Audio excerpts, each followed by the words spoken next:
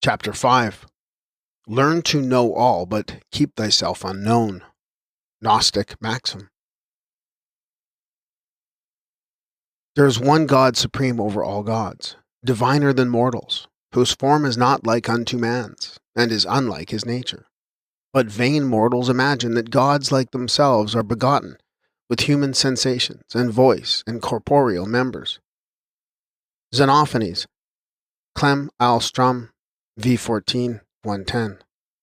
Tychides, can you tell me the reason, Philocles, why most men desire to lie, and delight not only to speak fictions themselves, but to give busy attention to others who do? Philocles, there may be many reasons, Tychides, which compel some to speak lies, because they see 'tis profitable. The Dialogue of Lucian. Spartan, is it to thee or to God that I must confess? Priest, to God. Spartan, then man, stand back. Plutarch, remarkable Lacedaemonian sayings.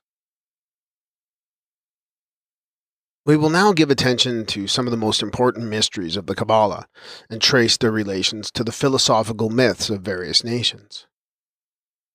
In the oldest Oriental Kabbalah, the deity is represented as 3 circles in one, shrouded in a certain smoke or chaotic exhalation. In the preface to the Zohar, which transforms the 3 primordial circles into 3 heads, over these is described an exhalation or smoke, neither black nor white, but colorless and circumscribed within a circle. This is the unknown essence. The origin of the Jewish image may perhaps be traced to Hermes Pymander, the Egyptian Logos, who appears within a cloud of humid nature, with a smoke escaping from it. In the Zohar, the highest god is, as we have shown in the preceding chapter, and as in the case of the Hindu and Buddhist philosophies, a pure abstraction, whose objective existence is denied by the latter. It is Hakama, the supreme wisdom, that cannot be understood by reflection, and that lies within and without the cranium of Longface, Sephira, the uppermost of the 3 heads. It is the boundless and the infinite Ein Sof, the no thing. The 3 heads, superposed above each other, are evidently taken from the 3 mystic triangles of the Hindus, which also superpose each other. The highest head contains the Trinity in chaos, out of which springs the manifested Trinity. Ein Sof, the unrevealed forever, who is boundless and unconditioned, cannot create, and therefore it seems to us a great error to attribute to him a creative thought, as is commonly done by the interpreters. In every cosmogony, this supreme essence is passive. If boundless, infinite, and unconditioned, it can have no thought nor idea.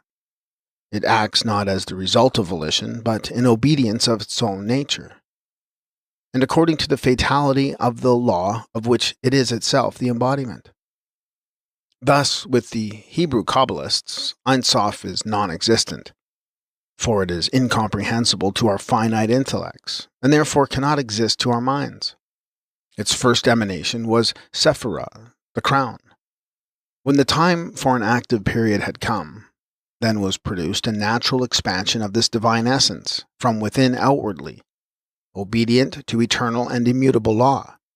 And from this eternal and infinite light, which to us is darkness, was emitted a spiritual substance. This was the first Sephiroth, containing in herself the other 9 Sephiroth, or intelligences. In their totality and unity, they represent the archetypal man, Adam Kadmon, who in his individuality or unity is yet dual or bisexual, the Greek didymos, for he is the prototype of all humanity. Thus we obtain 3 trinities, each contained in a head. In the first head or face, the 3-faced Hindu Trimurti, we find Sephira, the first androgyne, at the apex of the upper triangle, emitting Hakama, or wisdom, a masculine and active potency, also called Ya, and Bina, or intelligence, a female and passive potency, also represented by the name Jehovah. These three form the first trinity or face of the Sephiroth. This triad emanated Hesed, or mercy, a masculine active potency, also called El, from which emanated Geburah, or justice, also called Eloha, a feminine passive potency. From the union of these two was produced Tiphareth, beauty, clemency, the spiritual sun, known by the divine name Elohim. And the second triad, face or head, was formed. These emanating in their turn the masculine potency Netzah, firmness, or Jehovah Sabbath, who issued the feminine passive potency Hod, splendor, or Elohim Sabaoth. The two produced Jesed, foundation, who is the mighty living one, El Chai, thus yielding the third trinity or head. The 10 Sephiroth is rather a duad and is represented on the diagrams as the lowest circle. It is Malkuth or kingdom, and Shekinah is also called Adonai, and cherubim among the angelic hosts. The first head is called the intellectual world, the second head is the sensuous, or world of perception, and the third is the material or physical world. Before he gave any shape to the universe, says the Kabbalah, before he produced any form, he was alone without any form and resemblance to anything else. Who then can comprehend him? How he was before the creation, since he was formless. Hence it is forbidden to represent him by any form, similitude, or even by his sacred name, by a single letter or a single point. The aged of the aged, the unknown of the unknown, has a form and yet no form. He has a form whereby the universe is preserved, and yet has no form, because he cannot be comprehended. When he first assumed a form, in Sephirah, his first emanation, he caused 9 splendid lights to emanate from it. And now we will turn to the Hindu esoteric cosmogony and definition of him who is and yet is not. From him who is, from this immortal principle which exists in our minds but cannot be perceived by the senses, is born Purusha, the divine male and female, who become Narayana, or the divine spirit moving on the water. Swayambhuva, the unknown essence of the Brahmins, is identical with Ein Sof, the unknown essence of the Kabbalists. As with the latter, the ineffable name could not be pronounced by the Hindus, under the penalty of death. In the ancient primitive Trinity of India, that which may be certainly considered as pre-Vedic, the germ which fecundates the mother principle, the mundane egg, or the universal womb, is called Nara, the spirit, or the Holy Ghost, which emanates from the primordial essence. It is like Sephirah, the oldest emanation called the primordial point and the white head, for it is the point of divine light appearing from within the fathomless and boundless darkness. In Manu, it is Nara, or the Spirit of God, which moves on Ayana, chaos or place of motion, and is called Narayana, or moving on the waters. In Hermes, the Egyptian, we read, "In the beginning of time there was not in the chaos, but when the verbum, issuing from the void like a colorless smoke, makes its appearance, then this verbum moved on the human principle." And in Genesis we find, "And darkness was upon the face of the deep," chaos, "and the Spirit of God moved upon the face of the waters." In the Kabbalah, the emanation of the primordial passive principle, Sephirah, by dividing itself into 2 parts, active and passive, emits Chokmah, wisdom, and Bina, Jehovah. And in conjunction with these 2 acolytes, which complete the Trinity, becomes the creator of the abstract universe, the physical world being the production of later and still more material powers. In the Hindu cosmogony, Swayambhuva emits Nara and Nari, its bisexual emanation, and dividing its parts into 2 halves, male and female, these fecundate the mundane egg, within which develops Brahma, or rather Viraj, the creator.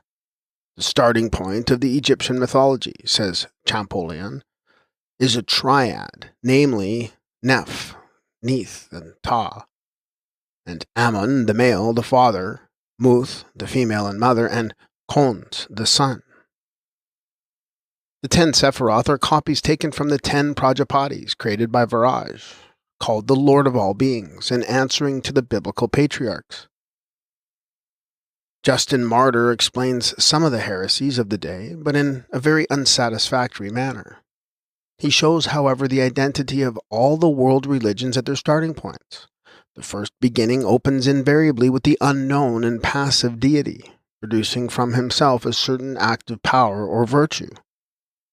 Rational, which is sometimes called wisdom, sometimes the sun, and very often God, angel, Lord, and Logos. The latter is sometimes applied to the very first emanation, but in several systems it proceeds from the first androgyne or double ray produced at the beginning by the unseen. Philo depicts this wisdom as male and female. But though its first manifestation had a beginning, for it proceeded from Ulam, aeon time, the highest of the aeons, when emitted from the fathers, it had remained with him before all creations, for it is part of him. Therefore Philo-Judaeus calls Adam Kadmon mind, the Anoia of Bythos in the Gnostic system. The mind, let it be named Adam. Strictly speaking, it is difficult to view the Jewish book of Genesis otherwise than a chip from the trunk of the mundane tree of universal cosmology, rendered in Oriental allegories. As cycle succeeded cycle, and one nation after another came upon the world stage to play its brief part in the majestic drama of human life, each new people evolved from ancestral traditions its own religion, giving it a local color and stamping it with its individual characteristics. While each of these religions had its distinguishing traits, by which were there no other archaic vestiges, the physical and psychological status of its creators could be estimated. All preserved a common likeness to one prototype. This parent cult was none other than the primitive wisdom religion. The Israelitish scriptures are no exception. Their national history, if they can claim any autonomy before the return from Babylon, and were anything more than migratory septs of Hindu pariahs, cannot be carried back a day beyond Moses, and if this ex-Egyptian priest must, from theological necessity, be transformed into a Hebrew patriarch, we must insist that the Jewish nation was lifted with that smiling infant out of the bulrushes of Lake Muurs. Abraham, their alleged father, belongs to the universal mythology. Most likely he is but one of the numerous Eliases of Zerwan, Saturn, the king of the Golden Age, who is also called the Old Man, emblem of time. It is now demonstrated by Assyriologists that in the old Chaldean books Abraham is called Zeruan or Zurban, meaning one very rich in gold and silver and a mighty prince. He is also called Zeruan and Zarman, a decrepit old man. The ancient Babylonian legend is that Xisuthros, Hasisadra of the tablets, or Xisuthros, sailed with his ark to Armenia, and his son Sim became supreme king. Pliny says that Sim was called Zeruan, and Sim is Shem. In Hebrew, his name writes Im IU 2-217, Shem, a sign. Syria is held by the ethnologists to be the land of Shem, and Egypt, called that of Ham, Shem, in the 10th chapter of Genesis, is made the father of all the children of Eber, of Elam, Ulam or Elam, and Ashur, Assur or Assyria, the Nephilim or fallen men, Gebers, mighty men spoken of in Genesis 6:4, come from Ulam, men of Shem.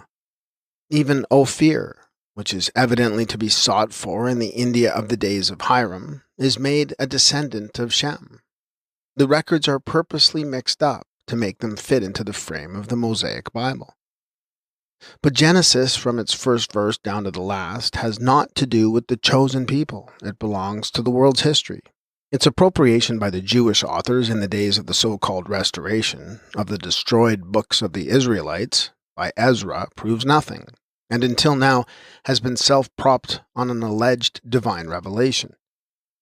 It is simply a compilation of the universal legends of the universal humanity. Bunsen says that in the Chaldean tribe immediately connected with Abraham, we find reminiscences of dates disfigured and misunderstood as genealogies of single men or indications of epochs. The Abrahamic recollections go back at least 3 millennia beyond the grandfather of Jacob. Alexander Polyhistor says that Abraham was born at Camarina, or Uria, a city of soothsayers, and invented astronomy. Josephus claims the same for Terah, Abraham's father. The Tower of Babel was built as much by the direct descendants of Shem as by those of the accursed Ham and Canaan. For the people in those days were one, and the whole earth was of one language. And Babel was simply an astrological tower, and its builders were astrologers and adepts of the primitive wisdom religion, or again, what we term secret doctrine. The Borosian Sibyl says, before the tower, Zeru-An, Titan, and Zepetos governed the earth. Zeru-An wished to be supreme, but his 2 brothers resisted, when their sister, Astlik, intervened and appeased them. It was agreed that Zeru-An should rule, but his male children should be put to death, and strong titans were appointed to carry this into effect. Sar, circles, Saros, is the Babylonian god of the sky. He is also Azaros, or Asur, the son of Shem, and Zero-Ana, the chakra, or wheel, boundless time. Hence, as the first step taken by Zoroaster while founding his new religion was to change the most sacred deities of the Sanskrit Veda into names of evil spirits in his Zend scriptures, and even to reject a number of them. We find no traces in the Avesta of Chakra, the symbolic circle of the sky. Elam, another of the sons of Shem, is Ulam, and refers to an order or cycle of events. In Ecclesiastes 3:11, it is termed world. In Ezekiel 26:20, of old time. In Genesis 3:22, the word stands as forever, and in chapter 5:16, eternal. Finally, the term is completely defined in Genesis 6:4 in the following words. There were Nephilim, giants, fallen men, or titans, on the earth. The word is synonymous with aeon. In Proverbs 8:23 it reads, I was effused from Ulam, from Ras, wisdom. By this sentence, the wise king Kabbalist refers to one of the mysteries of the human spirit, the immortal crown of the man Trinity. While it ought to read as above and be interpreted Kabbalistically to mean that the I, or my eternal, immortal ego, the spiritual entity, was effused from the boundless and nameless eternity, through the creative wisdom of the unknown God, it reads in the canonical translation, the Lord possessed me in the beginning of his way, before his works of old, which is unintelligible nonsense without the Kabbalistic interpretation. When Solomon is made to say that I was from the beginning, while as yet he, the supreme deity, had not made the earth nor the highest part of the dust of the world, I was there, and when he appointed the foundations of the earth, then I was by him, as one brought up with him. What can the Kabbalist mean by the I, but his own divine spirit, a drop effused from that eternal fountain of light and wisdom, the universal spirit of the deity? The thread of glory emitted by Ein Sof from the highest of the 3 Kabbalistic heads, through which all things shine with light, the thread which makes its exit through Adam Primus, is the individual spirit of every man.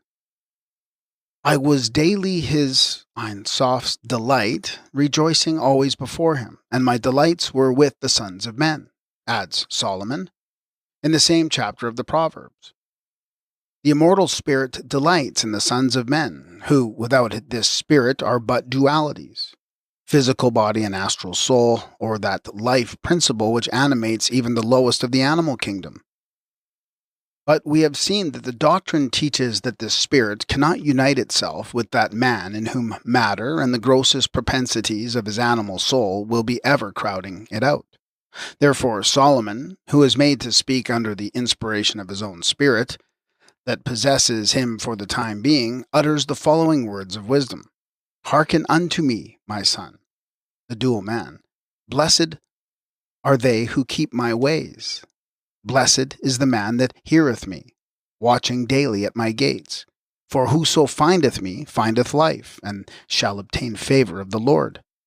But he that sinneth against me wrongeth his own soul, and loves death. Proverbs 7:136. This chapter, as interpreted, is made by some theologians, like everything else, to apply to Christ, the Son of God, who states repeatedly that he who follows him obtains eternal life and conquers death. But even in its distorted translation, it can be demonstrated that it referred to anything but the alleged Savior.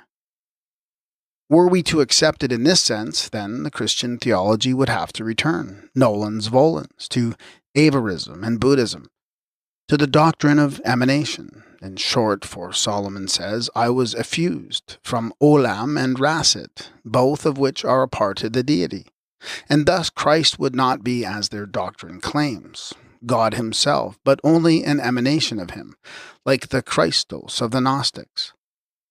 Hence, the meaning of the personified Gnostic aeon, the word signifying cycles or determined periods in the eternity and at the same time, representing a hierarchy of celestial beings, spirits.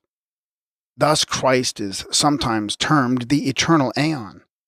But that word eternal is erroneous in relation to the aeons. Eternal is that which has neither beginning nor end. But the emanations, or aeons, although having lived as absorbed in the divine essence from the eternity, when once individually emanated, must be said to have a beginning. They may be therefore endless in this spiritual life, never eternal. These endless emanations of the one first cause, all of which were gradually transformed by the popular fancy into distinct gods, spirits, angels, and demons, were so little considered immortal that all were assigned a limited existence, and this belief, common to all the peoples of antiquity, to the Chaldean Magi as well as to the Egyptians, and even in our day held by the Brahmanists and Buddhists, most triumphantly evidences the monotheism of the ancient religious systems. This doctrine calls the life period of all the inferior divinities one day of Parabrahma.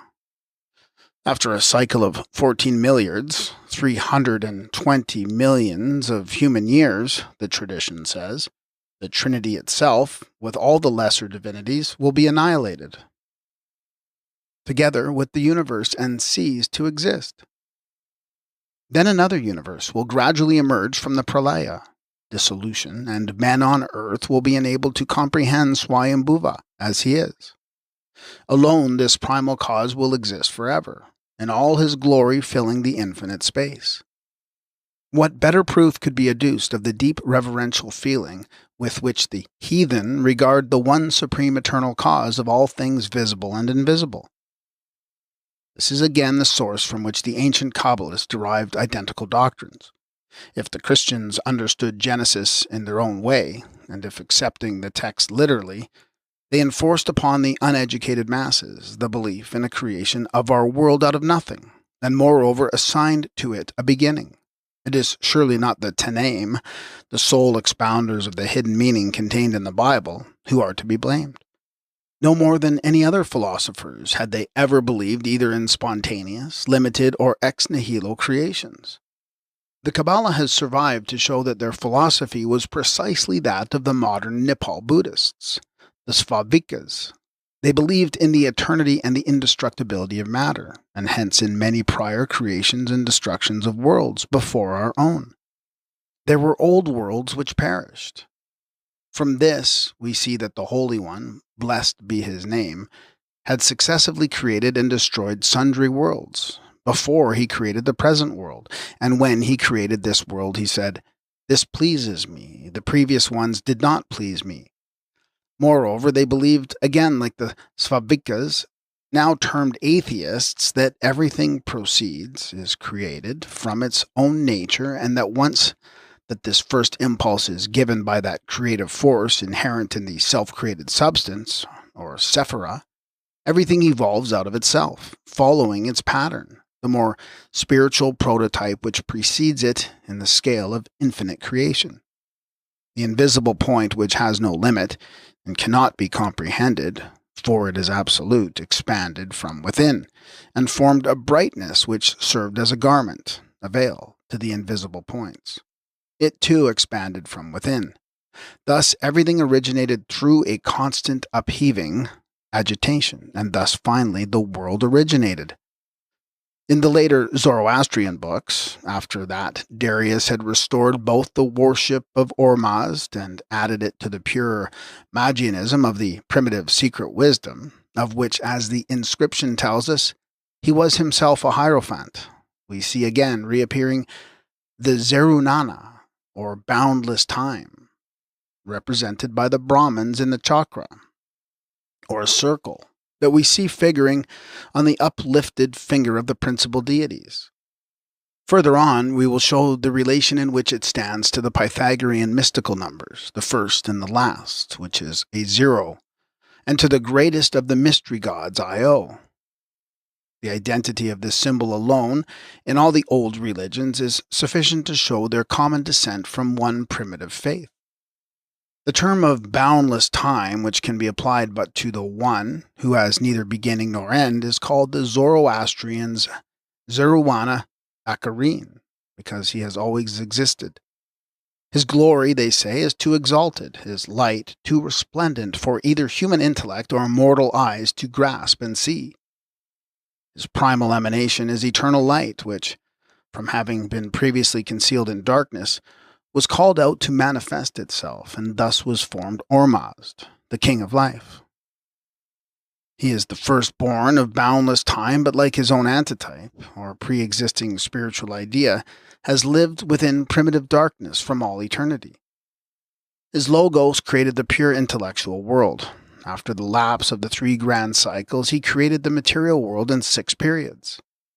The 6 Samshaspans, or primitive spiritual men, whom Ormazd created in his own image, are the mediators between the world and himself. Mithras is an emanation of the Logos and the chief of the 28 Isids, who are the tutelary angels over the spiritual portion of mankind, the souls of men. The Pharaohs are infinite in number. They are the ideas, or rather the ideal conceptions of things which form themselves in the mind of Ormazd, or Ahura Mazda, before he willed them to assume a concrete form. They are what Aristotle terms privations of forms and substances. The religion of Zarathustra, as he is always called in the Avesta, is one from which the ancient Jews have the most borrowed. In one of the Yashts, Ahura Mazda, the Supreme, gives to the seer as one of his sacred names, Ahami, I am. And in another place, Hami Yat Ami, I am that I am, as Jehovah is alleged to have given it to Moses. This cosmogony, adopted with a change of names in the rabbinical Kabbalah, found its way, later, with some additional speculations of Manes, the half-Magus, half-Platonist, into the great body of Gnosticism. The real doctrines of the Basilidians, the Valentinians, and the Marcionites cannot be correctly ascertained in the prejudiced and calumnious writings of the Fathers of the Church, but rather in what remains of the works of the Bardazinians, known as the Nazarenes. It is next to impossible, now that all their manuscripts and books are destroyed, to assign any of these sects its due part in dissenting views. But there are a few men still living who have preserved books and direct traditions about the Ophites, although they care little to impart them to the world. Among the unknown sects of Mount Lebanon and Palestine, the truth has been concealed for more than 1,000 years. And their diagram of the Ophite scheme differs with the description of it given by Origen, and hence with the diagram of matter. The Kabbalistic Trinity is one of the models of the Christian one. The ancient whose name be sanctified is with 3 heads, but which make only one. Tria capita exculpa sunt unum intra alterum, A alterum supra alterum. 3 heads are inserted in one another and one over the other. The first head is the concealed wisdom, sapientia abscondita. Under this head is the ancient Pythagorean monad, the most hidden of mysteries, a head which is no head. Caput quod non e caput. No one can know what that is in this head. No intellect is able to comprehend this wisdom. The senior sanctissimusus, surrounded by the 3 heads. He is the eternal light of the wisdom, and the wisdom is the source from which all the manifestations have become. These 3 heads included in one head, which is no head, and these 3 are bent down, overshadow, short face, the sun, and through them all things shine with light. Ein Sof emits a thread from El or Al, the highest God of the Trinity, and the light follows the thread and enters, and passing through makes its exit through Adam Primus, Cadmon, who is concealed until the plan for arranging, statum dispositionis, is ready. It threads through him from his head to his feet, and in him, in the concealed Adam, is the figure of a man. Whoso wishes to have an insight into the sacred unity, let him consider a flame rising from a burning coal or a burning lamp. He will see first a twofold light, a bright white and a black or blue light. The white light is above and ascends in a direct light, while the blue or dark light is below and seems as the chair of the former. Yet both are so intimately connected together that they constitute only one flame. The seat, however, formed by the blue or dark light is again connected with the burning matter which is under it again.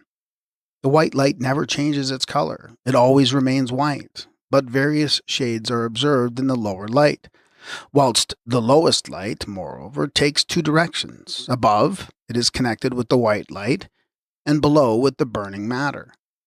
Now this is constantly consuming itself and perpetually ascends to the upper light, and thus everything merges into a single unity. Such were the ancient ideas of the Trinity and the unity as an abstraction. Man, who is the microcosmos of the macrocosmos, or of the archetypal heavenly man, Adam Kadmon, is likewise a trinity, for he is body, soul, and spirit.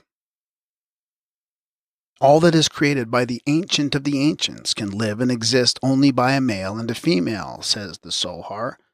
He alone to whom no one can say, thou, for he is the spirit of the white head, in whom the 3 heads are united, is uncreated.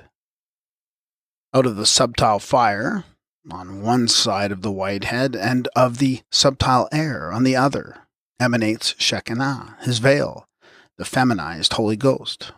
This air, says Idra Rabbah, is the most occult, occultissimus, attribute of the Ancient of the Days. The ancienter of the ancienter is the concealed of the concealed. All things are himself, and himself is concealed on every way. The cranium of the white head has no beginning, but its end has a shining reflection and a roundness which is our universe. They regard, says Clanker, the firstborn as man and wife, in so far as his light includes in itself all other lights, and in so far as his spirit of life or breath of life includes all other life spirits in itself. The Kabbalistic Shekinah answers to the Ophite Sophia. Properly speaking, Adam Kadmon is the Bythos, but in this emanation system, where everything is calculated to perplex and place an obstacle to inquiry, he is the source of light, the first primitive man, and at the same time, Anoia, the thought of Bythos, the depth, for he is Pymander. The Gnostics, as well as the Nazarenes, allegorizing on the personification, said that the first and second man loved the beauty of Sophia, Sephira, the first woman, and thus the Father and the Son fecundated the heavenly woman, and from primal darkness procreated the visible light. Sephira is the invisible or spiritual light, whom they called the anointed Christum, or King Messiah. This Christus is the atom of dust before his fall. but the spirit of the Adonai, his father, and Shekinah Adonai, his mother, upon him. For Adam Primus is Adon, Adonai, or Adonis. The primal existence manifests itself by its wisdom and produces the intelligible Logos, all visible creation. This wisdom was venerated by the Ophites under the form of a serpent. So far we see that the first and second life are the two Adams, or the first and second man. In the former lies Eva, or the yet unborn spiritual Eve, and she is within Adam Primus, for she is a part of himself, who is androgyne.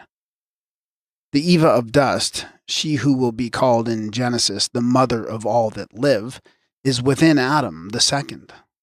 And now from the moment of its first manifestation, the Lord Mano, the unintelligible wisdom, disappears from the scene of action. It will manifest itself only as Shekinah, the grace. For the corona is the innermost light of all lights, and hence it is darkness's own substance. In the Kabbalah, Shekinah is the ninth emanation of Sephirah, which contains the whole of the 10 Sephiroth within herself. She belongs to the third triad and is produced together with Malkuth, or kingdom, of which she is the female counterpart. Otherwise, she is held to be higher than any of these, for she is the divine glory, the veil or garment of Ein Sof. The Jews, whenever she is mentioned in the Targum, say that she is the glory of Jehovah, which dwelt in the tabernacle, manifesting herself like a visible cloud. The glory rested over the mercy seat in the sanctum sanctorum. In the Nazarene or Bardizenian system, which may be termed the Kabbalah within the Kabbalah, the Ancient of Days, Antiquus Altus, who is the father of the demiurgus of the universe, is called the third life, or Abater, and he is the father of Fetahil, who is the architect of the visible universe, which he calls into existence by the powers of his genie, at the order of the greatest. The Abater answering to the father of Jesus in the later Christian theology. The two are one from eternity, for they are the light and the cause of the light. Therefore they answer to the Kabbalistic concealed wisdom and to the concealed Shekinah, the Holy Ghost. This light which is manifested is the garment of the heavenly concealed, says Idrasutta. And the heavenly man is the superior Adam. No one knows his paths except Macroprosopus, Longface, the superior active God. Not as I am written will I be read. In this world my name will be written, Jehovah, and read Adonai, say the rabbins very correctly. Adonai is the Adam Kadmon. He is the father and mother both.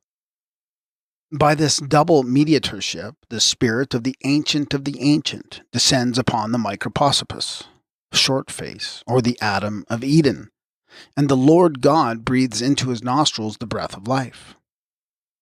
When the woman separates herself from her androgyne and becomes a distinct individuality, the first story is repeated over again. Both the father and son, the two Adams, love her beauty, and then follows the allegory of the temptation and fall.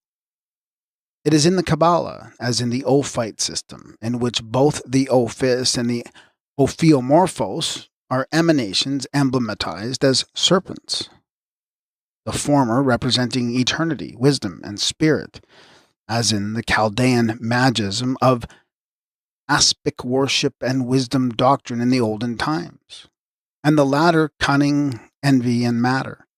Both spirit and matter are serpents, and Adam Kadmon becomes the Ophis who tempts himself, man and woman, to taste of the tree of good and evil, in order to teach them the mysteries of spiritual wisdom.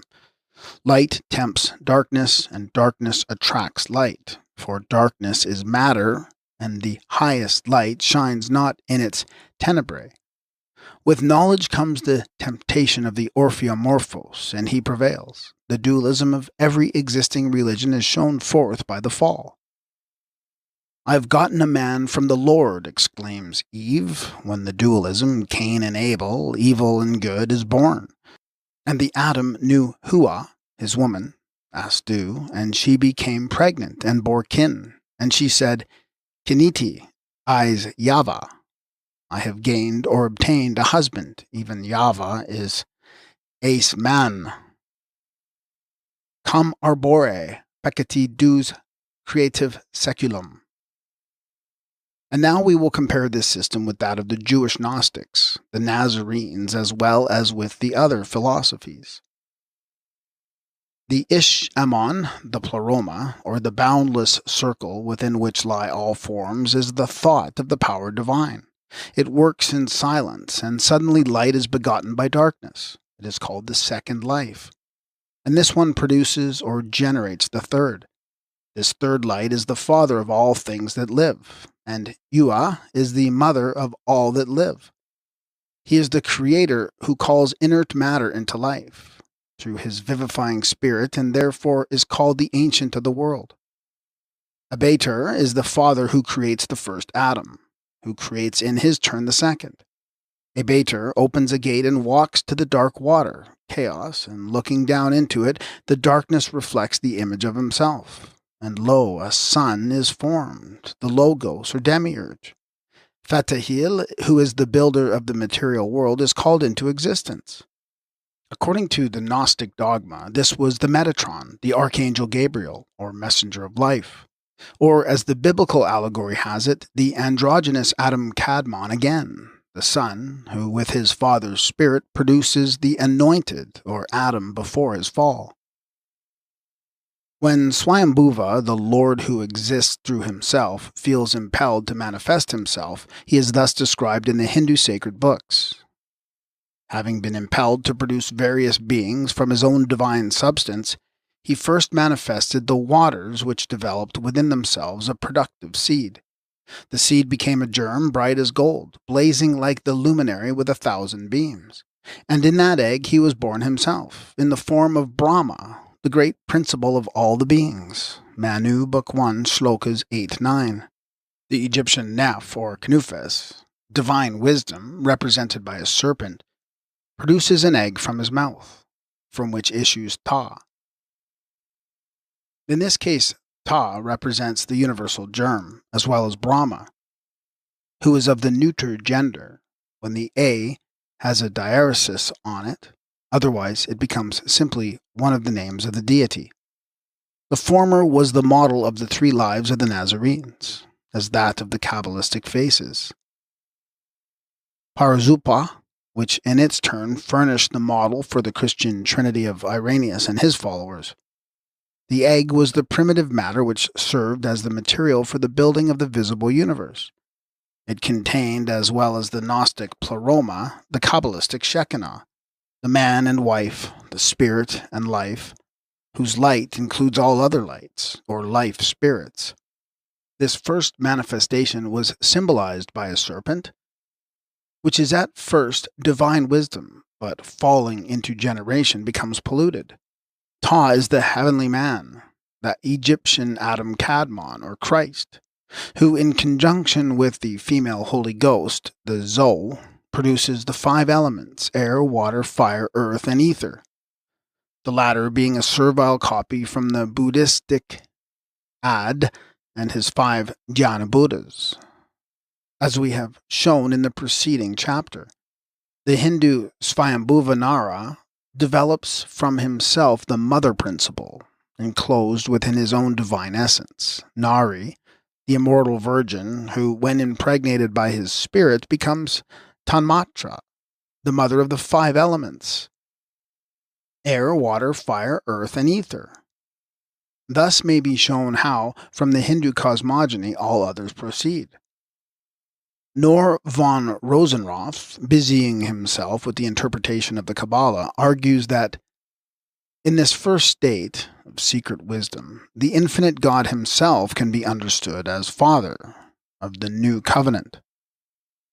But the light being let down by the infinite through a canal into the primal Adam, or Messiah, and joined with him, can be applied to the name Son, and the influx emitted down from him, the Son, to the lower parts of the universe, can be applied to the character of the Holy Ghost, Sophia Achamoth, the half-spiritual, half-material life, which vivifies the inert matter in the depths of chaos, is the Holy Ghost of the Gnostics, and the Spiritus, female of the Nazarenes.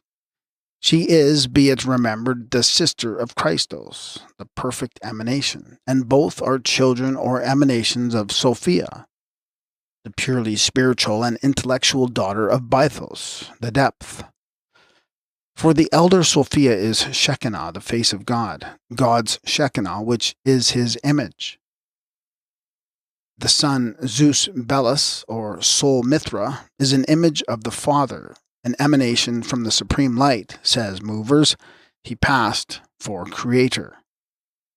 Philosophers say the first air is anima mundi, but the garment, Shekinah, is higher than the first air, since it is joined closer to the Ein Sof, the boundless.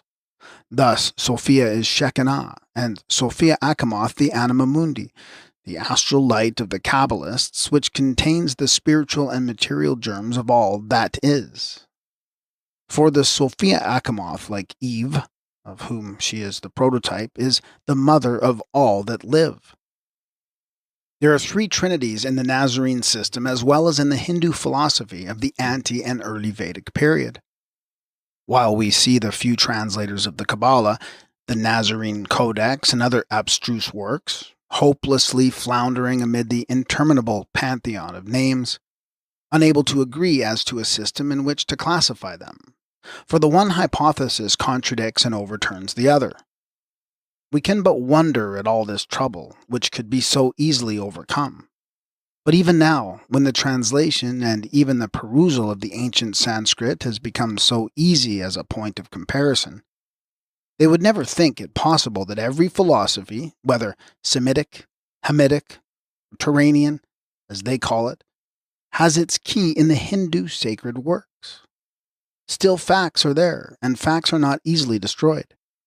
Thus, while we find the Hindu Trimurti triply manifested as Nara, or Para, Parucha, Agni, Brahma, the Father, Nari, Mariama, Vaya, Vishnu, the Mother, Viraj, Brahma, Surya, Siva, the Sun, and the Egyptian Trinity as follows: Nep, or Ammon, Osiris, Ra, Horus, the Father, Maut, or Mut, Isis, Isis, the Mother, Khons, Horus, Maluli, the Sun.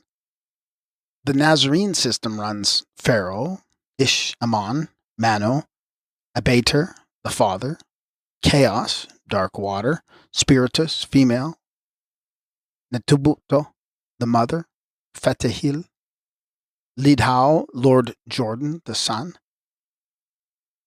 The first is the concealed or non-manifested Trinity, a pure abstraction. The other, the active or the one revealed in the results of creation, proceeding out of the former, its spiritual prototype. The third is the mutilated image of both the others, crystallized in the form of human dogmas, which vary according to the exuberance of the national materialistic fancy. The Supreme Lord of splendor and of light, luminous and refulgent, before which no other existed, is called Corona, the crown. Lord Pharaoh, the unrevealed life which existed in the former from eternity, and Lord Jordan, the Spirit, the living water of grace. He is the one through whom alone we can be saved, and thus he answers to the Shekinah, the spiritual garment of Ein Sof, or the Holy Ghost. These three constitute the Trinity abscondido. The second Trinity is composed of the three lives.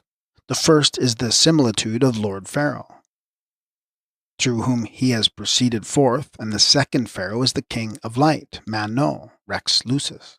He is the heavenly life and light, and older than the architect of heaven and earth. The second life is Ish, Ammon, Pleroma, the vase of election, containing the visible thought of the Iordanus Maximus, the type, or it is intelligible reflection, the prototype of the living water, who is the spiritual Jordan. Third life, which is produced by the other two, is Abater, Ab, the parent or father. This is the mysterious and decrepit aged of the aged, the ancient senum sui obtingentum, a grandevum mundi, This latter third life is the father of the demiurge Fetihil, the creator of the world, whom the Ophites call Ildaboath. Though Fetihil is the only begotten one, the reflection of the father, Abater, who begets him by looking into the dark water. But Lord Mano, the Lord of loftiness, the Lord of all genii, is higher than the Father in this Kabbalistic codex, one who is purely spiritual, the other material. So, for instance, while Abater's only begotten one is the genius Fetihil, the creator of the physical world, Lord Mano, the Lord of Celsitude, who is the son of him, who is the father of all who preach the gospel, produces also an only begotten one, the Lord Lado, a just Lord. He is the Christos, the anointed, who pours out the grace of the invisible Jordan, the spirit of the highest crown.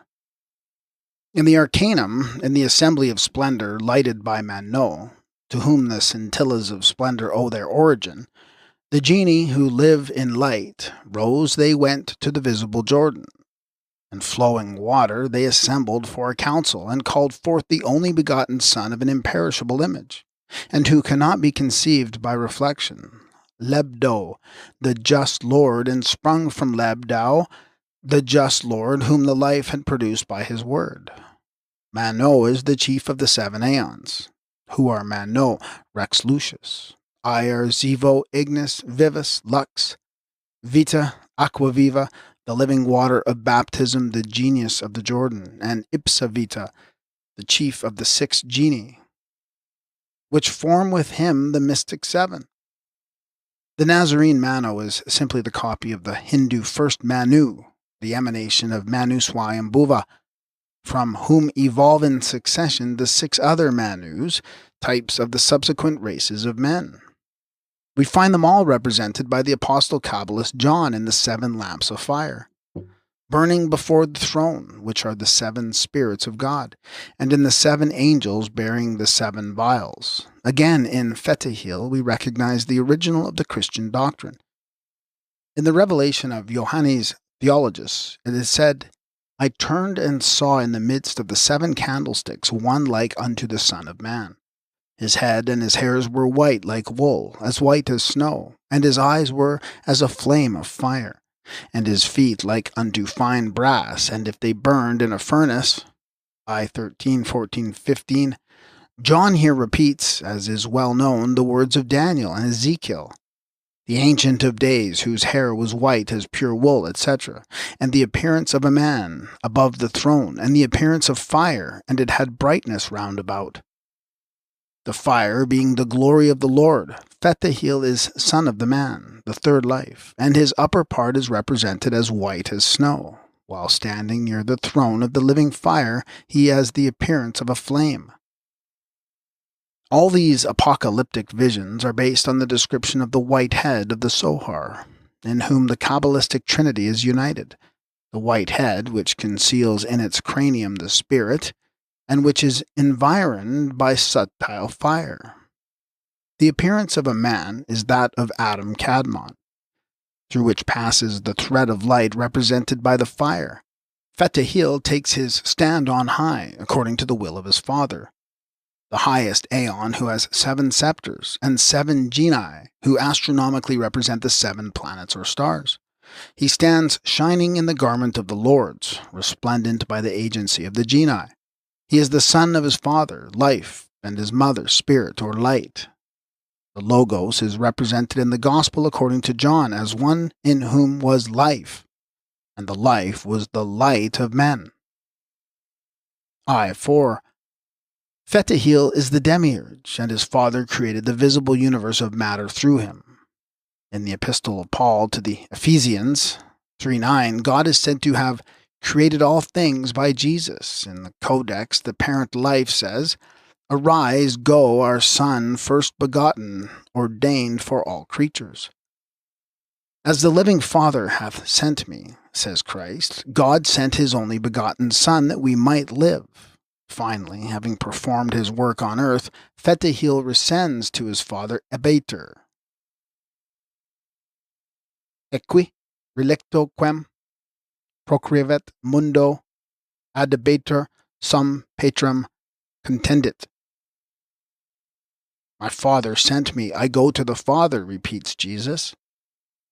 Laying aside the theological disputes of Christianity, which try to blend together the Jewish creator of the first chapter of Genesis with the Father of the New Testament, Jesus states repeatedly of his Father that he is in secret. Surely he would not have so termed the ever-present Lord God of the Mosaic books, who showed himself to Moses and the patriarchs, and finally allowed all the elders of Israel to look on himself. When Jesus is made to speak of the temple at Jerusalem as of his Father's house, he does not mean the physical building which he maintains he can destroy and then again rebuild in 3 days, but of the temple of Solomon, the wise Kabbalist who indicates in his Proverbs that every man is the temple of God, or of his own divine spirit. This term of the Father who is in secret we find used as much in the Kabbalah as in the Codex Nazareus and elsewhere. No one has ever seen the wisdom concealed in the cranium, and no one has beheld the depth, Bythos. Simon the magician preached one Father unknown to all. We can trace this appellation of a secret God still farther back. In the Kabbalah, the Son of the concealed Father who dwells in light and glory is the Anointed, the Seer Enpin, who unites in himself all the Sephiroth. He is Christos, or the heavenly man.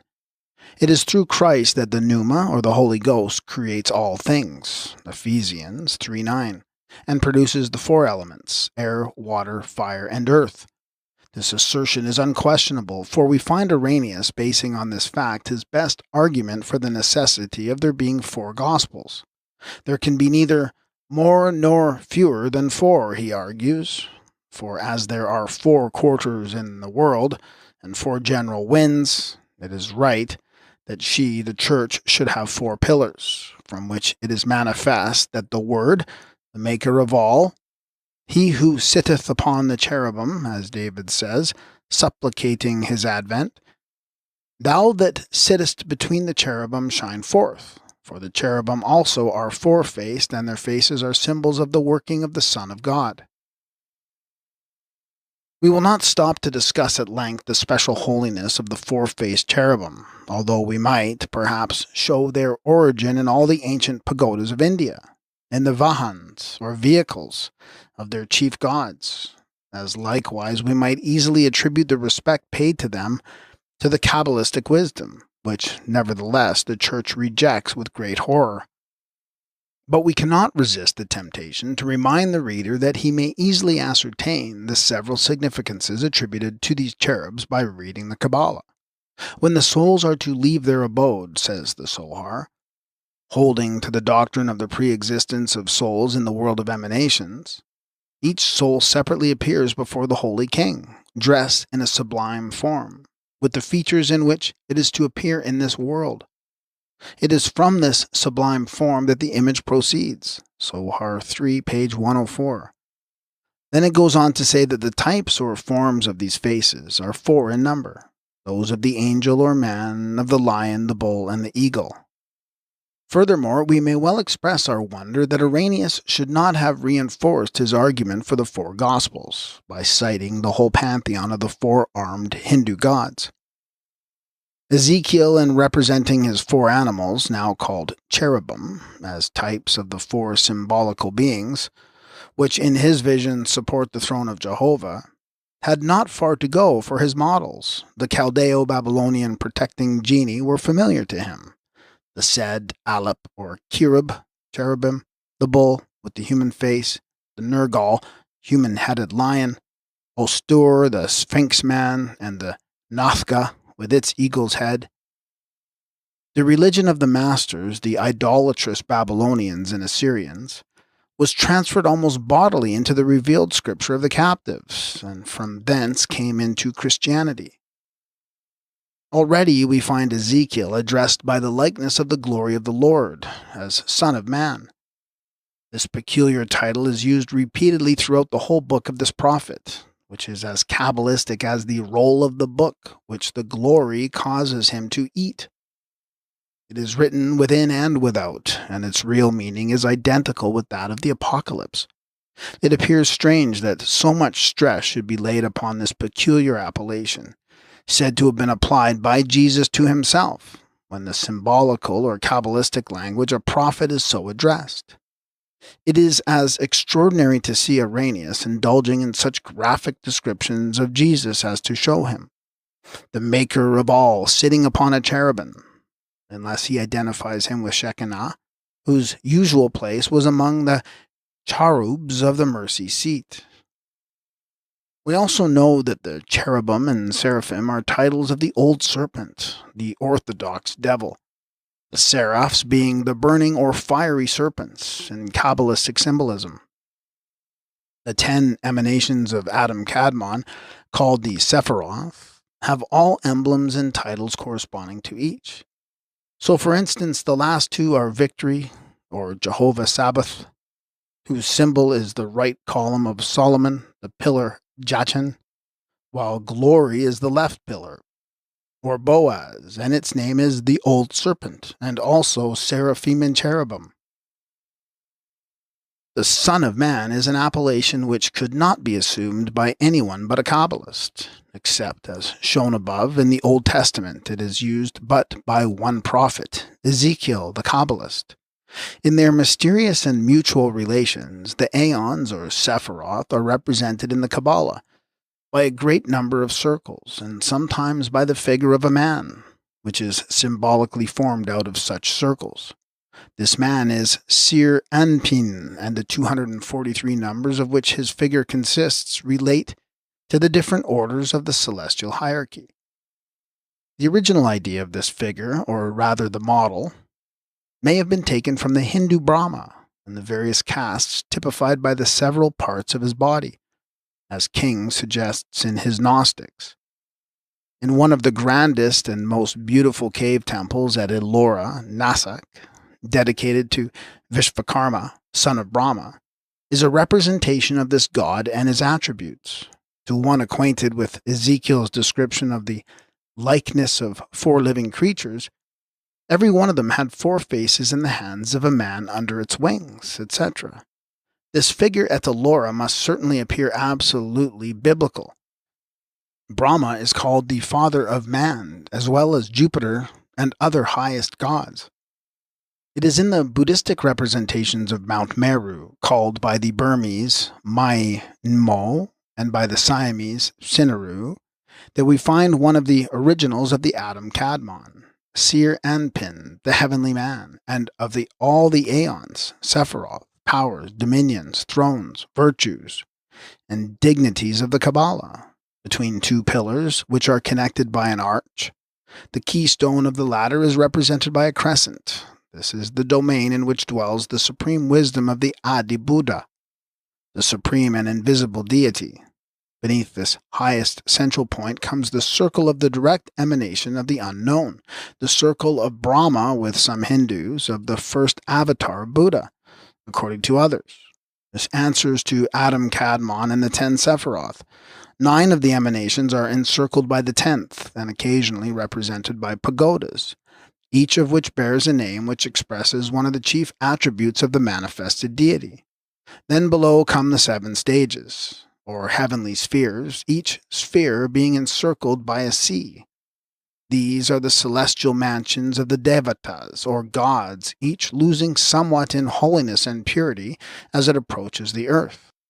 Then comes Meru itself, formed of numberless circles within 3 large ones, typifying the Trinity of man. And for one acquainted with the numerical value of the letters in biblical names, like that of the great beast or that of Mithra and others, it is an easy matter to establish the identity of the Meru gods with the emanations or Sephiroth of the Kabbalists.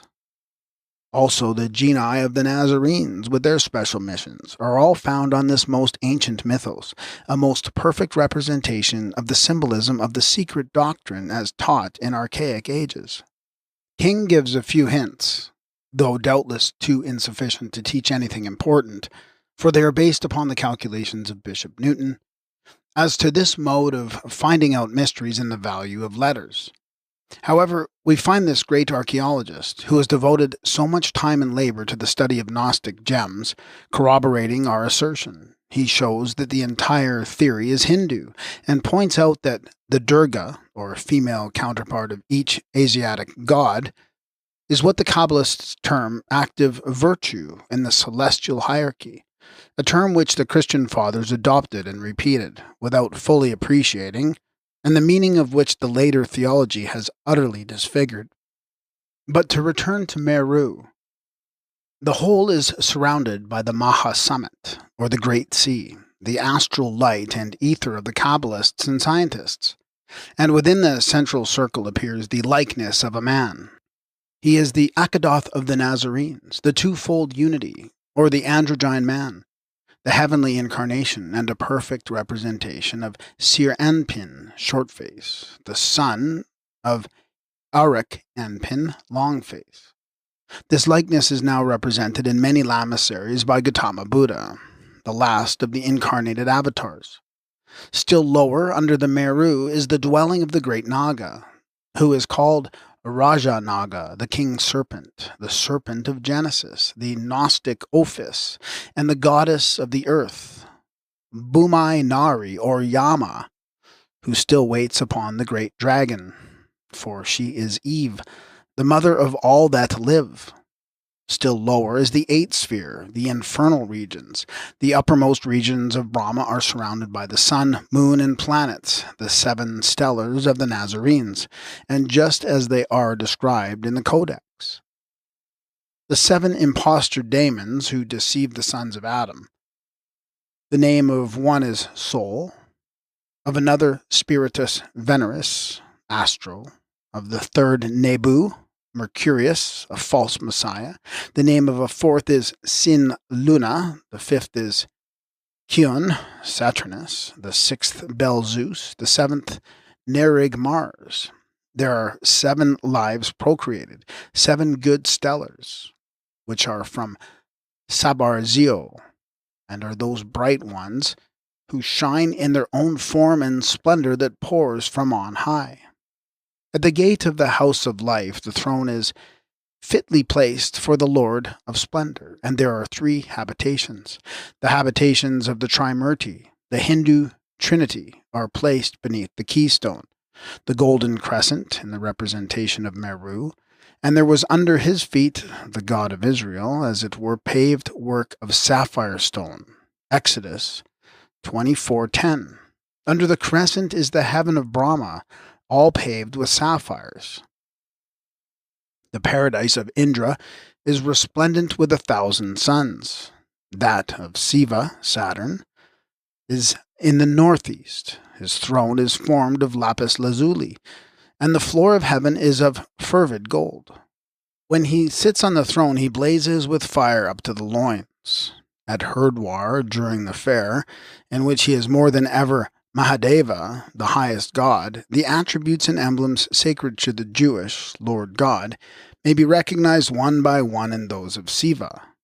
The Binglang stone, sacred to this Hindu deity, is an unhewn stone like Bethel, consecrated by the patriarch Jacob and set up by him for a pillar, and like the latter, Binglang is anointed. We need hardly remind the student that the linga, the emblem sacred to Siva and whose temples are modeled after this form, is identical in shape, meaning, and purpose with the pillars, set up by the several patriarchs to mark their adoration of the Lord God.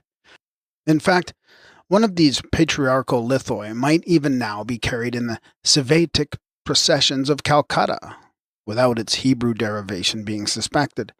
The 4 arms of Siva are often represented with appendages like wings. He has 3 eyes and a 4th in the crescent, obtained by him at the churning of the ocean, as Pancha Mukti Siva has 4 heads. Chapter 6. The curtains of yesterday drop down, the curtains of tomorrow roll up, but yesterday and tomorrow both are. Sartor Resartus, natural supernaturalism. May we not then be permitted to examine the authenticity of the Bible, which since the 2nd century has been put forth as the criterion of scientific truth? To maintain itself in a position so exalted, it must challenge human criticism. Conflict between religion and science. One kiss of Nara upon the lips of Nari, and all nature wakes. Vinasnati, a Hindu poet. We must not forget that the Christian Church owes its present canonical Gospels, and hence its whole religious dogmatism, to the Sortes Sanctorum. Unable to agree as to which were the most divinely inspired of the numerous Gospels extant in its time, the mysterious Council of Nicaea concluded to leave the decision of the puzzling question to miraculous intervention. This Nicene Council may well be called mysterious.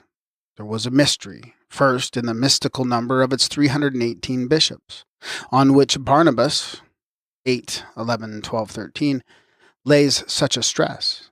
Added to this, there is no agreement among ancient writers as to the time and place of its assembly, nor even as to the bishop who presided. Notwithstanding the grandiloquent elogium of Constantine, Sabinus, the bishop of Heraclea, affirms that, except Constantine, the emperor, and Eusebius Pamphilus, these bishops were set of illiterate, simple creatures that understood nothing, which is equivalent to saying that they were a set of fools. Such was apparently the opinion entertained of them by Pappus, who tells us of the bit of magic resorted to decide which were the true Gospels. In his Synodicon to that council, Pappus says, having promiscuously put all the books that were referred to the council for determination under a communion table in a church, they, the bishops, besought the Lord that inspired writings might get upon the table, while the spurious ones remained underneath. And it happened accordingly. But we are not told who kept the keys of the council chamber overnight.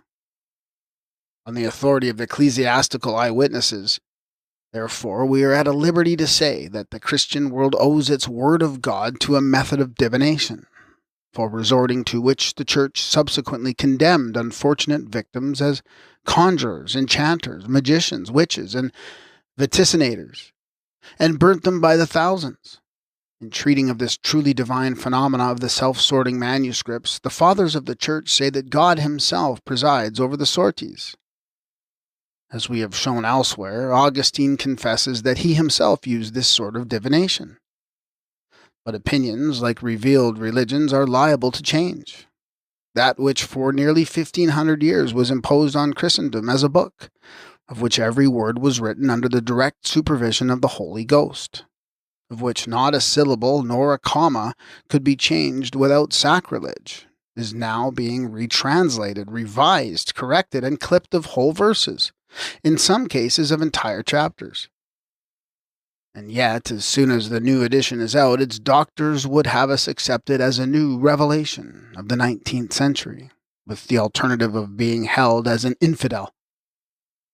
Thus, we see that no more within than without its precincts is the infallible Church to be trusted more than would be reasonably convenient. The forefathers of our modern divines found authority for the sorties in the verse where it said, "The lot is cast into the lap, but the whole disposing thereof is of the Lord." And now their direct heirs hold that the whole disposing thereof is of the devil. Perhaps they are unconsciously beginning to endorse the doctrine of the Syrian Bardezanes, that the actions of God as well as of man are subject to necessity. It was no doubt also, according to strict necessity, that the Neoplatonists were so summarily dealt with by the Christian mob. In those days, the doctrines of the Hindu naturalists and antediluvian Pyrrhonists were forgotten, if they ever had been known at all, to any but a few philosophers, and Mr. Darwin, with his modern discoveries, had not even been mentioned in the prophecies. In this case, the law of the survival of the fittest was reversed. The Neoplatonists were doomed to destruction from the day when they openly sided with Aristotle. At the beginning of the 4th century, crowds began gathering at the door of the academy where the learned and unfortunate Hypatia expounded the doctrines of the divine Plato and Plotinus, and thereby impeded the progress of the Christian proselytism. She, too, successfully dispelled the mist hanging over the religious mysteries invented by the Fathers, not to be considered dangerous. This alone would have been sufficient to imperil both herself and her followers. It was precisely the teachings of this pagan philosopher which had been so freely borrowed by the Christians to give a finishing touch to their otherwise incomprehensible scheme that had seduced so many into joining the new religion. And now the Platonic light began shining so inconveniently bright upon the pious patchwork as to allow everyone to see whence the revealed doctrines were derived. But there was still a greater peril. Hypatia had studied under Plutarch, the head of the Athenian school, and had learned all the secrets of theurgy. While she lived to instruct the multitude, no divine miracles could be produced before one who could divulge the natural causes by which they took place. Her doom was sealed by Cyril, whose eloquence she eclipsed, and whose authority, built on degrading superstitions, had to yield before hers, which was erected on the rock of immutable natural law. It is more than curious that Cave, the author of the Lives of the Fathers, should find it incredible that Cyril sanctioned her murder on account of his general character. A saint who will sell the gold and silver vessels of his church, and then, after spending the money, lie at his trial as he did, may well be suspected of anything. Besides, in this case, the church had to fight for her life, to say nothing of her future supremacy. Alone, the hated and erudite pagan scholars, and the no less learned Gnostics, held in their doctrines the hitherto concealed wires of all these theological marionettes. Once the curtain should be lifted, the connection between the old pagan and the new Christian religions would be exposed. And then, what would have become of the mysteries into which it is sin and blasphemy to pry? With such a coincidence of the astronomical allegories of various pagan myths, with the dates adopted by Christianity for the nativity, crucifixion, and resurrection, and such an identity of rites and ceremonies, what would have been the fate of the new religion, had not the Church, under the pretext of serving Christ, got rid of the two well-informed philosophers? To guess what, if the coup d'etat had then failed, might have been the prevailing religion in our own century would indeed be a hard task. But in all probability, the state of things which made of the Middle Ages a period of intellectual darkness, which degraded the nations of the Occident and lowered the European of those days almost to a level of Papuan savage, could not have occurred. The fears of the Christians were but too well founded, and their pious zeal and prophetic insight was rewarded from the very first.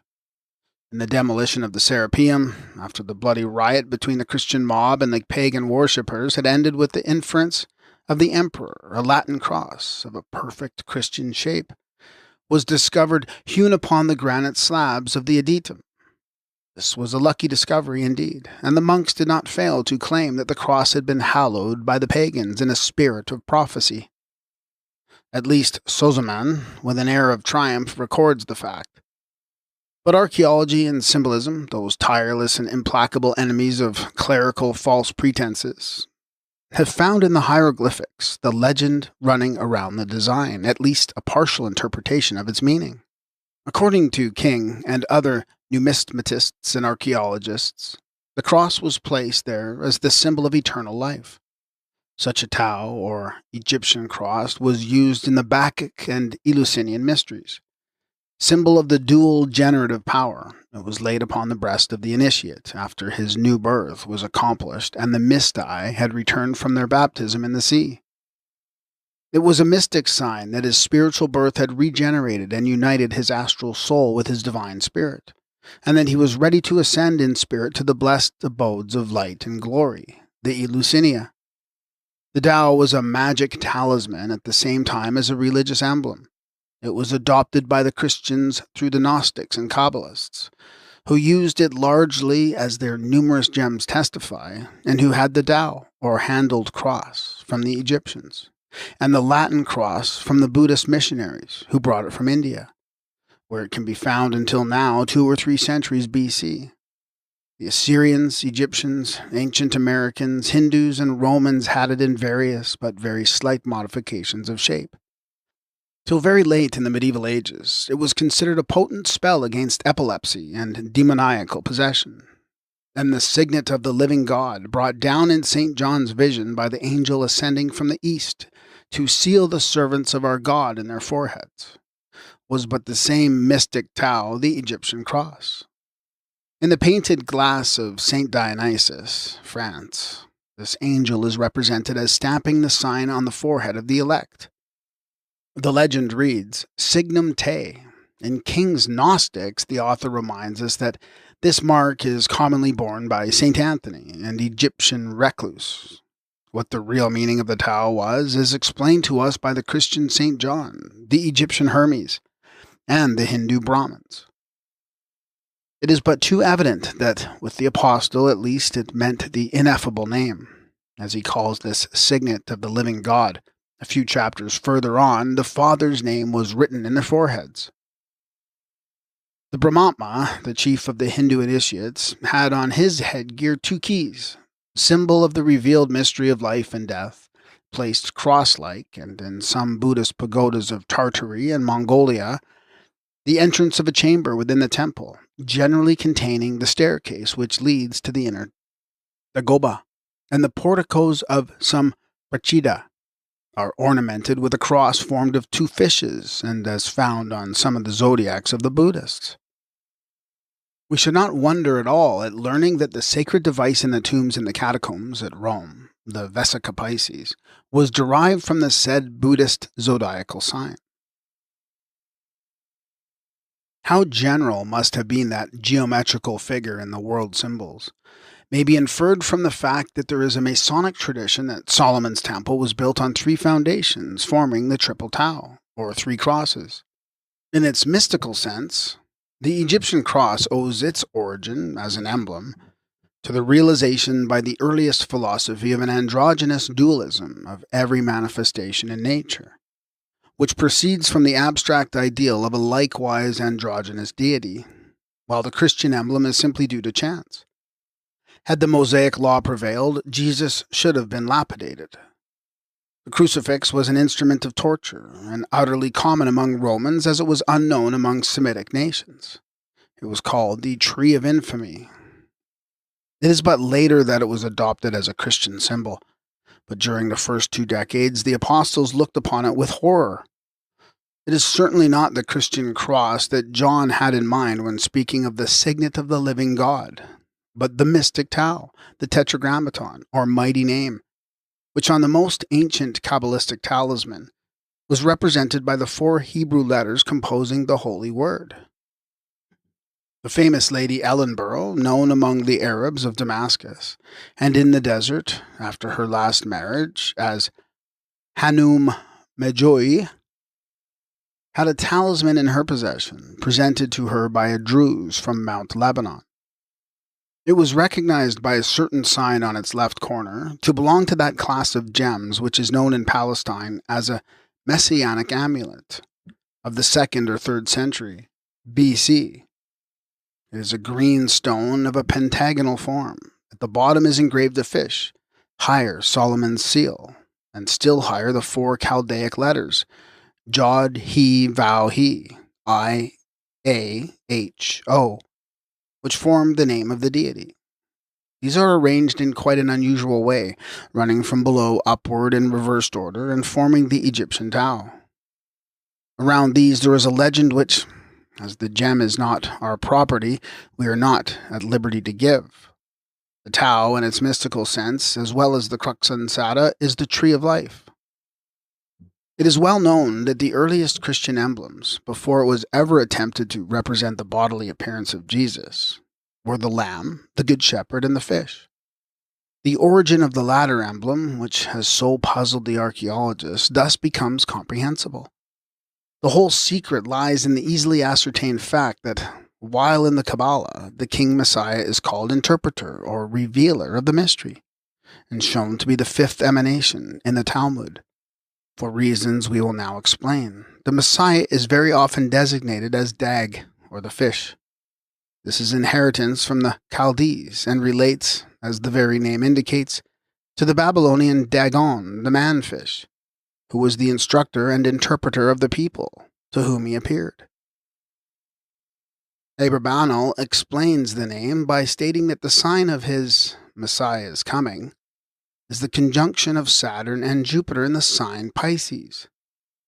Therefore, as the Christians were intent upon identifying their Christos with the Messiah of the Old Testament, they adopted it so readily as to forget that its true origin might be traced still farther back than the Babylonian Dagon. How eagerly and closely the ideal of Jesus was united by the early Christians with every imaginable Kabbalistic and pagan tenet may be inferred from the language of Clemens of Alexandria, addressed to his brother co-religionists. When they were debating upon the choice of the most appropriate symbol to remind them of Jesus, Clemens advised them in the following words: "Let the engraving upon the gem of your ring be either a dove, or a ship running before the wind, the arga, or a fish."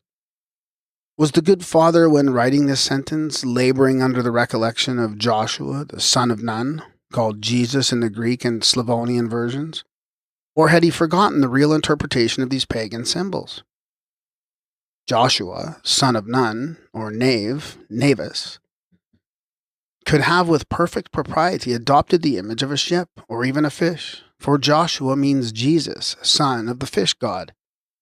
But it was really too hazardous to connect the emblems of Venus, Astarte, and all the Hindu goddesses, the arga, dove, and fish, with the immaculate birth of their god. This looks very much as if in the early days of Christianity, but little difference was made between Christ, Bacchus, Apollo, and the Hindu Krishna, the incarnation of Vishnu, with whose first avatar this symbol of the fish originated. In the Hari Purana, in the Bhagavad Gita, as well as in several other books, the god Vishnu is shown as having assumed the form of a fish with a human head, in order to reclaim the Vedas lost during the deluge. Having enabled Visvamitra to escape with all his tribe in the ark, Vishnu, pitying the weak and ignorant humanity, remained with them for some time. It was this god who taught them to build houses, cultivate the land, and to thank the unknown deity whom he represented, by building temples and instituting by regular worship. And as he remained half fish, half man all the time, at every sunset he used to return to the ocean, wherein he passed the night. It is he, says the sacred book, who taught men, after the diluvium, all that was necessary for their happiness. One day he plunged into the water and returned no more, for the earth had covered itself again with vegetation, fruit, and cattle. But he had taught the Brahmas the secret of all things, Hari Purana. So far, we see in this narrative the double of the story given by the Babylonian Berosus about Oannes, the fish man, who is no other than Vishnu, unless indeed we have to believe that it was Chaldea which civilized India. We say again, we desire to give nothing on our sole authority.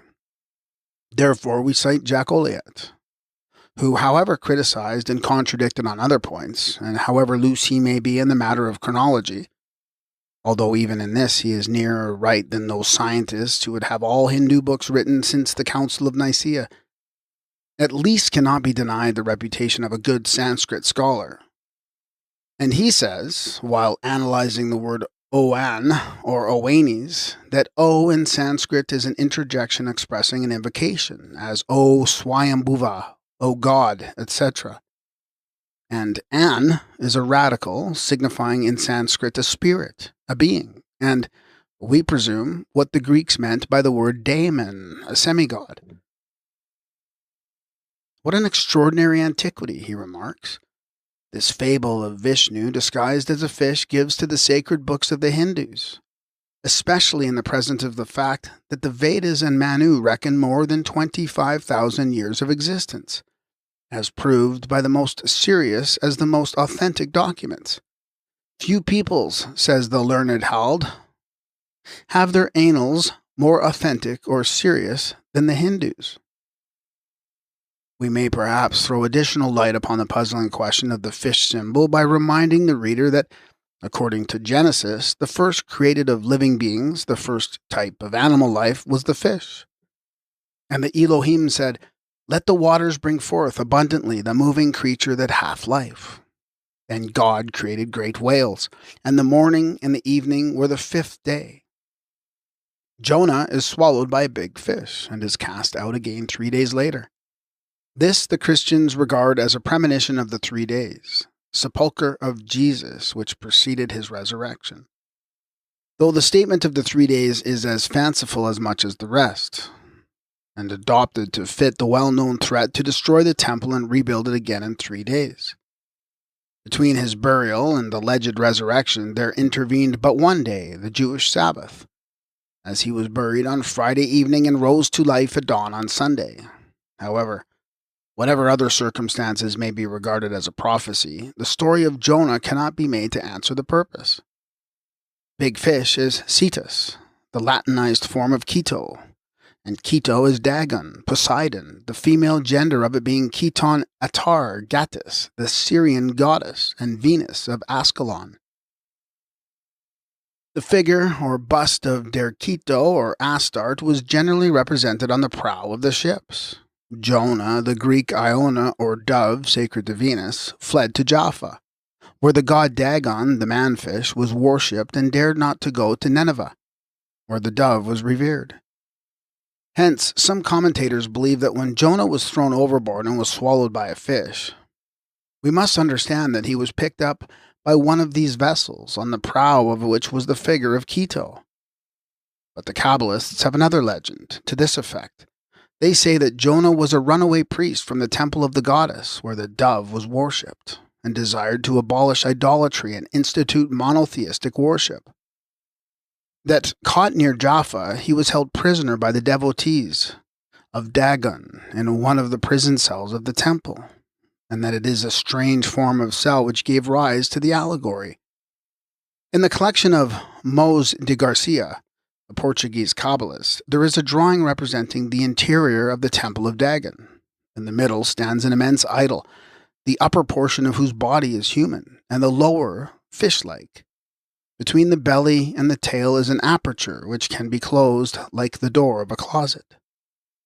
In it, the transgressors against the local deity were shut up until further disposal.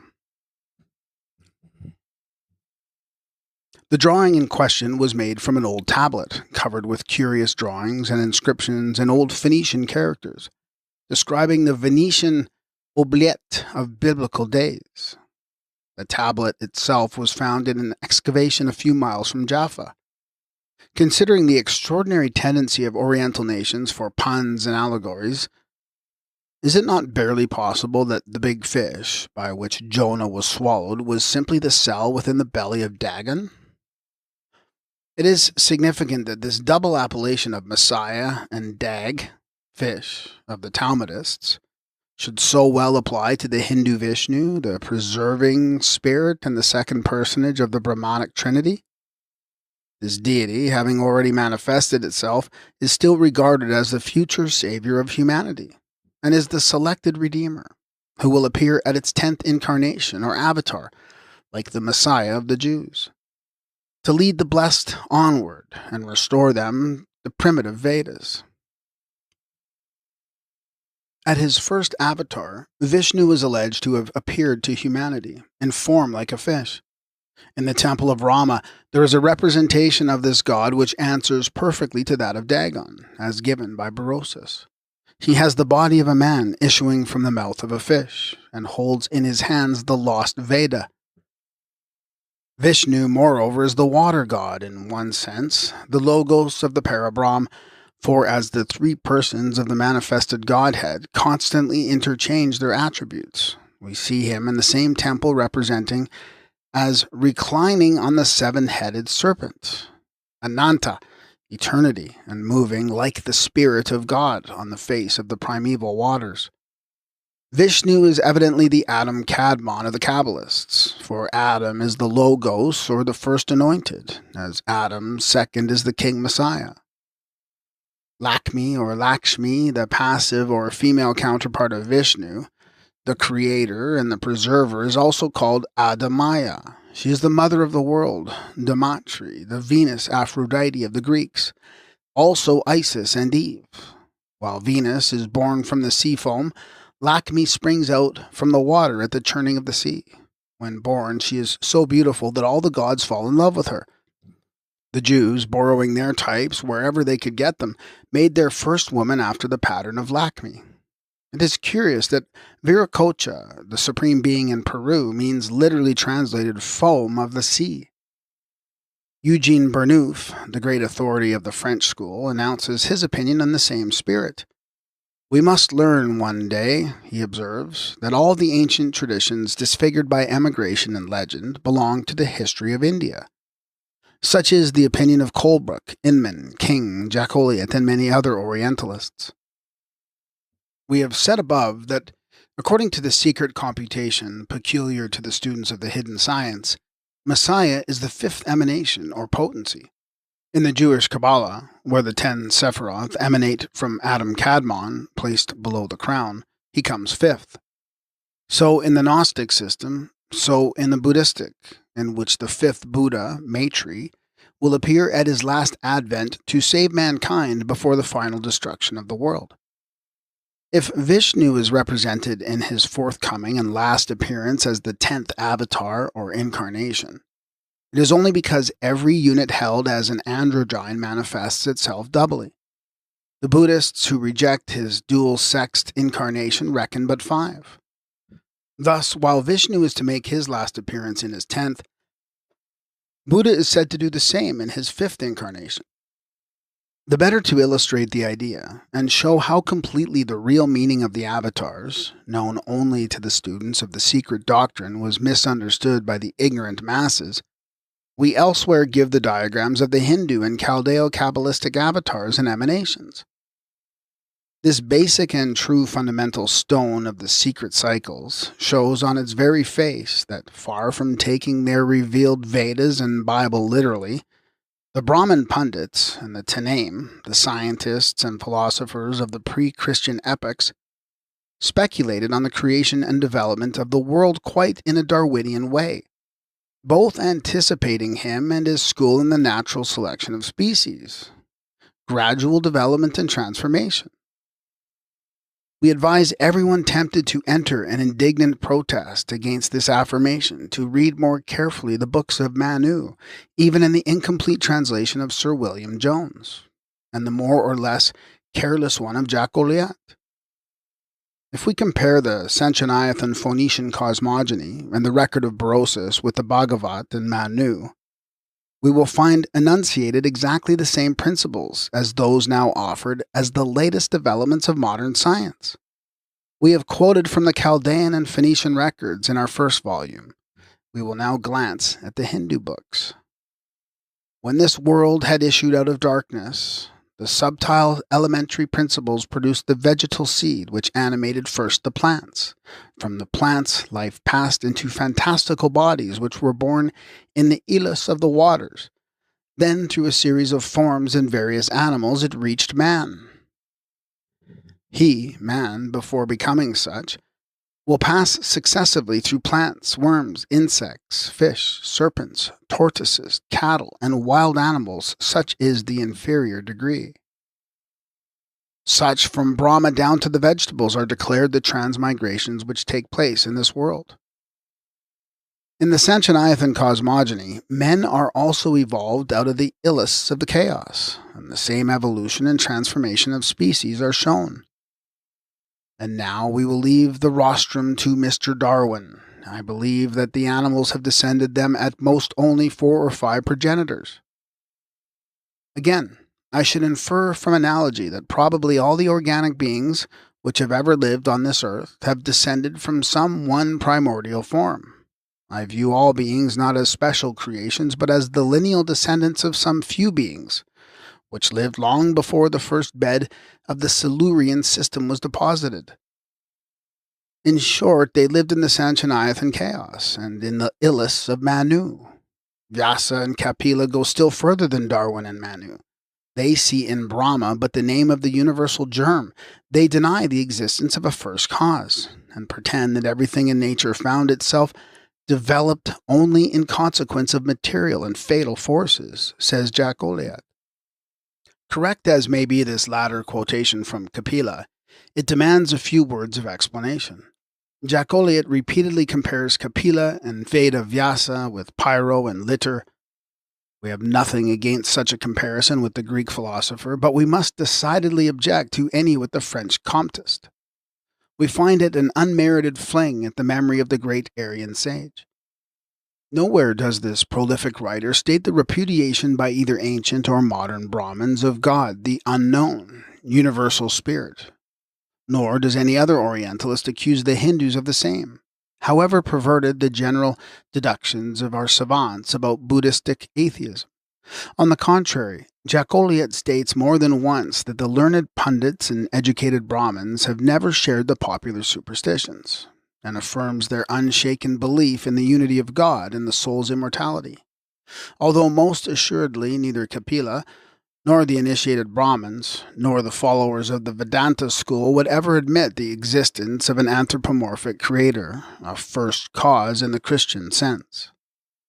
Jack Olliott, in his Indo-European and African traditions, is the first to make an onslaught on Professor Muller, for remarking that the Hindu gods were masks without actors, names without being, and not being without names. Quoting in support of his argument numerous verses from the sacred Hindu books, he adds, "It is possible to refuse to the author of these stanzas a definite and clear conception of the divine force, of the unique being, master and sovereign of the universe." Were the altars then built to a metaphor? The latter argument is perfectly just so far as Max Muller's negation is concerned.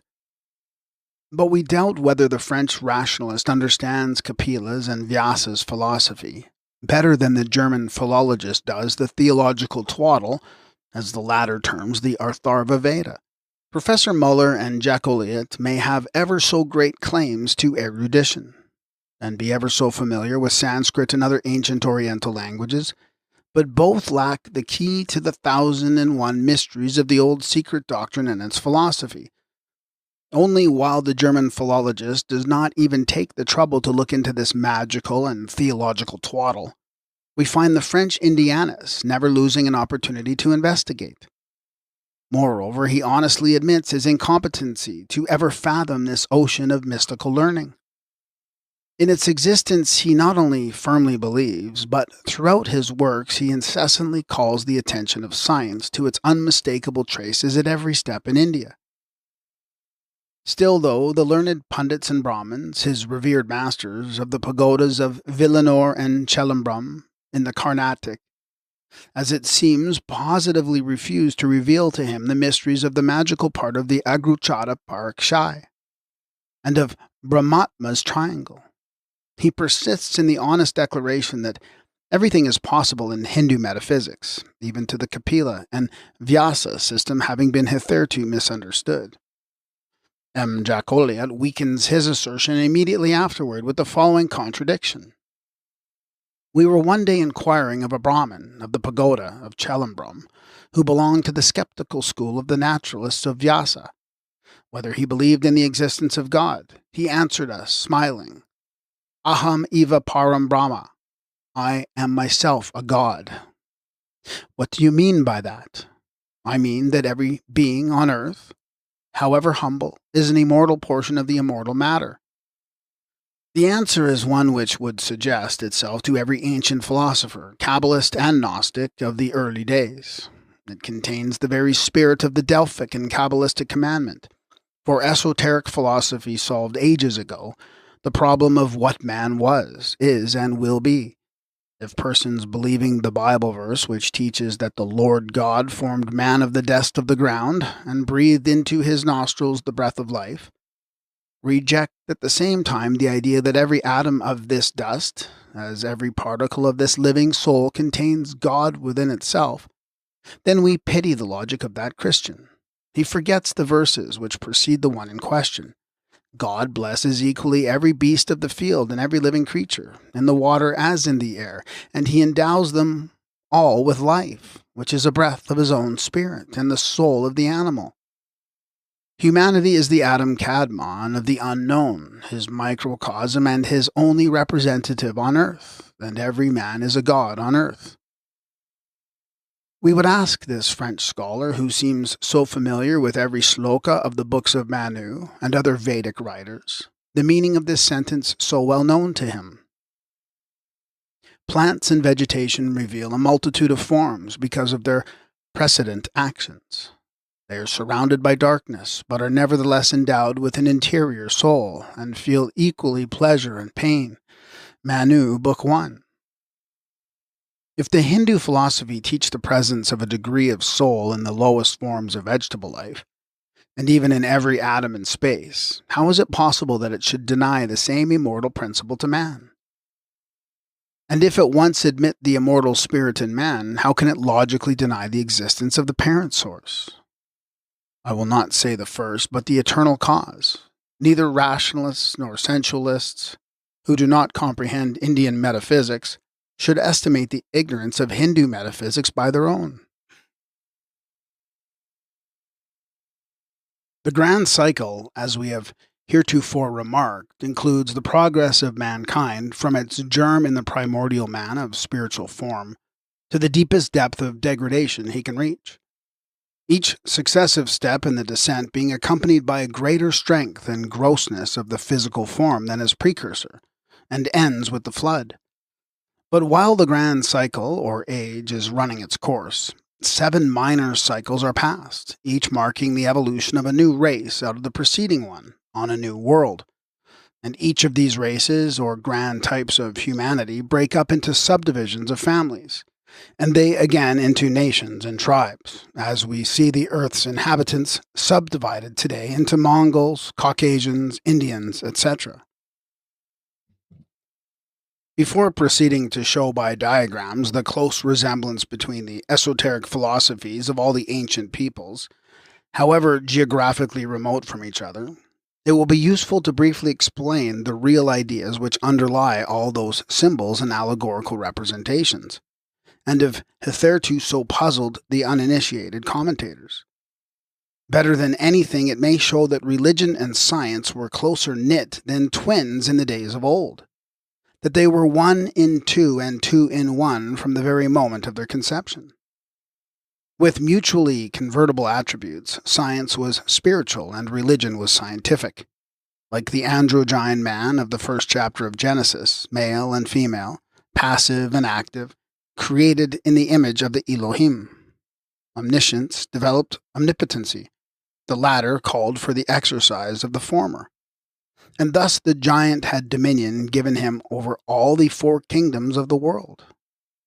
But like the second Adam, these androgynes were doomed to fall and lose their powers, as soon as the 2 halves of the duality separated. The fruit of the tree of knowledge gives death without the fruit of the tree of life. Man must know himself before he can hope to know the ultimate genesis, even of beings and powers less developed in their inner nature than himself. So with religion and science, united 2 in 1, they were infallible, for the spiritual intuition was there to supply the limitations of physical senses. Separated, exact science rejects the help of the inner voice, while religion becomes merely dogmatic theology. Each is but a corpse without a soul. The esoteric doctrine, then, teaches, like Buddhism and Brahmanism, and even the persecuted Kabbalah, that the one infinite and unknown essence exists from all eternity, and in regular and harmonious successions is either passive or active. In the poetical phraseology of Manu, these conditions are called the day and the night of Brahma. The latter is either awake or asleep. The Svabhavikas, or philosophers of the oldest school of Buddhism, which still exists in Nepal, speculate but upon the active condition of this essence, which they call Svabhavat, and deem it foolish to theorize upon the abstract and unknowable power in its passive condition. Hence they are called atheists by both Christian theology and modern scientists, for neither of the 2 are able to understand the profound logic of their philosophy. The former will allow of no other God than the personified secondary powers which have blindly worked out the visible universe, and which became with them the anthropomorphic God of the Christians, the Jehovah, roaring amid thunder and lightning. In its turn, rationalistic science greets the Buddhists and the Svabhavikas as the positivists of the archaic ages. If we take a one-sided view of philosophy of the latter, our materialists may be right in their own way. The Buddhists maintain that there is no creator but an infinitude of creative powers, which collectively form the one eternal substance, the essence of which is inscrutable, hence not a subject for speculation for any true philosopher. Socrates invariably refused to argue upon the mystery of universal being, yet no one would have ever thought of charging him with atheism, except those who were bent upon his destruction. Upon inaugurating an active period, says the Secret Doctrine, an expansion of this divine essence from within outwardly occurs in obedience to eternal and immutable law. And the phenomenal or visible universe is the ultimate result of the long chain of cosmical forces thus progressively set in motion. In like manner, when the passive condition is resumed, a contraction of the divine essence takes place, and the previous work of creation is gradually and progressively undone. The visible universe becomes disintegrated, its material dispersed, and darkness, solitary and alone, broods once more over the face of the deep. To use a metaphor which will convey the idea still more clearly, an outbreathing of the unknown essence produces the world, and an inhalation causes it to disappear. This process has been going on from all eternity, and our present universe is but one of an infinite series which had no beginning and will have no end. Thus, we are enabled to build our theories solely on the visible manifestations of the deity, on its objective natural phenomena. To apply to these creative principles, the term God is puerile and absurd. One might as well call by the name of Benevito Cellini the fire which fuses the metal, or the air that cools it when it is run in the mold. If the inner and ever-concealed spiritual into our mind's abstract essence within these forces can ever be connected with the creation of the physical universe, it is but in the sense given to it by Plato.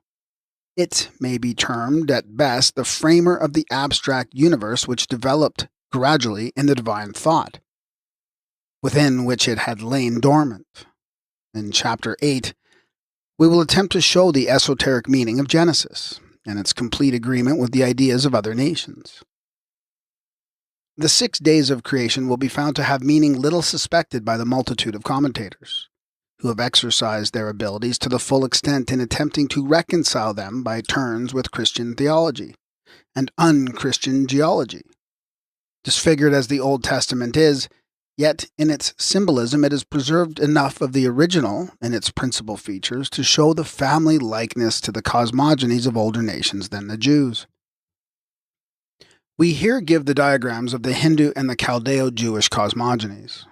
The antiquity of the diagram of the former may be inferred from the fact that many of the Brahmanical pagodas are designed and built on this figure, called the Sri Yantara, and yet we find the highest honors paid to it by the Jewish and medieval Kabbalists who call it Solomon's seal.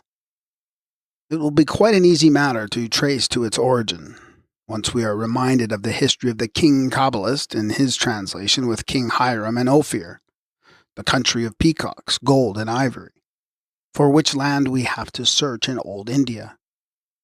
Explanation of the two diagrams, representing the chaotic and the formative periods before and after our universe began to be evolved. From the esoteric, Brahmanical, Buddhistic, and Chaldean standpoints, which agree in every respect with the evolutionary theory of modern science. The Hindu doctrine, the upper triangle, contains the ineffable name. It is the Om, to be pronounced only mentally, under penalty of death. The unrevealed Para Brahma, the passive principle, the absolute and unconditioned Mukta, which cannot enter into the condition of a creator, as the latter, in order to think, will, and plan, must be bound and conditioned. Bada, hence in one sense be a finite being. This Para-Brahma was absorbed in the non-being, imperceptible, without any distinct attribute, non-existent for our senses. He was absorbed in his to us eternal, to himself periodical sleep. For it was one of the nights of Brahma. Therefore he is not the first but the eternal cause. He is the soul of souls, whom no being can comprehend in this state. But he who studies the secret mantras and comprehends the Vak, the spirit or hidden voice of the mantras, the active manifestation of the latent force, will learn to understand him in his revealed aspect. The Chaldean doctrine, the upper triangle, contains the ineffable name. It is Ein Sof, the boundless, the infinite, whose name is known to no one but the initiated, and could not be pronounced aloud under the penalty of death. No more than Para-Brahman can Ein Sof create, for he is in the same condition of non-being as the former. He is non-existent so long as he lies in his latent or passive state within Ulam, the boundless and termless time. As such, he is not the creator of the visible universe, neither is he the or light.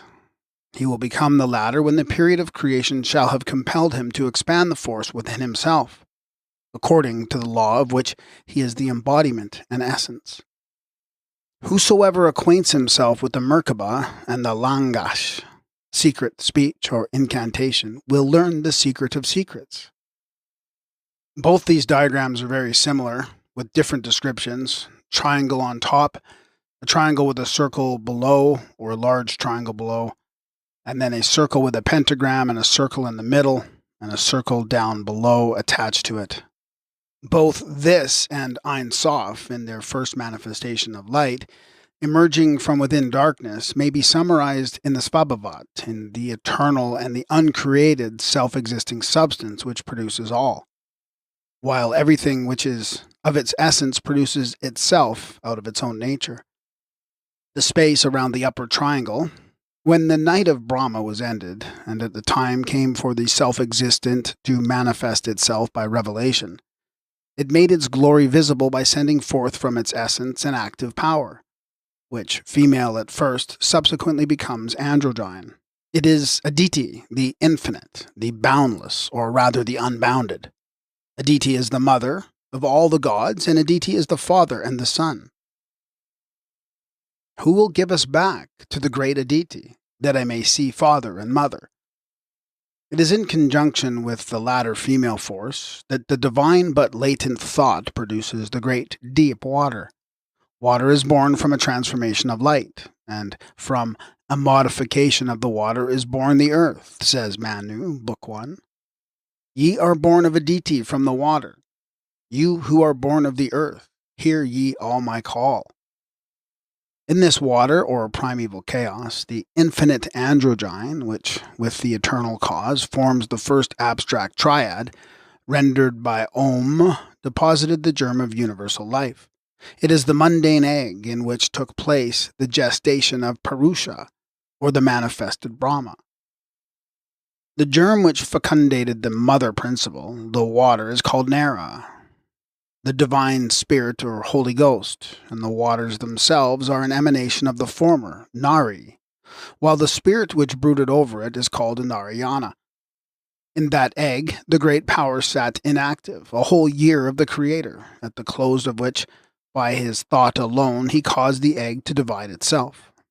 The upper half became heaven, the lower the earth, both yet in their ideal, not their manifested form. Thus the second triad, only another name for the first one, never pronounced aloud, and which is the real pre-Vedic and primordial secret Trimurti, consisted of Nara, Father Heaven, Nari, Mother Earth, Viraj, the Sun or Universe. The waters are called Nara because they were the production of Nara, the Spirit of God. Institutes of Manu, I-10. The Trimurti, comprising Brahma, the creator, Vishnu, the preserver, and Siva, the destroyer and regenerator, belongs to a later period. It is an anthropomorphic afterthought, invented for the more popular comprehension of the uninitiated masses. The Dikshita, the initiate, knew better. Thus, also, the profound allegory under the colors of a ridiculous fable, given in the Attariya Brahmana, which resulted in the representations in some temples of Brahmnara.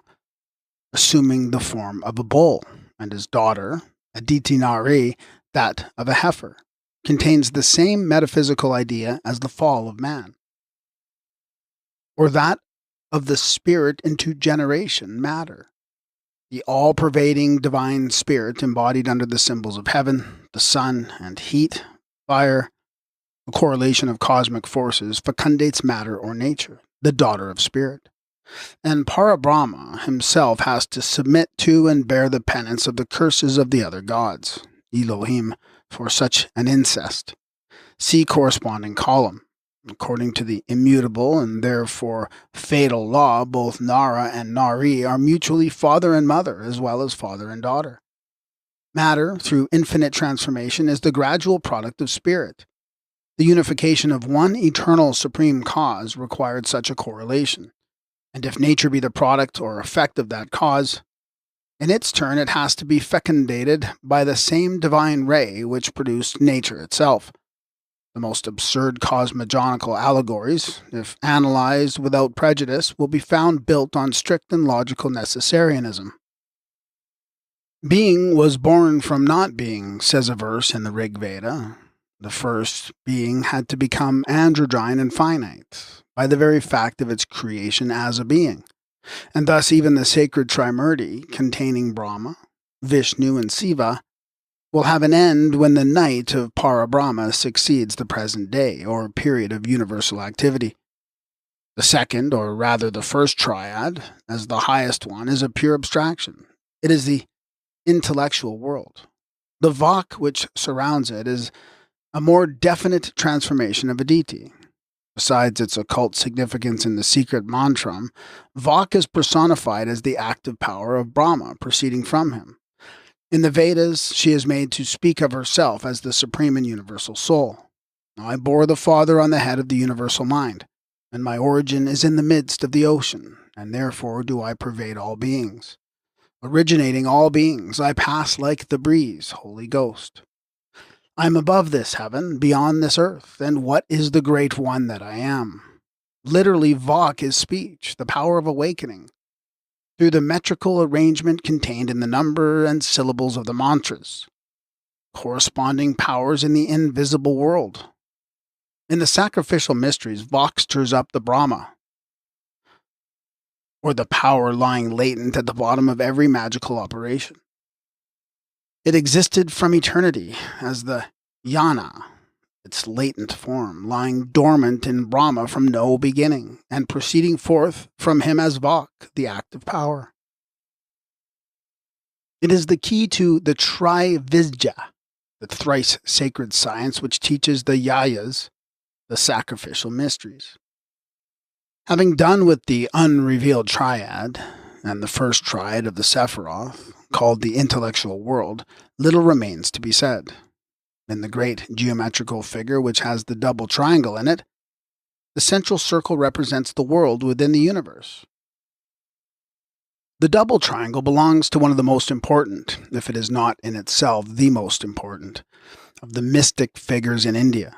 It is the emblem of the Trimurti 3-in-1. The triangle with its apex upward indicates the male principle, downward the female, the two typifying at the same time spirit and matter.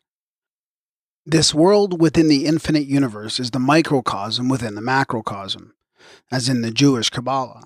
It is the symbol of the womb of the universe, the terrestrial egg, whose archetype is the golden mundane egg. It is from within this spiritual bosom of Mother Nature that proceed all the great saviors of the universe, the avatars of the invisible deity. Of him who is and yet is not, from the not being, eternal cause, is born the being Purusha, says Manu, the legislator. Purusha is the divine male, the second god, and the avatar, or the logos of Parabrahma and his divine son, who in his turn produced Viraj, the sun or the ideal type of the universe. Viraj begins the work of creation by producing the 10 Prajapati, the lords of all beings. According to the doctrine of Manu, the universe is subjected to a periodical and never-ending succession of creations and dissolutions, which periods of creation are named Manvantara. It is the germ, which the divine spirit produced from its own substance, which never perishes in the being, for it becomes the soul of being, and at that period of pralaya, dissolution, it returns to absorb itself again into the divine spirit, which itself rests from all eternity with Swayambhuva, the self-existent. Institute of Manu, Book 1. As we have shown, neither the Svabhakas, Buddhist philosophers, nor the Brahmins believe in a creation of the universe ex nihilo, but both believe in the Prakriti, the indestructibility of matter. The evolution of species and the successive appearance of various new types is very distinctly shown in Manu. From earth, heat, and water are born all creatures, whether animate or inanimate, produced by the germ which the divine spirit drew from its own substance. Thus has Brahma established the series of transformations from the plant up to man, and from man up to the primordial essence. Among them, each succeeding being or element acquires the quality of the preceding, and in as many degrees as each of them is advanced with so many properties is it said to be endowed. Manu, Book 1, Sloka 20. This, we believe, is the veritable theory of the modern evolutionists. The space around the upper triangle. When the active period had arrived, Ein Sof sent forth from within its own eternal essence, Sephira, the active power, called the primordial point, and the crown Keter. It is only through her that the unbounded wisdom could give a concrete form to his abstract thought. Two sides of the upper triangle, the right side and the base, are composed of unbroken lines. The third, the left side, is dotted. It is through the latter that emerges Sephira. Spreading in every direction, she finally encompasses the whole triangle. In this emanation of the female active principle from the left side of the mystic triangle is foreshadowed the creation of Eve from Adam's left rib. Adam is the microcosm of the macrocosm and is created in the image of the Elohim. In the tree of life, the triple triad is disposed in such a manner that the three male Sephiroth are on the right, the three female on the left, and the four uniting principles in the center. From the invisible dew falling from the higher head, Sephira creates primeval water, or chaos taking shape. It is the first step toward the solidification of spirit, which through various modifications will produce earth. It requires earth and water to make a living soul, says Moses. When Sephira emerges like an active power from within the latent deity, she is female. When she assumes the office of a creator, she becomes a male. Hence, she is androgyne. She is the father and mother Aditi of the Hindu cosmogony. After brooding over the deep, the Spirit of God produces its own image in the water, the universal womb, symbolized in Manu by the golden egg. In the Kabbalistic cosmogony, heaven and earth are personified by Adam Kadmon and the second Adam. The first ineffable triad, contained in the abstract idea of the three heads, was a mystery name. It was composed of Ein Sof, Sephira, and Adam Kadmon, the protogenos, the latter being identical with the former when bisexual. In every triad there is a female, a male, and an androgyne. Adam Sephira is the crown, Keter. It sets itself to the work of creation by first producing Chokma, male wisdom, a masculine active potency represented by Yah, or the wheels of creation, from which proceeds Bina, intelligence, female and passive potency, which is Jehovah, whom we find in the Bible figuring as the Supreme. But this Jehovah is not the Kabbalistic Yochiva. The binary is the fundamental cornerstone of Gnosis. As the binary is the unity multiplying itself and self-creating, the Kabbalists show the unknown passive Ein Sof as emanating from himself, Sephira, which, becoming visible light, is said to produce Adam Kadmon. But, in the hidden sense, Sephira and Adam are one and the same light, only latent and active, invisible and visible. The second Adam, as the human tetragram, produces in his turn Eve, out of his side. It is this second triad, with which the Kabbalists have hitherto dealt, hardly hinting at the supreme and ineffable one, and never committing anything to writing. All knowledge concerning the latter was imparted orally.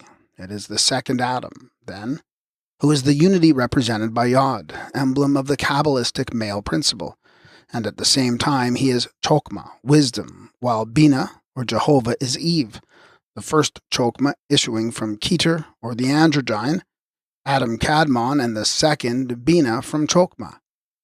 If we combine with Yod the three letters which form the name of Eve, we will have the divine tetragram pronounced Aivoheva, Adam and Eve, Jehovah, male and female, or the idealization of humanity embodied in the first man. Thus it is that we can prove that while the Jewish Kabbalists, in common with their initiated masters, the Chaldeans and the Hindus, adored the supreme and unknown God, in the sacred silence of their sanctuaries, the ignorant masses of every nation were left to adore something which was certainly less than the eternal substance of the Buddhists and so-called atheists. As Brahma, the deity manifested in the mythical Manu, or the first man, born of Swayambhuva or the self-existent, is finite, so Jehovah embodied in Adam and Eve is but a human God. He is the symbol of humanity, a mixture of good with a portion of unavoidable evil, of spirit fallen into matter. In worshipping Jehovah, we simply worship nature as embodied in man, half spiritual and half material at best.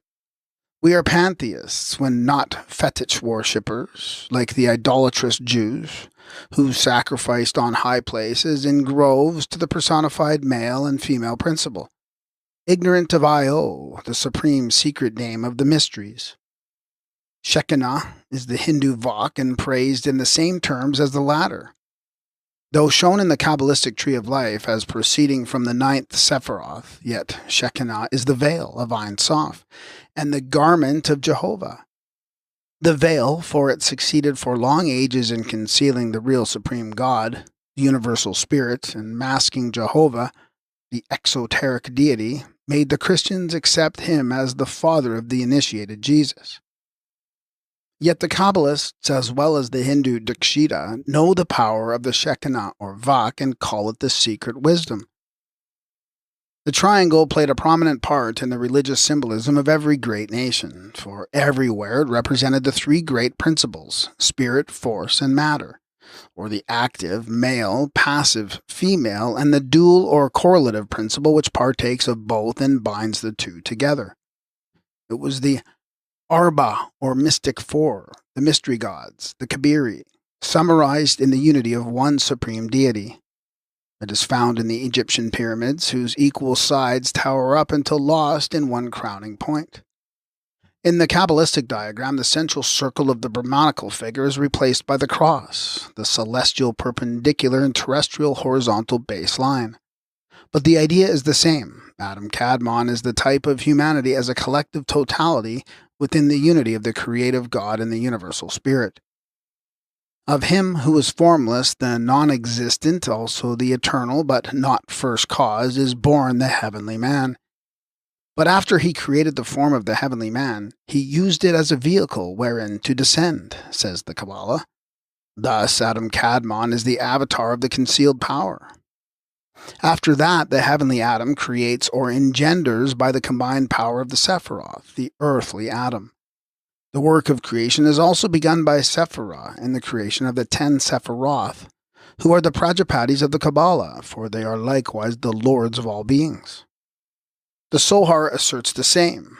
According to the Kabbalistic doctrine, there were old worlds. See Idra Sutra, Zohar 3, page 292b. Everything will return someday to that form which it first preceded. All things of which this world consists, spirit as well as body, will return to their principle and to the roots from which they proceeded. Zohar 2, 218b. The Kabbalists also maintain the indestructibility of matter, albeit their doctrine is shrouded still more carefully than that of the Hindus. The creation is eternal, and the universe is the garment or the veil of God, Shekinah, and the latter is immortal and eternal as him within whom it has ever existed. Every world is made after the pattern of its predecessor, and each more gross and material than the preceding one. In the Kabbalah, all were called sparks. Finally, our present grossly materialistic world was formed.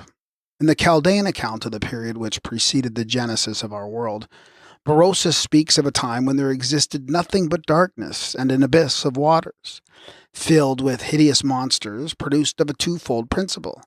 These were creatures in which were combined the limbs of every species of animals. In addition to these fishes, reptiles, serpents, with other monstrous animals which assumed each other's shapes and countenance.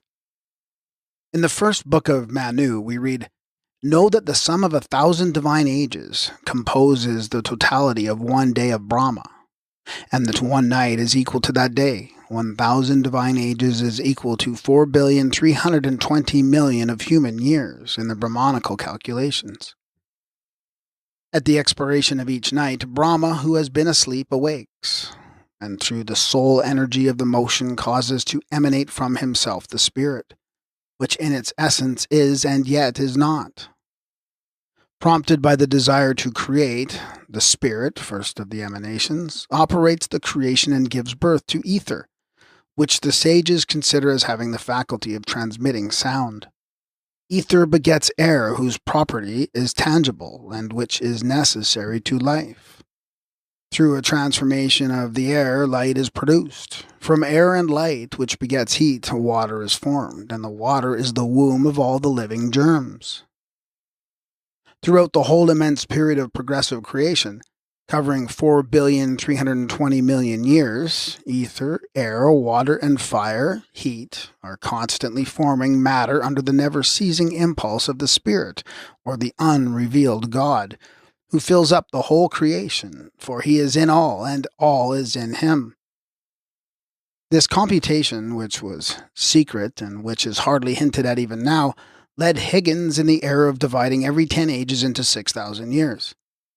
Had he added a few more ciphers to his sums, he might have come nearer to a correct explanation of the neurosis or secret cycles. In the Sefer Yetzirah, the Kabbalistic book of creation, the author has evidently repeated the words of Manu. In it, the divine substance is represented as having alone existed from the eternity, boundless and absolute, and emitted from itself the Spirit. One is the Spirit of the living God, blessed be his name, who liveth forever. Voice, Spirit, and Word, this is the Holy Spirit.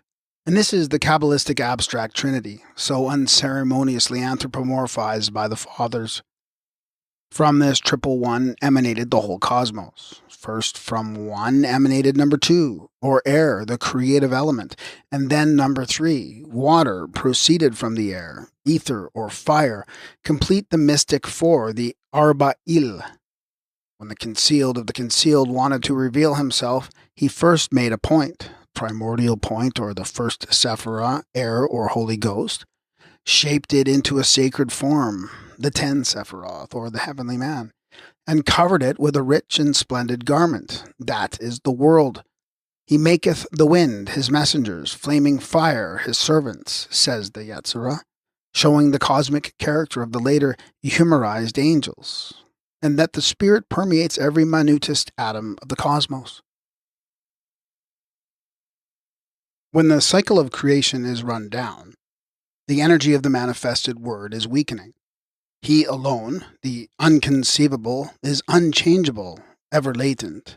But the creative force, though also eternal, as it has been in the former from no beginning, yet must be subject to periodical cycles of activity and rest, as it had a beginning in one of its aspects, when it first emanated, therefore must also have an end. Thus the evening succeeds the day, and the night of the deity approaches. Brahma is gradually falling asleep. In one of the books of the Sohar, we read the following. As Moses was keeping a vigil on Mount Sinai, in company with the deity, who was concealed from his sight by a cloud, he felt a great fear overcome him, and suddenly asked, Lord, where art thou? Sleepest thou, O Lord? And the Spirit answered him, I never sleep. Were I to fall asleep for a moment before my time, all the creation would crumble into dissolution in one instant. And Vamadeva Modali describes the night of Brahma, or the second period of the divine unknown existence, thus: strange noises are heard proceeding from every point. These are the precursors of the night of Brahma. Dusk rises at the horizon, and the sun passes away behind the 30th degree of Makara, sign of the zodiac, and will reach no more the sign of the Minus, zodiacal Pisces or fish. The gurus of the pagodas appointed to watch the Ras Chakra, zodiac, may now break their cycle and instruments, for they are henceforth useless. Gradually light pales, heat diminishes, uninhabitable spots multiply on the earth. The air becomes more and more rarefied.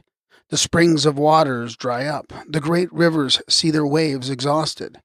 The ocean shows its sandy bottom, and plants die. Men and animals decrease in size daily. Life and motion lose their force. Planets can hardly gravitate in space.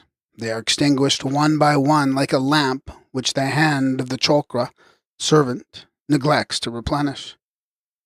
Surya, the sun, flickers and goes out.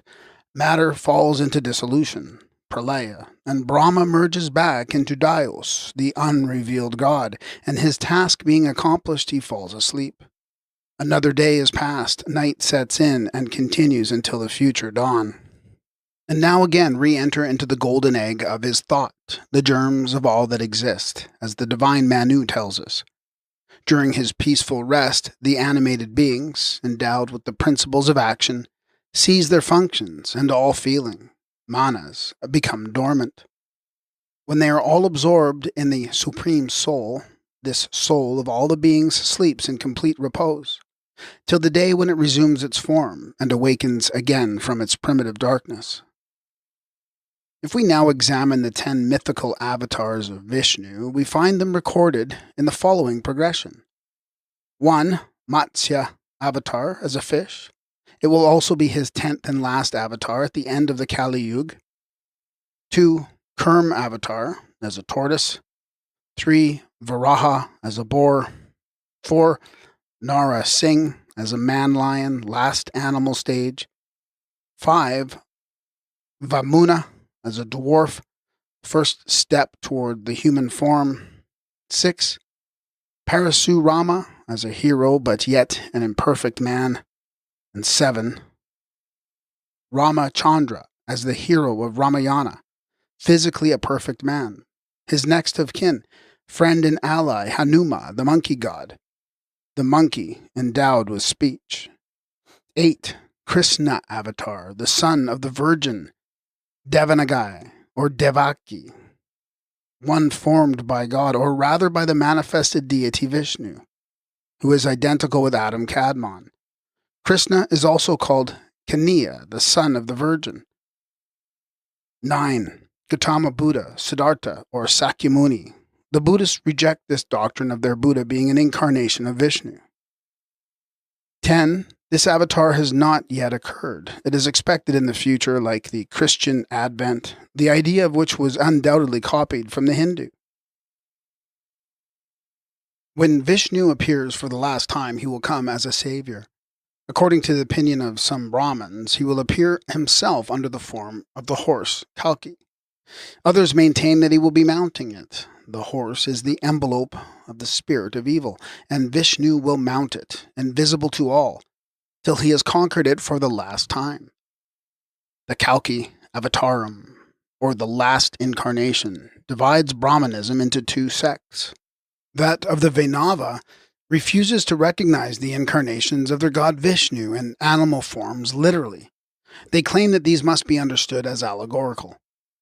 In this diagram of avatars, we see traced the gradual evolution and transformation of all the species out of the ante-Silurian mud of Darwin and the Illis of Sanchoniathon and Berosus.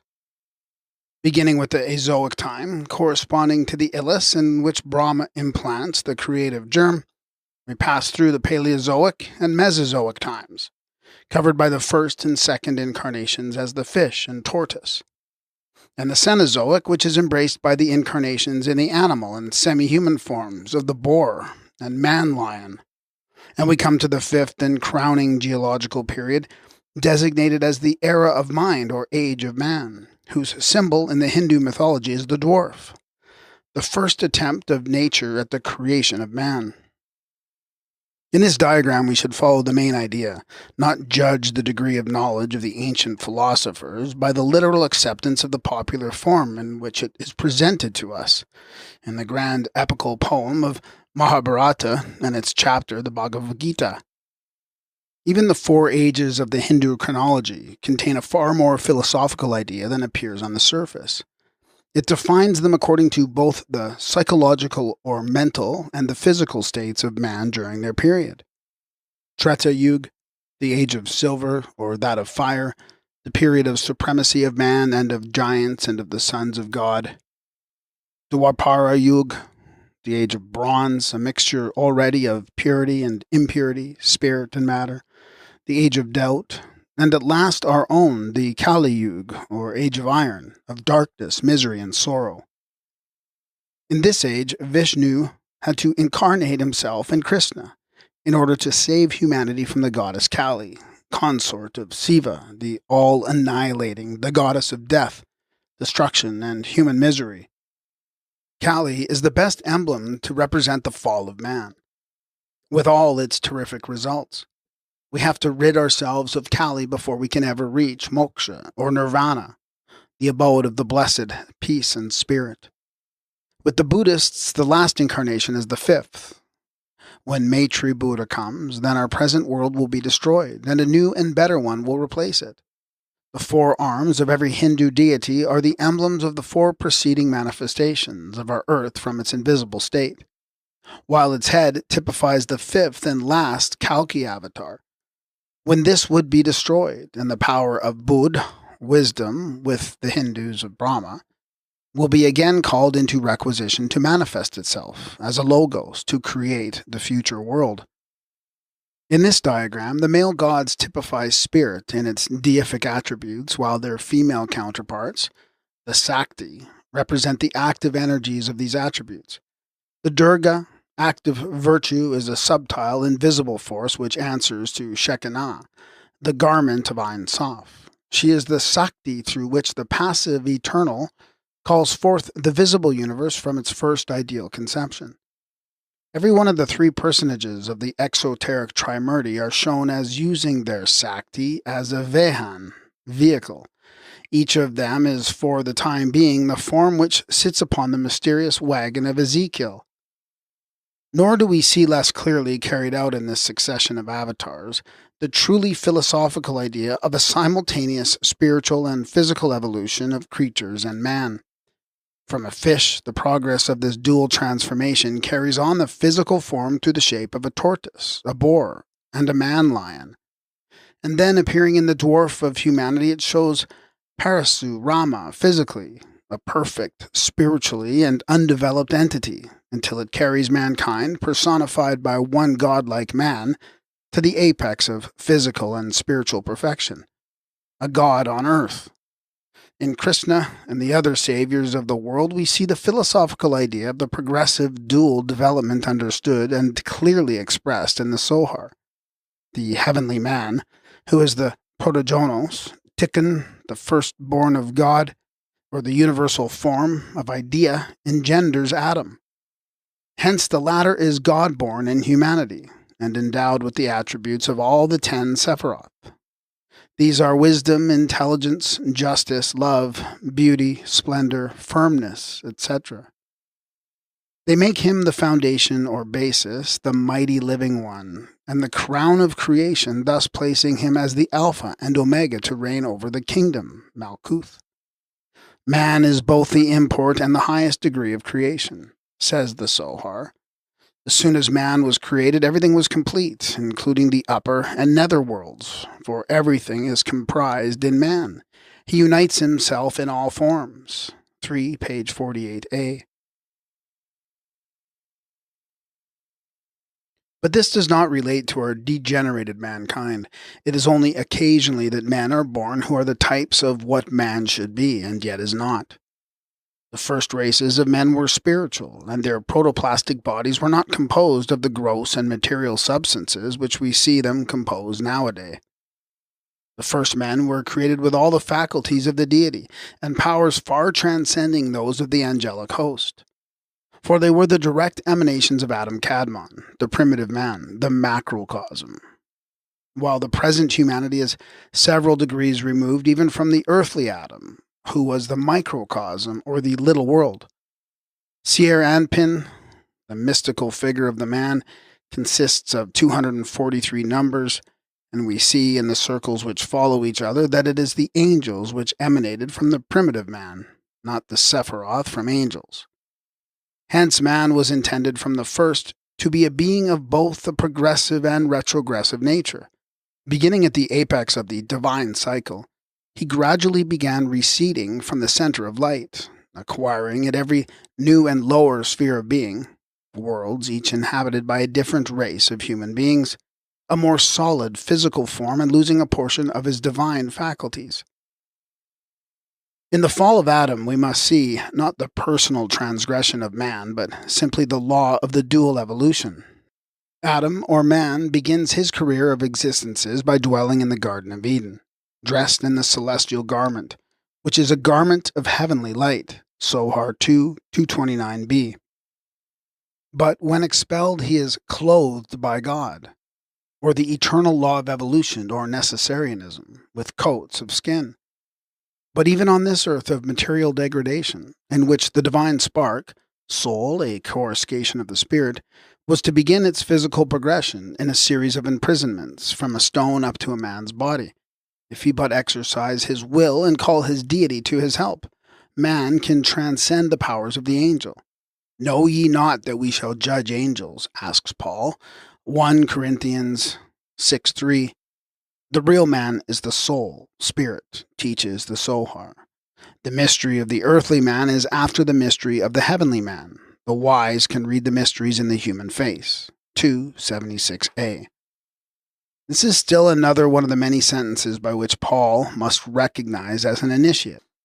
For reasons fully explained, we give far more credit for genuineness to certain epistles of the apostles, now dismissed as apocryphal, than to many suspicious portions of the Acts. We find corroboration in this view in the epistle of Paul to Seneca. In this message, Paul styles Seneca my respected master, while Seneca terms the apostle simply brother.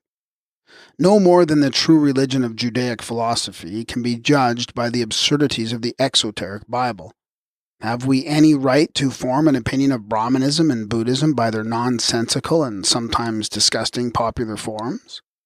If we only search for the true essence of the philosophy of both Manu and the Kabbalah, we will find that Vishnu is, as well as Adam Kadmon, the expression of the universe itself, and that his incarnations are but concrete and various embodiments of the manifestations of the stupendous whole.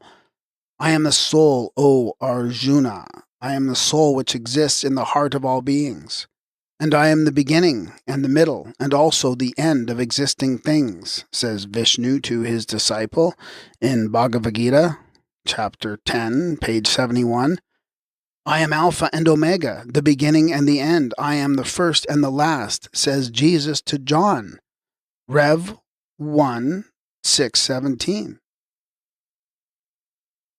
Brahma, Vishnu, and Shiva are a trinity in a unity, and like the Christian Trinity, they are mutually convertible. In the esoteric doctrine, they are one and the same manifestation of him, whose name is too sacred to be pronounced, and whose power is too majestic and infinite to be imagined. Thus, by describing the avatars of one, all others are included in the allegory, with a change of form but not of substance. It is out of such manifestations that emanated the many worlds that were and that will emanate the one which is to come. Coleman, followed in it by other Orientalists, presented the seventh avatar of Vishnu in the most caricatured way. Apart from the fact that the Ramayana is one of the grandest epic poems in the world, the source and origin of Homer's inspiration, this avatar conceals one of the most scientific problems of our modern day, The learned Brahmins of India never understood the allegory of the famous war between men, giants, and monkeys, otherwise than in the light of the transformation of species.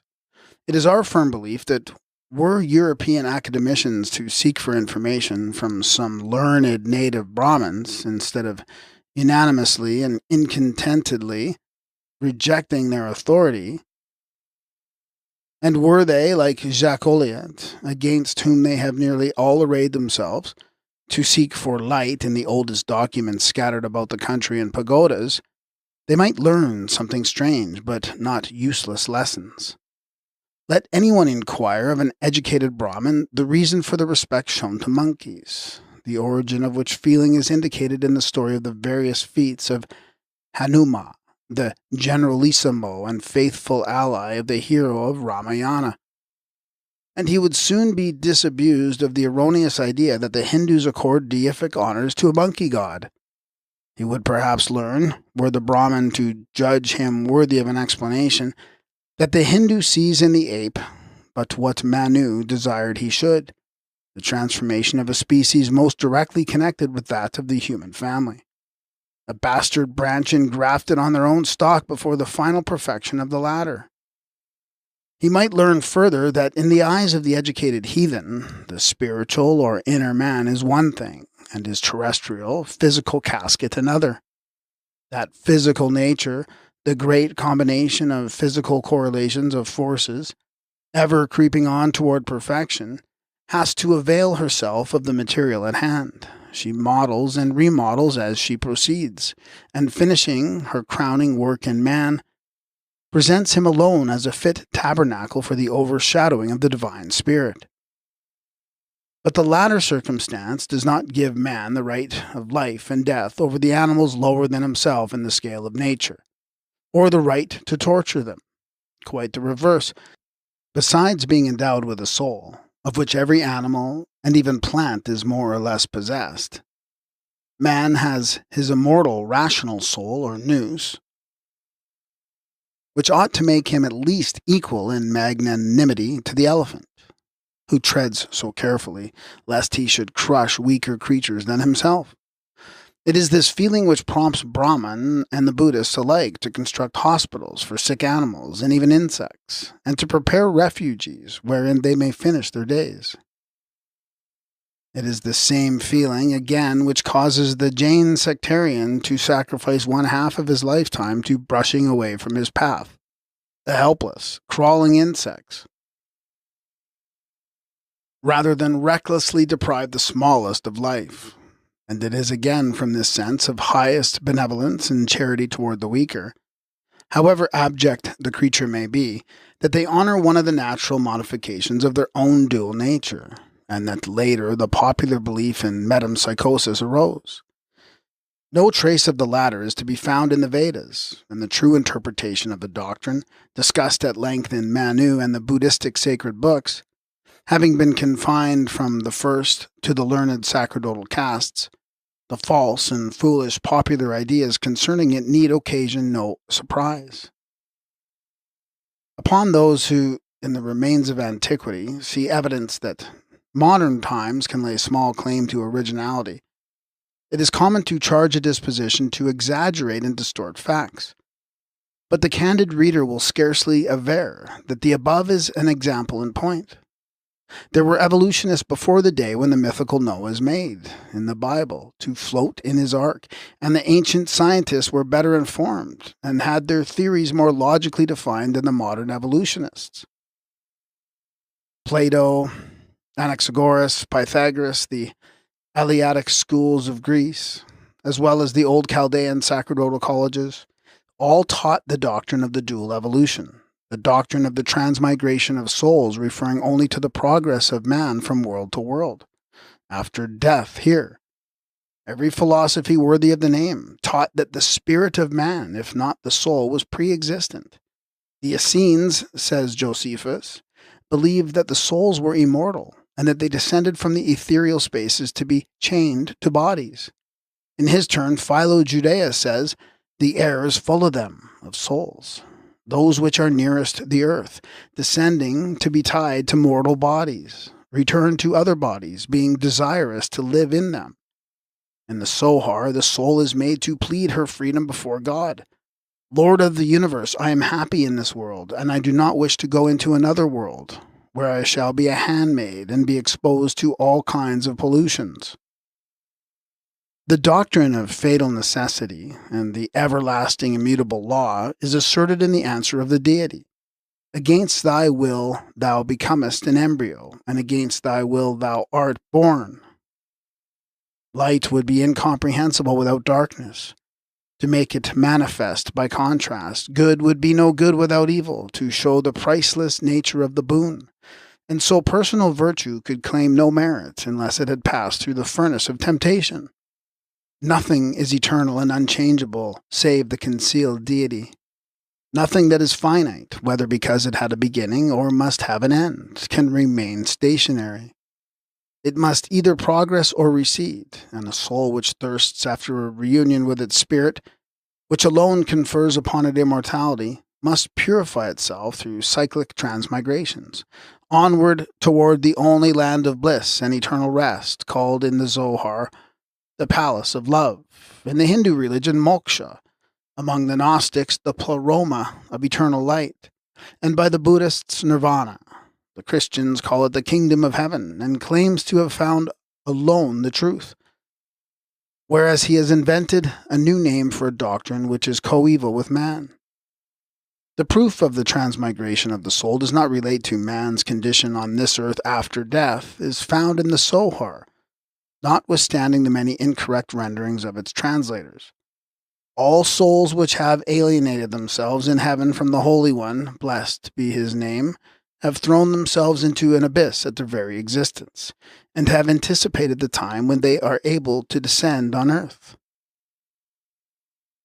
Come and see when the soul reaches the abode of love. The soul could not bear this light, but for the luminous mantle which she puts on.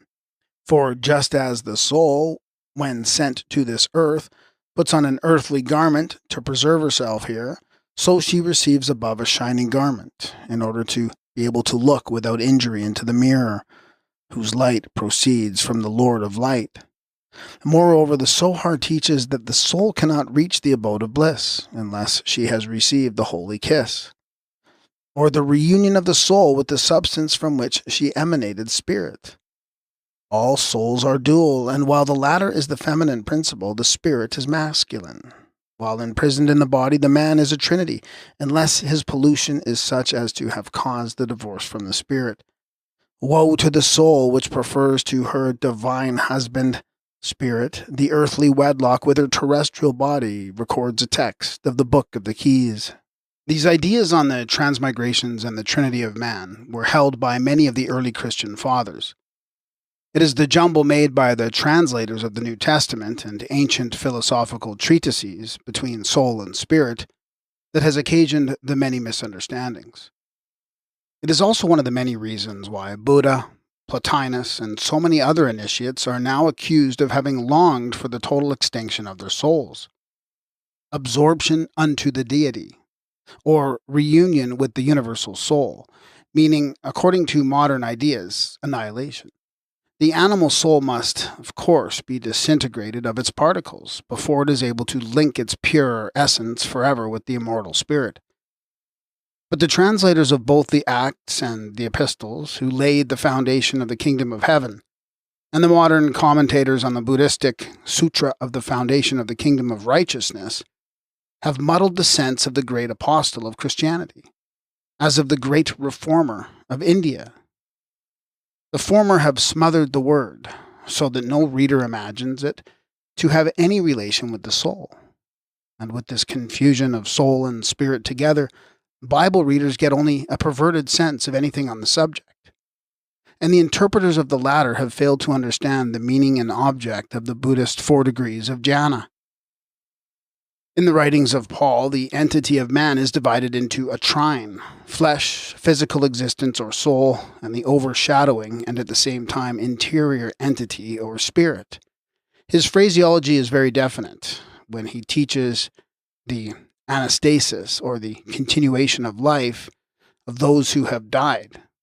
He maintains that there is a physical body which is sown in the corruptible, and a spiritual body that is raised in incorruptible substance.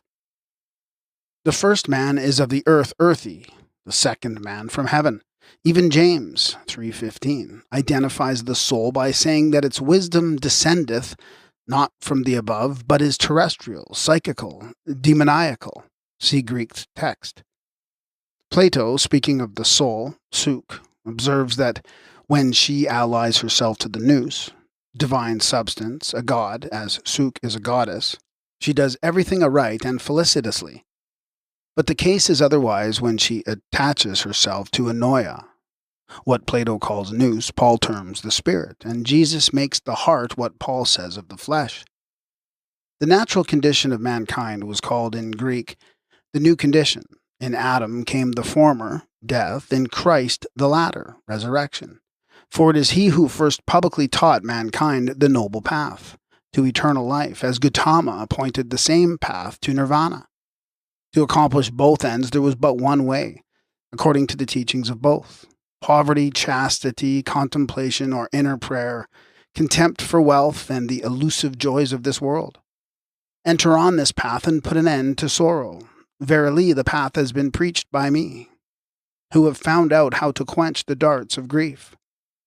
You yourselves must make the effort. The Buddhas are only preachers. The thoughtful who enter the path are freed from the bondage of the deceiver, Mara. Enter ye in the strait gate, for wide is the gate, and broad is the way that leadeth to destruction. Follow me. Every one that heareth these sayings, and doeth them not, shall be likened unto a foolish man. Matthew 7:8. I can of mine own self do nothing. John v:30. The care of this world and the deceitfulness of riches choke the world. Matthew 13:22. Say the Christians, and it is only by shaking off all delusions that the Buddhist enters on the path, which will lead him away from the restless tossing waves of the ocean of life, and take him to the calm city of peace, to the real joy and rest of nirvana. The Greek philosophers are alike made misty instead of mystic by their two learned translators. The Egyptians revered the divine spirit, the one only one, as Nut. It is most evident that it is from that word that Anaxagoras borrowed his denominative nous, or as he calls it, nu, the mind or spirit, self-potent, the ap. All things, says he, were in chaos. Then came nous, and introduced order. He also denominated this nous the one that ruled the many. In his idea, nous was God, and the logos was man, the emanation of the former. The external powers perceived phenomena. The nous alone recognized noumena, or subjective things. This is purely Buddhistic and esoteric. Here Socrates took his clue and followed it, and Plato after him, with the whole world of interior knowledge. Where the old Ionico-Italian world culminated in Anaxagoras, the new world began with Socrates and Plato. Pythagoras made the soul a self-moving unit, with three elements, the nous, the phren, and the thumos. The latter two shared with the brutes, the former only being his essential self. So the charge that he taught transmigration is refuted. He taught no more than Gautama Buddha ever did, whatever the popular superstition of the Hindu rabble made of it after his death. Whether Pythagoras borrowed from Buddha or Buddha from somebody else matters not. The esoteric doctrine is the same. The Platonic school is even more distinct in enunciating all this. The real selfhood was at the basis of all. Socrates therefore taught that he had a daemonion, a spiritual something which put him in the road to wisdom. He himself knew nothing, but this put him in the way to learn all. Plato followed him with a full investigation of the principles of being. There was an Agathon, supreme God, who produced in his own mind a paradigm of all things. He taught that in man was the immortal principle of the soul, a mortal body, and a separate mortal kind of soul, which was placed in a separate receptacle of the body from the other. The immortal part was in the head. Timaeus 19:20. The other in the trunk. Nothing is plainer than that Plato regarded the interior man as constituted of two parts, one always the same, formed of the same entity as deity, and one mortal and corruptible. Plato and Pythagoras, says Plutarch, distribute the soul into two parts, the rational, noetic, and irrational, agnoia. That part of the soul of man which is rational is eternal. For though it be not God, yet it is the product of an eternal deity, but that part of the soul which is divested of reason, agnoia, dies. Man, says Plutarch, is compound. And they are mistaken who think him to be compounded of two parts only, for they imagine that the understanding is a part of the soul, but they err in this no less than those who make the soul to be a part of the body. For the understanding, nous, as far exceeds the soul, as the soul is better and diviner than the body. Now this composition of the soul, with the understanding, makes reason, and with the body passion, of which the one is the beginning or principle of pleasure and pain, and the other of virtue and vice. Of these three parts conjoined and compacted together, the earth has given the body, the moon, the soul, and the sun, the understanding, to the generation of man. Now of the deaths we die. The one makes man two of three, and the other one out of two. The former is in the region and jurisdiction of Demeter, whence the name given to the mysteries resembled that given to death. The Athenians also heretofore called the deceased sacred to Demeter. As for the other death, it is in the moon, or region of Persephone. And as with the one the terrestrial, so with the other the celestial Hermes doth dwell. This suddenly and with violence plucks the soul from the body. But Proserpina mildly and in a long time disjoins the understanding from the soul. For this reason she is called monogenes, only begotten, or rather begetting one alone. For the better part of man becomes alone when it is separated by her. Now both the one and the other happens thus according to nature. It is ordained by faith that every soul, whether with or without understanding, when gone out of the body, should wander for a time, though not all for the same, in the region lying between the earth and moon. For those that have been unjust and dissolute suffer there the punishment due to their offences, but the good and virtuous are there detained till they are purified, and have by expiation purged out of them all the infections they might have contracted from the contagion of the body, as if from foul health, living in the mildest part of the air called the meadows of Hades, where they must remain for a certain prefixed and appointed time. And then, as if they were returning from a wandering pilgrimage or long exile into their country, they have a taste of joy, such as they principally receive who are initiated into the sacred mysteries, mixed with trouble, admiration, and each one's proper and peculiar hope. The daemonium of Socrates was this view, mind, spirit, or understanding of the divine in it. The view of Socrates, says Plutarch, was pure and mixed itself with the body no more than necessity required. Every soul hath some portion of view, reason. A man cannot be a man without it. But as much of each soul as is mixed with flesh and appetite is changed, and through pain or pleasure becomes irrational. Every soul doth not mix herself after one sort. Some plunge themselves into the body, and so, in this life, their whole frame is corrupted by appetite and passion. Others are mixed as to some part, but the purer part, nous, still remains without the body.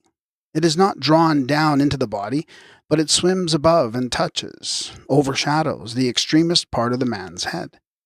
It is like a cord to hold up and direct the subsiding part of the soul, as long as it proves obedient and is not overcome by the appetites of the flesh. The part that is plunged into the body is called soul, but the incorruptible part is called the nous, and the vulgar think it is within them, as they likewise imagine the image reflected from a glass to be in that glass. But the more intelligent, who know it to be without, call it a daemon, a god, a spirit. The soul, like to a dream, flies quick away, which it does not immediately as soon as it is separated from the body, but afterward, when it is alone and divided from the understanding.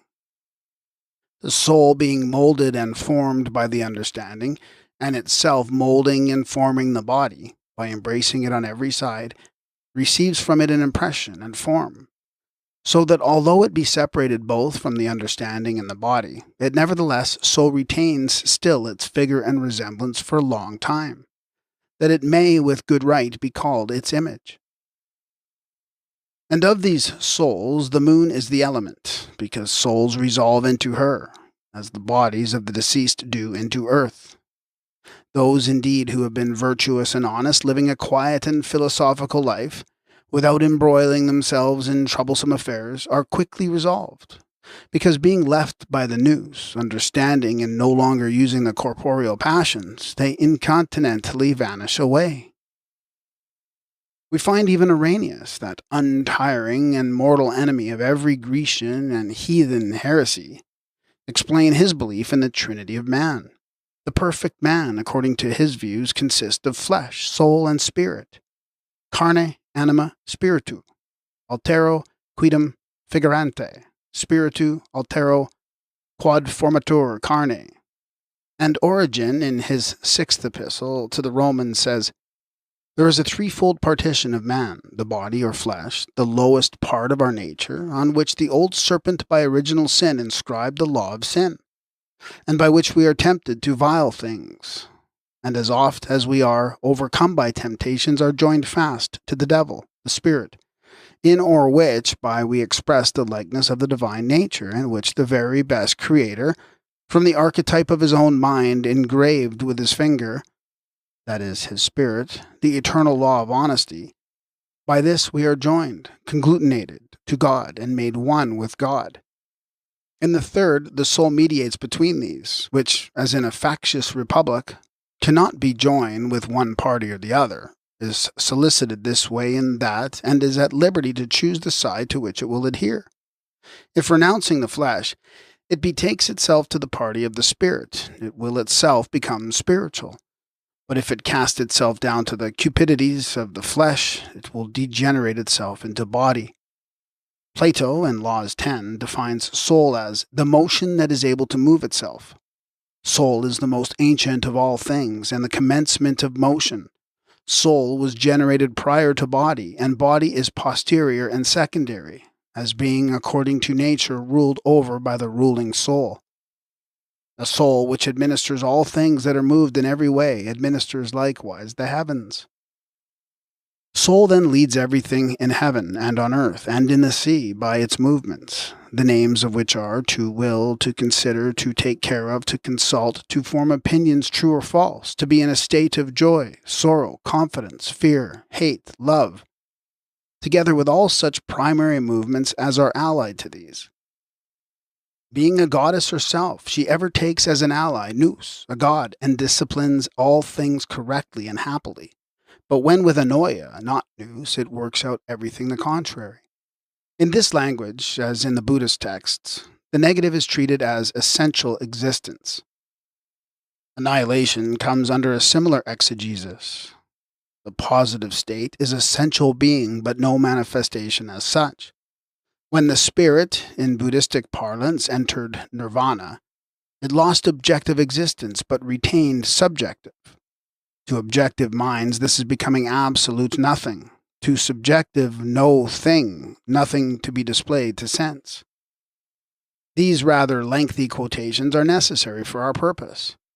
Better than anything else, they show the agreement between the oldest pagan philosophies, not assisted by the light of divine revelation, to use the curious expression of la boule in relation to Buddha, and the early Christianity of some fathers.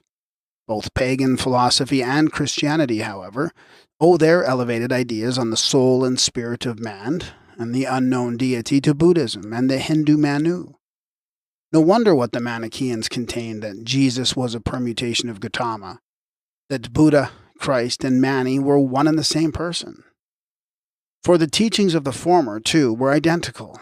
It was the doctrine of old India that Jesus held to when preaching the complete renunciation of the world and its vanities in order to reach the kingdom of heaven, nirvana, where men neither marry nor are given in marriage, but live like the angels.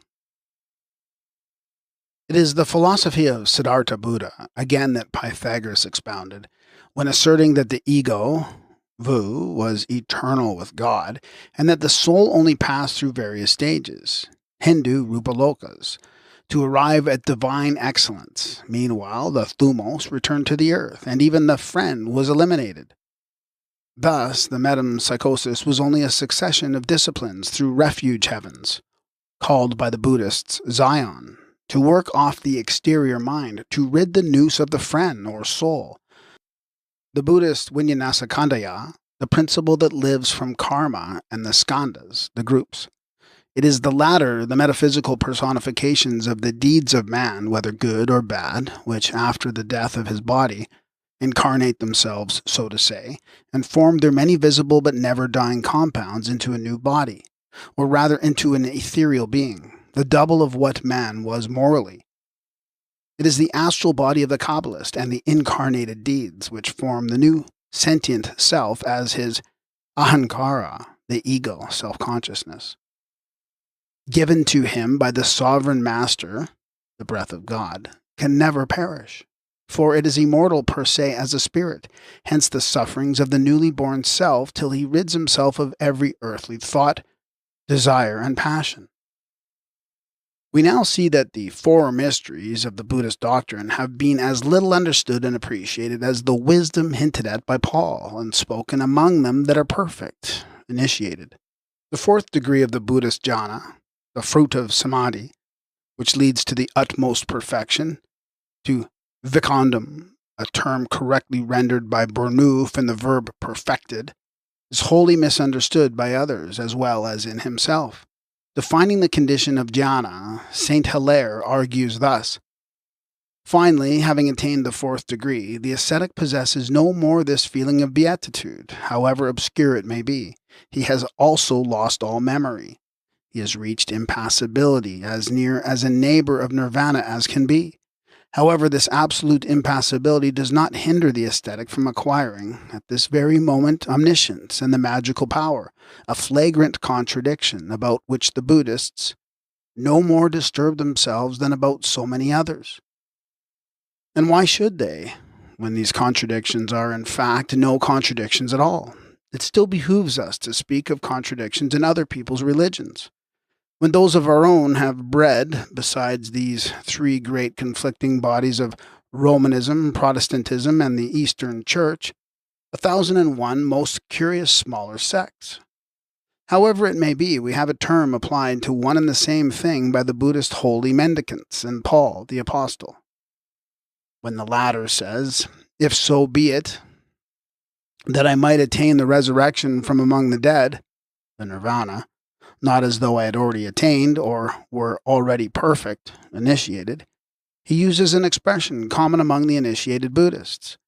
When a Buddhist ascetic has reached the fourth degree, he is considered a rahat. He produces every kind of phenomena by the sole power of his freed spirit. A rahat, say the Buddhists, is one who has acquired the power of flying in the air, becoming invisible, commanding the elements, and working all manner of wonders, commonly and as erroneously called mipo, miracles. He is a perfect man and a demigod. A god he will become when he reaches nirvana, for, like the initiates of both testaments, the worshippers of Buddha know that they are gods. Genuine Buddhism, overleaping the barrier between finite and infinite mind, urges its followers to aspire, by their own efforts, to that divine perfectibility of which it teaches that man is capable, and by attaining which man becomes a god, says Brian Houghton Hodgson. Dreary and sad were the ways, and blood covered the tortuous paths by which the world of the Christians was driven to embrace the Iranian and Eusebian Christianity. And yet, unless we accept the views of the ancient pagans, what claim has our generation to having solved any of the mysteries of the kingdom of heaven? What more does the most pious and learned of Christians know of the future destiny and progress of our immortal spirits than the heathen philosophers of old, or the modern pagan beyond the Himalaya? Can he even boast that he knows as much, although he works in the full blaze of divine revelation? We have seen a Buddhist holding to the religion of his fathers, both in theory and practice, and however blind may be his faith, however absurd his notions on some particular doctrinal points, later engraftings of an ambitious clergy, yet in practical works his Buddhism is far more Christ-like in deed and spirit than the average life of our Christian priests and ministers. The fact alone that his religion commands him to honor his own faith, but never slander that of other people, is sufficient. It places the Buddhist Lama immeasurably higher than any priest or clergyman who deems it his sacred duty to curse the heathen to his face and sentence him and his religion to eternal damnation. Christianity becomes every day more a religion of pure emotionalism. The doctrine of Buddha is entirely based on practical works. The general love of all beings, human and animal, is its nucleus. A man who knows that unless he toils for himself he has to starve, and understands that he has no scapegoat to carry the burden of his iniquities for him, is 10 times as likely to become a better man than one who is taught that murder, theft, and profligacy can be washed in one instant as white as snow, if he but believes in a God who, to borrow an expression of Volney, once took food upon the earth and is now himself the food of his people. Chapter 7. Of the tenets of the Druze, nothing authentic has ever come to light. The popular belief amongst their neighbors is that they adore an idol in the form of a calf. King, the Gnostics, and their remains. O ye lords of truth without fault, who are forever cycling for eternity, save me from the annihilation of this region of the two truths. Egyptian ritual of the dead. Pythagoras correctly regarded the ineffable name of God as the key to the mysteries of the universe. Pancoast, blue and red light.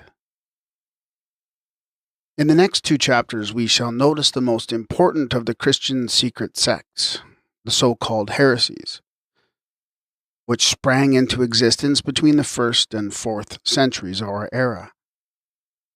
Glancing rapidly at the Ophites and Nazarenes, we shall pass to their scions, which yet exist in Syria and Palestine, under the name of Druzes of Mount Lebanon, and near Basra or Basra in Persia, under that of the Mendians, or disciples of St. John.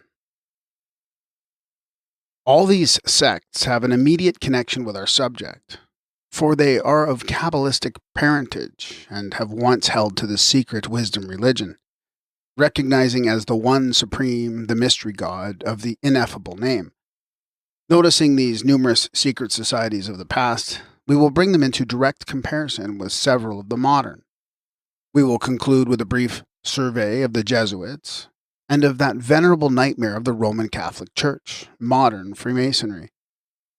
All of these modern as well as ancient fraternities, present Freemasonry excepted, were and are more or less connected with magic, practically as well as theoretically, and every one of them, Freemasonry not excepted, was and still is accused of demonolatry, blasphemy, and licentiousness.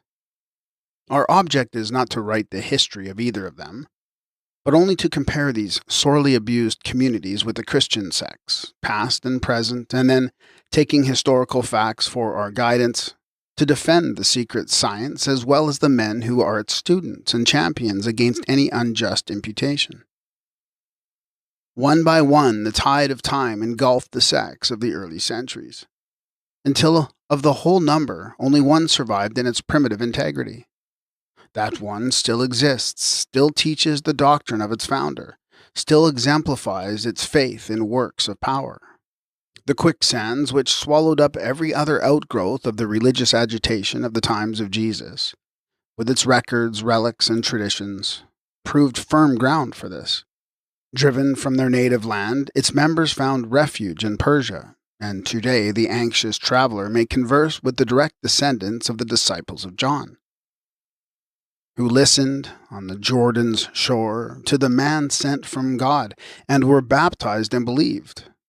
This curious people, numbering 30,000 or more, are miscalled Christians of St. John, but in fact should be known by their old name of Nazareans, or their new one of Mendians. To term them Christians is wholly unwarranted. They neither believe in Jesus as Christ, nor accept his atonement, nor adhere to his church, nor revere its holy scriptures. Neither do they worship the Jehovah God of the Jews and Christians, a circumstance which of course proves that their founder, John the Baptist, did not worship him either. And if not, what right has he to a place in the Bible, or in the portrait gallery of Christian saints? Still further, if Pharaoh was his god, and he was a man sent by God, he must have been sent by Lord Pharaoh, and in his name baptized and preached. Now, if Jesus was baptized by John, the inference is that he was baptized according to his own faith. Therefore, Jesus too was a believer in Pharaoh, or Faho, as they call him, a conclusion that seems the more warranted by his silence as to the name of his father. And why should the hypothesis that Faho is but one of the many corruptions of Fo or Fo, as the Tibetans and Chinese call Buddha, appear ridiculous?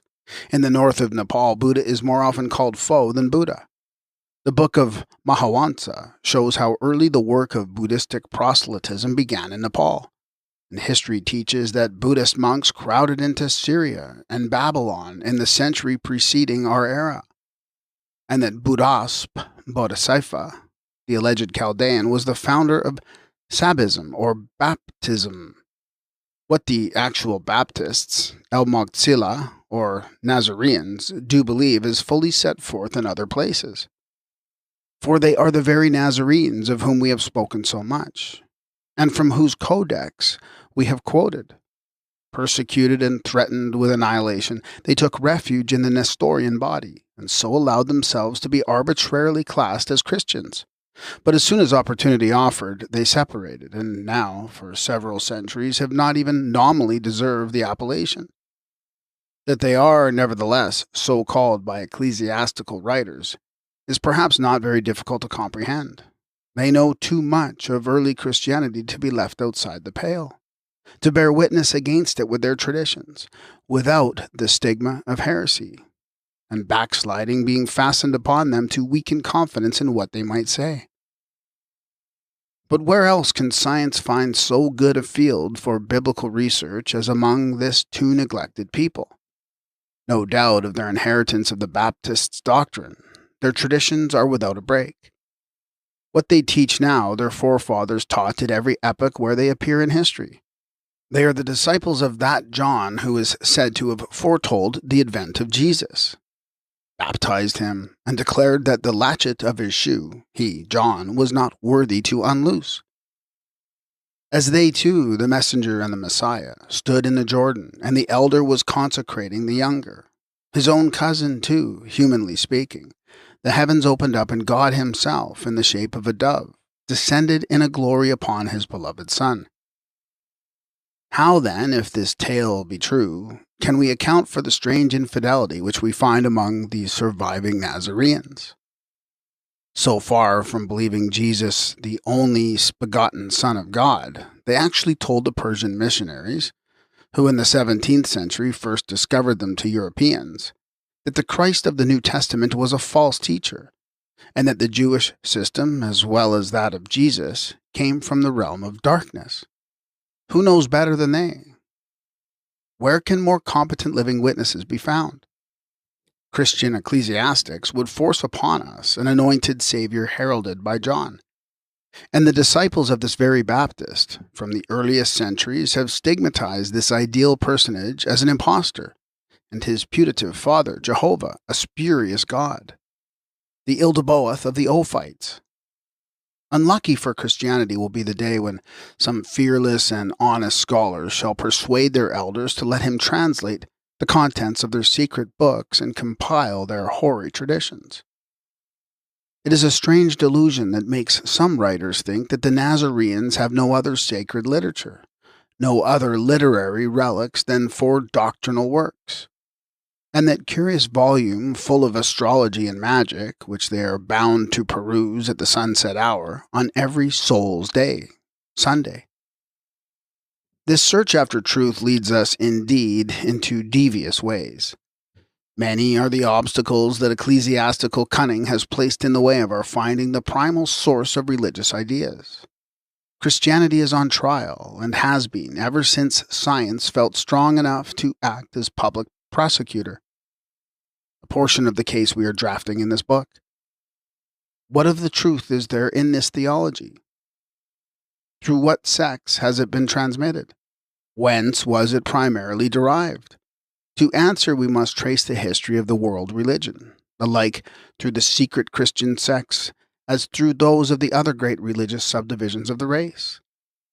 For the secret doctrine is the truth, and that religion is nearest divine that has contained it within the least adulteration. Our search takes us hither and thither, but never aimlessly do we bring sects widely separated in chronological order into critical juxtaposition. There is one purpose in our work to be kept constantly in view: the analysis of religious beliefs, and the definition of their descent from the past to the present. What has most blocked the way is Roman Catholicism, and not until the secret principles of this religion are uncovered can we comprehend the iron staff upon which it leans to steady its now tottering steps. We will begin with the Ophites, Nazarenes, and the modern Druses. The personal views of the author, as they will be presented in the diagrams, will be most decidedly at variance with the prejudiced speculations of Irenaeus, Theodore, and Epiphanius, the sainted renegade who sold his brethren, inasmuch as they will reflect the ideas of certain Kabbalists in close relations with the mysterious Druses of Mount Lebanon. The Syrian Occult, or spiritualists as they are sometimes termed, are in possession of a great many ancient manuscripts and gems bearing upon our present subject. The first scheme of that of the Ophites, from the very start as we have shown, varies from the description given by the Fathers, inasmuch as it makes Bythos or depth a female emanation, and assigns her a place answering to that of Pleroma, only in a far superior region, whereas the Fathers assure us that the Gnostics gave the name of Bythos to the first cause. As in the Kabbalistic system, it represents the boundless and infinite void within which is concealed in darkness the unknown primal motor of all. It envelops him like a veil. In short, we recognize again the Shekinah of the Ein Sof. Alone, the name of Io marks the upper center, or rather the presumed spot where the unknown one may be supposed to dwell. Around the Io runs the legend, the eternal son Abrasax, the central spiritual son of all the Kabbalists, represented in some diagrams of the latter by the circle of the Tiphareth. From this region of unfathomable depth issues forth a circle formed of spirals, which in the language of symbolism means a grand cycle, composed of smaller ones.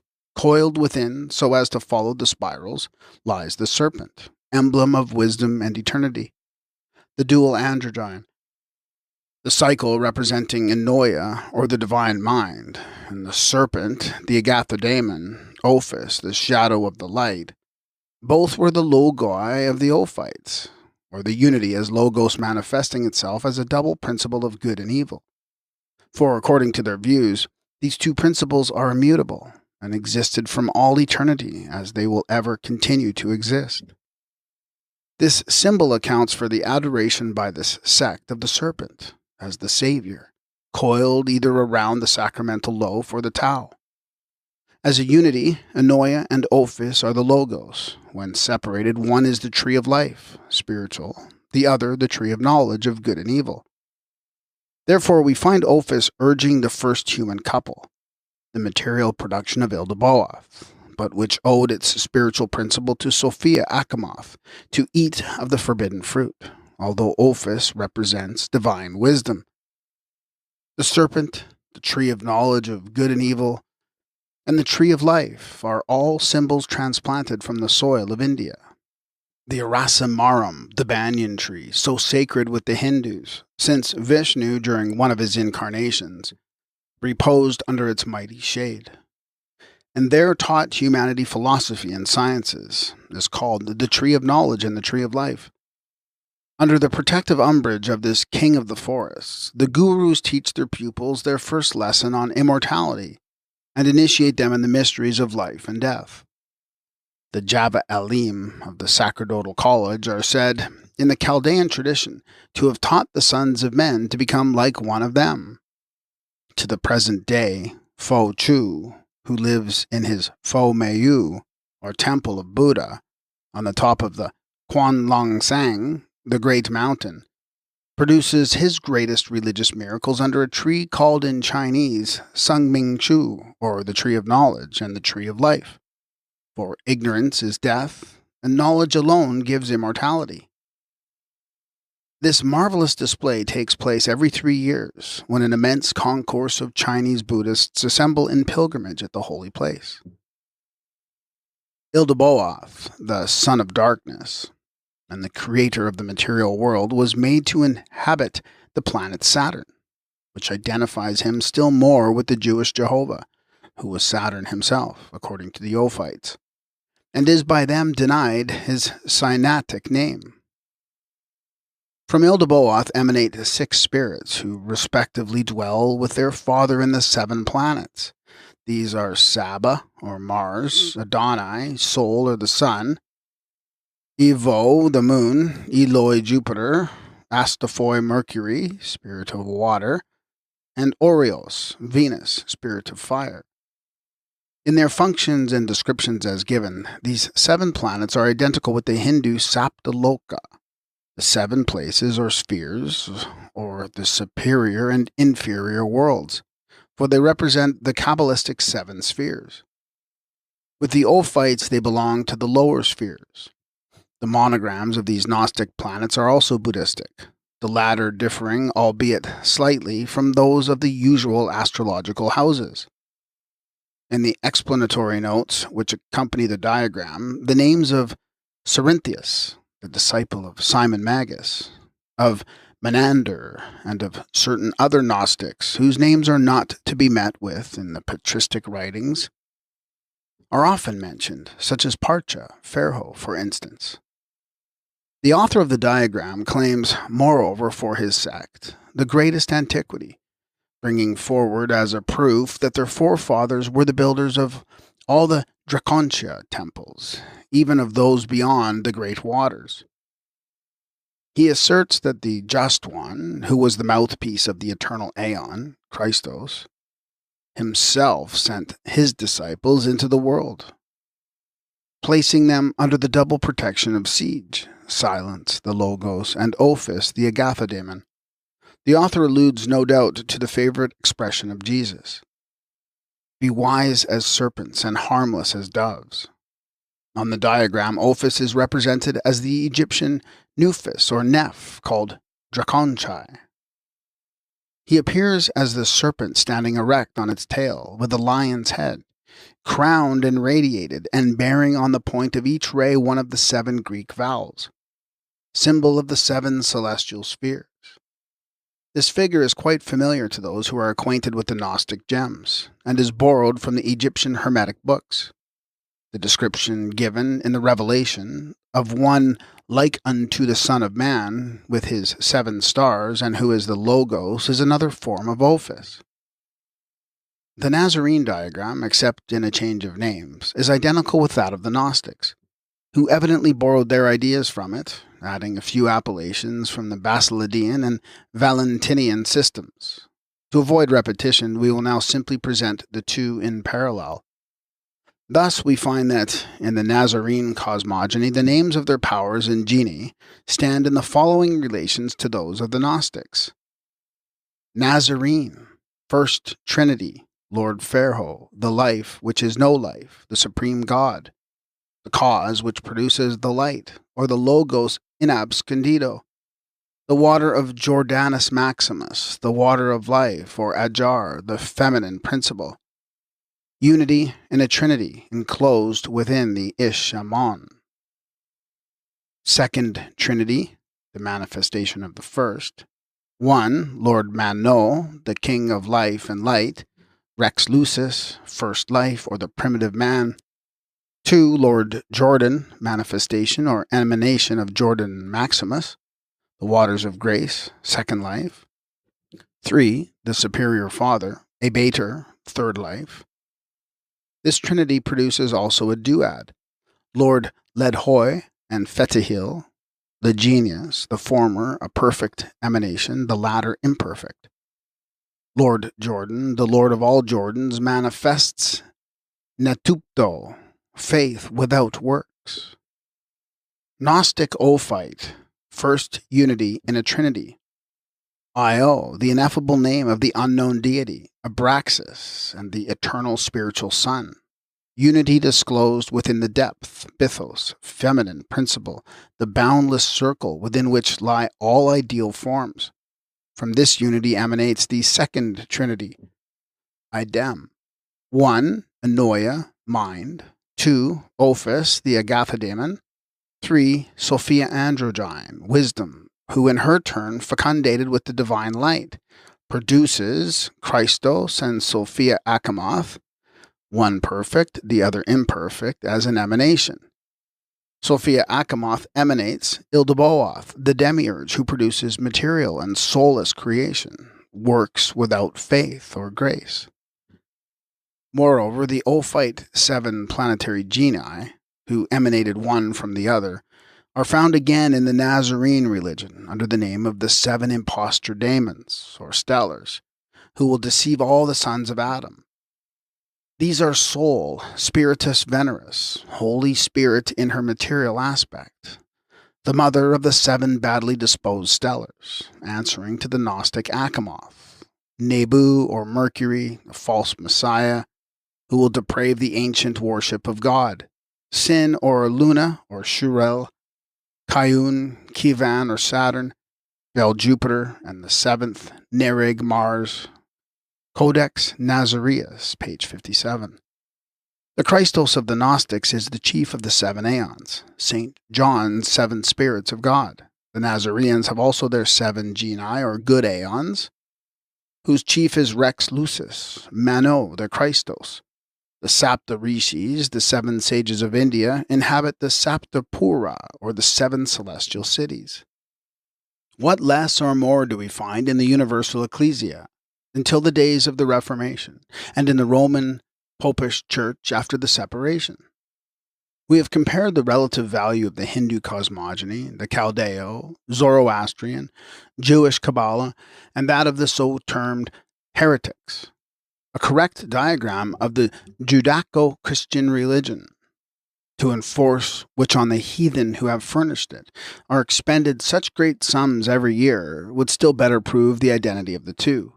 But we lack space and are also spared the necessity of proving what is already thoroughly demonstrated. In the Ophite gems of King Gnostics, we find the name of Io repeated, and often confounded with that of Ivo, while the latter simply represents one of the genii antagonistic to Abraxas. In order that these names may not be taken as identical with the name of the Jewish Jehovah, we will at once explain this word. It seems to us surpassingly strange that so many learned archaeologists should have so little insisted that there was more than one Jehovah, and disclaimed that the name originated with Moses. Io is certainly a title of the Supreme Being and belongs partially to the ineffable name, but it neither originated with nor was it the sole property of the Jews.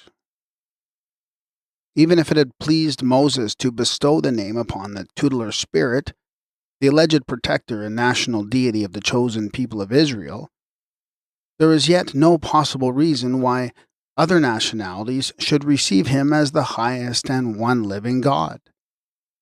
But we deny the assumption altogether. Besides, there is the fact that Yahweh, or Io, was a mystery name from the beginning, and never came into use before King David. Anterior to his time, few or no proper names were compounded with Aya or Yah. It looks rather as though David, being a sojourner among the Tyrians and Philistines, 2 Samuel, brought thence the name of Jehovah. He made Zadok high priest, from whom came the Zadokites or Sadducees. He lived and ruled first at Hebron, Habiron, or Kabir town, where the rites of the 4 mystery gods were celebrated. Neither David nor Solomon recognized either Moses or the law of Moses. They aspired to build a temple like the structures erected by Hiram to Hercules and Venus, Adon and Astarte. Says first, the very ancient name of God, Yahweh, written in the Greek Io, appears, apart from its derivation, to have been an old mystic name of the supreme deity of the Shemites. Hence it was told to Moses when initiated at Horeb, the cave, under the direction of Jethro, the Kenite or Canaanite priest of Midian. In an old religion of the Chaldeans, whose remains are to be found amongst the Neoplatonists, the highest divinity enthroned above the seven heavens, representing the spiritual light principle Nous, and also conceived as demiurges, was called Io, who was, like the Hebrew Yahweh, mysterious and unmentionable, and whose name was communicated to the initiated. The Phoenicians had a supreme god whose name was trilateral and secret, and he was Io. But while first insists that the name has a Semitic origin, there are other scholars who trace it farther than he does and look back beyond the classification of the Caucasians. In Sanskrit we have Ya and Yaya, or Ya and Yaga, and this throws light on the origin of the famous festival of the car, or Yaganath, commonly called Jagannath. Yava means he who is, and Dr. Spiegel traces even the Persian name of God, Ahura, to the root Ah, which in Sanskrit is pronounced Az, to breathe, and Azu became, therefore, in time synonymous with spirit. Rawlinson strongly supports the opinion of an Aryan or Vedic influence of the early Babylonian mythology. We have given a few pages back the strongest possible proofs of the identity of Vishnu with Dagon. The same may be adduced for the title of Io, and its Sanskrit root traced in every country. Jew or Jovis is the oldest Latin name for God. As male, he is Jupiter or Jew, the father, Pitar, being Sanskrit for father, as feminine, Juno or Jew, the comforter, being the Phoenician word for the rest and comfort. Professor Max Muller shows that although Dios, sky, does not occur as a masculine in the ordinary Sanskrit, yet it does occur in the Veda, and thus bears witness to the early Aryan worship of Dios, the Greek Zeus, the Veda. To grasp the real and primitive sense of the term Io, and the reason of its becoming the designation for the most mysterious of all deities, we must search for its origin in the figurative phraseology of all the primitive people. We must first of all go to the most ancient sources for our information. In one of the books of Hermes, for instance, we find him saying that the number 10 is the mother of the soul, and that the life and light are therein united. For the number 1 is born from the spirit, and the number 10 from matter. The unity has made the 10 the unity. The Kabbalistic gematria, one of the methods for extracting the hidden meaning from letters, words, and sentences, is arithmetical. It consists in applying to the letters of a word the sense they bear as numbers, in outward shape as well as in their individual sense. Moreover, by the themura, another method used by the Kabbalists, any word could be made to yield its mystery out of its anagram. Thus we find the author of Sefer Yetzirah saying, 1 or 2 centuries before our era, 1, the spirit of the Elohim of lives. So again, in the oldest Kabbalistic diagrams, the 10 Sephiroth are represented as wheels or circles, and Adam Kadmon, the primitive man, as an upright pillar. Wheels and seraphim and the holy creatures, Chioth, says Rabbi Akiba. In another system of the same branch of the symbolical Kabbalah, called Athbach, which arranges the letters of the alphabet by pairs in 3 rows, all the couples in the first row bear the numerical value 10, and in the system of Simeon ben Shetta, the uppermost couple, the most sacred of all, is preceded by the Pythagorean cipher 1 and a naught, or 0, 10. If we can once appreciate the fact that among all the peoples of the highest antiquity, the most natural conception of the first cause manifested itself in its creatures, and that to this they could not ascribe the creation of all, and that of an androgyne deity, that the male principle was considered the vivifying invisible spirit, and the female, Mother Nature, we shall be enabled to understand how that mysterious cause came at first to be represented, in the picture writings perhaps, as the combination of the alpha and omega of numbers, a decimal, then as IO, a trilateral name, containing in itself a deep allegory. IO in such a case would, etymologically considered, mean the breath of life, generated or springing forth between an upright male and an egg-shaped female principle of nature. For in Sanskrit, as means to be, to live or exist, and originally it meant to breathe. From it, Max Muller says, in its original sense of breathing, the Hindus formed Asu, breath, and Asura, the name of God, whether it meant the breathing one or the giver of breath. It certainly meant the latter. In Hebrew, A and Aya mean life. Cornelius Agrippa, in his treatise on the preeminence of woman, shows that the word Eve suggests comparison with the mystic symbols of the Kabbalists, the name of the woman having affinity with the ineffable Tetragrammaton, the most sacred name of the divinity. Ancient names were always consonant with the things they represented. In relation to the mysterious name of the deity in question, the hitherto inexplicable hint of the Kabbalists as to the efficacy of the letter H, which Abram took away from his wife Sarah and put into the middle of his own name, becomes clear. It may perhaps be argued by way of objection that it is not ascertained as yet at what period of antiquity the knot occurs for the first time in Indian manuscripts and inscriptions. Be that as it may, the case presents circumstantial evidence of too strong a character not to carry a conviction of probability with it. According to Max Muller, the two words cipher and zero, which are in reality but one, are sufficient to prove that our figures are borrowed from the Arabs.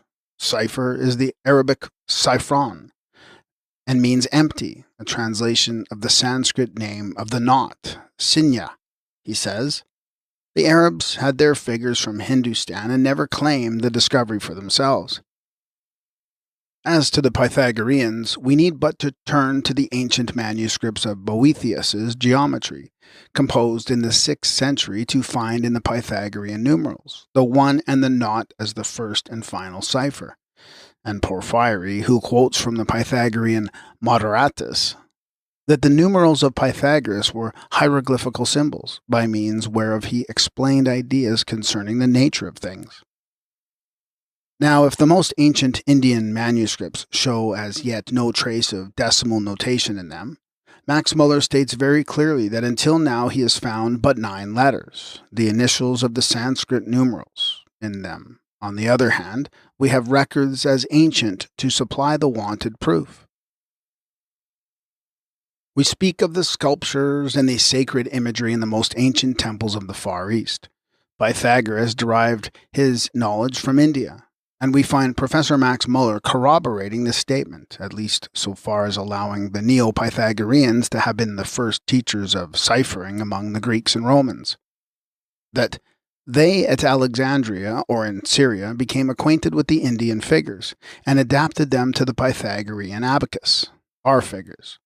This cautious allowance implies that Pythagoras himself was acquainted with but 9 figures, so that we might reasonably answer that although we possess no certain proof that the decimal notation was known to Pythagoras, who lived on the very close of the archaic ages,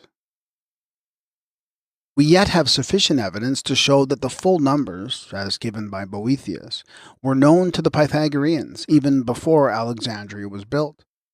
This evidence we find in Aristotle, who says that some philosophers hold that ideas and numbers are of the same nature and amount to 10 in all. This, we believe, will be sufficient to show that the decimal notation was known among them at least as early as 4 centuries BC. For Aristotle does not seem to treat the question as an innovation of the Neo-Pythagoreans. Besides, as we have remarked above, the representations of the archaic deities on the walls of the temples are of themselves quite suggestive enough.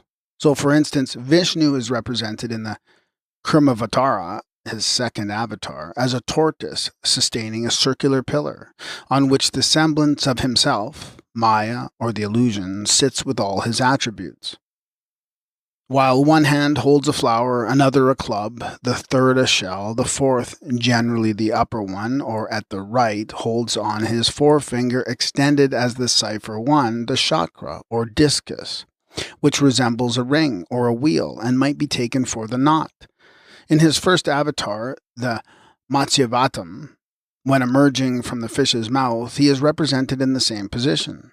The 10-armed Durga of Bengal, the 10-headed Ravana, the giant, Parvati as Durga, Indra, and Indrani are found with this attribute, which is a perfect representation of the maypole. The holiest of the temples among the Hindus are those of Jagannath. This deity is worshipped equally by all the sects of India, and Jagannath is named the Lord of the world. He is the god of the mysteries, and his temples, which are most numerous in Bengal, are of a pyramidal form. There is no other deity which affords such a variety of etymologies as Io, nor a name which can be so variously pronounced. It is only by associating it with the Masoretic points that the later rabbins succeeded in making Jehovah read Adonai, or Lord. Philo-Biblis spells it in Greek letters Ievo. Theodore says that the Samaritans pronounced it Iab, Yava, and the Jews Yahoo, which would make it, as we have shown, I-A-O. Diodorus states that among the Jews they relate that Moses called the god Io.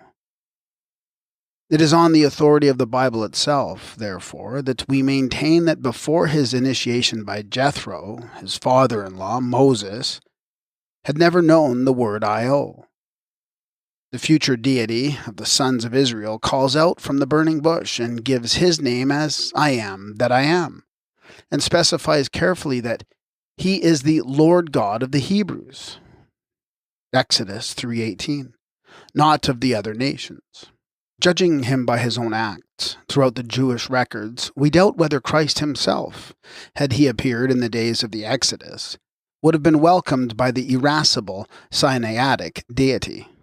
However, the Lord God, who becomes on his own confession Jehovah only in the 6th chapter of Exodus, verse 3, finds his veracity put to a startling test in Genesis 22:14, in which revealed passage Abraham builds an altar to Jehovah Jireh. It would seem, therefore, but natural to make a difference between the mystery god Io, adopted from the highest antiquity by all who participate in the esoteric knowledge of the priests, and his phonetic counterparts, whom we find treated with so little reverence by the Ophites and other Gnostics. Once having burdened themselves, like the Azazel of the wilderness, with the sins and iniquities of the Jewish nation, it now appears hard for the Christians to have to confess that those whom they thought fit to consider the chosen people of God, their sole predecessors in monotheism, were till a very late period as idolatrous and polytheistic as their neighbors. The shrewd Talmudists have escaped the accusation for long centuries by screening themselves behind the Masoretic invention. But as in everything else, truth was at last brought to light. We know now that I-ho must be read I-aho and I-ah, not Jehovah. I-ah of the Hebrews is plainly the Iacchos, Bacchus of the mysteries, the god from whom the liberation of souls was expected. Dionysus, Iacchos, Iaho, Iha. Aristotle then was right when he said Yo was Oromazdes and Ahriman, Pluto, for the god of heaven, Ahura Mazda, rides on a chariot which the horse of the sun follows. And Dunlap quotes Psalm 68:4, which reads, "Praise him by his name Ayak, who rides upon the heavens as on a horse," and then shows that the Arabs represented Ayak by a horse, the horse of the sun, Dionysus. Aya is a softening of Ayak, he explains. Ch and H interchange, so S softens to H. The Hebrews expressed the idea of life both by a ch and a h as Chayak, to be Haya, to be Ayak, God of life, Aya, I am. Well then, may we repeat these lines of Ausonius. Ogogia calls me Bacchus, Egypt thinks me Osiris, the Museans name me Phanax, the Indi consider me Dionysus, the Roman mysteries call me Liber, the Arabian race Adonis, and the chosen people Adonai and Jehovah, we may add. How little the philosophy of the old secret doctrine was understood is illustrated in the atrocious persecutions of the Templars by the Church, and in the accusation of their worshipping the devil under the shape of the goat, Baphomet. Without going into the old Masonic mysteries, there is not a Mason of those we mean who do know something, but has an idea of the true relation that Baphomet bore to Azaz, the scapegoat of the wilderness, whose character and meaning are entirely perverted in the Christian translations. This terrible and venerable name of God, says Lancy, librarian to the Vatican, through the pen of biblical glossers, has been a devil, a mountain, a wilderness, and a he-goat. In Mackenzie's Royal Masonic Cyclopedia, the author very correctly remarks that this word should be divided into Azaz and Il, for it signifies God of victory, but is here used in the sense of author of death, in contrast to Jehovah, the author of life. The latter received a dead goat as an offering. The Hindu Trinity is composed of three personages, which are convertible into one. The Trimurti is one, and in its abstraction indivisible, and yet we see a metaphysical division taking place from the first. And while Brahma, though collectively representing the three, remains behind the scenes, Vishnu is the life-giver, the creator, and the preserver, and Siva is the destroyer and the death-giving deity. Death to the life-giver, life to the death-dealer. The symbolical antithesis is grand and beautiful, says Glidden. Deus et daemon inversus of the Kabbalists now becomes clear. It is but the intense and cruel desire to crush out the last vestige of the old philosophies, by perverting their meaning, for fear that their own dogmas should not be rightly fathered on them, which impels the Catholic Church to carry on such a systematic persecution in regard to Gnostics, Kabbalists, and even the comparatively innocent Masons. Alas, alas! How little has the divine seed, scattered broadcast by the hand of the meek Judean philosopher, thrived or brought forth fruit.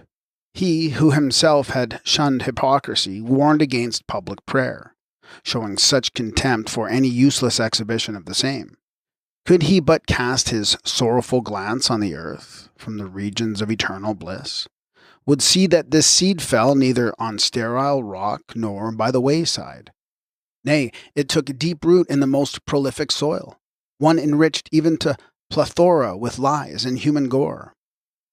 For if the truth of God hath more abounded through my lie unto his glory, why yet am I also judged as a sinner? Naively inquires Paul, the best and sincerest of all the apostles. And he then adds, let us do evil, that good may come. Romans 3:7-8. This is a confession which we are asked to believe as having been a direct inspiration from God. It explains, if it does not excuse, the maxim adopted later by the Church that it is an act of virtue to deceive and lie when by such means the interest of the Church might be promoted. A maxim applied in its fullest sense by that accomplished professor in forgery, the Armenian Eusebius, or yet that innocent-looking Bible kaleidoscopist Irenaeus. And these men were followed by a whole army of pious assassins, who in the meanwhile had improved upon the system of deceit, by proclaiming that it was lawful even to kill, when by murder they could enforce the new religion. Theophilus, that perpetual enemy of peace and virtue, as the famous bishop was called, Cyril, Athanasius, the murderer of Arius, and a host of other canonized saints, were all but two worthy successors of Saint Constantine, who drowned his wife in boiling water, butchered his little nephew, murdered with his own pious hand two of his brothers-in-law, killed his own son, Crispus, bled to death several men and women, and smothered in a well an old monk. However, we are told by Eusebius that this Christian emperor was rewarded by a vision of Christ himself, bearing his cross, who instructed him to march to other triumphs, inasmuch as he would always protect him.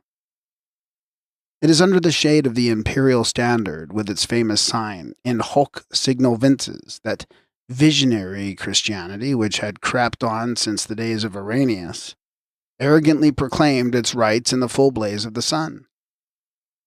The Labarum had most probably furnished the model for the true cross, which was miraculously and agreeably to the imperial will found a few years later. Nothing short of such a remarkable vision, impiously doubted by some severe critics, Dr. Lardner for one, and a fresh miracle to match, could have resulted in the finding of a cross where there had been never one before. Still, we have to either believe the phenomena or dispute it at the risk of being treated as infidels, and this notwithstanding that upon a careful computation, we would find that the fragments of the true cross had multiplied themselves even more miraculously than the 5 loaves in the invisible bakery, and the 2 fishes. In all cases like these, where miracles can be so conveniently called in, there is no room for dull fact. History must step out that fiction may step in. If the alleged founder of the Christian religion is now, after the lapse of 19 centuries, preached, more or less unsuccessfully, however, in every corner of the globe, we are at liberty to think that the doctrines attributed to him would astonish and dismay him more than anyone else. A system of deliberate falsification was adopted from the first. How determined Irenaeus was to crush truth and build up a church of his own on the mangled remains of the 7 primitive churches mentioned in the Revelation may be inferred from his quarrel with Ptolemaeus. And this is again a case of evidence against which no blind faith can prevail. Ecclesiastical history assures us that Christ's ministry was but of 3 years' duration. There is a decided discrepancy on this point between the first 3 synoptics and the 4th gospel. But it was left for Irenaeus to show to Christian posterity that so early as AD 180, the probable time when this father wrote his works against heresies, even such pillars of the church as himself either knew nothing certain about it or deliberately lied and falsified dates to support their own views. So anxious was the worthy father to meet every possible objection against his plans that no falsehood, no sophistry was too much for him. How are we to understand the following? And who is the falsifier in this case? The argument of Ptolemaeus was that Jesus was too young to have taught anything of much importance, adding that Christ preached for 1 year only and then suffered in the 12th month. In this, Ptolemaeus was very little at variance with the Gospels. But Irenaeus, carried by his object far beyond the limits of prudence, from a mere discrepancy between 1 and 3 years, makes it 10 and even 20 years, destroying his Christ's whole work and robbing him of that age which is both necessary and more honorable than any other. That more advanced age, during which also as a teacher he excelled all others. And then, having no certain data to furnish, he throws himself back on tradition and claims that Christ had preached for over 10 years, Book 2, C22, pp. 4-5. In another place he makes Jesus 50 years old. But we must proceed in our work of showing the various origins of Christianity, as also the sources from which Jesus derived his own ideas of God and humanity. The Koinobi lived in Egypt, where Jesus passed his early youth. They were usually confounded with the Therapeutae, who were a branch of this widely spread society. Such is the opinion of Godfrey Higgins and de Robold. After the downfall of the principal sanctuaries, which had already begun in the days of Plato, the many different sects, such as the Gymnosophists and the Magi, from whom the Clearchus very erroneously derives the former, Pythagoreans, the Sufis, and the Rishis of Kashmir, instituted a kind of international and universal Freemasonry among their esoteric societies. These Rashis, says Higgins, are the Essenians, Carmelites, and Nazarites, of the temple, that occult science known by ancient priests under the name of regenerating fire, says Father Rebold, a science that for more than 3,000 years was the peculiar possession of the Indian and Egyptian priesthood, into the knowledge of which Moses was initiated at Heliopolis, where he was educated, and Jesus among the Essenian priests of Egypt or Judea, and by which these two great reformers, particularly the latter, wrought many of the miracles mentioned in the scriptures. Plato states that the mystic Magian religion, known under the name of Makajistya, is the most uncorrupted form of worship in things divine. Later, the mysteries of the Chaldean sanctuaries were added to it by one of the Zoroasters and Darius Hystaspes. The latter completed and perfected it still more with the help of the knowledge obtained by him from the learned ascetics of India, whose rites were identical with those of the initiated Magi. Ammian, in his history of Julian's Persian expedition, gives the story by stating that one day Hystaspes, as he was boldly penetrating into the unknown regions of Upper India, had come upon a certain wooded solitude, the tranquil recesses of which were occupied by those exalted sages, the Brahmanes, or shamans, instructed by their teaching in the science of the motions of the world and of the heavenly bodies and in pure religious rites. He transfused them into the creed of the Magi. The latter, coupling these doctrines with their own peculiar science of foretelling the future, have handed down the whole through their descendants to succeeding ages. It is from these descendants that the Sufis, chiefly composed of Persians and Syrians, acquired their proficient knowledge in astrology, medicine, and the esoteric doctrine of the ages. The Sufi doctrine, says C.W. King, involved the grand idea of one universal creed, which could be secretly held under any profession of an outward faith, and in fact took virtually the same view of religious systems as that in which the ancient philosophers had regarded such matters. The mysterious Druzes of Mount Lebanon are the descendants of all these. Solitary Copts, earnest students scattered hither and thither throughout the sandy solitudes of Egypt, Arabia, Petraea, Palestine, and the impenetrable forests of Abyssinia, though rarely met with, may sometimes be seen. Many and various are the nationalities to which belong the disciples of that mysterious school, and many side shoots of that one primitive stock. The secrecy preserved by these sub-lodges, as well as by the one and supreme Great Lodge, has ever been proportionate to the activity of the religious persecutions, and now, in the face of the growing materialism, their very existence is becoming a mystery.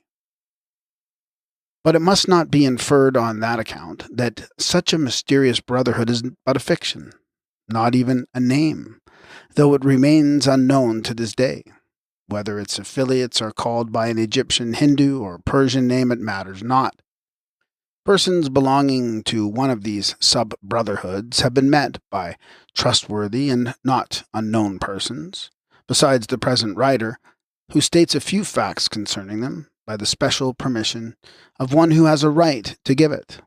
In a recent and very valuable work on secret societies, K.R.H. Mackenzie's Royal Masonic Cyclopedia, we find the learned author himself, an honorary member of the Canongate Kilwinning Lodge, No. 2, Scotland, and a Mason not likely to be imposed upon, stating the following under the head Hermetic Brothers of Egypt. An occult fraternity which has endured from very ancient times, having a hierarchy of officers, secret signs and passwords, and a peculiar method of instruction in science, religion, and philosophy. If we may believe those who, at the present time, profess to belong to it, the philosopher's stone, the elixir of life, the art of invisibility, and the power of communication directly with the ultramundane life, are parts of the inheritance they possess. The writer has met with only 3 persons who maintain the actual existence of this body of religious philosophers, and who hinted that they themselves were actually members. There was no reason to doubt the good faith of these individuals, apparently unknown to each other, and men of moderate competence, blameless lives, austere manners, and almost ascetic in their habits. They all appeared to be men of 40 to 45 years of age, and evidently of vast erudition, their knowledge of languages not to be doubted. They never remained long in any one country, but passed away without creating notice. Another of such sub-brotherhoods is the sect of the pt2 in India, known by name now that Jacoliot has brought it into public notice. It yet is more arcane, perhaps, than the brotherhood that Mr. Mackenzie names the Hermetic Brothers. What Jacoliot learned of was from fragmentary manuscripts delivered to him by Brahmins, who had their reasons for doing so, we must believe.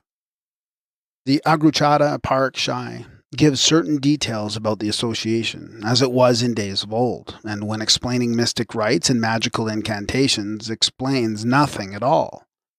So that the mystic Lom, Laram, Sharam, and Shorim, Ramaya, Namaya, remain, for the mystified writer, as much a puzzle as ever. To do him justice, though, he fully admits the fact and does not enter upon useless speculations. Whoever desires to assure himself that there now exists a religion which has baffled, for centuries, the impudent inquisitiveness of missionaries and the persevering inquiry of science, let him violate, if he can, the seclusion of the Syrian Druzes. He will find them numbering over 80,000 warriors, scattered from the plain east of Damascus to the western coast. They covet no proselytes, shun notoriety, keep friendly as far as possible with both Christians and Mohammedans, respect the religion of every other sect of people, but will never disclose their own secrets. Vainly do the missionaries stigmatize them as infidels, idolaters, and brigands and thieves. Neither threat, bribe, nor any other consideration will induce a Druze to become a convert to dogmatic Christianity. We have heard of 2 in 50 years, and both have finished their careers in prison for drunkenness and theft. They proved to be real Druzes, said one of their chiefs in discussing the subject. There never was a case of an initiated Druze becoming a Christian. As to the uninitiated, they are never allowed to even see the sacred writings, and none of them have the remotest idea where these are kept. There are missionaries in Syria who boast of having in their possession a few copies. The volumes alleged to be the correct expositions from these secret books, such as the translation by pt2 in 1701, from the works presented by Nasser Allah to the French king, are nothing more than a compilation of secrets known more or less to every inhabitant of the southern ranges of Lebanon and Anti-Libanus. They were the work of an apostate dervish, who was expelled from the sect Hanafi for improper conduct, the embezzlement of the money of widows and orphans. The Exposé de la Religion des Druzes, in 2 volumes by Sylvestre de Sassy, 1828, is another network of hypotheses. A copy of this work was to be found in 1870 on the window sill of one of their principal Holloway, or place of religious meeting. To the inquisitive question of an English traveller as to their rites, the Occult, venerable old man who spoke English as well as French, opened the volume of de Sassy, and, offering it to his interlocutor, remarked with a benevolent smile, "Read this instructive and truthful book. I could explain to you neither better nor more correctly the secrets of God and our blessed Hamsa than it does." The traveller understood the hint. Mackenzie says they settled at Lebanon about the 10th century, and seemed to be a mixture of Kurds, Mardi Arabs, and other semi-civilized tribes. Their religion is compounded of Judaism, Christianity, and Mohammedanism. They have a regular order of priesthood and a kind of hierarchy. There is a regular system of passwords and signs, 12 months probation, to which either sex is admitted, preceded initiation. We quote the above only to show how little even persons as trustworthy as Mr. Mackenzie really know of these mystics. Mosheim, who knows as much, or we should rather say as little, as any others, is entitled to the merit of candidly admitting that the religion is peculiar to themselves and is involved in some mystery. We should say it was, rather. That their religion exhibits traces of Magianism and Gnosticism is natural, as the whole of the Ophite esoteric philosophy is at the bottom of it. But the characteristic dogma of the Druses is the absolute unity of God. He is the essence of life, and although incomprehensible and invisible, is to be known through occasional manifestations in human form. Like the Hindus, they hold that he was incarnated more than once on earth. Hamsa was the precursor of the last manifestation to be the 10th avatar, not the inheritor of Hakim, who is yet to come. Hamsa was the personification of the universal wisdom. Bohadin, in his writings, calls him Messiah. The whole number of his disciples, or those who at different ages of the world have imparted wisdom to mankind, which the latter, as invariably, have forgotten and rejected in course of time, is 164. 164, the Kabbalistic SDK. Therefore, their stages or degrees of promotion after initiation are 5. The first 3 degrees are typified by the 3 feet of the candlestick of the inner sanctuary, which holds the light of the 5 elements. The last 2 degrees, the most important and terrifying in their solemn grandeur, belonging to the highest orders, and the whole 5 degrees emblematically represent the said 5 mystic elements. The 3 feet are the holy application, the opening, and the phantom, says one of their books, on man's inner and outer soul, and his body a phantom, a passing shadow. The body, or matter, is also called the rival, for he is the minister of sin, the devil ever creating dissensions between the heavenly intelligence, spirit, and the soul, which he tempts incessantly. Their ideas on transmigration are Pythagorean and Kabbalistic. The spirit, or Temime, the divine soul, was in Elijah and John the Baptist, and the soul of Jesus was that of Hamsa, that is to say, of the same degree of purity and sanctity, until their resurrection, by which they understood the day when the spiritual bodies of men will be absorbed into God's own essence and being, the nirvana of the Hindus. The souls of men will keep their astral forms, except the few chosen ones who, from the moment of their separation from their bodies, begin to exist as pure spirits. The life of man they divide into soul, body, and intelligence, or mind. It is the latter which imparts and communicates to the soul the divine spark from its Hansa, Christos. They have 7 great commandments which are imparted equally to all the uninitiated. And yet, even these well-known articles of faith have been so mixed up in the accounts of outside writers that in one of the best cyclopedias of America, Appleton's, they are garbled after the fashion that may be seen in the comparative tabulation below. The spurious and the true order parallel. Correct versions of the commandments as imparted orally by the teachers. 1. The unity of God, or the infinite oneness of deity. 2. The essential excellence of truth. 3. Toleration, right given to all men and women to freely express their opinions on religious matters and make the latter subservient to reason. 4. Respect to all men and women according to their character and conduct. 5. Entire submission to God's decrees. 6. Chastity of body, mind, and soul. 7. Mutual help under all conditions.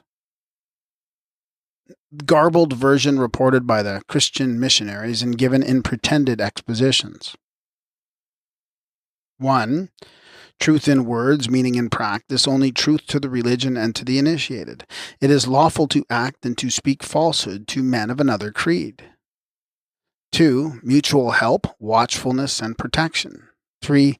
To renounce all other religions. 4. To be separate from infidels of every kind, not externally but only in heart. 5. Recognize God's eternal unity. 6. Satisfied with God's acts. 7. Resigned to God's will. As will be seen, the only expose in the above is that of the great ignorance, perhaps malice of the writers who, like Sylvester de Sacy, undertake to enlighten the world upon matters concerning which they know nothing. Chastity, honesty, meekness, and mercy are thus the four theological virtues of all Druses. Murder, theft, cruelty, covetousness, slander, the 5 sins, to which several other sins are added in the sacred tablets, but which we must abstain from giving. The morality of the Druses is strict and uncompromising. Nothing can tempt one of those Lebanon Unitarians to go astray from what he is taught to consider his duty. Their ritual being unknown to outsiders, their would-be historians have hitherto denied them one.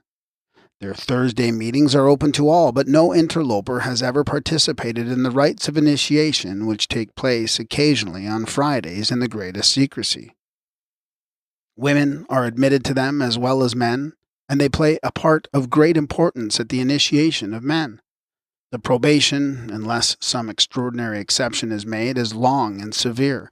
Once in a certain period of time, a solemn ceremony takes place, during which all the elders and the initiates of the highest 2 degrees start out for a pilgrimage of 7 days to a certain place in the mountains. They meet within the safe precincts of a monastery said to have been erected during the early times of the Christian era. Outwardly, one sees but old ruins of a once grand edifice, used, says the legend, by some Gnostic sects as a place of worship during the religious persecutions. The ruins above ground, however, are but a convenient mask. The subterranean chapel, halls, and cells covering an area of ground far greater than the upper building, while the richness of ornamentation, the beauty of the ancient scriptures, and the gold and silver vessels in this sacred resort appear like a dream of glory, according to the expression of an initiate.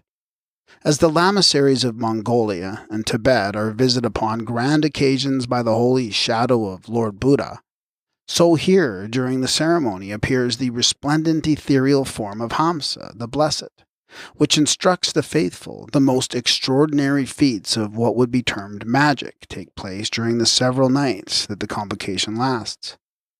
And one of the great mysteries, faithful copy of the past, is accomplished within the discreet bosom of our Mother Earth. Not an echo, nor the faintest sound, nor a glimmer of light betrays without the grand secret of the initiates. Hamsa, like Jesus, was a mortal man, and yet Hamsa and Christos are synonymous terms as to their inner and hidden meaning. Both are symbols of the nous, the divine and higher soul of man, his spirit. The doctrine taught by the Druses on that particular question of the duality of spiritual man consists of one soul mortal and another immortal, is identical with that of the Gnostics, the older Greek philosophers, and other initiates. Outside the East, we have met one initiate, and only one, who for some reasons best known to himself does not make a secret of his initiation into the Brotherhood of Lebanon. It is the learned traveler and artist Professor A. L. Rawson of New York City. This gentleman has passed many years in the East, 4 times visited Palestine, and has traveled to Mecca. It is safe to say that he has a priceless store of facts about the beginnings of the Christian Church, which none but one who had free access to repositories closed against the ordinary traveler could have collected. Professor Rawson, with the true devotion of a man of science, noted down every important discovery he made in the Palestinian libraries, and every precious fact orally communicated to him by the mystics he encountered, and some day they will see the light. He has most obligingly sent us the following communication, which, as the reader will perceive, fully corroborates what is written from our personal experience about the strange fraternity incorrectly styled the Druses. 34 Bond Street, New York, June 6, 1877. Your note asking me to give you an account of my initiation into a secret order among the people commonly known as Druses in Mount Lebanon was received this morning. I took, as you are fully aware, an obligation at that time to conceal within my own memory the greater part of the mysteries, with the most interesting parts of the instructions, so that what is left may not be of any service to the public. Such information as I can rightfully give, you are welcome to have and use as you may have occasion. The probation in my case was by special dispensation, made 1 month, during which time I was shadowed by a priest, who served as my cook, guide, interpreter, and general servant, that he might be able to testify to the fact of my having strictly conformed to the rules in diet, ablutions, and other matters. He was also my instructor in the text of the ritual, which we recited from time to time for practice, in dialogue or in song as it may have been. Whenever we happened to be near a Druze village on a Thursday, we attended the open meetings, where men and women assembled for instruction and worship, and to expose to the world generally their religious practices. I was never present at a Friday close meeting before my initiation, nor do I believe anyone else, man or woman, ever was, except by collusion with a priest, and that is not probable, for a false priest forfeits his life. The practical jokers among them sometimes fool a too curious Frank by a sham initiation, especially if such a one is suspected of having some connection with the missionaries at Beirut or elsewhere. The initiates include both women and men, and the ceremonies are of so peculiar a nature that both sexes are required to assist in the ritual and work. The furniture of the prayer house and of the vision chamber is simple, and except for convenience may consist of but a strip of carpet. In the Grey Hall, the place is never named and is underground not far from pt2, there are some rich decorations and valuable pieces of ancient furniture, the work of Arab silversmiths 5 or 6 centuries ago, inscribed and dated. The day of initiation must be a continual fast from daylight to sunset in winter, or 6 o'clock in summer, and the ceremony is from beginning to end a series of trials and temptations, calculated to test the endurance of the candidate under physical and mental pressure.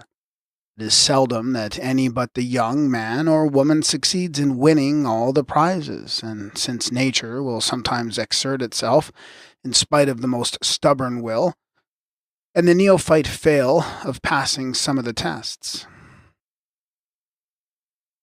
In such a case, the probation is extended another year when another trial is had.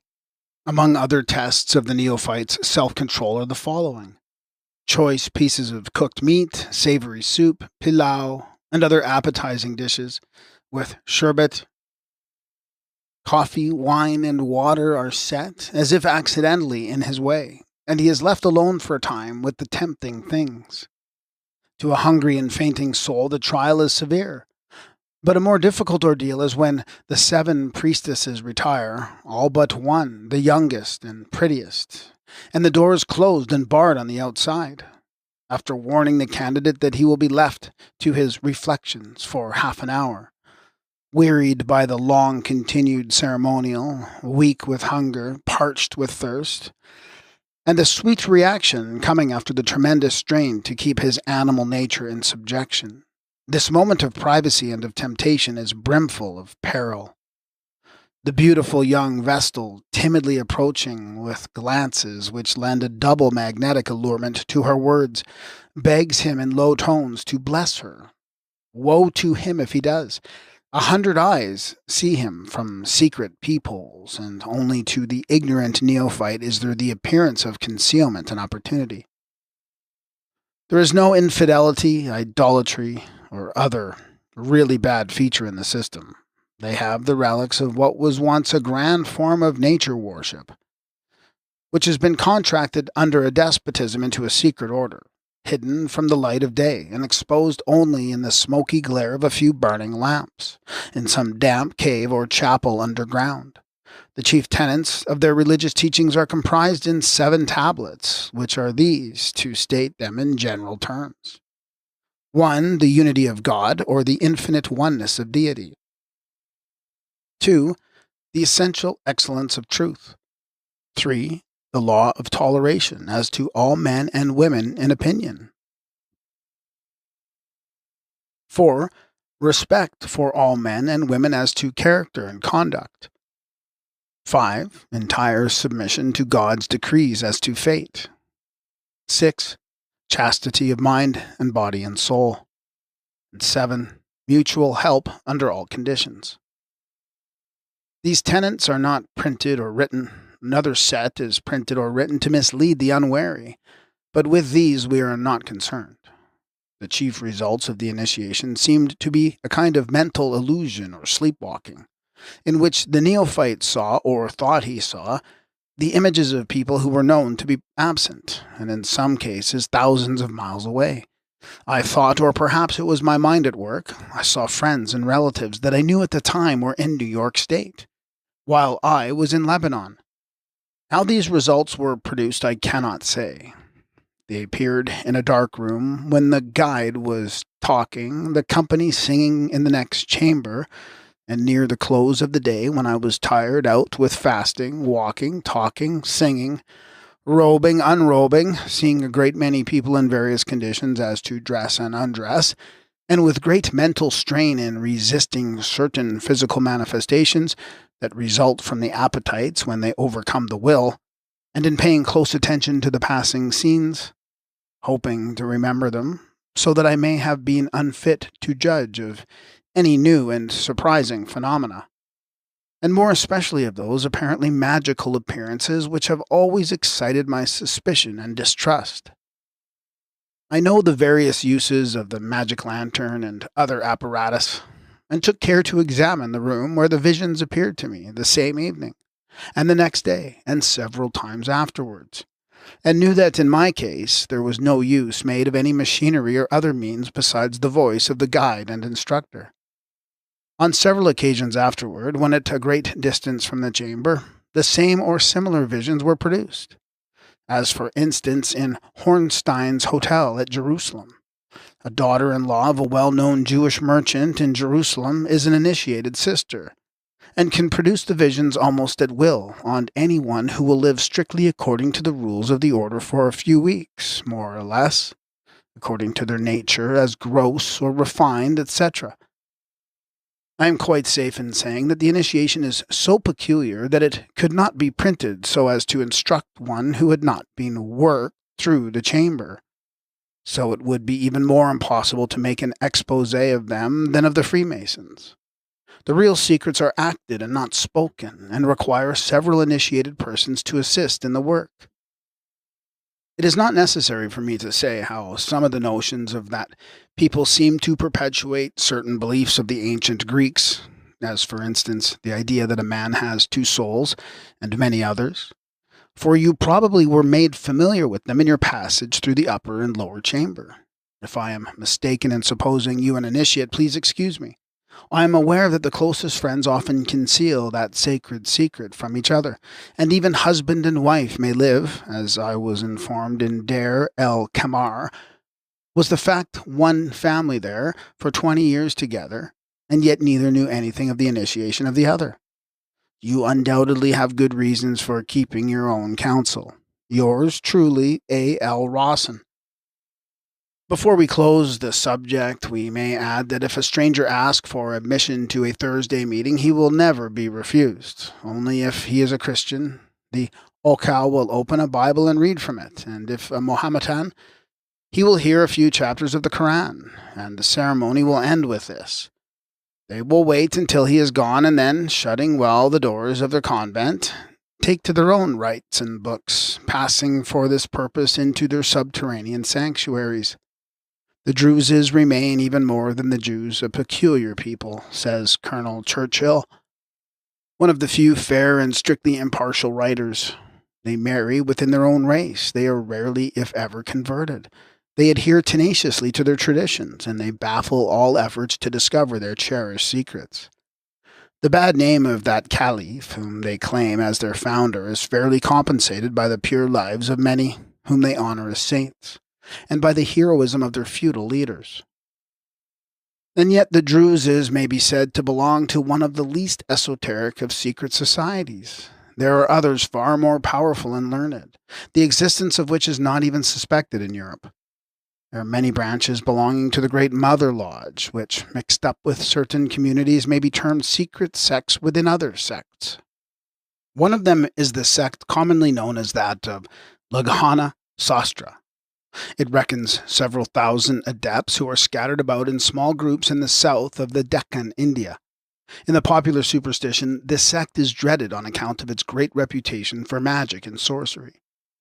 The Brahmins accused its members of atheism and sacrilege, for none of them will consent to recognize the authority of either the Vedas or Manu, except so far as they conform to the versions in their possession, and which they maintain as professedly the only original texts.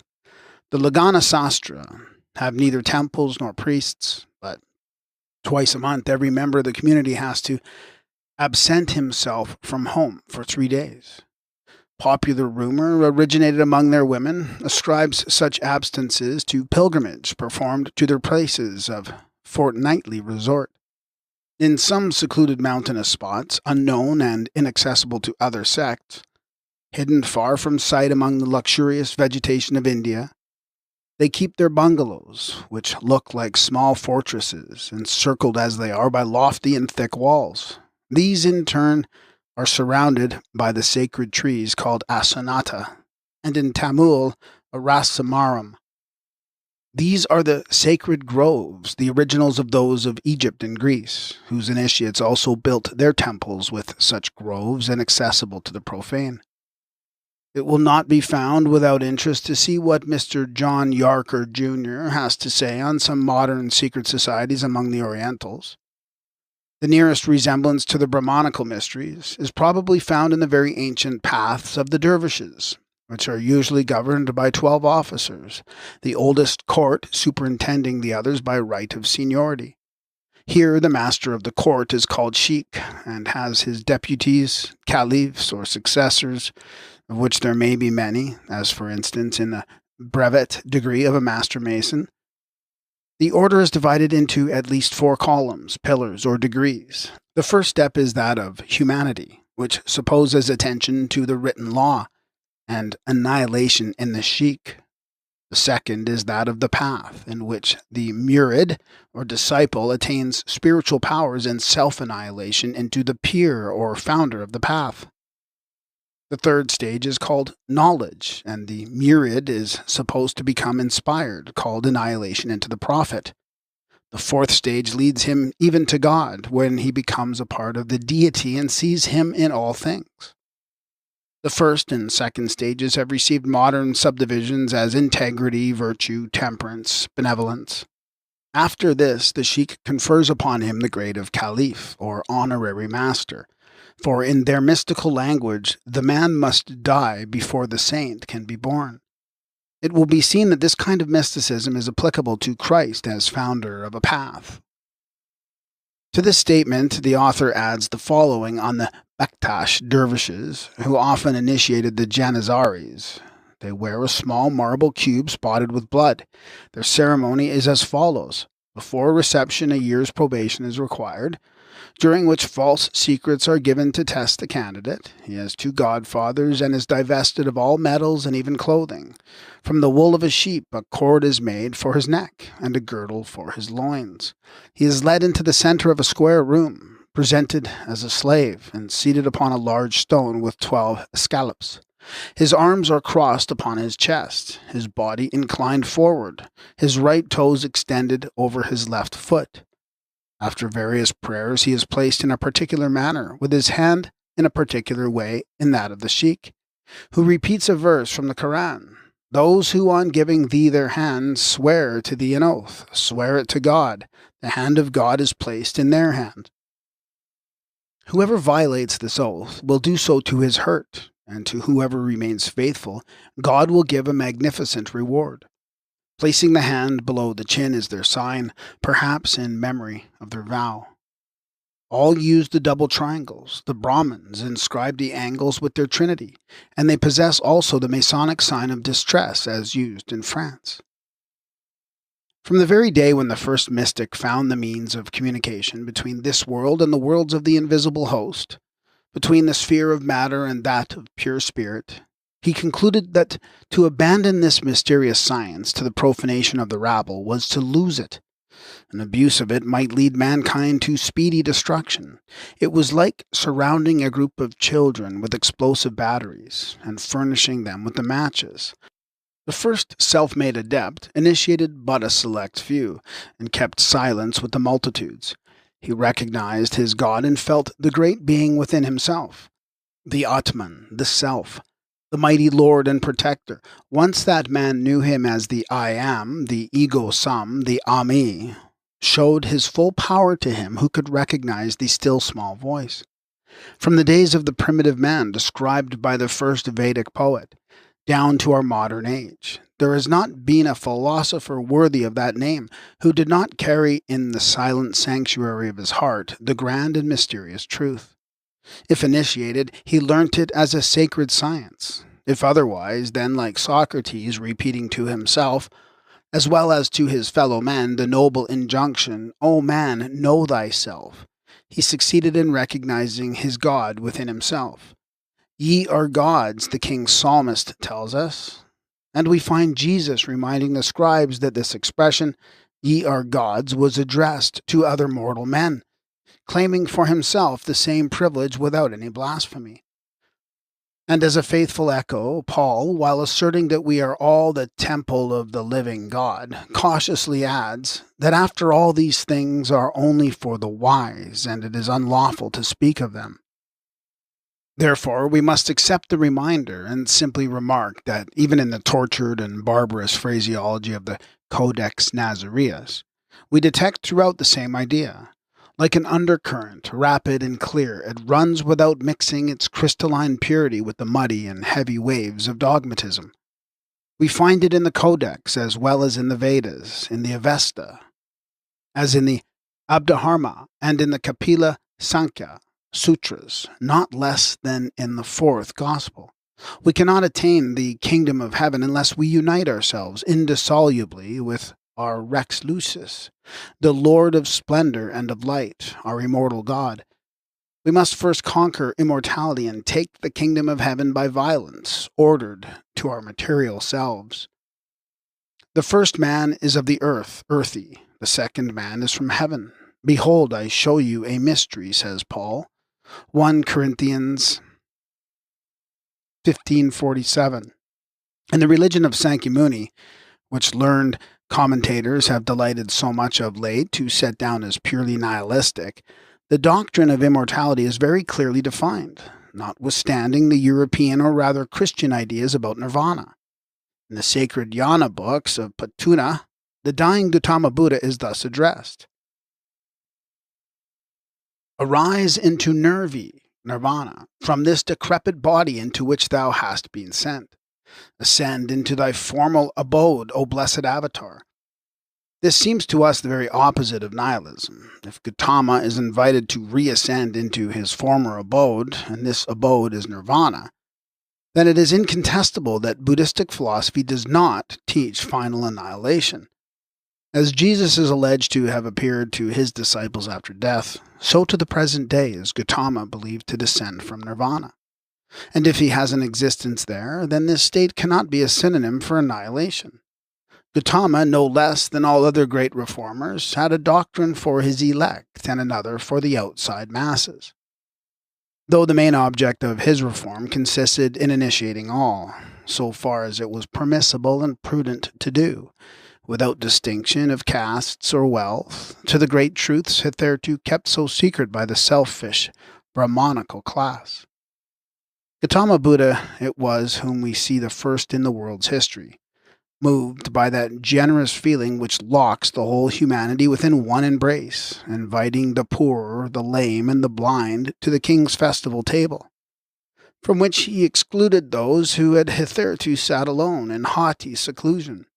It was he who, with a bold hand, first opened the door of the sanctuary to the pariah, the fallen one, and all those afflicted by men, clothed in gold and purple, often far less worthy than the outcast to whom their finger was scornfully pointing.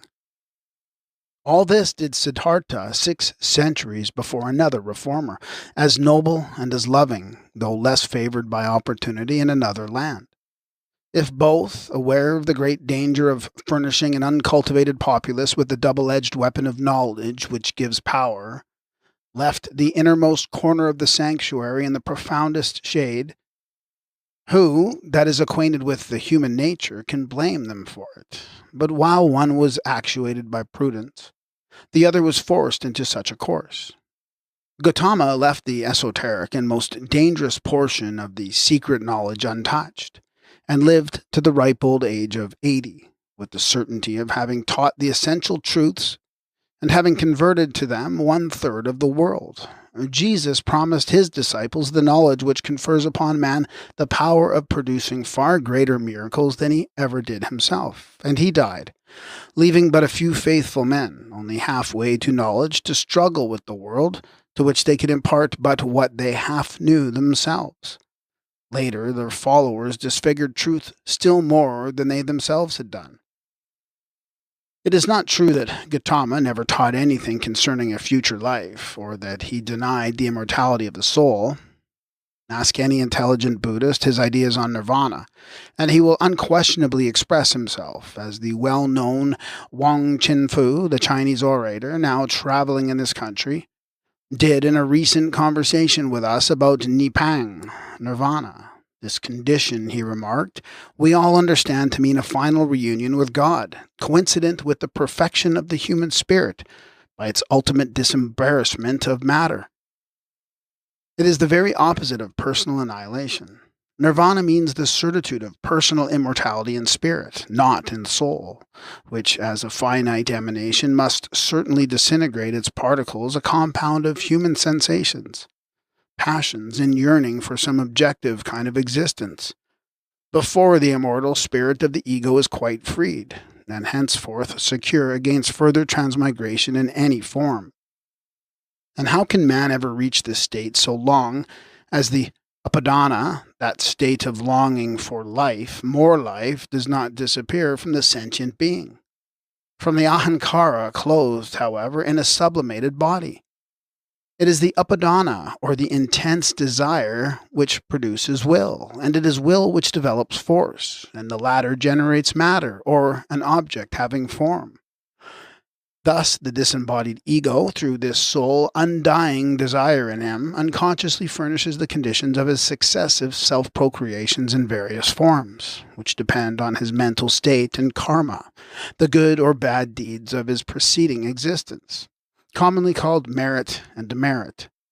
This is why the Master recommended to his mendicants the cultivation of the 4 degrees of jhana, the noble path of the 4 truths, i.e. that gradual acquirement of stoical indifference for either life or death, that state of spiritual self-contemplation, during which man utterly loses sight of his physical and dual individuality, composed of soul and body, and uniting himself with his third and higher immortal self, the real and heavenly man merges, so to say, into the divine essence, whence his own spirit proceeded like a spark from the common hearth.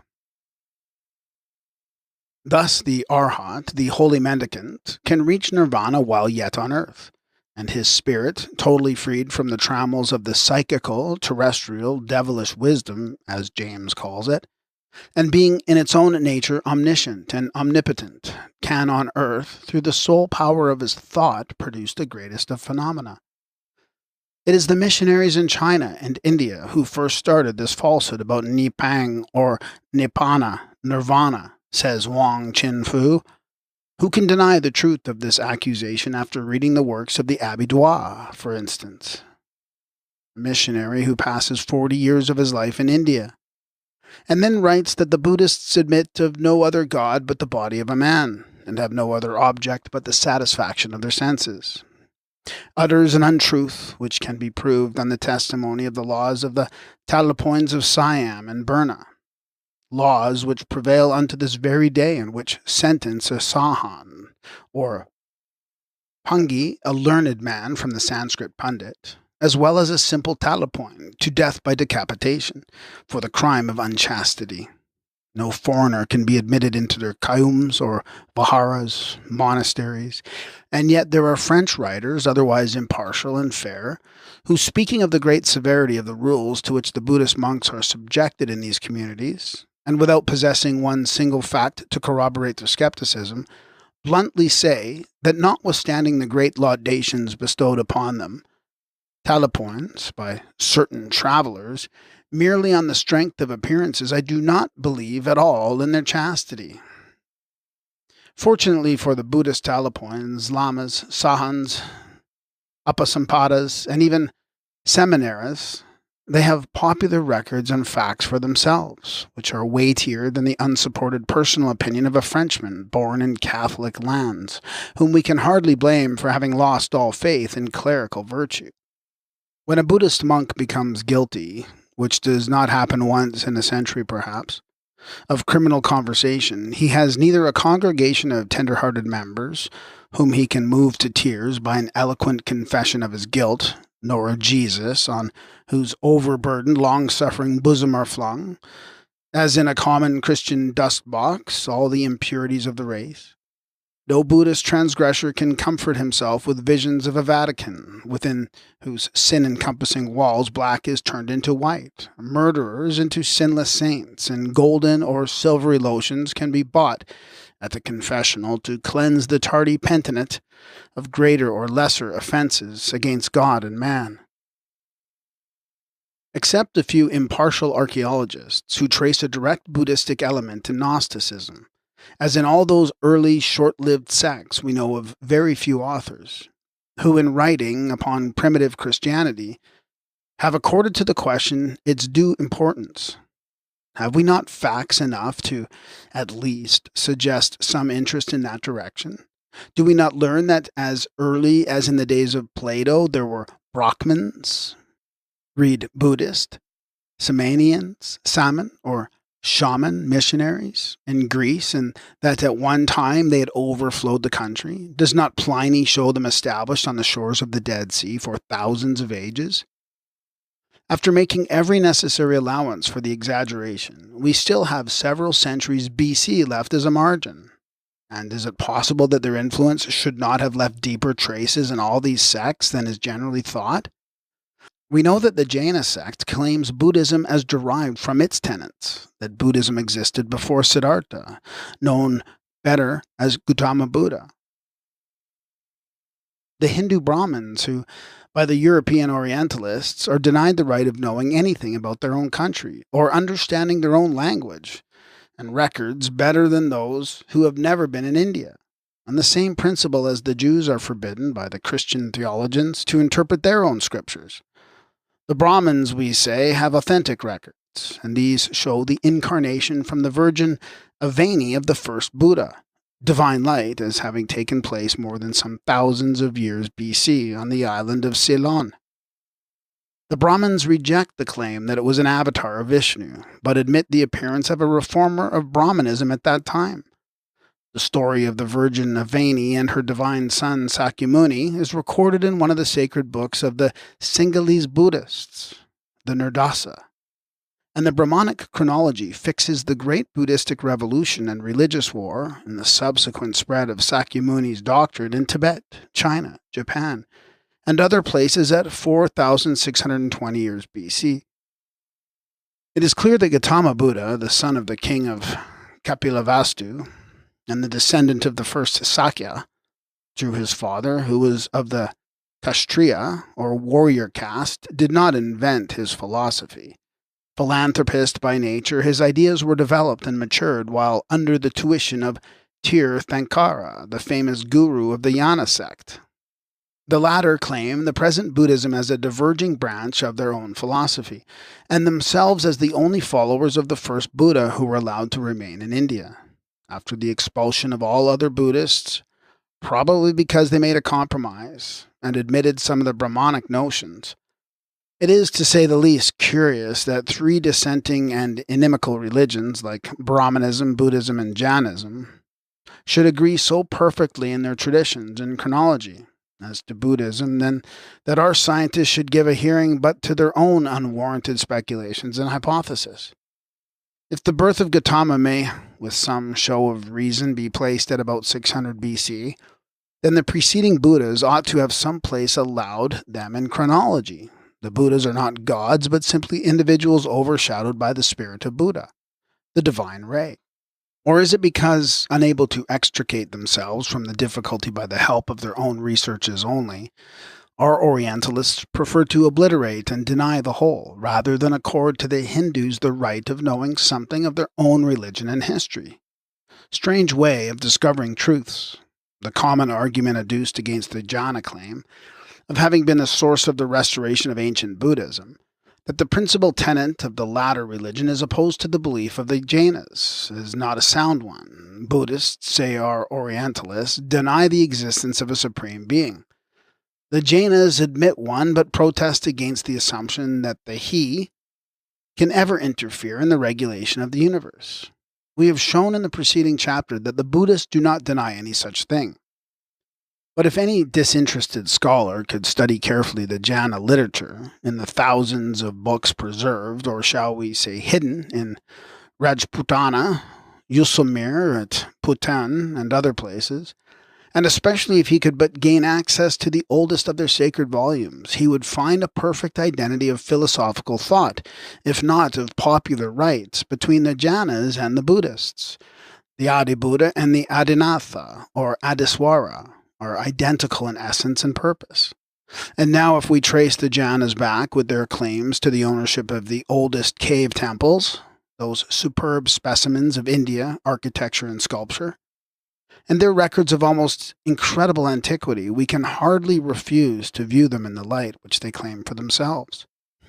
We must admit that in all probability they are the only true descendants of the primitive owners of old India, dispossessed by those conquering and mysterious hordes of white-skinned Brahmins who, in the twilight of history, we see appearing at the first as wanderers in the valleys of Jumna and Ganges. The books of the Shwaks, the only descendants of the Arhatas, our earliest Jainas, the naked forest hermits of the days of old, might throw some light, perhaps, on many a puzzling question. But will our European scholars, so long as they pursue their own policy, ever have access to the right volumes? We have our doubts about this. Ask any trustworthy Hindu how the missionaries have dealt with those manuscripts which unluckily fell into their hands, and then see if we can blame the natives for trying to save from desecration the gods of their fathers.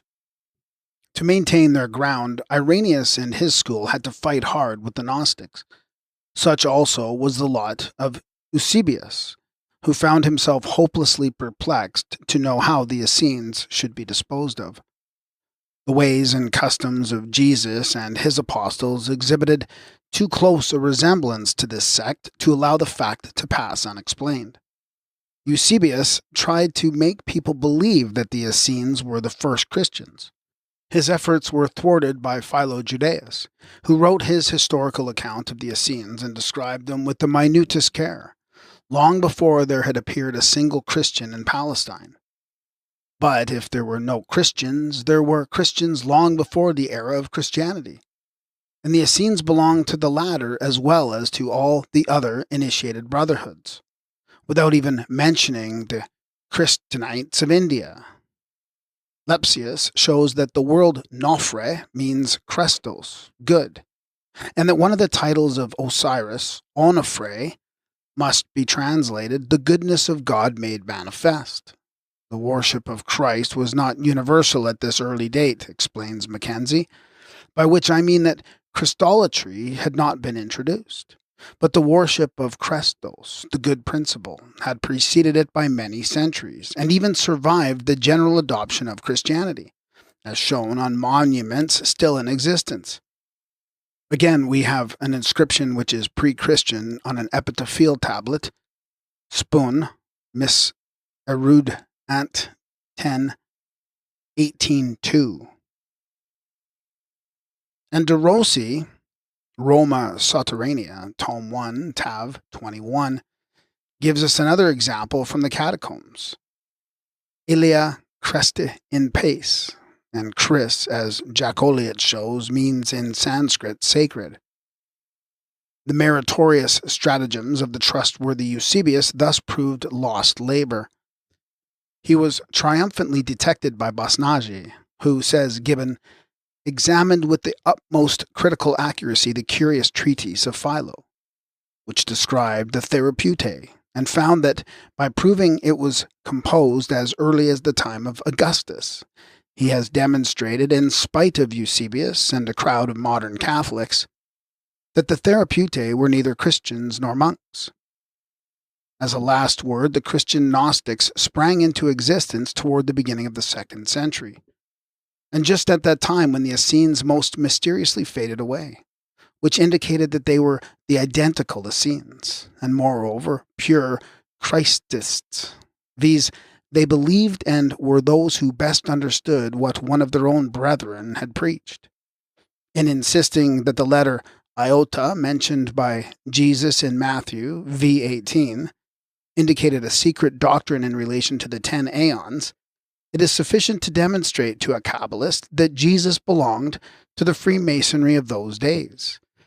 For I, which is iota in Greek, has other names in other languages, and is, as it was among the Gnostics of those days, a password, meaning the scepter of the Father, in Eastern brotherhoods which exist to this very day.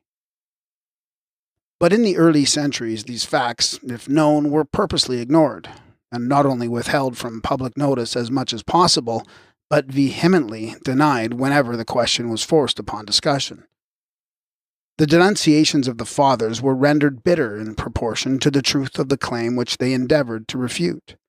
It comes to this, writes Irenaeus, complaining of the Gnostics, they neither consent to Scripture nor tradition, and why should we wonder at that, when even the commentators of the 19th century, with nothing but fragments of the Gnostic manuscripts to compare with the voluminous writings of their calumniators, have been able to detect fraud on nearly every page? How much more must the polished and learned Gnostics, with all their advantages of personal observation and knowledge of fact, have realized the stupendous scheme of fraud that was being consummated before their very eyes?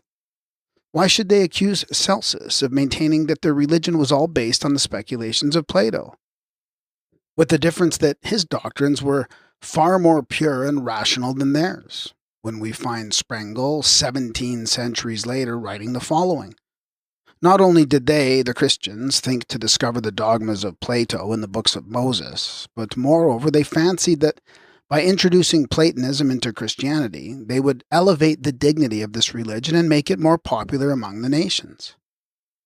They introduced it so well that not only was the Platonic philosophy selected as a basis for the Trinity, but even the legends and mythical stories which had been current among the admirers of the great philosopher, as a time-honored custom required in the eyes of his posterity, such an allegorical homage to every hero worthy of deification, were revamped and used by the Christians. Without going so far as India, did they not have a ready model for the miraculous conception in the legend about Perictone, Plato's mother? In her case, it was also maintained by popular tradition that she had immaculately conceived him, and that the good Apollo was his father. Even the annunciation by an angel to Joseph in a dream, the Christians copied from the message of Apollo to Ariston, Perictone's husband, that the child to be born from her was the offspring of that god. So too Romulus was said to be the son of Mars by the virgin Ray Silvia. It is generally held by all the symbolical writers that the Ophites were found guilty of practicing the most licentious rites during their religious meetings. The same accusation was brought against the Manichaeans, the Carpocratians and the Paulicians, the Albigenses, and, in short, every Gnostic sect which had the temerity to claim the right to think for itself. In our modern days, the 160 American sects and the 125 sects of England are not so often troubled with such accusations. Times are changed, and even the once all-powerful clergy have to either bridle their tongues or prove their slanderous accusations.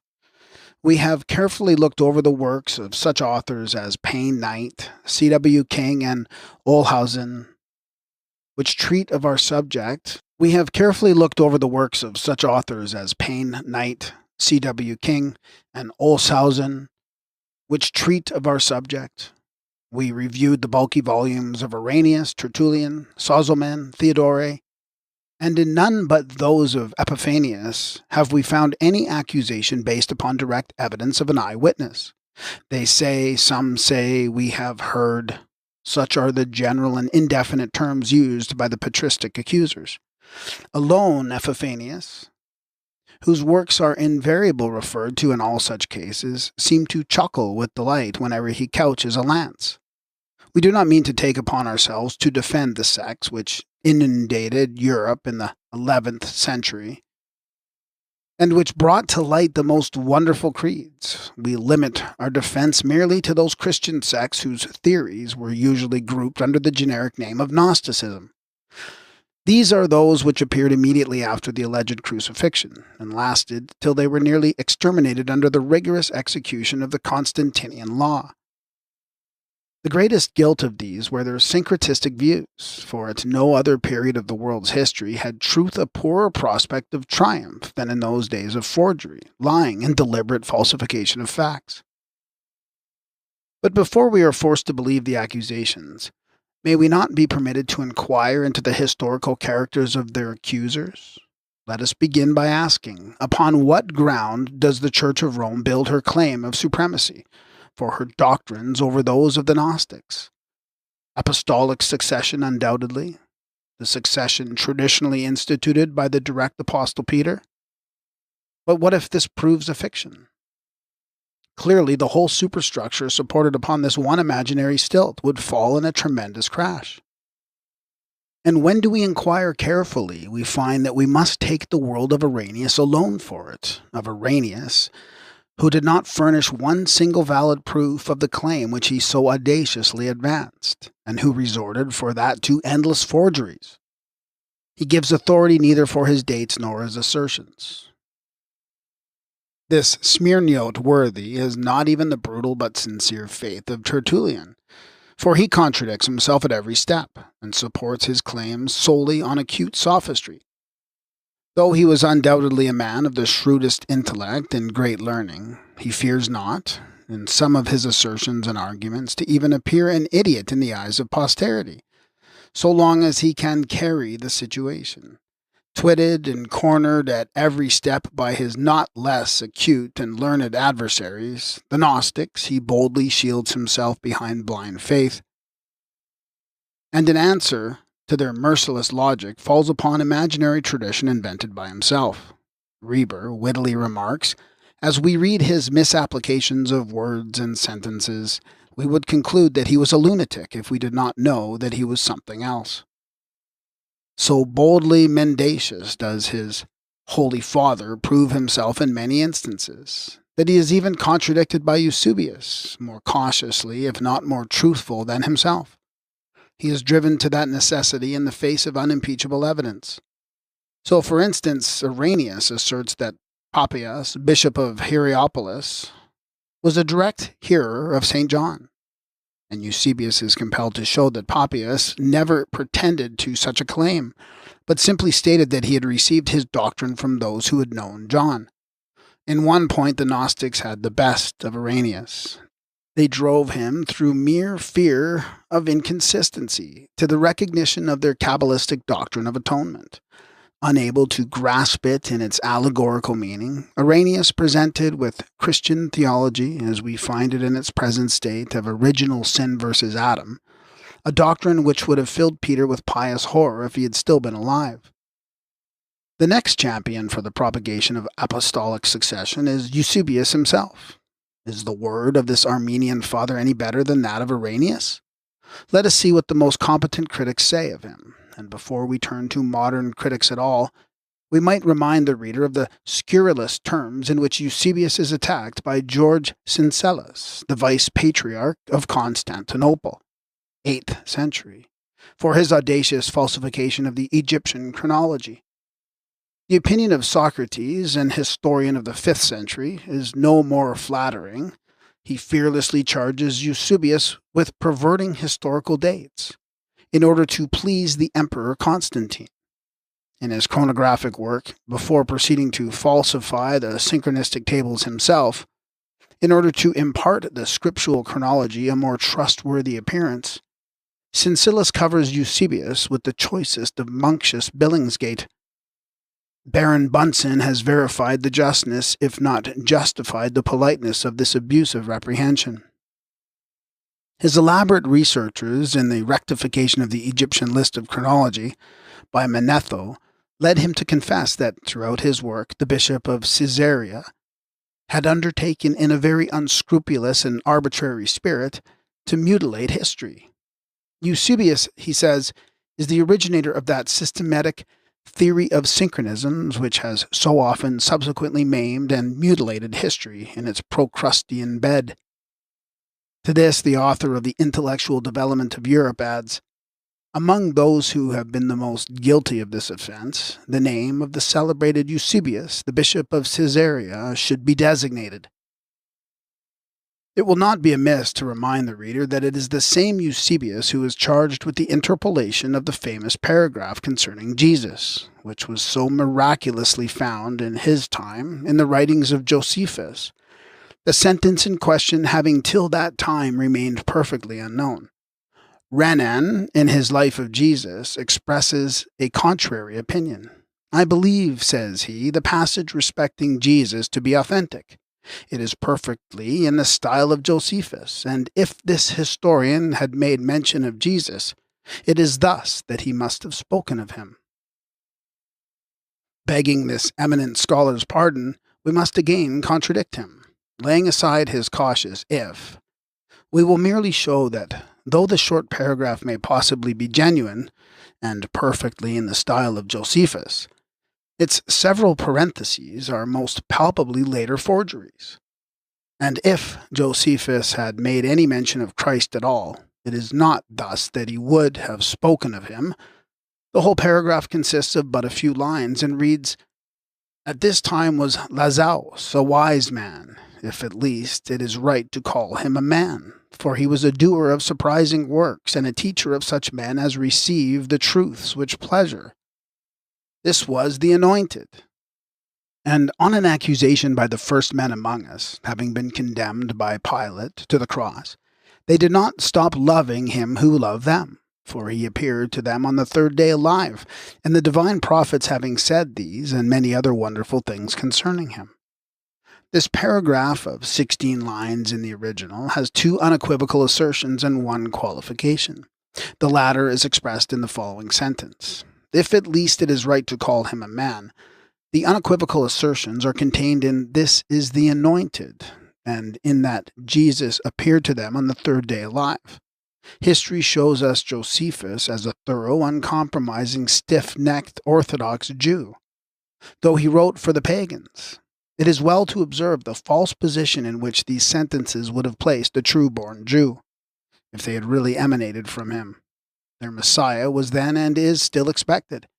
The Messiah is the Anointed, and vice versa.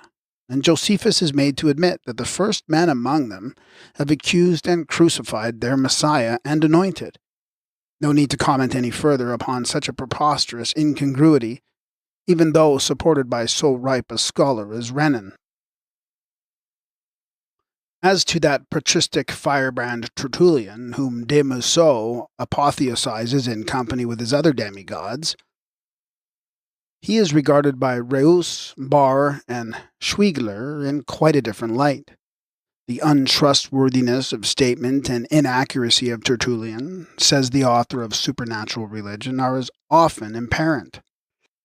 Reuss characterizes his Christianism as épris, insolent, brutal, frêleur. It is without unction and without charity, sometimes even without loyalty, when he finds himself confronted with opposition. If, remarks this author, in the 2nd century all parties except certain Gnostics were intolerant, Tertullian was the most intolerant of all. The work begun by the early fathers was achieved by the sophomorical Augustine.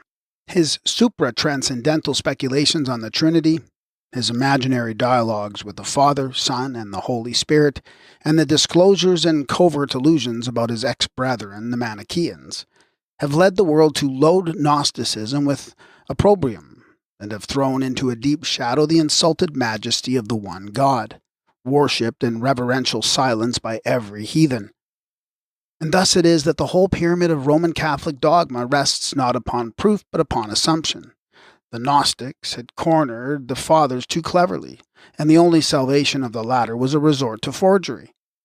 For nearly 4 centuries, the great historians nearly contemporary with Jesus had not taken the slightest notice either of his life or death. Christians wondered at such an unaccountable omission of what the Church considered the greatest events in the world's history. Eusebius saved the battle of the day. Such are the men who have slandered the Gnostics. The first and most unimportant sect we hear of is that of the Nicolaitans, of whom John in the Apocalypse makes the voice in his vision say that he hates their doctrine. These Nicolaitans were the followers, however, of Nicholas of Antioch, one of the 7 chosen by the 12 to make distribution from the common fund to the proselytes at Jerusalem. Acts 2, 44, 45, 6, 1-5. Hardly more than a few weeks or perhaps months after the crucifixion, and a man of honest report, full of the Holy Ghost and wisdom, verse 3. Thus it would appear that the Holy Ghost and wisdom from on high were no more a shield against the accusation of heresy than though they had never overshadowed the chosen ones of the apostles. It would be too easy to detect what kind of heresy it was that offended, even had we not other and more authentic sources of information in the Kabbalistic writings. The accusation and the precise nature of the abomination are stated in the 2nd chapter of the book of Revelation, verses 14-15. The sin was merely marriage. John was a virgin. Several of the fathers assert the fact on the authority of tradition. Even Paul, the most liberal and high-minded of them all, finds it difficult to reconcile the position of a married man with that of a faithful servant of God. There is also a difference between a wife and a virgin.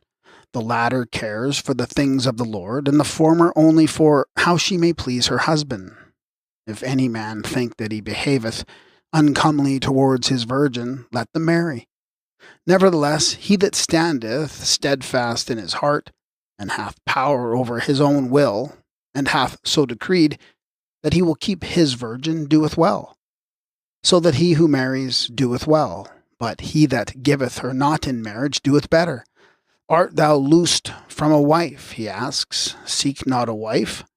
And remarking that according to his judgment both will be happier if they do not marry, he adds, as a weighty conclusion, and I think also that I have the Spirit of God. Far from this spirit of tolerance are the words of John. According to his vision, there are but the 144,000, which were redeemed from the earth, and these are which they were not defiled with women, for they were virgins. This seems conclusive. For except Paul, there is not one of these primitive Nazari there set apart and vowed to God, who seem to make a great difference between sin within the relationship of legal marriage and the abomination of adultery. With such views and such narrow-mindedness, it was but natural that these fanatics should have begun by casting this iniquity as a slur in the faces of brethren, and then bearing on progressively with their accusations. As we have already shown, it is only Epiphanius whom we find giving such minute details as to the Masonic grips and other signs of recognition among the Gnostics. He had once belonged to their number, and therefore it was easy for him to furnish particulars. Only how far the worthy bishop is to be relied upon is a very grave question. One need fathom human nature but very superficially to find that there seldom was yet a traitor, a renegade who, in a moment of danger, turned state's evidence, who would not lie as remorselessly as he betrayed. Men never forgive or relent towards those whom they injure. We hate our victims in proportion to the harm we do them. This is a truth as old as the world. On the other hand, it is preposterous to believe that such persons as the Gnostics, who, according to Gibbon, were the wealthiest, proudest, most polite, as well as the most learned of the Christian name, were guilty of the disgusting, libidinous actions of which Epiphanius delights to accuse them. Were they even like that set of tatterdemalions, almost naked with fierce looks, that Lucian describes as Paul's followers? We would hesitate to believe such an infamous story. How much less probable than that men who were Platonists as well as Christians should have ever been guilty of such preposterous rites. Payne Knight seems never to suspect the testimony of Epiphanius. He argues that if we make allowance for the willing exaggerations of religious hatred and consequent popular prejudice, the general conviction that these sectarians had rites and practices of a licentious character appears too strong to be entirely disregarded. If he draws an honest line of demarcation between the Gnostics of the first 3 centuries and those medieval sects whose doctrines rather closely resembled modern communism, we have nothing to say. Only we would beg every critic to remember that if the Templars were accused of that most abominable crime, of applying the holy kiss to the root of Baphomet's tail, St. Augustine is also suspected, and on very good grounds too, of having allowed his community to go somewhat astray from the primitive way of administering the holy kiss at the feast of the Eucharist. The holy bishop seems quite too anxious as to certain details of the lady's toilet for the kiss to be a strictly orthodox nature. Wherever there lurks a true and sincere religious feeling, there is no room for worldly details. Considering the extraordinary dislike exhibited from the first by Christians to all manner of cleanliness, we cannot enough wonder at such a strange solicitude on the part of the holy bishop for his female parishioners, unless indeed we have to excuse it on the ground of lingering reminiscence of Manichaean rites. It would be hard, indeed, to blame any writer for entertaining such suspicions of immorality as those above noticed, when the records of many historians are at hand to help us to make an impartial investigation. Heretics are accused of crimes in which the Church has more or less openly indulged even down to the beginning of our century. In 1233, Pope Gregory IX issued 2 bulls against the Stedingers for various heathen and magical practices, and the latter, as a matter of course, were exterminated in the name of Christ and his Holy Mother. In 1282, a parish priest of Inverkeithing named John performed rites on Easter Day by far worse than magical. Collecting a crowd of young girls, he forced them to enter into divine ecstasies and bacchanalian fury, dancing the old Amazonian circle dance around the figure of the heathen god of the gardens. Notwithstanding that upon the complaint of some of his parishioners he was cited before his bishop, he retained his benefice because he proved that such was the common usage of the country. The Waldenses, those early Protestants, were accused of the most unnatural horrors, burned, butchered, and exterminated for calumnies heaped upon them by their accusers. Meanwhile, the latter, in open triumph, forming their heathen processions of Corpus Christi, with emblems modelled on those of Baal Peor and Osiris, and every city in southern France carrying, in yearly processions on Easter days, loaves and cakes fashioned like the so much decried emblems of the Hindu Sivites and Vishnites as late as 1825. Deprived of their old means for slandering Christian sects whose religious views differ from their own, it is now the turn of the heathen, Hindus, Chinese, and Japanese to share with the ancient religions the honor of having cast in their teeth denunciations of their libidinous religions. Without going far for proofs of equal, if not surpassing immorality, we would remind Roman Catholic writers of certain bas-reliefs on the doors of St. Peter's Cathedral. They are brazen-faced as the door itself, but less so than any author, who, knowing all this, feigns to ignore historical facts. A long succession of popes have reposed their pastoral eyes upon these brazen pictures of the vilest obscenity through those many centuries without ever finding the slightest necessity for removing them. Quite the contrary, for we might name certain popes and cardinals who made it a lifelong study to copy these heathen suggestions of nature gods in practice as well as in theory. In Polish Podolia, there was some years ago in a Roman Catholic church a statue of Christ in black marble. It was reputed to perform miracles on certain days, such as having its hair and beard grow in the sight of the public, and indulging in other less innocent wonders. This show was finally prohibited by the Russian government. When in 1585 the Protestants took Embrun, department of the Upper Alps, they found in the churches of this town relics of such a character that, as the Chronicle expresses it, old Huguenot soldiers were seen to blush several weeks after at the bare mention of the discovery. In a corner of the church of Saint Fiacre near Monceau in France, there was, and it is still there if we mistake not, a seat called the Chair of Saint Fiacre, which had the reputation of conferring fecundity upon barren women. A rock in the vicinity of Athens, not far from the so-called tomb of Socrates, is said to be possessed of the same virtue.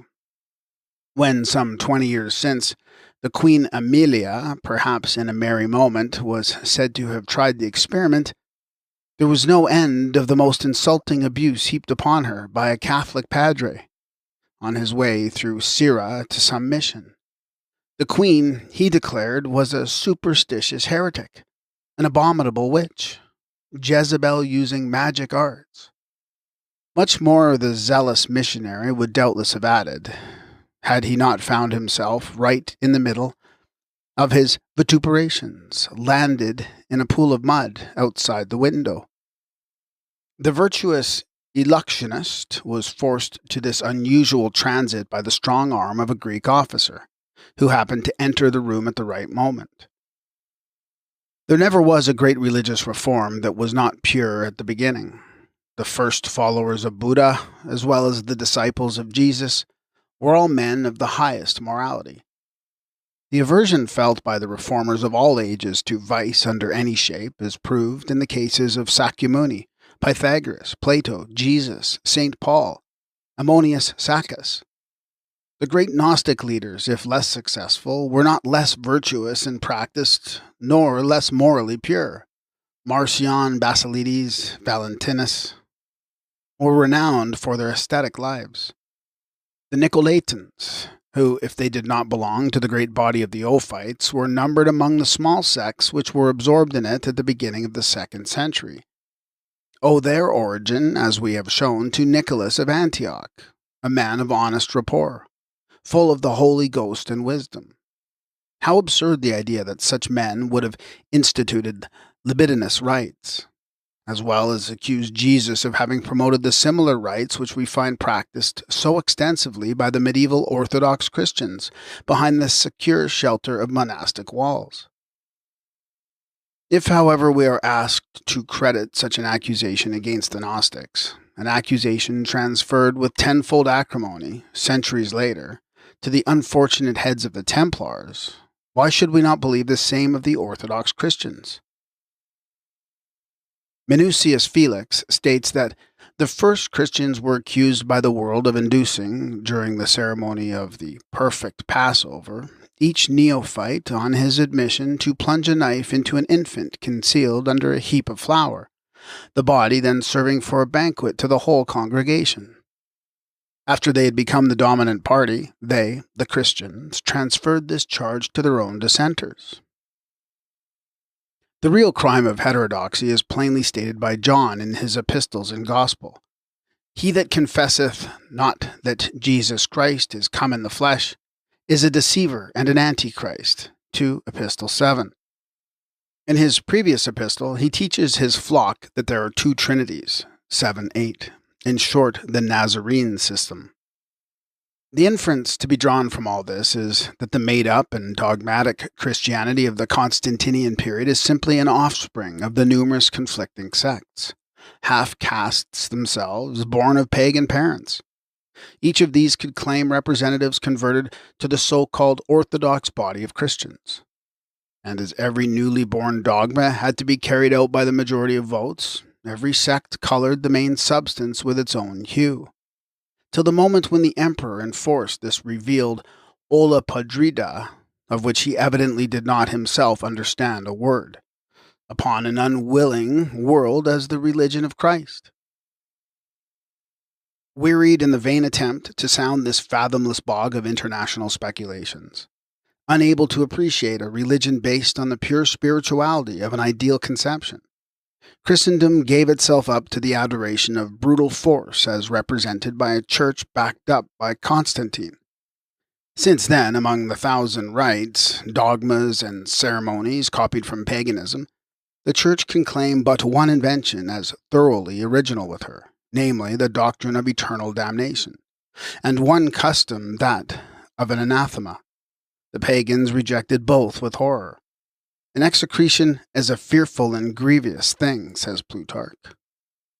Wherefore the priestess of Athens was commended for refusing to curse Alcibiades, for desecration of the mysteries, when the people required her to do it. For she said that she was a priestess of prayers and not of curses.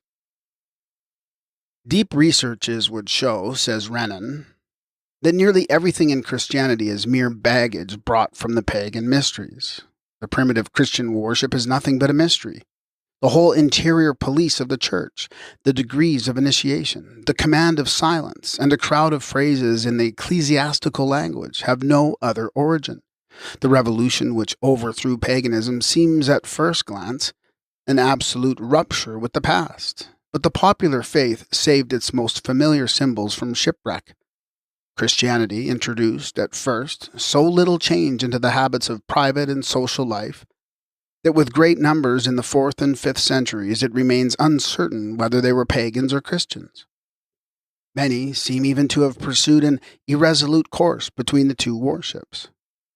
Speaking further of art, which formed an essential part of the ancient religion, he says that it had to break with scarce one of its traditions. Primitive Christian art is really nothing but pagan art in its decay, or in its lower departments. The Good Shepherd of the catacombs in Rome is a copy from the Aristeus, or from the Apollo Namius, which figure in the same posture on the pagan sarcophagi, and still carries the flute of Pan in the midst of the 4 half-naked seasons. On the Christian tombs of the cemetery of St. Calixtus, Orpheus charms the animals. Elsewhere, the Christ as Jupiter Pluto and Mary as Proserpina receive the souls that Mercury, wearing the broad-brimmed hat and carrying in his hand the rod of the soul guide, Psychopompus, brings to them in presence of the 3 fates. Pegasus, the symbol of the apotheosis, Psyche, the symbol of the immortal soul, Heaven, personified by an old man, the River Jordan, and Victory figure on a host of Christian monuments. As we have elsewhere shown, the primitive Christian community was composed of small groups scattered about and organized in secret societies, with passwords, grips, and signs. To avoid the relentless persecutions of their enemies, they were obliged to seek safety and hold meetings in deserted catacombs, the fastnesses of mountains, and other safe retreats. Like disabilities were naturally encountered by each religious reform at its inception. From the very first appearance of Jesus and his 12 disciples, we see them congregating apart, having secure refugees in the wilderness, and among friends in Bethany and elsewhere. Were Christianity not composed of secret communities from the start, history would have more facts to record of its founder and its disciples than it has. How little Jesus had impressed his personality upon his own century is calculated to astound the inquirer. Renan shows that Philo, who died toward the year 50, and who was born many years earlier than Jesus, living all the while in Palestine while the glad tidings were being preached all over the country, according to the Gospels, had never heard of him. Josephus, the historian, who was born 3 or 4 years after the death of Jesus, mentions his execution in a short sentence, and even those few words were altered by a Christian hand, says the author of the Life of Jesus. Writing at the close of the 1st century, when Paul, the learned propagandist, is said to have founded so many churches, and Peter is alleged to have established the apostolic succession, which the Ireneo-Eusebian chronology shows to have already included 3 bishops of Rome, Josephus, the painstaking enumerator and careful historian of even the most unimportant sects, entirely ignores the existence of a Christian sect. Suetonius, secretary of Adrian, writing in the 1st quarter of the 2nd century, knows so little of Jesus or his history as to say that the Emperor Claudius banished all the Jews who were continually making disturbances at the instigation of one Christus, meaning Christ, we must suppose. The Emperor Adrian himself, writing still later, was so little impressed with the tenets or importance of the new sect that in a letter to Servianus, he shows that he believes the Christians to be worshippers of Serapis. In the 2nd century, says C.W. King, the syncretistic sects that had sprung up in Alexandria, the very hotbed of Gnosticism, found out in Serapis a prophetic type of Christ as the Lord and Creator of all. and judge of the living and the dead. Thus, while the pagan philosophers had never viewed Serapis, or rather the abstract idea which was embodied in him, as otherwise than a representation of the anima mundi, the Christians anthropomorphized the Son of God and his Father, finding no better model for him than the idol of a pagan myth. There can be no doubt, remarks the same author, that the head of Serapis, marked at the face by a grave and pensive majesty, supplied the first idea for the conventional portraits of the Savior. In the notes taken by a traveler, whose episode with the monks on Mount Athos we have mentioned elsewhere, we find that during his early life, Jesus had frequent intercourse with the Essenes belonging to the Pythagorean school, and known as the Koinobi. We believe it rather hazardous on the part of Renan to assert so dogmatically as he does that Jesus ignored the very name of Buddha, of Zoroaster, of Plato, that he had never read a Greek nor a Buddhistic book, although he had more than one element in him which, unawares to himself, proceeded from Buddhism, Parsism, and the Greek wisdom. This is conceding half a miracle and allowing as much to chance and coincidence. It is an abuse of privilege when an author who claims to write historical facts draws convenient deductions from hypothetical premises and then calls it a biography, a life of Jesus. No more than any other compiler of legends concerning the problematical history of the Nazarene prophet has Renan 1 inch of secure foothold upon which to maintain himself. Nor can anyone else assert a claim to the contrary, except on inferential evidence. And yet, while Renan has not one solitary fact to show that Jesus has never studied the metaphysical tenets of Buddhism and Parsism, or heard of the philosophy of Plato, his opponents have the best reasons in the world to suspect the contrary, when they find that 1. All his sayings are in a Pythagorean spirit, when not verbatim repetitions. 2. His code of ethics is purely Buddhistic. 3. His mode of action and walk in life, Essenian. And 4.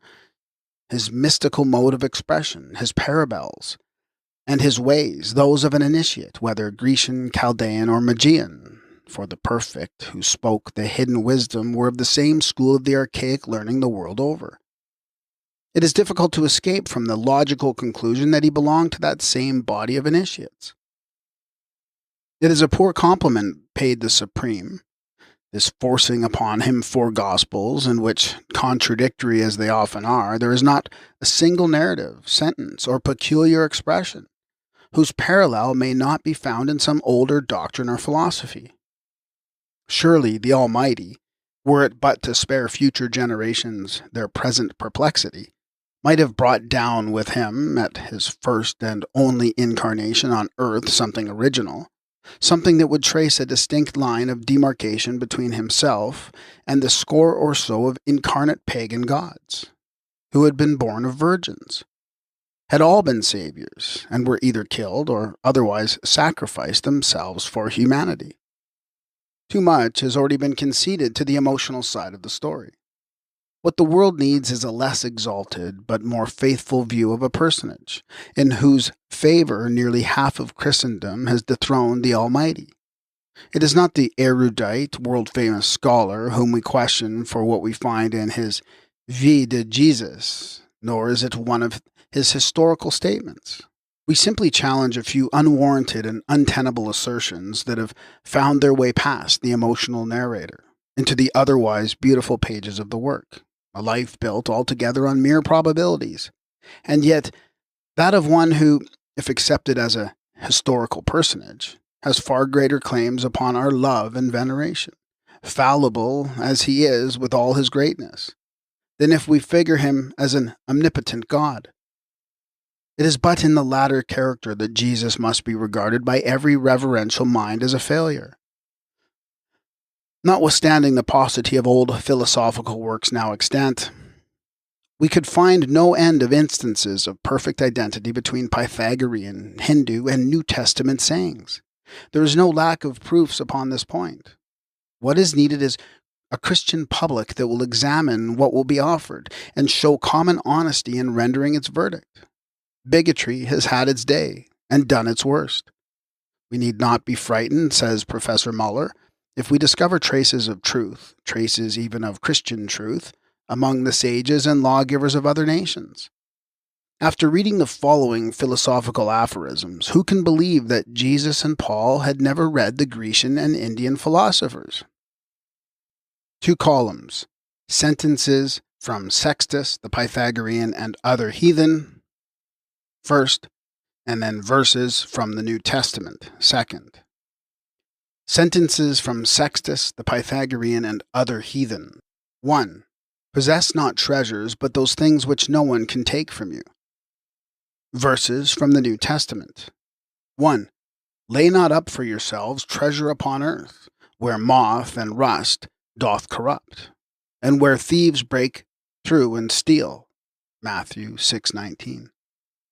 2.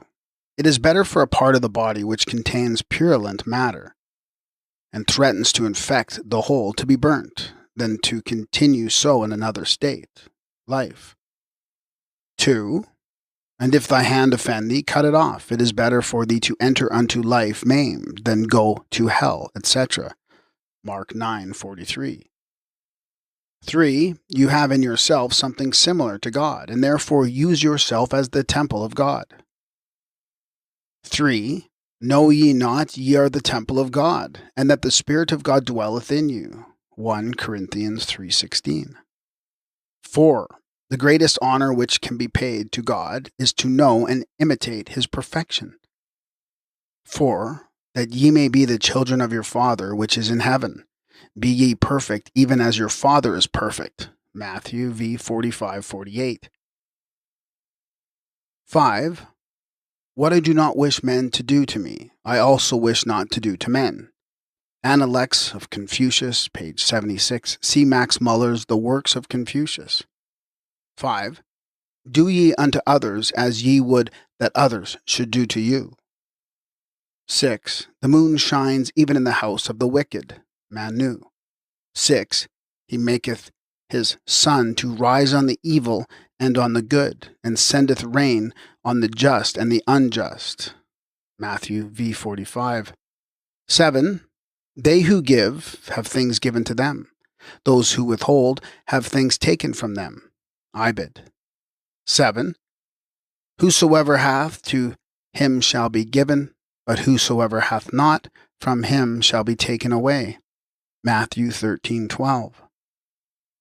8. Purity of mind alone sees God. Ibid. Still a popular saying in India.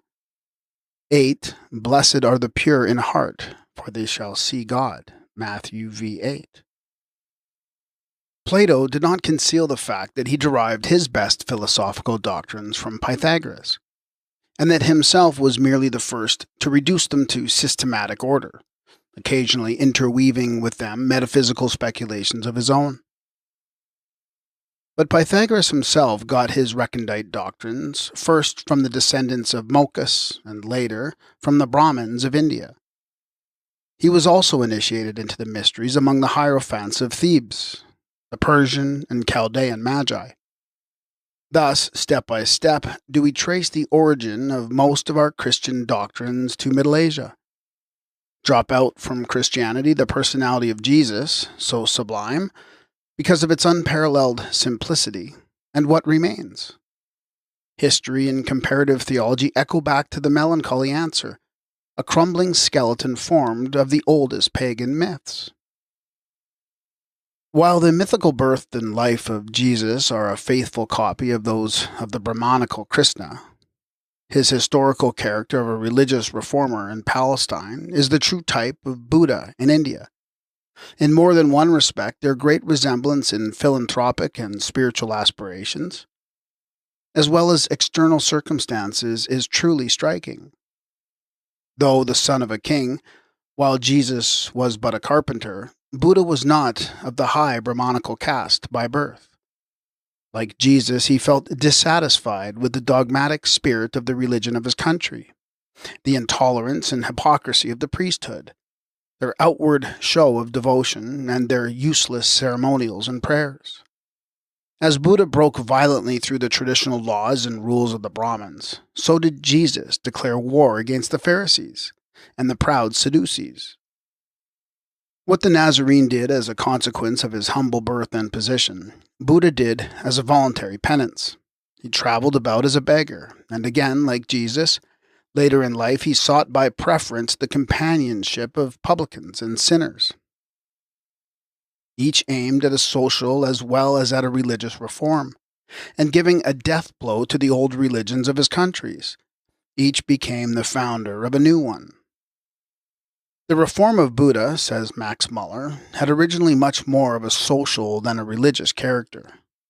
The most important element of Buddhist reform has always been its social and moral code, not its metaphysical theories.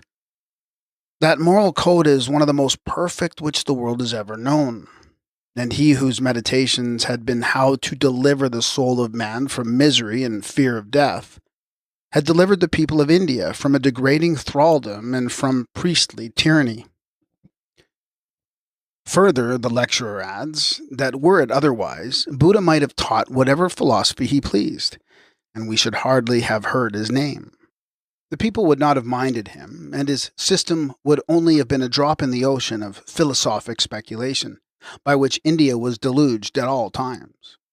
The same with Jesus, while Philo, whom Renan calls Jesus' elder brother, Hillel, Shammai, and Gamaliel, are hardly mentioned. Jesus has become a god. And still, pure and divine as was the moral code taught by Christ, it never could have borne comparison with that of Buddha, but for the tragedy of Calvary. That which helped forward the deification of Jesus was his dramatic death, the voluntary sacrifice of his life, alleged to have been made for the sake of mankind, and the later convenient dogma of the atonement invented by the Christians. In India, where life is valued as of no account, the crucifixion would have produced little effect, if any.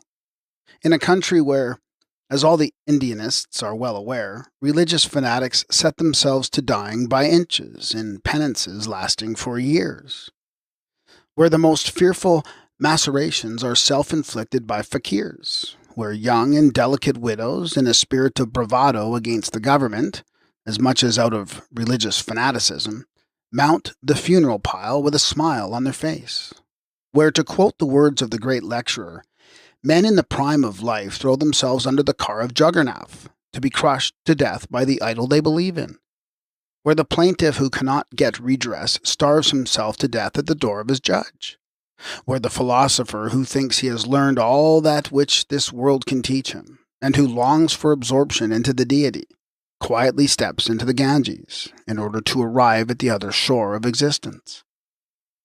In such a country, even a voluntary crucifixion would have passed unnoticed. In Judea, and even among braver nations than the Jews, the Romans and the Greeks, where everyone clung more or less to life, and most people would have fought for it with desperation, the tragical end of the great reformer was calculated to produce a profound impression. The names of even such minor heroes as Mutius, Scaevola, Horatius Coccules, the mother of Gracchi, and others, have descended to posterity, and during our school days, as well as later in life, their histories have awakened our sympathy and commanded a reverential admiration. But can we ever forget the scornful smile of certain Hindus at Benares when an English lady, the wife of a clergyman, tried to impress them with the greatness of the sacrifice of Jesus in giving his life for us? Then, for the first time, the idea struck us how much the pathos of the great drama of Calvary had to do with subsequent events in the foundation of Christianity. Even the imaginative Renan was moved by this feeling to write in the last chapter of his Vie de Jesus a few pages of singular and sympathetic beauty. Apollonius, a contemporary of Jesus of Nazareth, was, like him, an enthusiastic founder of a new spiritual school. Perhaps less metaphysical and more practical than Jesus, less tender and perfect in his nature, he nevertheless inculcated the same quintessence of spirituality and the same high moral truths. His great mistake was to confine them too closely to the higher classes of society. While to the poor and the humble Jesus preached peace on earth and goodwill to men, Apollonius was the friend of kings and moved with the aristocracy. He was born among the latter and himself a man of wealth, while the Son of Man, representing the people, had not where to lay his head. Nevertheless, the two miracle workers exhibited striking similarity of purpose. Still earlier than Apollonius had appeared Simon Magus, called the Great Power of God. His miracles are both more wonderful, more varied, and better attested than those either of the apostles or of the Galilean philosopher himself. Materialism denies the fact in both cases, but history affirms. Apollonius followed both, and how great and renowned were his miraculous works in comparison with those of the alleged founder of Christianity, as the Kabbalists claim. We have history again, and Justin Martyr to corroborate. Like Buddha and Jesus, Apollonius was the uncompromising enemy of all outward show of piety, all display of useless religious ceremonies and hypocrisy. If, like the Christian Savior, the sage of Tyana had by preference sought the companionship of the poor and humble, and if instead of dying comfortably at over 100 years of age, he had been a voluntary martyr, proclaiming divine truth from a cross, his blood might have proved as efficacious for the subsequent dissemination of spiritual doctrines as that of the Christian Messiah. The calumnies set afloat against Apollonius were as numerous as they were false. So late as 18 centuries after his death, he was defamed by Bishop Douglas in his work against miracles. In this, the Right Reverend Bishop crushed himself against historical facts. If we study the question with a dispassionate mind, we will soon perceive that the ethics of Gautama Buddha, Plato, Apollonius, Jesus, Ammonius Saccas, and his disciples were all based on the same mythic philosophy, that all worshipped one God, whether they considered him as the father of humanity who lives in man as man lives in him, or as the incomprehensible creative principle. All led godlike lives. Ammonius, speaking of his philosophy, taught that their school dated from the days of Hermes, who brought his wisdom from India. It was the same mystical contemplation throughout as that of the yogin, the communion of the Brahmin with his own luminous self, the Atman. And this Hindu term is again Kabbalistic par excellence. Who is self? Is asked in the Rig Veda. Self is the Lord of all things. All things are contained in this self. All selves are contained in this self. Brahman itself is but self, is the answer. Says Idra Rabba, all things are himself, and himself is concealed on every side. The Adam Kadmon of the Kabbalists contains in himself all the souls of the Israelites, and he is himself in every soul, says the Sohar. The groundwork of the eclectic school was thus identical with the doctrines of the Yogin, the Hindu mystics, and the earlier Buddhism of the disciples of Gautama. And when Jesus assured his disciples that the Spirit of truth, whom the world cannot receive because it seeth him not, neither knoweth him, dwells with and in them, who are in him and he in them. But he expounded the same tenet that we find running through every philosophy worthy of that name. Laboulaye, the learned and skeptical French savant, does not believe a word of the miraculous portion of Buddha's life. Nevertheless, he has the candor to speak of Gautama as being only second to Christ in the great purity of his ethics and personal morality. For both of these opinions, he is respectfully rebuked by de Musset. Vexed at this scientific contradiction of his accusations of demonolatry against Gautama Buddha, he assures his readers that ce savant distingue n'a point à douter ces questions. I do not hesitate to say, remarks in his turn Bartholomew Saint Hilaire, that, except Christ alone, there is not among the founders of religions a figure either more pure or more touching than that of Buddha. His life is spotless. His constant heroism equals his convictions. He is the perfect model of all the virtues he preaches. His abnegation, his charity, his unalterable sweetness of disposition do not fail him for one instant. He abandoned at the age of 29 his father's court to become a monk and a beggar. And when he dies in the arms of his disciples, it is with the serenity of a sage who practiced virtue all his life, and who dies convinced of having found the truth. This deserved panegyric is no stronger than the one which Laboulaye himself pronounced, and which occasioned de Mousseau's wrath. It is more than difficult, adds the former, to understand how men not assisted by revelation could have soared so high and approached so near the truth. Curious that there should be so many lofty souls not assisted by revelation. And why should anyone feel surprised that Gautama could not die with philosophical serenity? As the Kabbalists justly say, death does not exist and man never steps outside of universal life. Those whom we think dead live still in us, as we live in them. The more one lives for his kind, the less need he fear to die. And we might add that he who lives for humanity does even more than him who dies for it. The ineffable name, in the search for which so many Kabbalists, unacquainted with any Oriental or even European adept, vainly consume their knowledge and lives, dwells latent in the heart of every man. This mirific name which, according to the most ancient oracles, rushes into the infinite worlds, can be obtained in a twofold way. By regular initiation and through the small voice, which Elijah heard in the cave of Horeb, the mount of God. And when Elijah heard it, he wrapped his face in his mantle, and stood in the entering of the cave, and behold, there came the voice.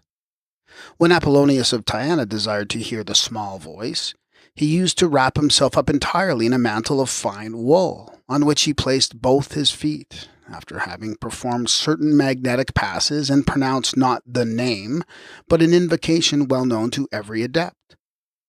Then he drew the mantle over his head and face, and his translucid or astral spirit was free. On ordinary occasions he wore wool no more than the priests of the temples. The possession of the secret combination of the name gave the Hierophant supreme power over every being, human or otherwise, inferior to himself in soul strength. Hence, when Max Muller tells us the quiche hidden majesty which was never to be opened by human hands, the Kabbalist perfectly understands. That was meant by the expression, and is not at all surprised to hear this more erudite philologist exclaim, "What it was, we do not know." We cannot too often repeat that it is only through the doctrines of the more ancient philosophies that the religion preached by Jesus may be understood.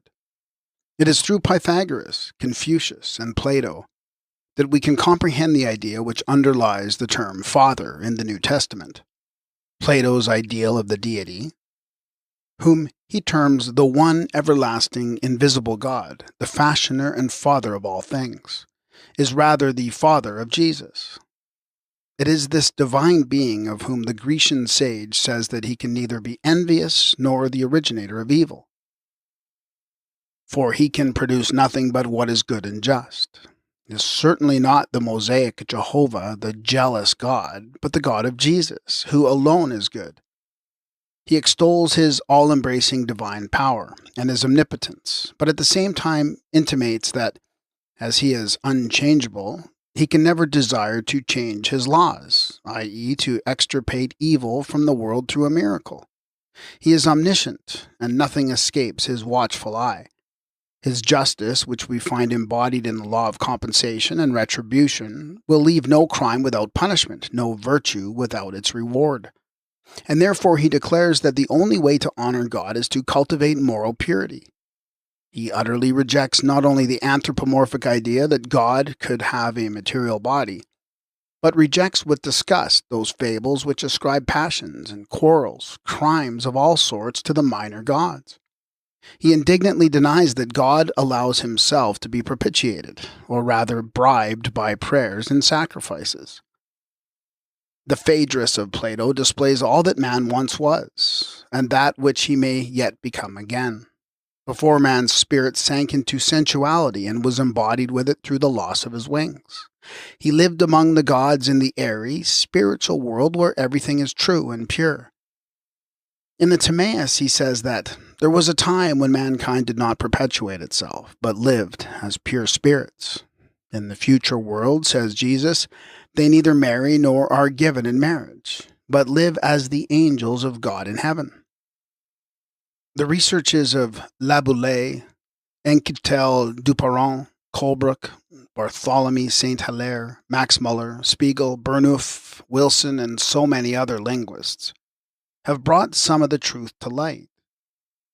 And now that the difficulties of the Sanskrit, the Tibetan, the Sinhalese, the Zend, the Pahlavi, the Chinese, and even the Burmese are partially conquered, and the Vedas and the Zendavesta, the Buddhist texts and even Kapila's sutras are translated, a door is thrown wide open, which once passed must close forever behind any speculative or ignorant commonators of the old religions. Even till the present time, the clergy have, to use the words of Max Muller, generally appealed to the deviltries and orgies of heathen worship, but they have seldom, if ever, endeavored to discover the true and original character of the strange forms of faith and worship, which they call the work of the devil.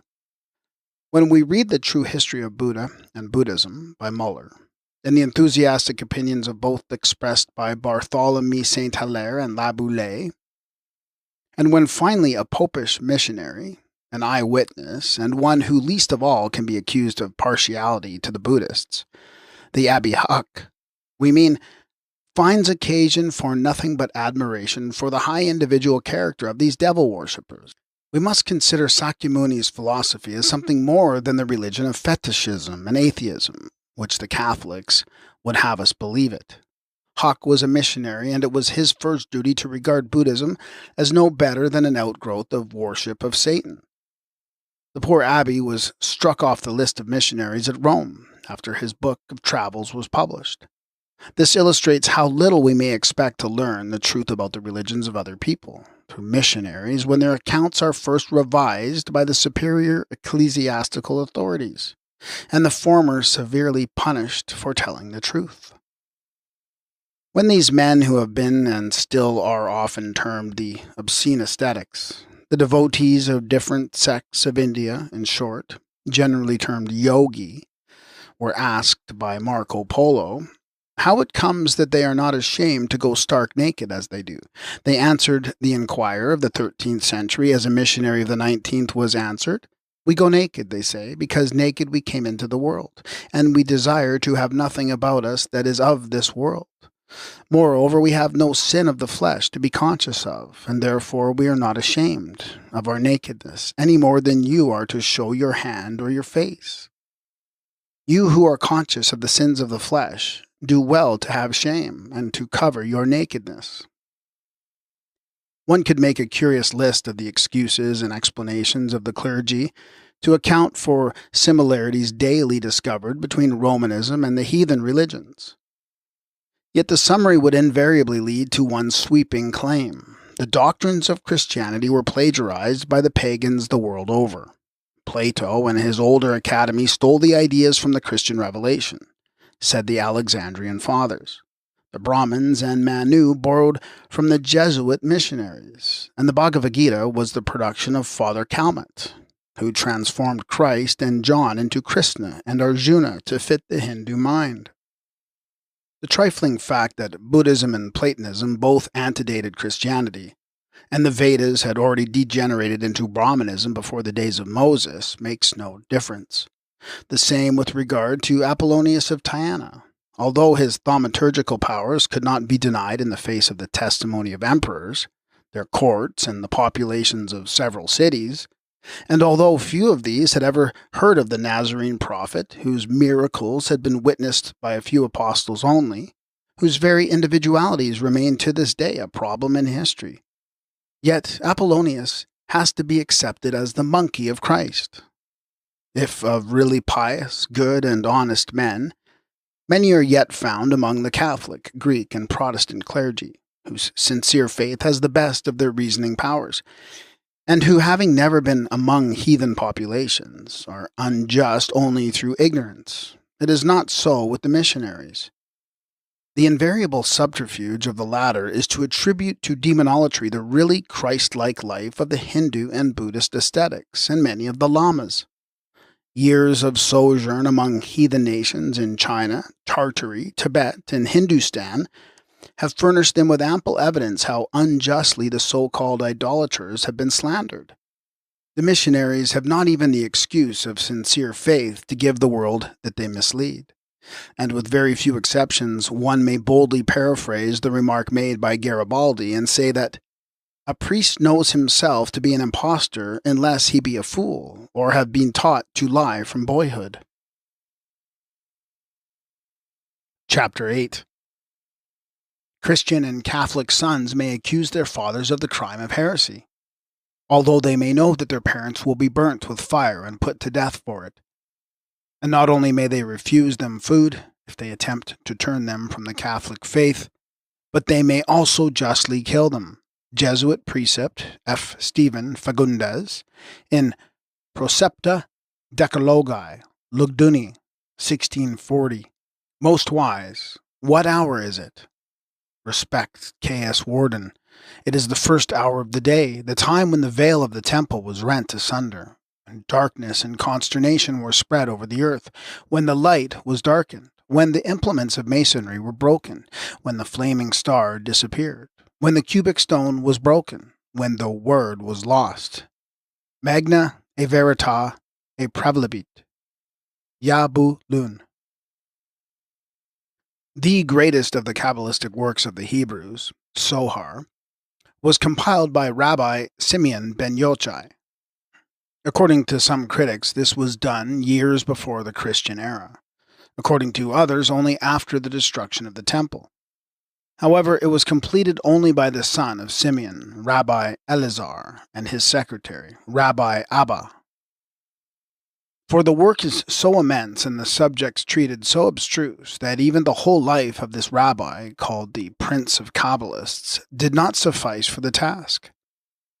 On account of its being known that he was in possession of this knowledge, and of the Merkabah, which ensured the reception of the word, his very life was endangered, and he had to fly to the wilderness, where he lived in a cave for 12 years, surrounded by faithful disciples, and finally died there amid signs and wonders. But voluminous as is the work, and containing as it does the main points of all the secret and oral tradition, it still does not embrace it all.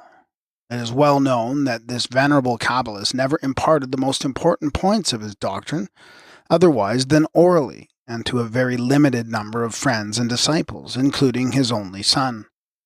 Therefore, without the final initiation into the Merkabah, the study of the Kabbalah will be ever incomplete, and the Merkabah can be taught only in darkness, in a deserted place, and after many and terrific trials. Since the death of Simeon ben Yochai, this hidden doctrine has remained an inviolate secret for the outside world. Delivered only as a mystery, it was communicated to the candidate orally, face to face and mouth to ear. The Masonic commandment, mouth to ear, and the word at low breath, is an inheritance from the Tannaim and the old pagan mysteries. Its modern use must certainly be due to the indiscretion of some renegade Kabbalist, though the word itself is but substitute for the lost word, and is a comparatively modern invention, as we will further show.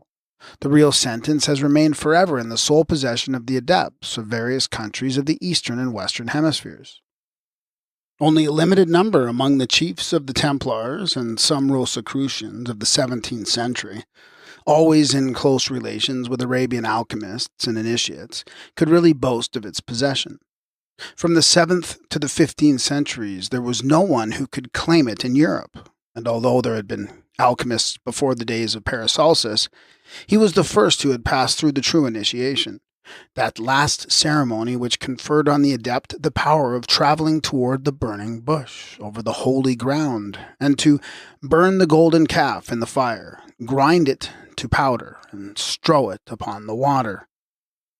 Verily, then, this magic water and the last word resuscitated more than one of the pre-Mosaic Adonirims, Gedalias, and Hieroglyphs.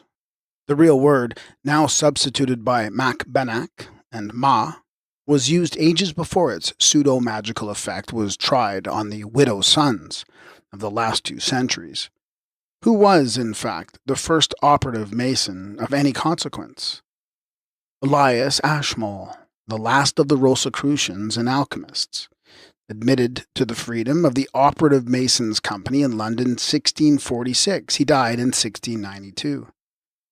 At that time, Masonry was not what it became later. It was neither a political nor a Christian institution, but a true secret organization, which admitted into the ties of fellowship all men anxious to obtain the priceless boon of liberty of conscience and avoid clerical persecution. Not until about 30 years after his death did what is now termed modern Freemasonry see the light. It was born on the 24th day of June, 1717, in the Apple Tree Tavern, Charles Street, Covent Garden, London.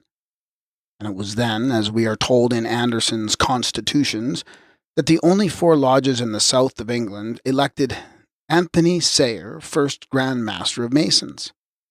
Notwithstanding its great youth, this Grand Lodge has ever claimed the acknowledgement of its supremacy by the whole body of the fraternity throughout the whole world.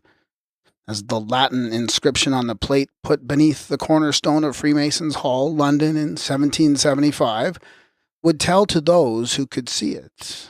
But of this more anon.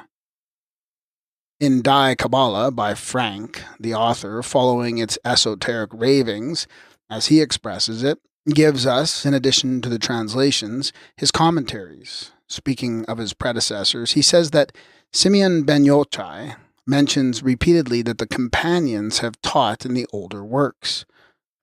And the author cites one Aiba, the old, and Hanuma, the old. But what the 2 old ones mean, or who they were, in fact, he tells us not, for he does not know himself.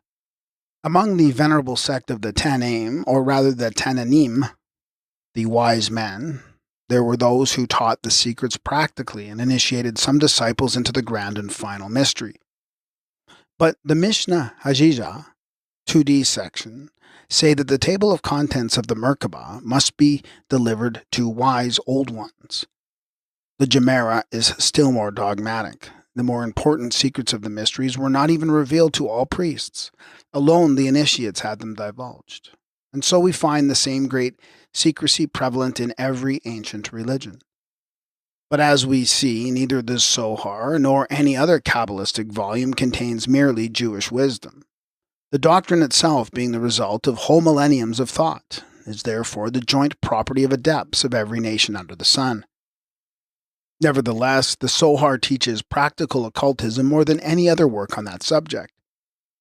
Not as it is translated, though, and commented upon by its various critics, but with secret signs on its margins. These signs contain the hidden instructions, apart from the metaphysical interpretations and apparent absurdities so fully credited by Josephus, who was never initiated and gave out the dead letter as he had received it.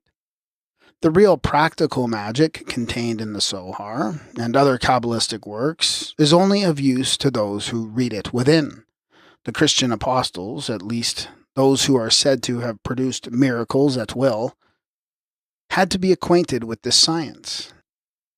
It ill behooves a Christian to look with horror or derision upon magic, gems, amulets, and other talismans against the evil eye, which serve as charms to exercise a mysterious influence, either on the possessor or the person whom the magician desires to control. There are still extant a number of such charmed amulets in public and private collections of antiquities.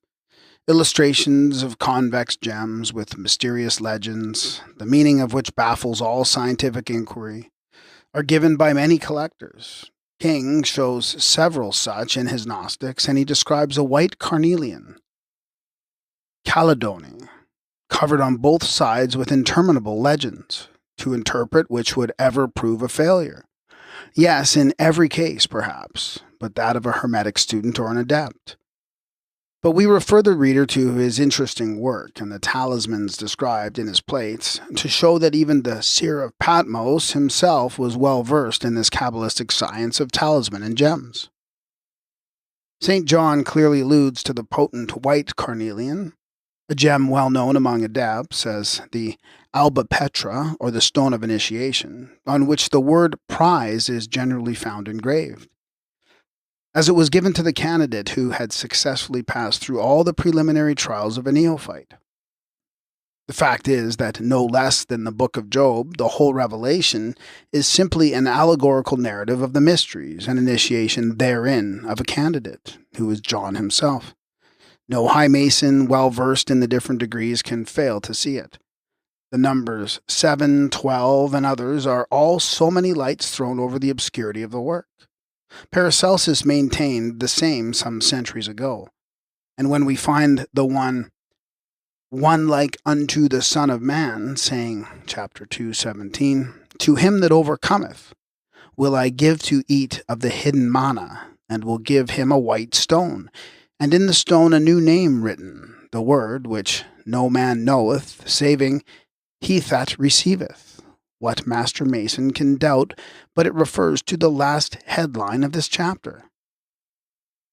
In the pre-Christian Mithraic mysteries, the candidate who fearlessly overcame the 12 tortures, which preceded the final initiation, received a small round cake or wafer of unleavened bread, symbolizing in one of its meanings the solar disk and known as the heavenly bread or manna, and having figures traced on it. A lamb or a bull was skilled, and with the blood the candidate had to be sprinkled, as in the case of the Emperor Julian's initiation. The 7 rules or mysteries were then delivered to the newly born that are represented in the Revelation, as the 7 seals which are opened in order, see chapter 5 and 6. There can be no doubt that the seer of Patmos referred to the ceremony. The origin of the Roman Catholic amulets and relics blessed by the Pope is the same as that of the Ephesian spell, or magical characters engraved either on a stone or drawn on a piece of parchment.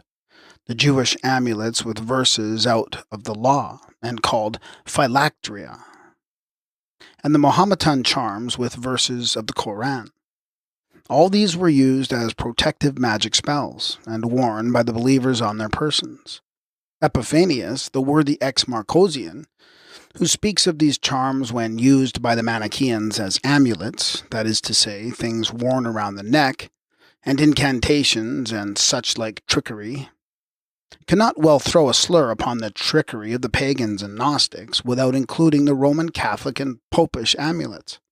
But consistency is a virtue which we fear is losing, under Jesuit influence, the slight hold it may have ever had on the Church.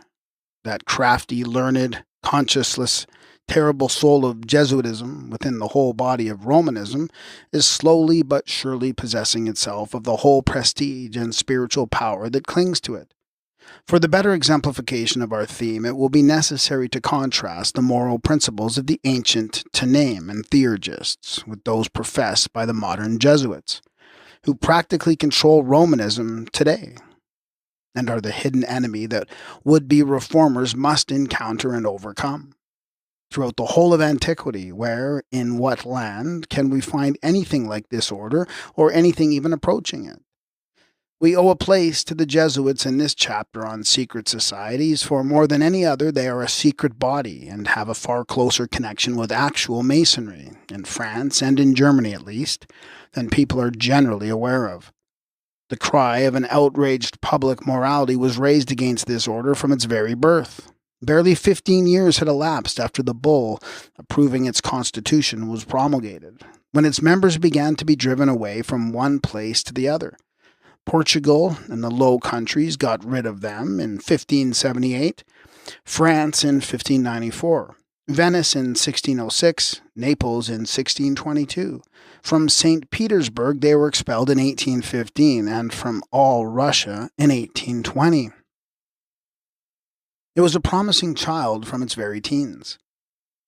What it grew up to be, everyone knows well. The Jesuits have done more moral harm in this world than all the fiendish armies of the mythical Satan. Whatever extravagance may seem to be involved in this remark will disappear when our readers in America, who now know little about them, are made acquainted with their principles, principia, and rules as they appear in various works written by the Jesuits themselves. We beg leave to remind the public that every one of the statements which follow, in quotation marks, are extracted from authenticated manuscripts or folios printed by this distinguished body. Many are copied from the large quarto, published by the authority of and verified and collated by the commissioners of the French Parliament. The statements therein were collected and presented to the king, in order that, as the Arrest du Parlement du 5th Mars 1762 expresses it, the elder son of the Church might be aware of the perversity of this doctrine, a doctrine authorizing theft, lying, perjury, impurity, every passion and crime, teaching homicide, parricide, and regicide, overthrowing religion in order to substitute for it superstition by favoring sorcery, blasphemy, irreligion, and idolatry, etc.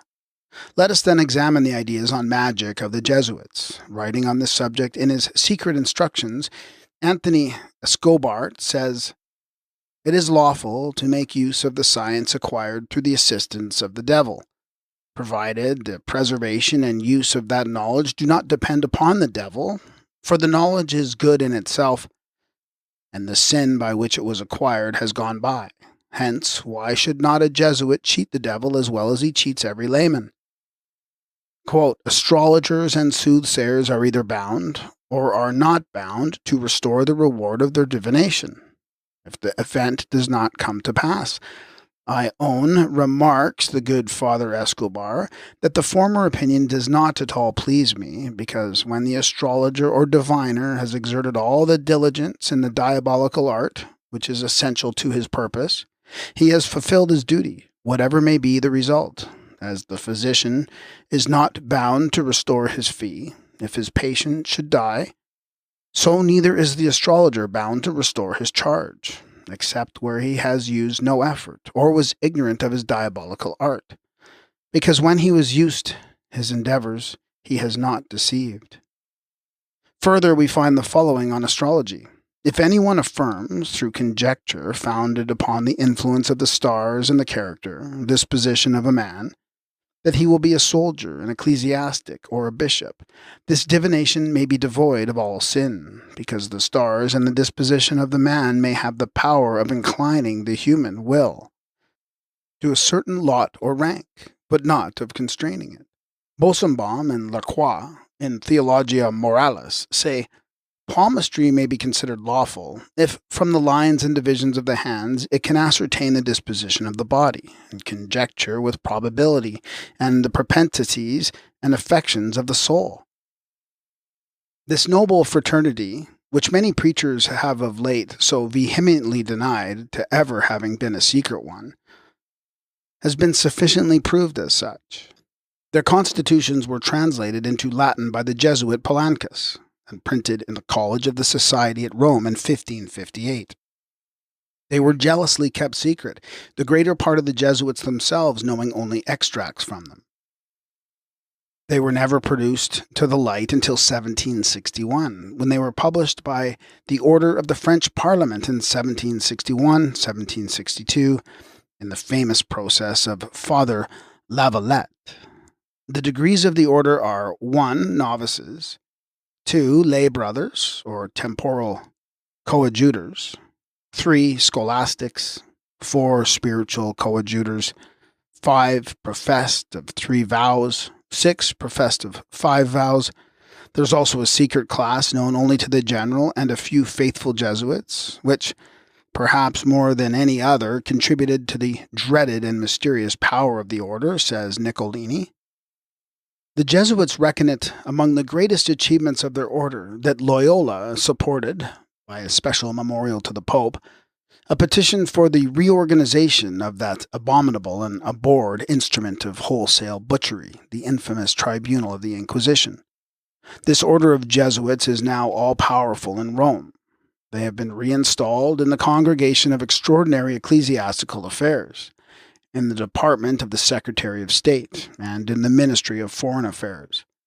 The pontifical government was for years previous to Victor Emmanuel's occupation of Rome entirely in their hands. The society now numbers 8,584 members, but we must see what are their chief rules. by what is seen above, in becoming acquainted with their mode of action, we may ascertain that the whole Catholic body is likely to be, says Mackenzie. The order has secret signs and passwords, according to the degrees to which the members belong, and they wear no particular dress. It is very difficult to recognize them unless they reveal themselves as members of the order. For they may appear as Protestants or Catholics, Democrats or aristocrats, infidels or bigots, according to the special mission with which they are entrusted.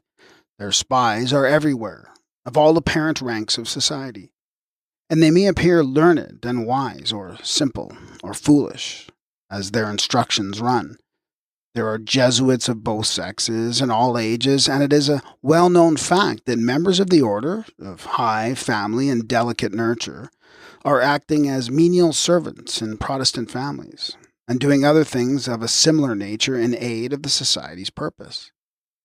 We cannot be too much on our guard for the whole society being founded on a law of unhesitating obedience can bring its force on any given point with unerring and fatal accuracy. The Jesuits maintain that the Society of Jesus is not of human invention, but it proceeded from him whose name it bears. For Jesus himself described that rule of life which the society follows, first by his example and afterwards by his words. Let then all pious Christians listen and acquaint themselves with this alleged rule of life and precepts of their God, as exemplified by the Jesuits. Peter Alagona, St. Thomas Aquinas, Summi Theologiae Compendium says, by the command of God it is lawful to kill an innocent person, to steal or commit, because he is the Lord of life and death and all things. And it is due to him thus to fulfill his command. Ex prima secunde quaest 94. A man of religious order who for a short time lays aside his habit for a sinful purpose is free from heinous sin and does not incur the penalty of excommunication. Lib 3, Section 2, Prob 44, D212. John Baptist Taberna, Synopsis Theologiae Practicae, propounds the following question. Is a judge bound to restore the bribe which he has received for passing sentence? Answer. If he has received the bribe for passing an unjust sentence, it is probable that he may keep it. This opinion is maintained and defended by 58 doctors, Jesuits. We must abstain at present from proceeding further. So disgustingly licentious, hypocritical, and demoralizing are nearly all of these precepts, that it was found impossible to put many of them in print, except in the Latin language. We will return to some of the more decent as we proceed, for the sake of comparison. But what are we to think of the future of the Catholic world, if it is to be controlled in word and deed by this villainous society? And that it is to be so, we can hardly doubt, as we find the Cardinal Archbishop of Cambrai loudly proclaiming the same to all the faithful. His pastoral has made a certain noise in France, and yet, as 2 centuries have rolled away since the exposé of these infamous principles, the Jesuits have had ample time to lie so successfully in denying the just charges that most Catholics will never believe such a thing. The infallible Pope, Clement XIV Ganganelli, suppressed them on the 23rd July, 1773, and yet they came to life again, and another equally infallible Pope, Pius VII, re-established them on the 7th of August, 1814. But we will hear what Monsignor of Cambrai is swift to proclaim in 1876. We quote from a secular paper. Among other things, he maintains that clericalism, ultramontanism, and Jesuitism are one and the same thing, that is to say, Catholicism, and that the distinctions between them have been created by the enemies of religion. There was a time, he says, when a certain theological opinion was commonly professed in France concerning the authority of the Pope. It was restricted to our nation and was of recent origin. The civil power during a century and a half imposed official instruction. Those who professed these opinions were called Gallicans, and those who protested were called Ultramontanes, because they had their doctrine center on the Alps, at Rome. Today, the distinction between the two schools is no longer admissible. Theological Gallicanism can no longer exist, since this opinion has ceased to be tolerated by the Church.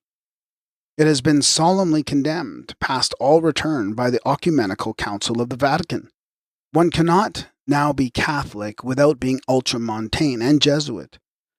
This settles the question. We leave inferences for the present and proceed to compare some of the practices and precepts of the Jesuits with those of individual mystics and organized castes and societies of the ancient time. Thus, the fair-minded reader may be placed in a position to judge between them as to the tendency of their doctrines to benefit or degrade humanity. Rabbi Jehoshua ben Chananeh, who died about AD 72, openly declared that he had performed miracles by means of the book of Sefer Yetzirah and challenged every skeptic. Frank, quoting from the Babylonian Talmud, names two other thaumaturgists, rabbis Chanina and Oshai. Simon Magus was doubtless a pupil of the Tanaim of Samaria. The reputation which he left behind, together with the title given to him by the great power of God, testifies strongly in favor of the ability of his teachers. The calumnies so zealously disseminated against him by the unknown authors and compilers of the Acts and other writings could not cripple the truth to such an extent as to conceal the fact that no Christian could rival him in thaumaturgic deeds. The story told about his falling during an aerial flight, breaking both his legs, and then committing suicide is ridiculous. Instead of praying mentally that it should so happen, why did not the apostles pray rather that they should be allowed to outdo Simon in wonders and miracles? For then they might have proved their case far more easily than they did, and so converted thousands to Christianity. Posterity has heard but one side of the story. Were the disciples of Simon to have a chance, we might find, perhaps, that it was Peter who broke both his legs, had we not known that this apostle was too prudent ever to venture himself in Rome. On the confession of several ecclesiastical writers, no apostle ever performed such supernatural wonders. Of course, pious people will say this only the more proves that it was the devil who worked through Simon. Simon was accused of blasphemy against the Holy Ghost, because he introduced it as the Holy Spiritus, the mens, intelligence, or the mother of all. But we find the same expression used in the book of Enoch, in which the contradistinction to the Son of Man, he says, Son of the woman. In the Codex of the Nazarenes and in the Sohar, as well in the books of Hermes, the expression is usual. And even in the apocryphal Evangelium of the Hebrews, we read that Jesus himself admitted the sex of the Holy Ghost by using the expression, my mother, the Holy Pneuma. But what is the heresy of Simon? Or what the blasphemies of all the heretics? But what is the heresy of Simon? Or what the blasphemies of all the heretics in comparison with that of the same Jesuits who have now so completely mastered the Pope, ecclesiastical Rome, and the entire Catholic world? Listen again to their profession of faith. Do what your conscience tells you to be good and commanded. If through invincible error you believe lying or blasphemy to be commanded by God, blaspheme. Omit to what your conscience tells you is forbidden. Omit the worship of God, if you invincibly believe it to be prohibited by God. There is an implied law. Obey an invincibly erroneous dictate of conscience. As often as you believe invincibly that a lie is commanded, lie. Let us suppose a Catholic to believe invincibly that the worship images is forbidden. In such a case, our Lord Jesus Christ will be obliged to say to him, Depart from me, thou cursed, because thou hast worshipped mine image. So neither is there any absurdity in supposing that Christ may say, Come, thou blessed, because thou hast lied, believing invincibly, that in such a case I commanded the lie. Does not this, but no words, fail to do justice to the emotions that these astonishing precepts must awaken in the breast of every honest person? Let silence, resulting from invincible disgust, be our only adequate tribute to such unparalleled moral obliquity? The popular feeling in Venice, 1606, when the Jesuits were driven out from that city, expressed itself most forcibly. Great crowds had accompanied the exiles to the seashore, and the farewell cry which resounded after them over the waves was, "Ande in malora, get away and woe be to you." That cry was echoed throughout the 2 following centuries, says Michelet, who gives this statement in Bohemia in 1618, in India in 1623, and throughout all Christendom in 1773. In what particular, then, was Simon Magus a blasphemer, if he only did that which his conscience invincibly told him was true? And in what particular was ever the heretics, or even infidels of the worst kind, more reprehensible than the Jesuits? Those of Cain, for instance, who say the following: "The Christian religion is evidently credible, but not evidently true. It is evidently credible, for it is evident that whoever embraces it is prudent. It is not evidently true, for it either teaches obscurity or the things which it teaches are obscure. And they who affirm that the Christian religion is evidently true are obliged to confess that it is evidently false. Infer from hence: 1. That it is not evident that there is now any true religion in the world. 2. That it is not evident that of all the religions existing upon the earth, the Christian religion is the most true. For have you traveled over all countries of the world, or do you know that others have? 3 is skipped. 4. That it is not evident that the predictions of the prophets were given by inspiration of God. For what refutation will you bring against me if I deny that they were true prophecies, or assert that they were only conjectures? 5. That it is not evident that the miracles were real, which are recorded to have been wrought by Christ, although no one can prudently deny them. Position 6. Neither is an avowed belief in Jesus Christ, in the Trinity, in all the articles of faith, and in the Decalogue necessary to Christians. The only explicit belief which was necessary to the former, Jews, and is necessary to the latter, Christians, is 1, of God, 2, of a rewarding God. Position 8. Hence, it is also more than evident that there are moments in the life of the greatest liar when he may utter some truths. It is this case so perfectly exemplified by the good fathers that we can see more clearly than ever whence proceeded the solemn condemnations at the Ecumenical Council of 1870 of certain heresies, and the enforcement of other articles of faith in which none believed less than those who inspired the Pope to issue them. History has yet perhaps to learn that the octogenarian Pope, intoxicated with the fumes of his newly enforced infallibility, was but the faithful echo of the Jesuits. An old man is raised trembling upon the pavois of the Vatican, says Michelet. Everything becomes absorbed and confined in him. For 15 centuries Christendom had submitted to the spiritual yoke of the Church. But that yoke was not sufficient for them. They wanted the whole world to bend under the hand of one master. Here my own words are too weak. I shall borrow those of others. They, the Jesuits, wanted, this is the accusation flung in their faces by the Bishop of Paris in the full Council of Trent, faire de l'épouse de Jesus Christ une prostitute et volontés d'un homme. They have succeeded. The Church is henceforth an inert tool, and the Pope a poor weak instrument in the hands of this order. But for how long until the end comes? Well, may sincere Christians remember the prophetic lamentations of the thrice great Trismegistus over his own country.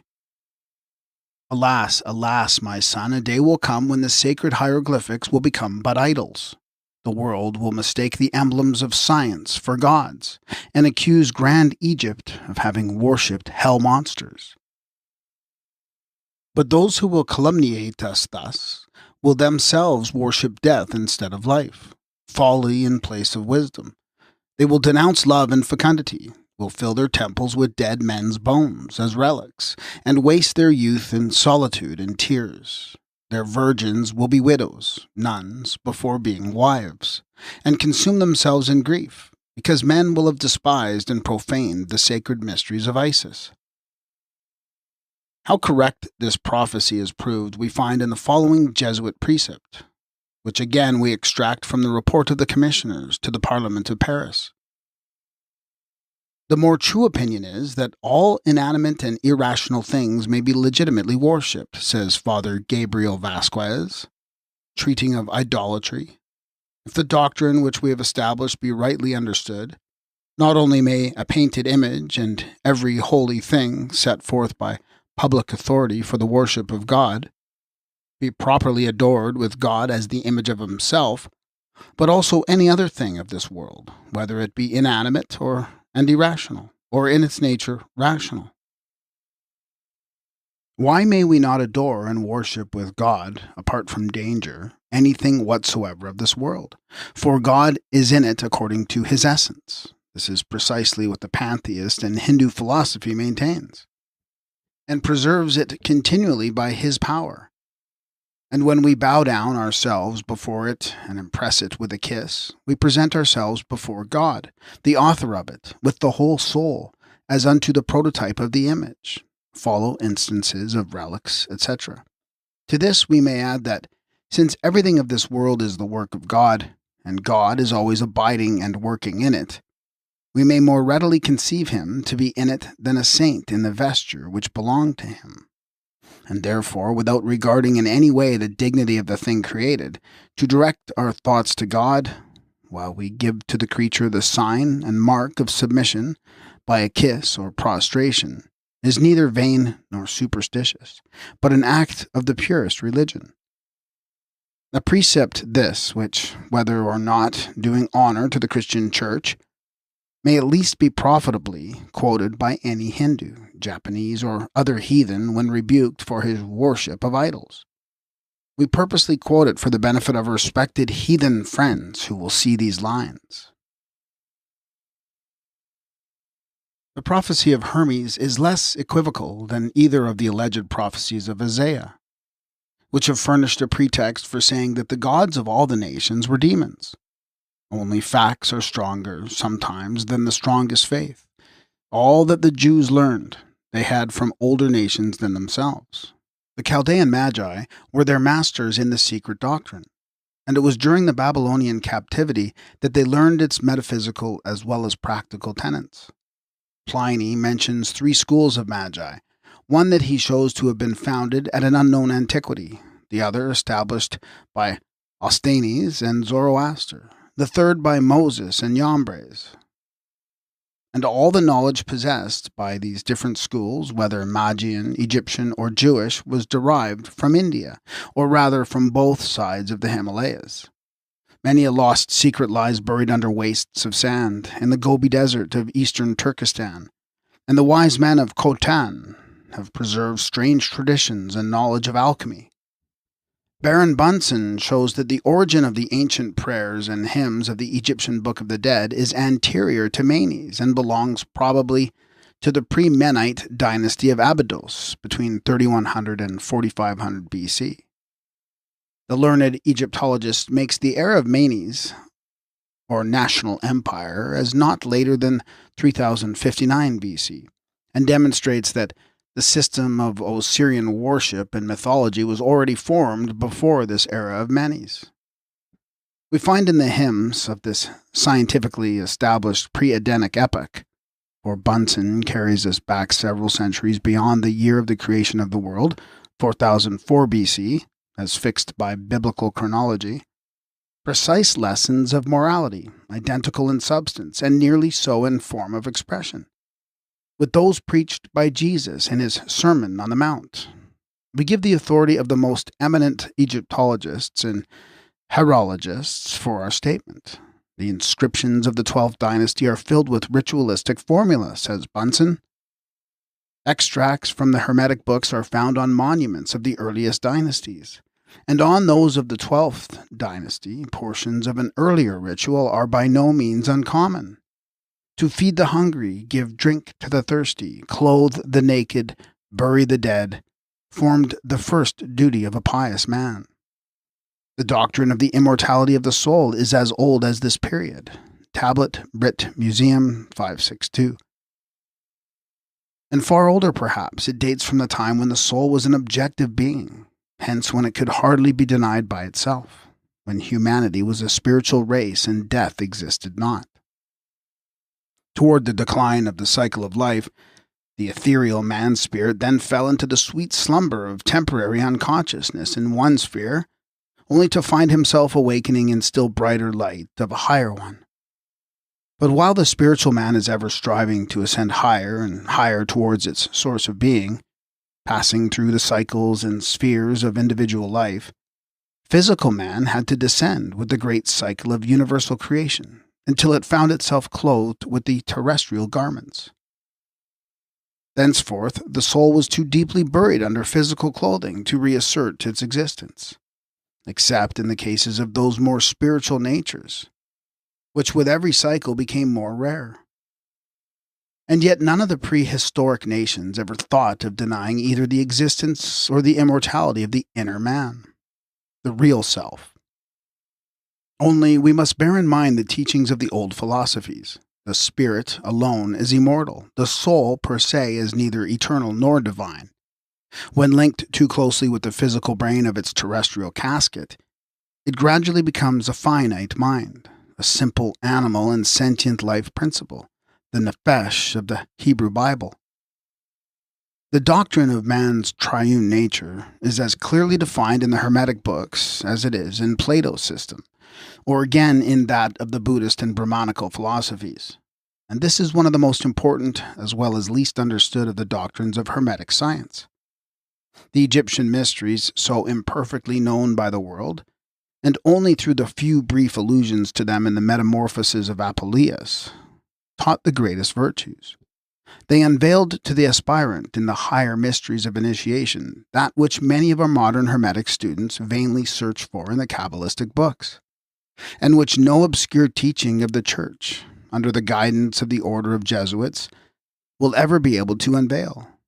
To compare, then, the ancient secret societies of the Hierophants with the artificially produced hallucinations of those few followers of Loyola, who were perchance sincere at the beginning of their career, is to insult the former, and yet, in justice to them, we are compelled to do so. One of the most unconquerable obstacles to initiation, with the Egyptians as well with the Greeks, was any degree of murder. One of the greatest titles to admission in the order of Jesuits is a murder in defense of Jesuitism. Children may kill their parents if they compel them to abandon the Catholic faith. Christian and Catholic sons, says Stephen Fagundes, may accuse their fathers of the crime of heresy if they wish to turn them from the faith, although they may know that their parents will be burned with fire and put them to death for it, as Tolle teaches. And not only may they refuse them food, but they may also justly kill them. It is well known that Nero, the emperor, had never dared seek initiation into the mysteries on account of the murder of Agrippina. Under section 14 of the Principles of the Jesuits, we find on homicide the following Christian principles inculcated by Father Henry Henriquez of Summi Theologiae Moralis. Thomas I, Vinitius, 1600. If an adulterer, even though he should be an ecclesiastic, being attacked by the husband, kills his aggressor, he is not considered irregular. Non riditur irregulis. Lib. 14 de irregulatory, c10. If a father were obnoxious to the state, being in banishment, and to the society at large, and there were no other means of averting such an injury, then I should approve of this, for a son to kill his father, says section 15 on parricide and homicide. It will be lawful for an ecclesiastic or one of the religious order to kill a calumniator who threatens to spread atrocious accusations against himself or his religion, is set forth by the Jesuit Francis Amicus. So far, good. We are informed by the highest authorities what a man in the Catholic communion may do to that common law and public morality stamp as criminal, and still continue in the odor of Jesuitical sanctity. Now suppose we again turn the medal and see what principles were inculcated by pagan Egyptian moralists before the world was blessed with these modern improvements in ethics. In Egypt, every city of importance was separated from its burial place by a sacred lake. The same ceremony of judgment, which the Book of the Dead describes as taking place in the world of spirit, took place on earth during the burial of the mummy. 42 judges or assessors assembled on the shore and judged the departed soul according to its actions when in the body, and it was only upon a unanimous approval of this post-mortem jury that the boatman, who represented the spirit of death, could convey the justified defunct's body to its last resting place.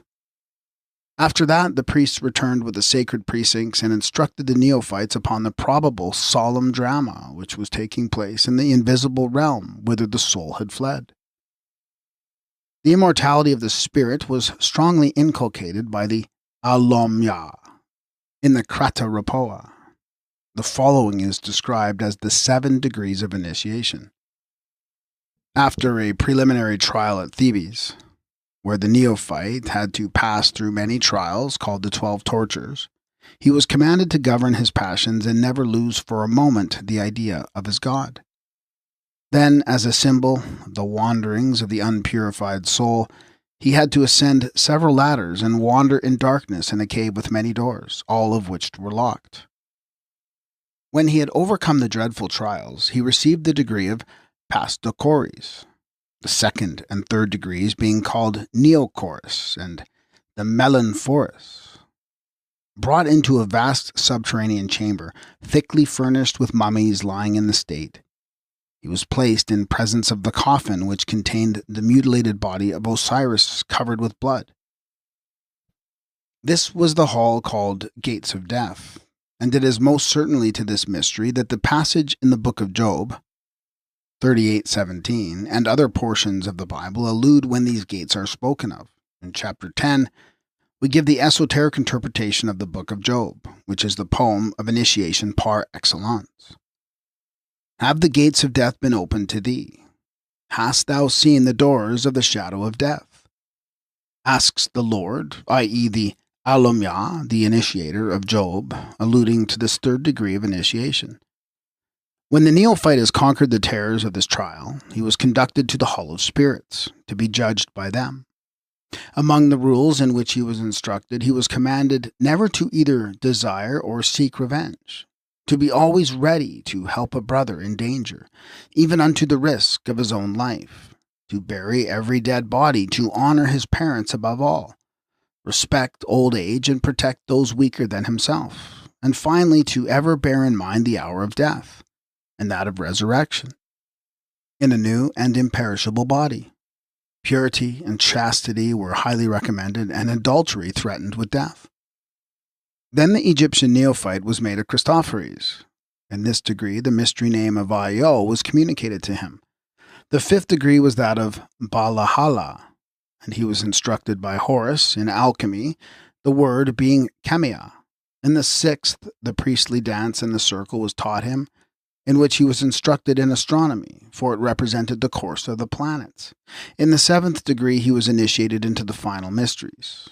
After a final probation in a building set apart for it, the astronomus, as he was now called, emerged from these sacred apartments called Maneras and received a cross, the Tau, which at death had to be laid upon his bare breast.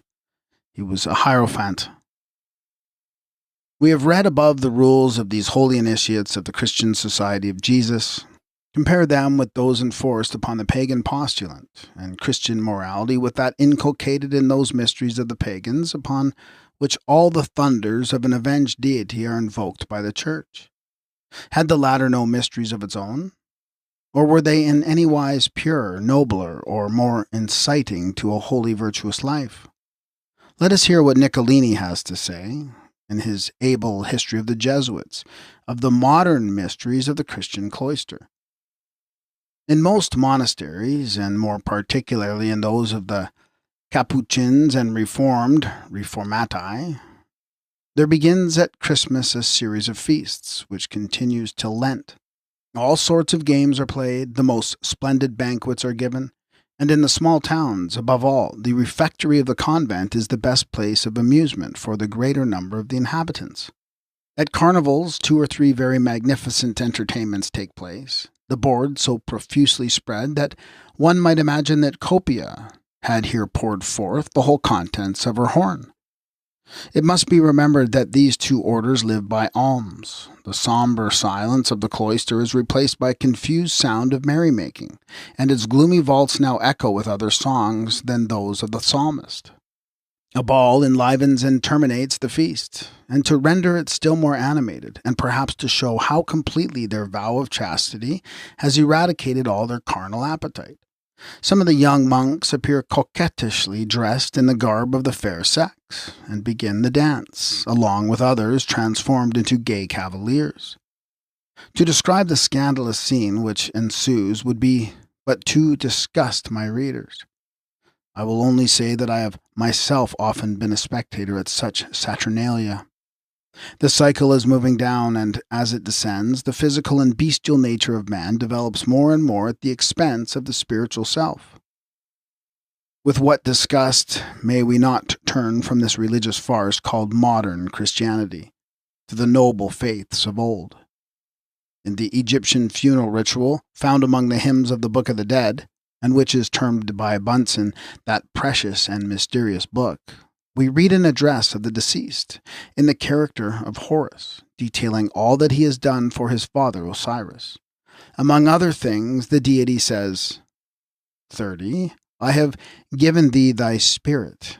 31. I have given thee thy soul. 32. I have given thee thy force, body, etc. In another place, the entity addressed as Father by the disembodied soul is shown to mean the spirit of man. For the verse says, I have made my soul come and speak with his father, its spirit.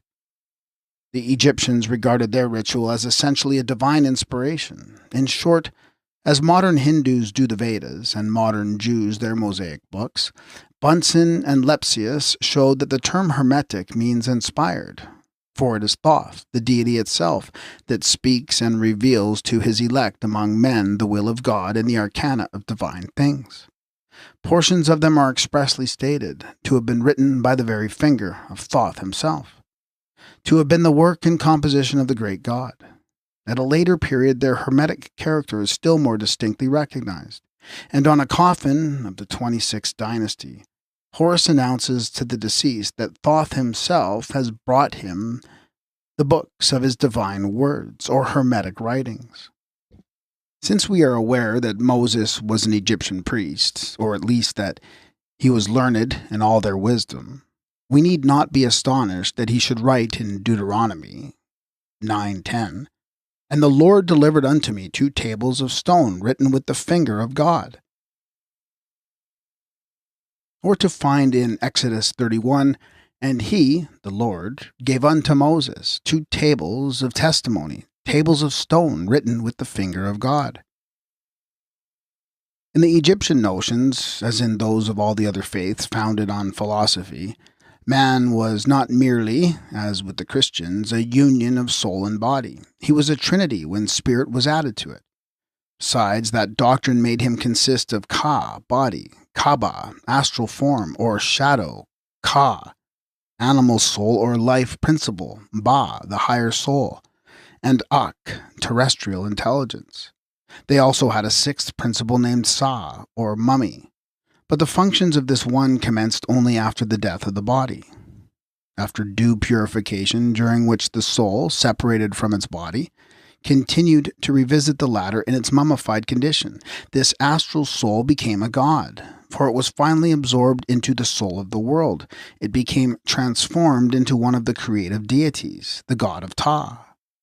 The demiurgus, a generic name for the creators of the world, rendered in the Bible as the Elohim. In the ritual, the good or purified soul, in conjunction with its higher or uncreated spirit, is more or less the victim of the dark influence of the dragon Apophis. If it has attained the final knowledge of the heavenly and the infernal mysteries, the gnosis, i.e., complete reunion with the spirit, it will triumph over its enemies. If not, the soul could not escape its second death. It is the lake that burneth with fire and brimstone, elements, into which those that are cast undergo a second death, apocalypse. This death is the gradual dissolution of the astral form into its primal elements, alluded to several times already in the course of this work. But this awful fate can be avoided by the knowledge of the mysterious name, the Word, say the Kabbalists.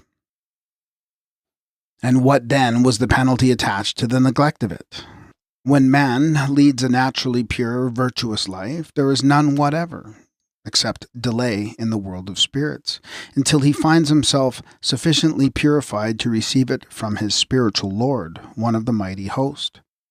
But if otherwise, the soul, as a half-animal principle, becomes paralyzed and grows unconscious of its subjective half.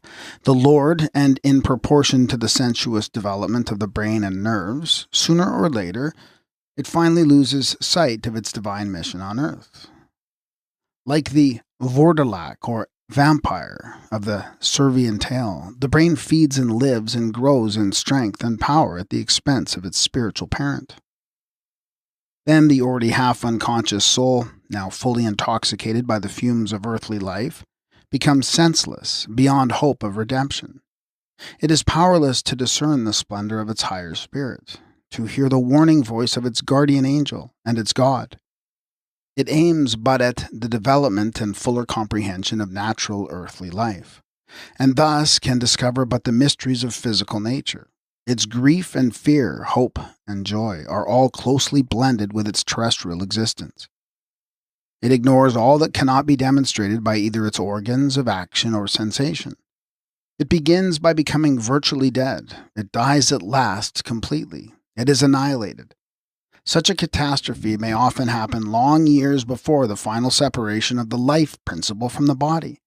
When death arrives, its iron and clammy grasp finds work with life as usual. But there is no more a soul to liberate. The whole essence of the latter has been already absorbed by the vital system of the physical man. A grim death frees but a spiritual corpse, at best an idiot. Unable either to soar higher or awaken from lethargy, it is soon dissolved in the elements of the terrestrial atmosphere. Seers, righteous men, who had attained to the highest science of the inner man and the knowledge of truth, have, like Marcus Antoninus, received instructions from the gods, in sleep or otherwise. Helped by the purer spirits, those that dwell in regions of eternal bliss, they have watched the process and warned mankind repeatedly. Skepticism may sneer. Faith, based on knowledge and spiritual science, believes and affirms. Our present cycle is preeminently one of such soul deaths. We elbow soulless men and women at every step in life. Neither can we wonder in the present state of things at the gigantic failure of Hegel's and Schelling's last efforts at some metaphysical construction of a system. When facts, palpable and tangible facts of phenomenal spiritualism, happen daily and hourly, and yet are denied by the majority of civilized nations, little chance is there for the acceptance of purely abstract metaphysics by the ever-growing crowd of materialists. In the book called by Champollion, La Manifestation à la Lumière, there is a chapter on the ritual which is full of mysterious dialogues, with addresses to various powers by the soul. Among these dialogues there is one which is more than expressive of the potentiality of the word. The scene is laid in the hall of the two truths. The door, the hall of truth, and even the various parts of the gate address the soul which presents itself for admission. They all forbid it entrance unless it tells them their mystery or mystic names. What student of the secret doctrines can fail to recognize in these names an identity of meaning and purpose, with those to be met with in the Vedas, the later works of the Brahmins and the Kabbalah? Magicians, Kabbalists, mystics, Neoplatonists, and theurgists of Alexandria, who so surpassed the Christians in their achievements in the secret science, Brahmins or Semenians, shamans of old, and modern Brahmins, Buddhists, and Lamaists, have all claimed that a certain power attaches to these various names, pertaining to one ineffable word. We have shown from personal experience how deeply the belief is rooted to this day in the popular mind all over Russia. that the word works miracles and is at the bottom of every magical feat. Kabbalists mysteriously connect faith with it. So did the apostles, basing their assertions on the words of Jesus, who was made to say, "If ye have faith as a grain of a mustard seed, nothing shall be impossible unto you." And Paul, repeating the words of Moses, tells that the word is nigh thee, even in thy mouth and in thy heart. That is the word of faith. Romans X 8. But who, except the initiates, can boast of comprehending its full significance? In our days, it is as it was in olden times. To believe in the biblical miracles requires faith, but to be enabled to produce them oneself demands a knowledge of the esoteric meaning of the word. If Christ, says Dr. Farrar and Canon Westcott, wrought no miracles, then the Gospels are untrustworthy. But even supposing that he did work them, would that prove that Gospels written by others than himself are any more trustworthy? And if not, to what purpose is the argument? Besides, such a line of reasoning would warrant the analogy that miracles performed by other religionists than Christians ought to make their Gospels trustworthy. Does not this imply at least an equality between the Christian scriptures and the Buddhist sacred books? For these equally abound with phenomena of the most astounding character. Moreover, the Christians have no longer genuine miracles produced through their priests, for they have lost the word. But many a Buddhist Lama or Siamese Talapoin, unless all travelers have conspired to lie, has been and now is able to duplicate every phenomenon described in the New Testament, and even do more, without any pretense of suspension of natural law or divine intervention either. In fact, Christianity proves that it is as dead in faith as it is dead in works, while Buddhism is full of vitality and supported by practical proofs.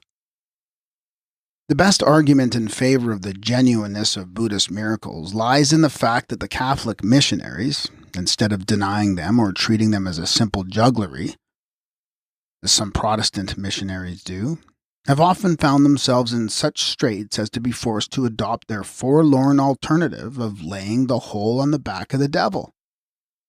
And so belittled do the Jesuits feel themselves in the presence of these genuine servants of God, that with an unparalleled cunning they concluded to act in the case of the Talipons and Buddhists as Mahomet is said to have acted with the mountain.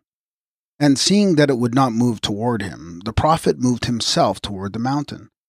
Finding that they could not catch the Siamese with the bird-lime of their pernicious doctrines in Christian garb, they disguised themselves and for centuries appeared among the poor, ignorant people as Talapoins until exposed. They have even voted and adopted a resolution forthwith, which is now all the force of an ancient article of faith. Naaman the Syrian, say the Jesuits of Cain, did not dissemble his faith when he bowed the knee with the king in the house of Rimmon. Neither do the fathers of the Society of Jesus dissemble when they adopt the institute and the habit of the Talapoins of Siam. The potency contained in the mantras and the Vak of the Brahmins is as much believed in at this day as it was in the early Vedic period. The ineffable name of every country and religion relates to that which the Mason affirms to be the mysterious characters emblematic of the 9 names or attributes by which the deity was known to the initiates. The omnific word traced by Enoch on the 2 deltas of purest gold, on which he engraved 2 of the mysterious characters, is perhaps better known to the poor uneducated heathen than to the highly accomplished Grand High Priest and Grandees of the supreme chapters of Europe and America. Only why the companions of the Royal Arch should be so bitterly and constantly lament its loss is more than we can understand. The word of MM is, as they will tell themselves, entirely composed of consonants. Hence we doubt whether any of them could ever have mastered its pronunciation, had it even been brought to light from the secret vault, instead of its several corruptions. However, it is to the land of Mizraim that the grandson of Ham is credited with having carried a sacred delta of the patriarch Enoch. Therefore, it is in Egypt and in the East alone that the mysterious word must be sought. But now that so many of the most important secrets of Masonry have been divulged by friend and foe, may we not say, without suspicion of malice or ill feeling, that since the sad catastrophe of the Templars, no lodge in Europe, still less in America, has ever known anything worth concealing? Reluctant to be misunderstood, we say no lodge, leaving a few chosen brethren entirely out of question. The frantic denunciations of the craft by Catholic and Protestant writers appear simply ridiculous, as also the affirmation of the Abbé Barruel that everything betrays our Freemasons as the descendants of those proscribed Knights, Templars of 1314. The Memoirs of Jacobinism by this abbé, an eyewitness to the horrors of the First Revolution, is devoted in great measure to the Rosicrucians and other Masonic fraternities. The fact alone that he traces the modern Masons to the Templars and points them out as secret assassins, trained to political murder, shows how little he knew of them, but how ardently he desired, and at the same time to find in those societies convenient scapegoats for the crimes and sins of another secret society, which since its existence has harbored more than one dangerous political assassin, the Society of Jesus. The accusations against Masons has been mostly half guesswork, half unquestionable malice and predetermined vilification. Nothing certain and conclusive of a criminal character has been directly proven against them. Even their abduction of Morgan has remained a matter of conjecture. The case was used at the time as a political convenience by huckstering politicians. When an unrecognizable corpse was found in Niagara River, one of the chiefs of this unscrupulous class, being informed that the identity was exceedingly questionable, unguardedly exposed the whole plot by saying, "Well, no matter what, he's a good enough Morgan until after the election." On the other hand, we find the order of the Jesuits not only permitting, in certain cases, but actually teaching and inciting to high treason and regicide. A series of lectures upon Freemasonry and its dangers, as delivered in 1862 by James Burton Robertson, professor of modern history in the Dublin University, are lying before us. In them, the lecturer quotes profusely as his authorities the said Abbé Barruel, a natural enemy of the Masons who cannot be caught at the confessional, and Robison, a well-known apostate Mason of 1798. As usual with every party, whether belonging to the Masonic or anti-Masonic side, the traitor from the opposing camp is welcomed with praise and encouragement, and great care is taken to whitewash him. However convenient for certain political reasons, the celebrated committee of the Anti-Masonic Convention of 1830, U.S. of America, may have found it to adopt this most Jesuitical proposition of Puffendorf, that oaths oblige not when they are absurd and impertinent, and that others, which teaches that an oath obliges not if God does not accept it, yet no truly honest man would accept such sophistry. We sincerely believe that the better portion of humanity will ever bear in mind that there exists a moral code of honor far more binding than an oath, whether on the Bible, Quran, or Veda. The Essenes never swore on anything at all, but their ayes and nays were as good and far better than an oath. Besides, it seems surpassingly strange to find nations that call themselves Christian, instituting customs in civil and ecclesiastical courts, diametrically opposed to the command of their God, who distinctly forbids any swearing at all, neither by heaven, nor by the earth, nor by the head. It seems to us that to maintain that an oath obliges not if God does not accept it, besides being an absurdity, as no man living, whether he be fallible or infallible, can learn anything of God's secret thoughts, is anti-Christian in the full sense of the word. The argument is brought forward only because it is convenient and answers the object. Oaths will never be binding till each man will fully understand that humanity is the highest manifestation on earth of the unseen supreme deity, and each man an incarnation of his God. And when the sense of personal responsibility will be so developed in him that he will consider forswearing the greatest possible insult to himself as well as to humanity, No oath is now binding unless taken by one who, without any oath at all, would solemnly keep his simple promise of honor. Therefore, to bring forward as authorities such men as Barruel or Robeson is simply obtaining the public confidence under false pretenses. It is not the spirit of Masonic malice whose heart coins slanders like a mint, but far more that of a Catholic clergy and their champions, and a man who would reconcile the two ideas of honor and perjury. In any case whatever is not to be trusted himself. Loud is the claim in the 19th century to preeminence in civilization over the ancients, and still more clamorous that of the churches and their sycophants that Christianity has redeemed the world from barbarism and idolatry. How little both are warranted, we have tried to prove in these 2 volumes. The light of Christianity has only served to show how much more hypocrisy and vice its teachings have begotten in the world since its advent, and how immensely superior were the ancients over us in every point of honor. The clergy, by teaching the helplessness of man, his utter dependence on providence, and the doctrine of atonement, have crushed in their faithful followers every atom of self-reliance and self-respect. So true is this that it is becoming an axiom that the most honorable men are to be found among atheists and the so-called infidels. We hear from Hipparchus that in the days of heathenism, the shame and disgrace that justly attended the violation of his oath threw the poor wretch into a fit of madness and despair, so that he cut his throat and perished by his own hands, and his memory was so abhorred after his death that his body laid upon the shore of the island of Samos, and had no other burial than the sands of the sea. But in our own century, we find 96 delegates to the United States Anti-Masonic Convention, every one doubtless a member of some Protestant church, and claiming the respect due to men of honor and gentlemen, offering the most Jesuitical arguments against the validity of a Masonic oath.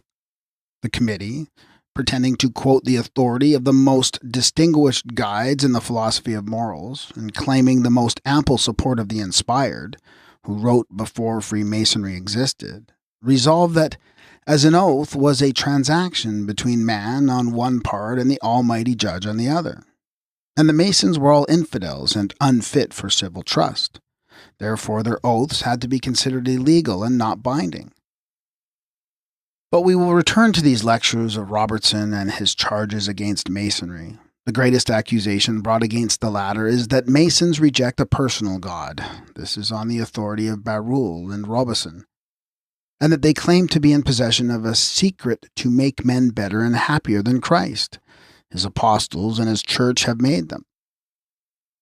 Were the latter accusation but half true, it might yet allow the consoling hope that they had really found that secret by breaking off entirely from the mythical Christ of the Church and the official Jehovah. But both accusations are simply as malicious as they are absurd and untrue, as we shall presently see. Let it not be imagined that we are influenced by personal feeling in any of our reflections upon Masonry. So far from this being the case, we unhesitatingly proclaim our highest respect for the original purposes of the order, and some of our most valued friends are within its membership.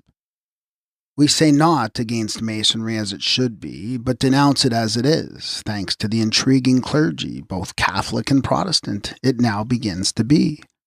Professedly the most absolute of democracies, it is practically the appanage of aristocracy, wealth, and personal ambition. Professedly the teacher of true ethics, it is debased into a propaganda of anthropomorphic theology.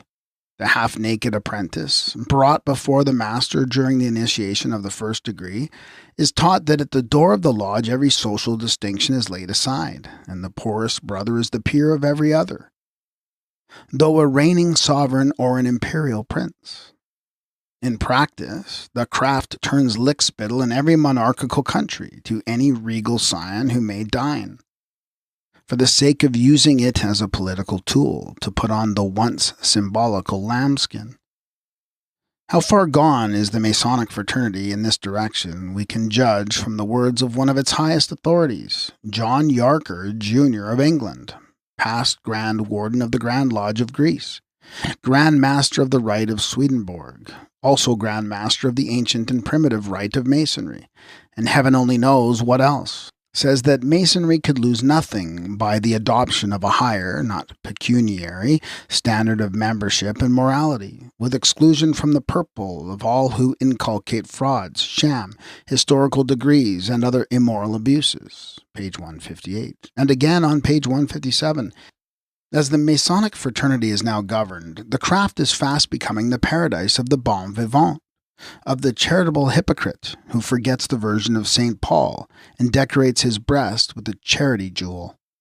Having by this judicious expenditure obtained by the purple, he metes out judgment to other brethren of greater ability and morality but less means.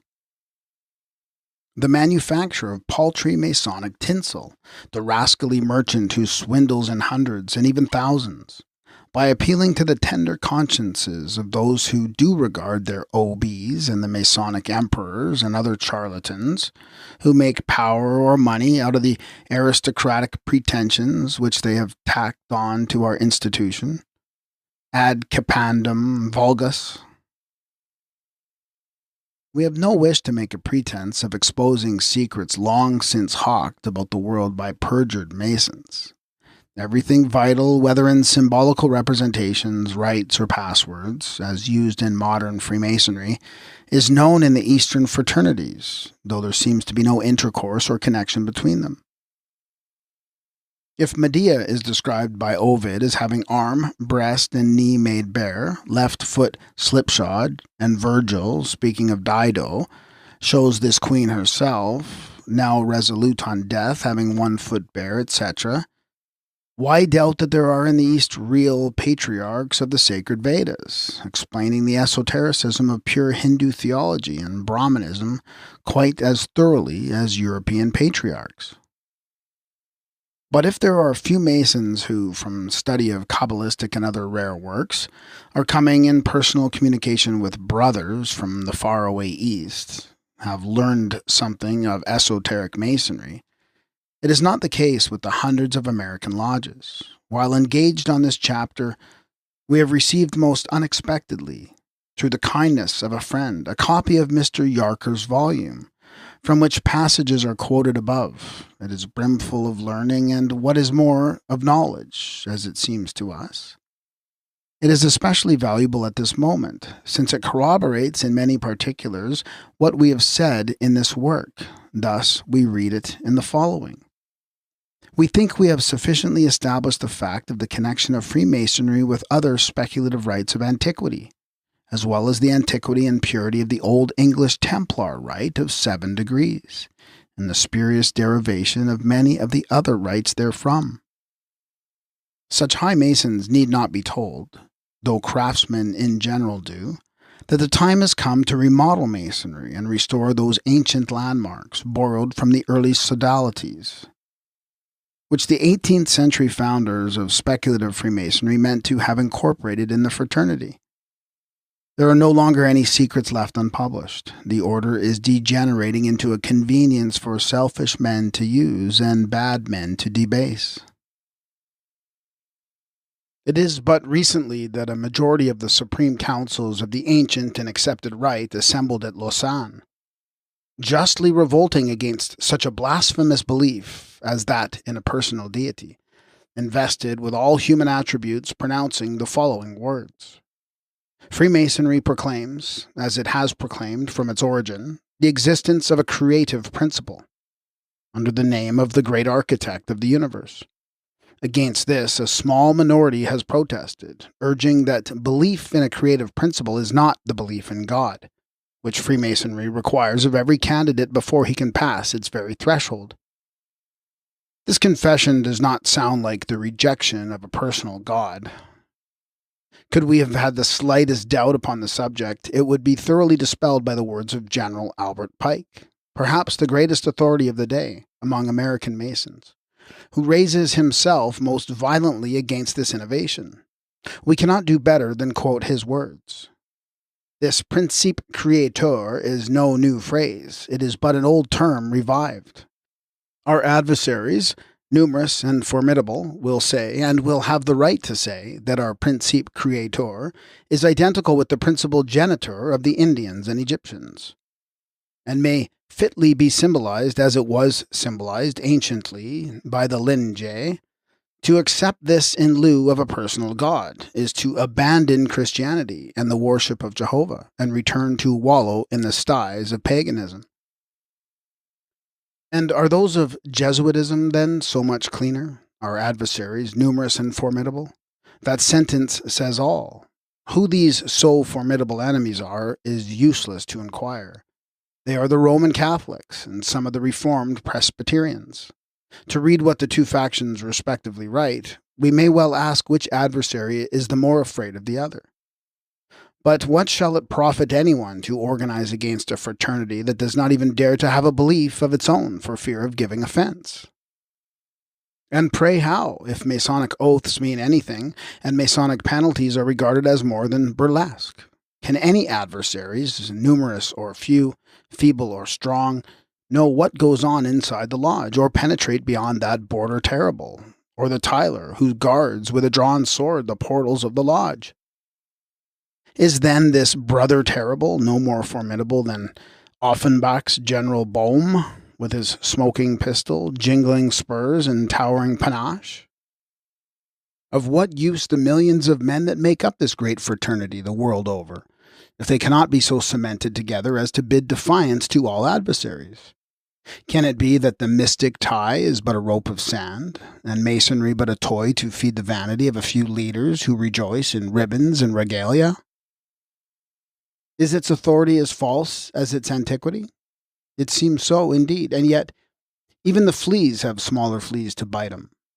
There are Catholic alarmists even here who pretend to fear masonry. And yet these same Catholics, in all the serenity of their traditional impudence, publicly threaten America with its 500,000 Masons and 34 million Protestants, with the union of church and state under the direction of Rome. The danger which threatens the free institutions of this republic, we are told, will come from the principles of Protestantism logically developed. The present Secretary of the Navy, the Honorable R.W. Thompson of Indiana, having actually dared, in his own free Protestant country, to publish a book recently on papacy and the civil power, in which his language is as moderate as it is gentlemanly and fair. A Roman Catholic priest at Washington, D.C., the very seat of government, denounces him with violence.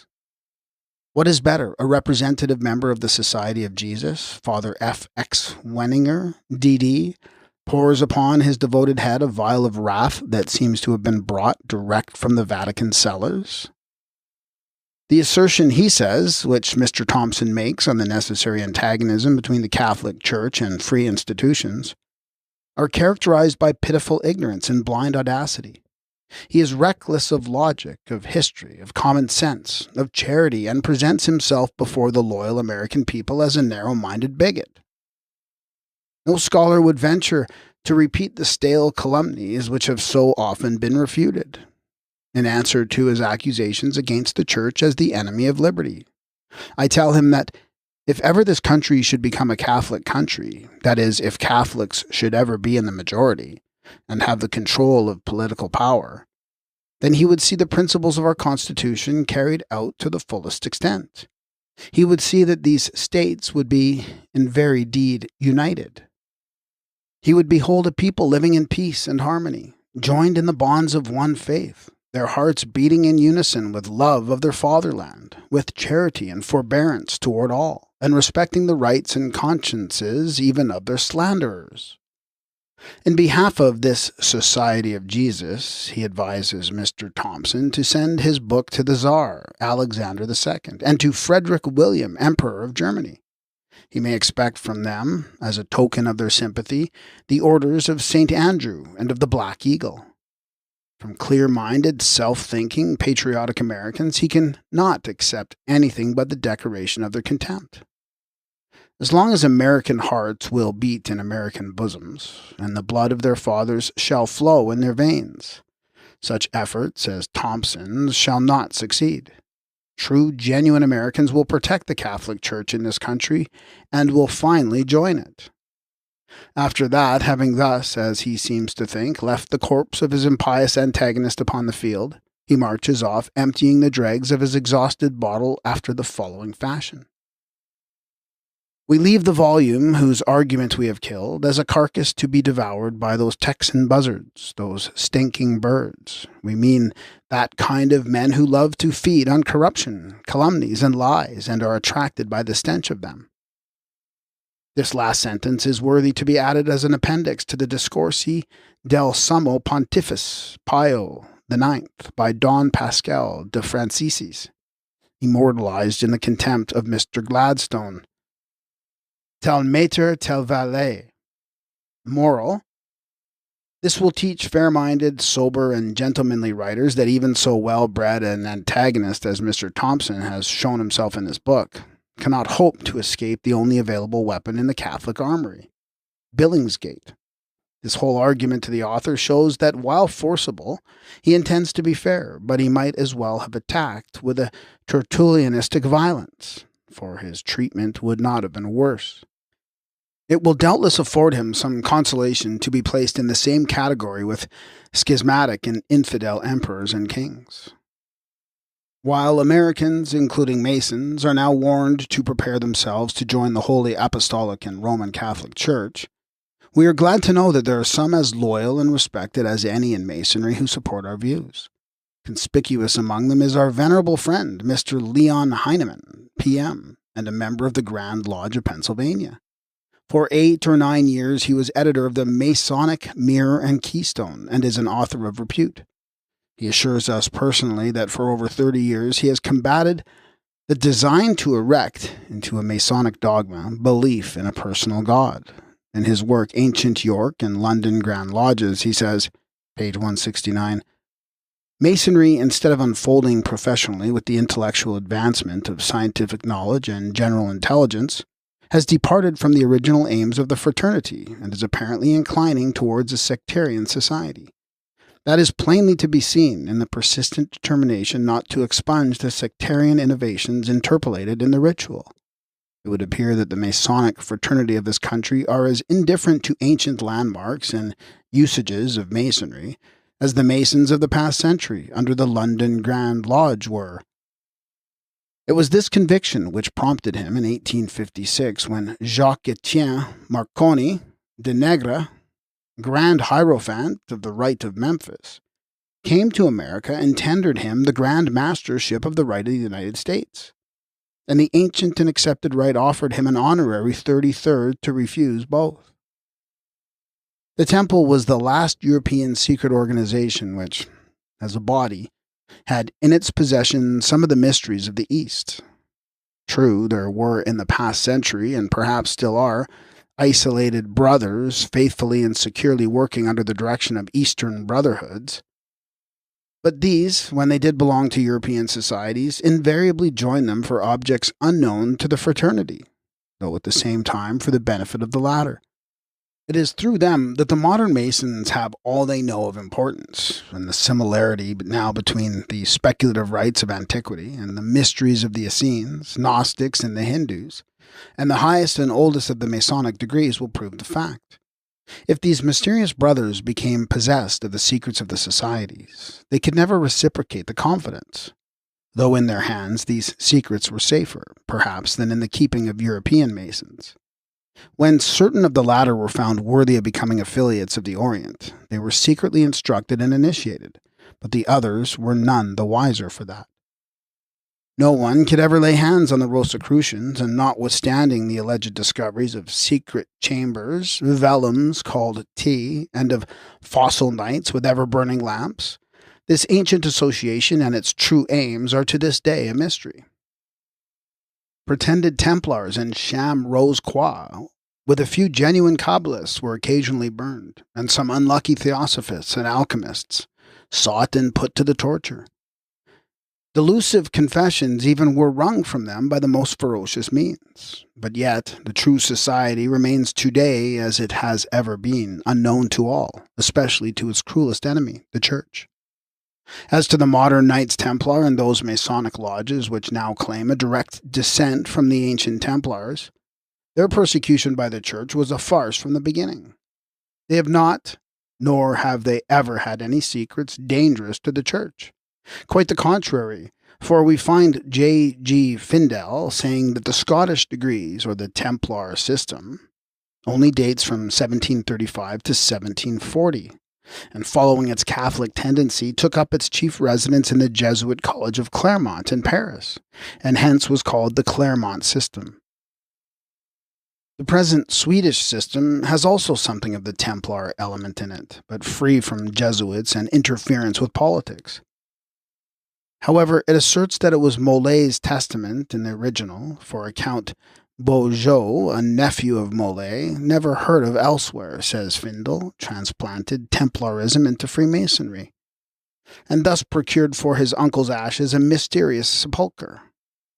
It is sufficient to prove this a Masonic fable that on this pretended monument the day of Molay's funeral is represented as March 11, 1313, while the day of his death was March 19, 1313. The spurious production, which is neither genuine Templarism nor genuine Freemasonry, has never taken firm root in Germany. But the case is otherwise in France. Writing upon this subject, we must hear what Wilkie has to say of these pretensions. The present Knight Templars of Paris will have it that they are direct descendants from the ancient knights, and endeavor to prove this by documents, interior regulations, and secret doctrines. Forres says the fraternity of Freemasons was founded in Egypt, Moses communicating the secret teaching to the Israelites, Jesus to the apostles, and thence it found its way to the Knight Templars. Such inventions are necessary to the assertion that the Parisian Templars are the offspring of the ancient order. All these asseverations, unsupported by history, were fabricated in the high chapter of Clermont, Jesuits, and preserved by the Parisian Templars as a legacy left them by those political revolutionists, the Stuarts and the Jesuits. Hence we find the bishops Gregoire and Munter supporting them. Connecting the modern with the ancient Templars, we can at best, therefore, allow them an adoption of certain rites and ceremonies of purely ecclesiastical character after they had been cunningly inoculated into that grand and antique order by the clergy. Since this desecration, it gradually lost its primitive and simple character, and went fast to its final ruin. Founded in 1118 by the knights Hugh de Payens and Geoffrey de Saint-Omer, nominally for the protection of the pilgrims, its true aim was the restoration of the primitive secret worship. The true version of the history of Jesus and the early Christianity was imparted to Hugh de Payens by the Grand Pontiff of the Order of the Temple, of the Nazarene or Johannite sect, one named Theoclites, after which it was learned by some knights in Palestine from the higher and more intellectual members of the St. John sect, who were initiated into its mysteries. Freedom of intellectual thought and the restoration of one and universal religion was their secret object. Sworn to the vow of obedience, poverty, and chastity, they were at first the true knights of John the Baptist, crying in the wilderness and living on wild honey and locusts. Such is the tradition and the true Kabbalistic version. It is a mistake to say that the order became only later anti-Catholic. It was so from the beginning. And the red cross on the white mantle, the vestment of the order, had the same significance as with the initiates in every other country. It pointed to the four quarters of the compass, and was the emblem of the universe. When later the brotherhood was transformed into a lodge, the Templars had, in order to avoid persecution, to perform their own ceremonies in the greatest secrecy, generally in the hall of the chapter, more frequently in isolated caves or country houses built amidst woods, while the ecclesiastical form of worship was carried on publicly in the chapels belonging to the order. Though of the accusations brought against them by order of Philip IV, many were infamously false.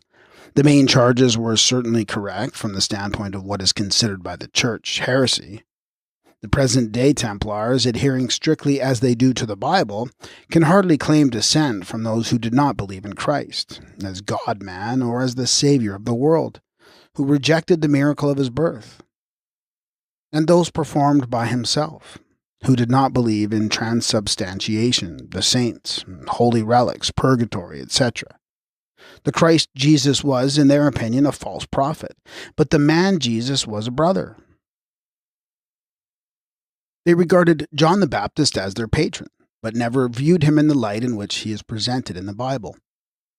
They reverenced the doctrines of alchemy, astrology, magic, Kabbalistic talismans, and adhered to the secret teachings of their chiefs in the East. In the last century, says Findel, when Freemasonry erroneously supposed herself the daughter of Templarism, great pains were taken to regard the Order of the Knights Templars as innocent.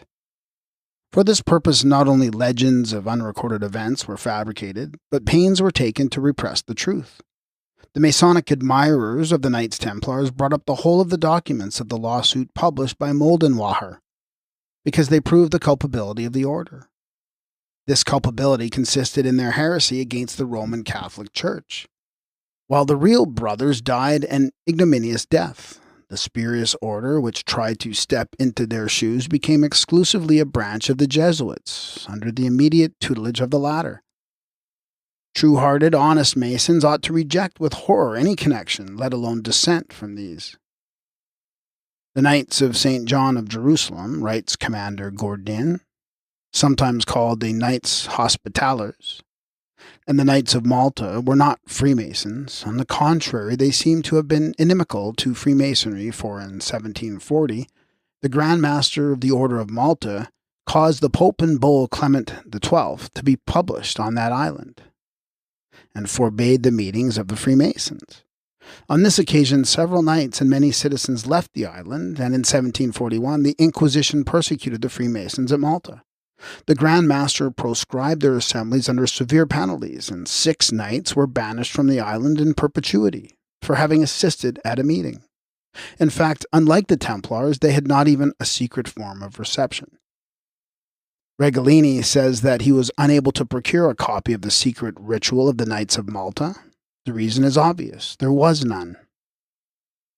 And yet, American Templarism comprises 3 degrees. 1, Knights of the Red Cross, 2, Knight Templar, and 3, Knight of Malta. It was introduced from France into the United States in 1808, and the first Grand Encampment General was organized on June 20th, 1816, with Governor DeWitt Clinton of New York as Grand Master. This inheritance of the Jesuits should hardly be boasted of. If the Knights Templar desire to make good their claims, they must choose between a descent from the heretical and anti-Christian Kabbalistic primitive Templars, or connect themselves with the Jesuits and nail their tessellated carpets directly on the platform of ultra-Catholicism. Otherwise, their claims become a mere pretense.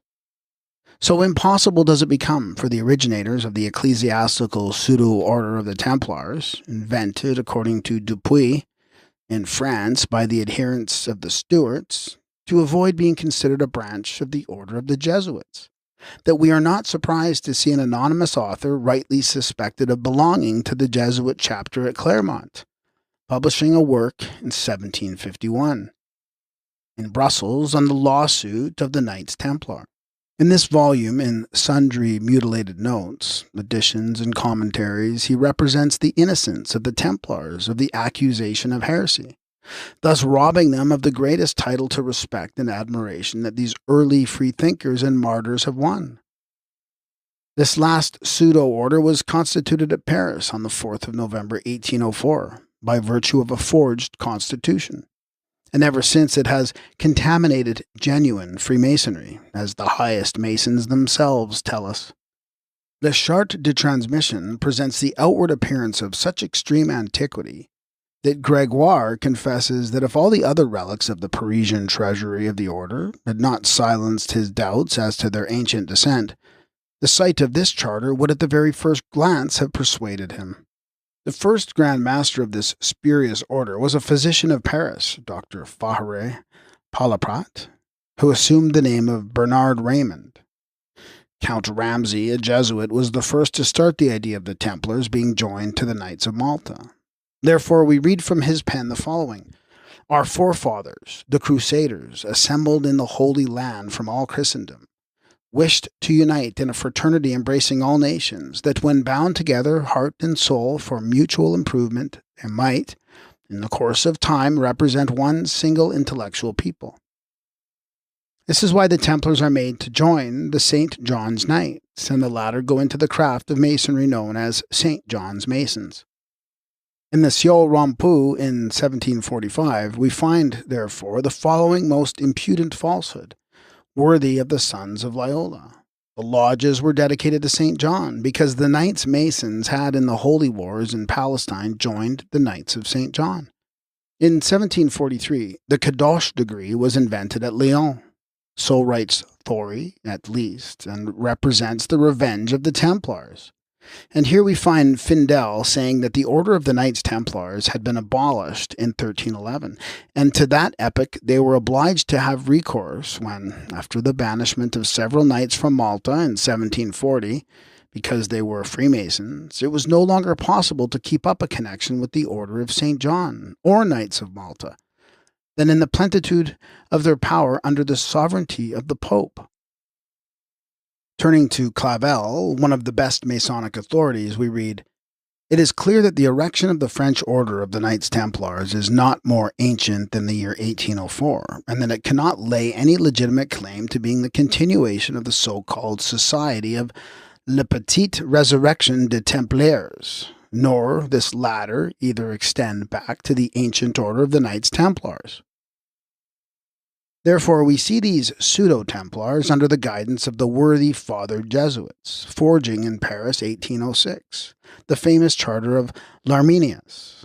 20 years later, this nefast and subterranean body, guiding the hand of assassins, directed it toward one of the best and greatest princes in Europe, whose mysterious death, unfortunately for the interests of truth and justice, has never been, for political reasons, investigated and proclaimed to the world as it ought to have been. It is this prince, a Freemason himself, who was the last depository of the secrets of the true Knights Templar.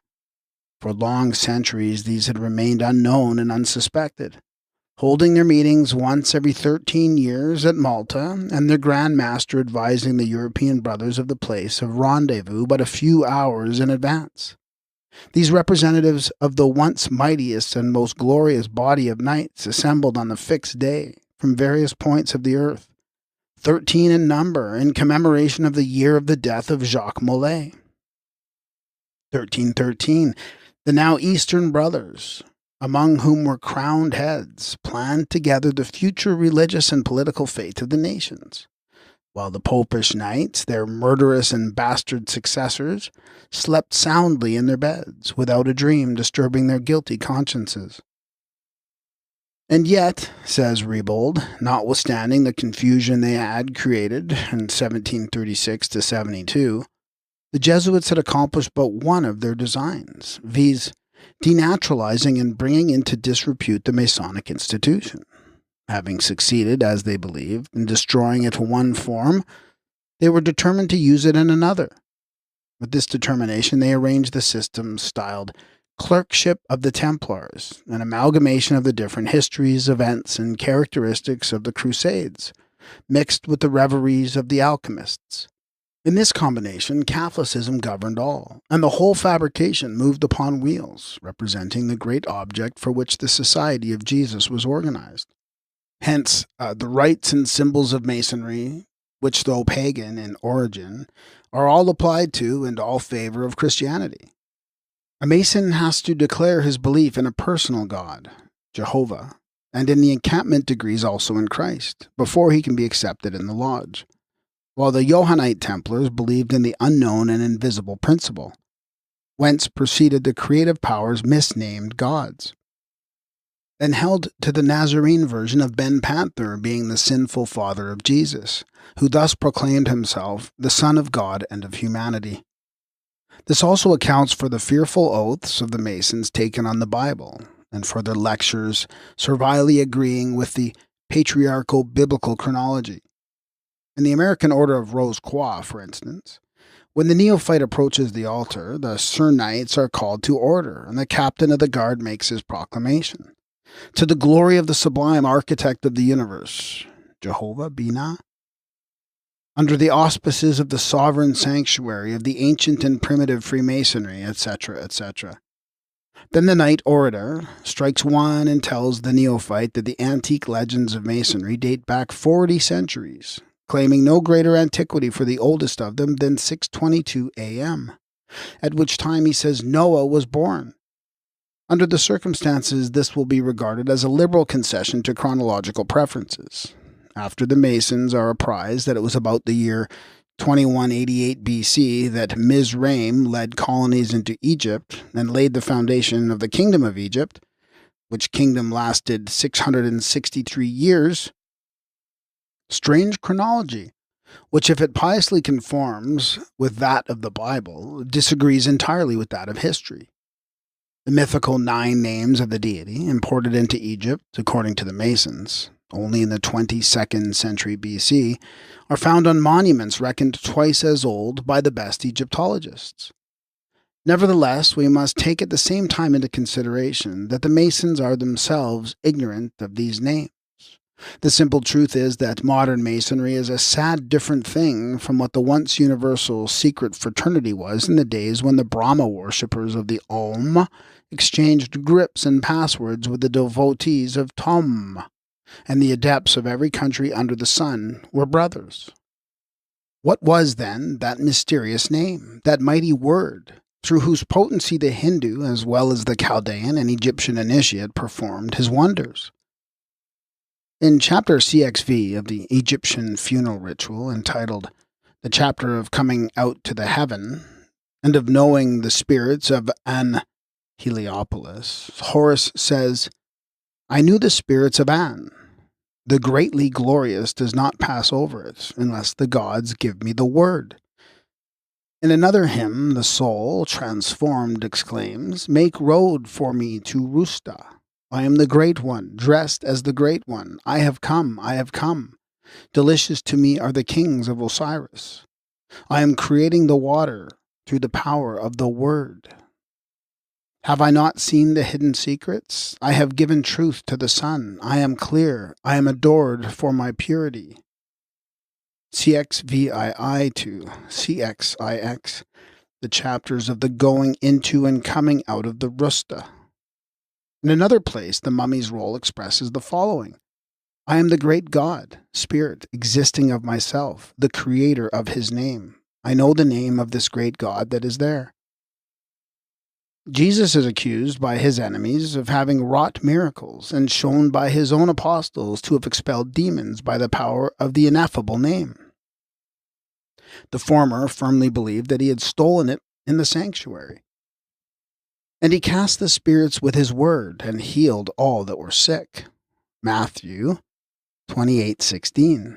When the Jewish rulers asked Peter, Acts 4:7, by what power or by what name have ye done this? Peter replies, by the name of Jesus Christ of Nazareth. But does this mean the name of Christ, as the interpreters would make us believe, or does it signify by the name which was in the possession of Jesus of Nazareth, the initiate, who was accused by the Jews to have learned it, but who had it really through initiation? Besides, he states repeatedly that all he does in his Father's name, not in his own. But who of the modern Masons had ever heard it pronounced? In their own ritual, they confess that they never have. The Sir Orator tells the Sir Knight that the passwords which he received in the preceding degrees are all so many corruptions of the true name of the God engraved on the triangle, and that therefore they have adopted a substitute for it. Such also is the case in the Blue Lodge, where the master, representing King Solomon, agrees with King Hiram that the word shall be used as a substitute for the master's word until wiser ages shall discover the true one. What senior deacon of all the thousands who have assisted in bringing candidates from darkness to light, or what master who has whispered this mystic word into the ears of superstitious Hiram Abiffs, while holding them on the 5 points of fellowship, has suspected the real meaning of even the substitute which they impart at low breath.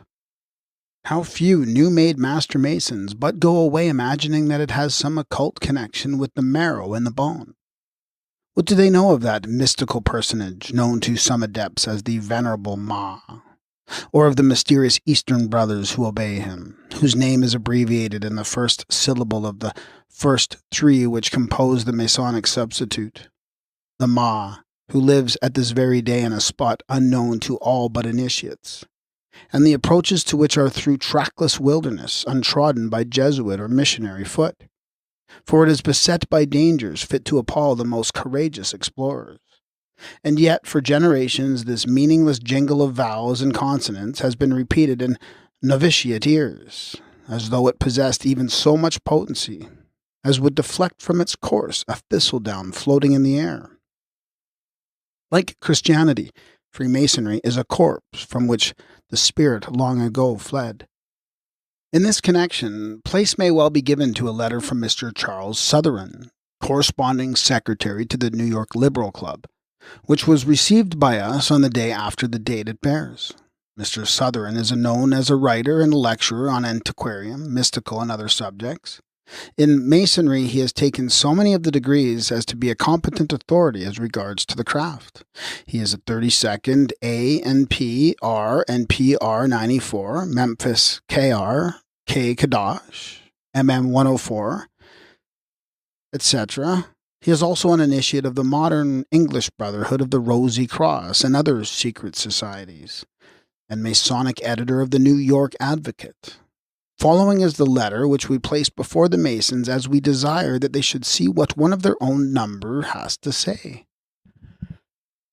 New York Press Club, January 11th, 1877.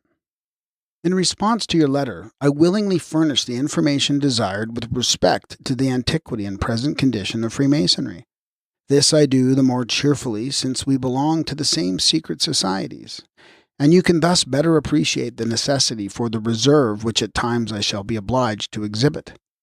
You rightly refer to the fact that Freemasonry, no less than the effete theologies of the day, had its fabulous history to narrate. Clogged up as the order has been by the rubbish and drift of absurd biblical legends, it is no wonder that its usefulness has been impaired and its work as a civilizer hampered. Fortunately, the great anti-Masonic excitement that raged in the United States during a portion of the century forced a considerable band of workers to delve into the true origin of the craft and bring about a healthier state of things. The agitation in America also spread to Europe, and the literary efforts of Masonic authors on both sides of the Atlantic, such as Rebold, Findel, Heinemann, Mitchell, Mackenzie, Ewan, Yarker, and others, well known to the fraternity, is now a matter of history. One effect of their labors has been, in a great measure, to bring the history of Masonry into the open daylight, where even its teachings, jurisprudence, and ritual are no longer secret from those of the profane who have the wit to read as they run. You are correct in saying that the Bible is the great light of European and American Masonry. In consequence of this, the theistic conception of God and the biblical cosmogony have been ever considered 2 of its great cornerstones. Its chronology seems also to have been based upon the same pseudo-revelation. Thus, Dr. Dalco, in one of his treatises, asserts that the principles of the Masonic order were presented at and coeval with the creation. It is therefore not astonishing that such a pundit should go on to state that God was the first Grand Master, Adam the second, and the last named initiate, Eve, into the great mystery, as I suppose many a priestess of Cybele and Lady Kadosh were afterward. The Reverend Dr. Oliver, another Masonic authority, gravely records what may be termed the minutes of a lodge where Moses presided as Grand Master, Joshua as Deputy Grand Master, and Oholiab and Bezaleel as Grand Wardens. The Temple at Jerusalem, which recent archaeologists have shown to be a structure with nothing like the pretended antiquity of its erection, and incorrectly called after a monarch whose name proves his mystical character, Solomon, the name of the sun in 3 languages, plays, as you correctly observe, a considerable share in Masonic mystery. Such fables as these, and the traditional Masonic colonization of ancient Egypt, have given the craft the credit of an illustrious origin to which it has no right, and before whose 40 centuries of legendary history the mythologies of Greece and Rome fade into insignificance. The Egyptian, Chaldean, and other theories necessary to each fabricator of high degrees have also each had their short period of prominence. The last axe to grind has consecutively been the fruitful mother of unproductiveness. We both agree that the ancient priesthoods had their esoteric doctrines and secret ceremonies. From the Essenic Brotherhood, an evolution of the Hindu gymnosophists, doubtless proceeded the solidarities of Greece and Rome as described by the so-called pagan writers. Founded on these and copying them in the matter of ritual, signs, scripts, passwords, etc., were developed the medieval guilds. Like the present-day livery companies of London, the relics of the English trade guilds, the operative masons were but a guild of workmen with higher pretensions. From the French name maçon, derived from mas, an old Norman noun meaning a house, comes our English mason, a house builder. As the London companies alluded to present now and again the freedom of the liveries to outsiders, so we find the trade guilds of masons doing the same. Thus the founder of the Ashmolean Museum was made free of the masons at Warrington, in Lancashire, England, on the 16th of October 1646.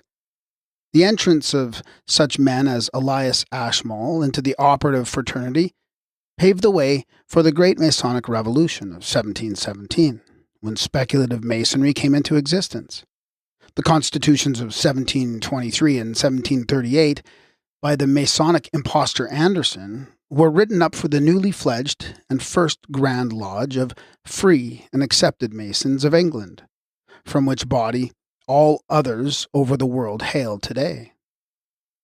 These bogus constitutions, written by Anderson, were compiled about then, and in order to palm off his miserable rubbish yclept history on the craft, he had the audacity to state that nearly all the documents related to masonry in England had been destroyed by the 1717 reformers. Happily, in the British Museum, Bodleian Library, and other public institutions, Rebold, Hume, and others have discovered sufficient evidence in the shape of old operative Masonic charges to disprove this statement. The same writers, I think, have conclusively upset the tenability of 2 other documents palmed upon Masonry, namely the spurious Charter of Cologne in 1535, and the forged questions, supposed to have been written by Leland the antiquary, from an MS of King Henry VI of England. In the last named, Pythagoras is referred to as having formed a great lodge at Crotona, and made many masons, some of whom travelled into France, and there made many, from whence in process of time the art passed into England. Sir Christopher Wren, architect of St. Paul's Cathedral, London, often called the Grand Master of Freemasons, was simply the master or president of the London Operative Masons Company. If such a tissue of fable could interweave itself into the history of the Grand Lodges, which now have charge of the first 3 symbolical degrees, it is hardly astonishing that the same fate should befall nearly all of the high Masonic degrees, which have been aptly termed an incoherent medley of opposite principles. It is curious to note that most of the bodies which work these, such as the ancient and accepted Scottish Rite, the Rite of Avignon, the Order of the Temple, Fessler's Rite, the Grand Council of Emperors of the East and West, Sovereign Prince Masons, etc., etc., are nearly all the offspring of the sons of Ignatius Loyola. The Baron Hunt, Chevalier Ramsay, Tschudi, Zinzendorf, and numerous others who founded the grades in these rites, worked under instructions from the general of the Jesuits. The nest where these high degrees were hatched, and no Masonic rite is free from their baleful influence, more or less, was the Jesuit College of Clermont at Paris. that bastard foundling of Freemasonry, the ancient and accepted Scottish Rite, which is unrecognized by the Blue Lodges, was the enunciation, primarily, of the brain of the Jesuit Chevalier Ramsay. It was brought by him to England in 1736-38 to aid the cause of the Catholic Stuarts.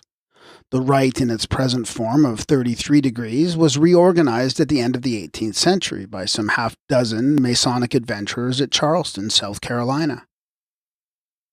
Two of these, Perlet, a traitor, and a dancing master named Lecorne, were fitting predecessors for a later resuscitation by a gentleman of the name of Gorjat, employed in the aristocratic occupation of a ship's clerk on a boat trading between New York and Liverpool.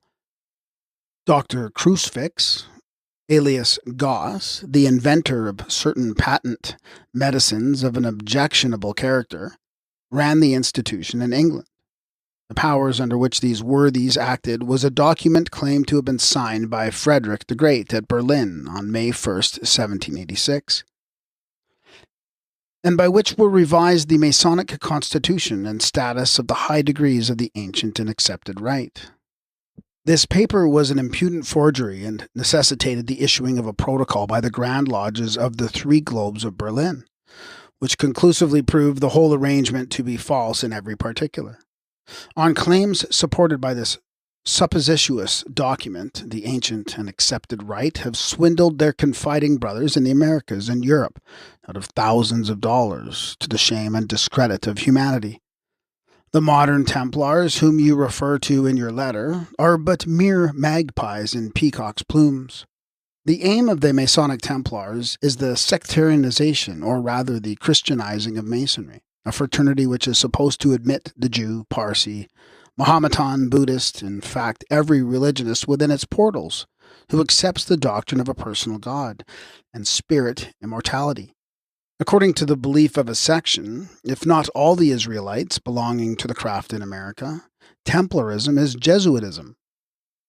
It seems strange now that the belief in a personal God is becoming extinct, and that even the theologian has transformed his deity into an indescribable, nondescript, that there are those who stand in the way of the general acceptation of the sublime pantheism of the primeval Orientals, of Jacob Boehme of Spinoza.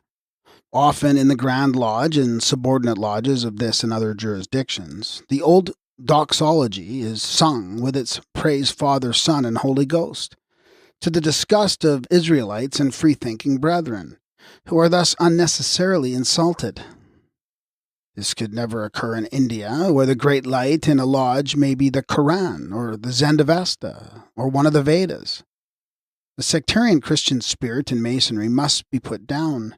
Today there are German lodges, Grand Lodges, which will not allow Jews to be initiated, or Israelites from foreign countries to be accepted as brethren within their jurisdiction.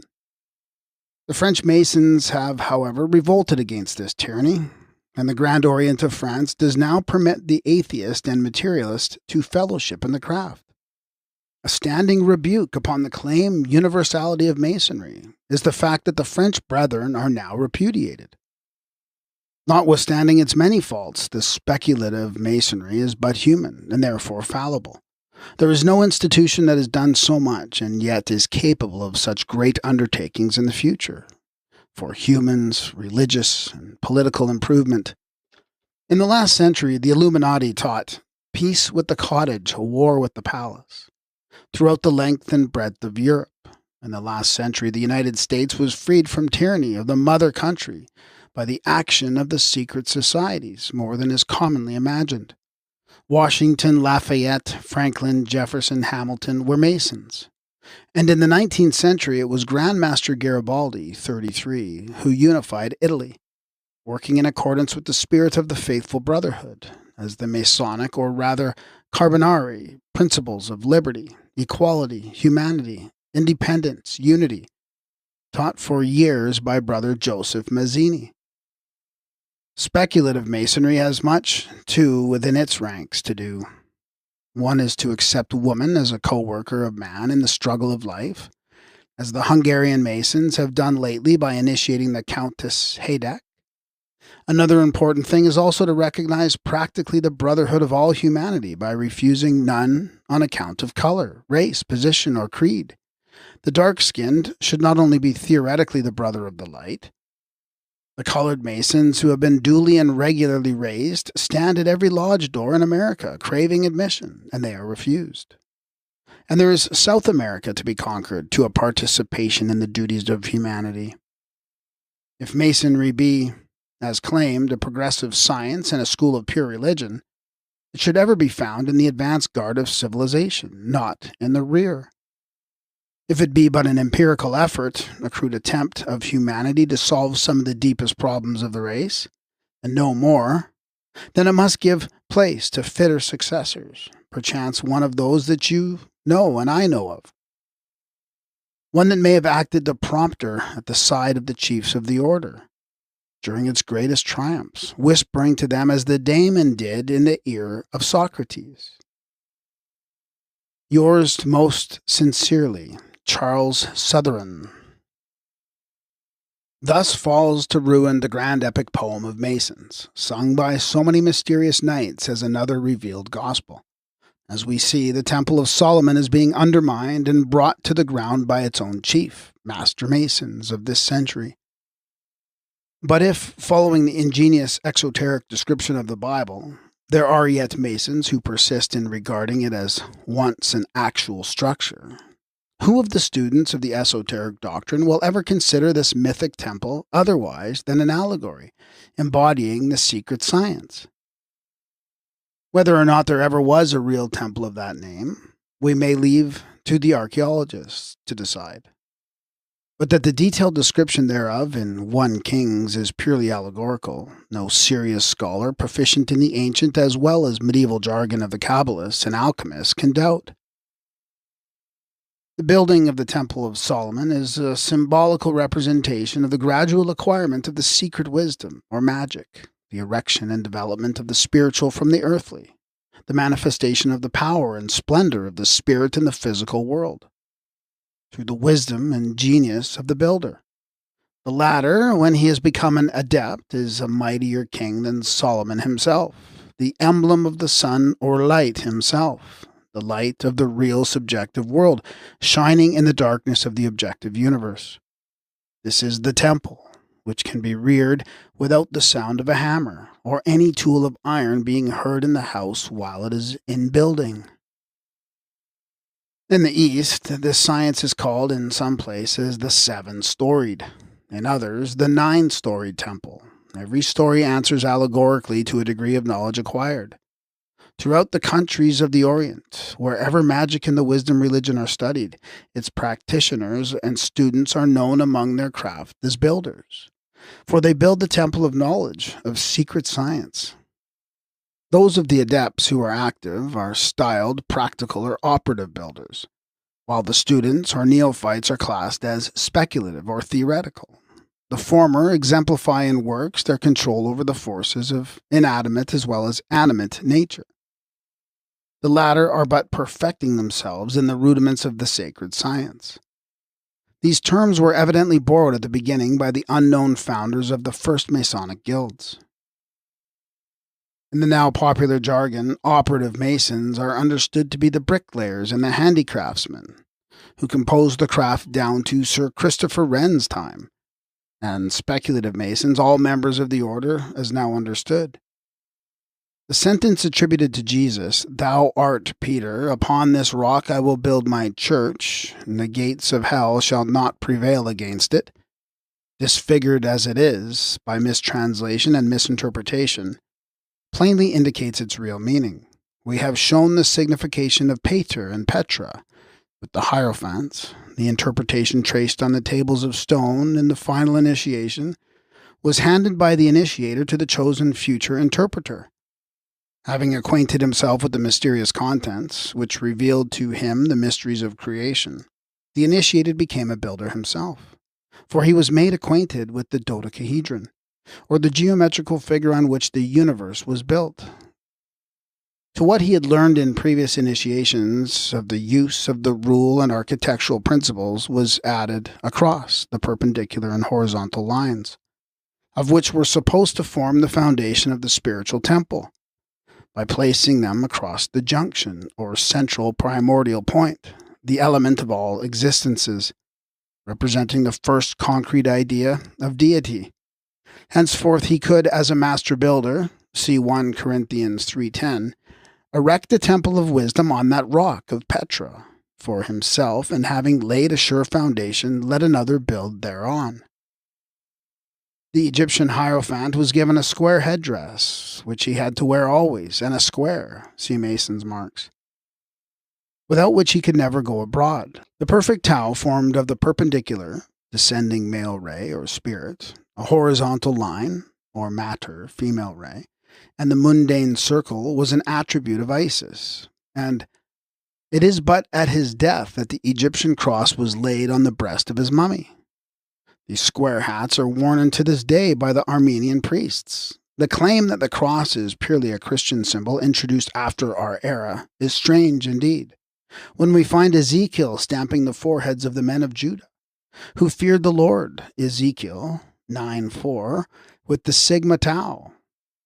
As it is translated in the Vulgate, in the ancient Hebrew this sign was formed thus across on an angle, but in the original Egyptian hieroglyphics as a perfect Christian cross. In the Revelation, also the Alpha and Omega, spirit and matter, the first and the last, stamps the name of his Father in the foreheads of the elect. And if our statements are wrong, if Jesus was not an initiate, a master builder or master mason as it is now called, how comes it that on the most ancient cathedrals we find his figure with mason's marks about his person? In the Cathedral of Santa Croce, Florence, over the main portal can be seen the figure of Christ holding a perfect square in his hand. The surviving master builders of the operative craft of the true temple may go literally half naked and wander slipshod forever. Now, not for the sake of a puerile ceremony, but because, like the Son of Man, they have not where to lay their heads, and yet be the only surviving possessors of the Word. Their cable tow is the sacred triple cord of certain Brahmin sannyasi, or the string on which certain lamas hang their use-stone. But with these apparently valueless talismans, not one of them would part for all the wealth of Solomon and Sheba. The 7-knotted bamboo stick of the fakir can become as powerful as the rod of Moses, which was created between the evenings, and on which was engraven and set forth the great and glorious name, with which he was to do the wonders in Mizraim. But these operative workmen have no fear that their secrets will be disclosed by treacherous ex-high priests of chapters, though their generation may have received them through others than Moses, Solomon, and Zerubbabel. Had Moses Michael Hayes, the Israelite brother who introduced Royal Arch Masonry into this country in December 1778, had a prophetic presentiment of future treasons, he might have instituted more efficacious obligations than he has. Truly, the grand omnific Royal Arch word, long lost but now found, has fulfilled its prophetic promise. The password of that degree is no more I am that I am. It is now simply I was but am no more.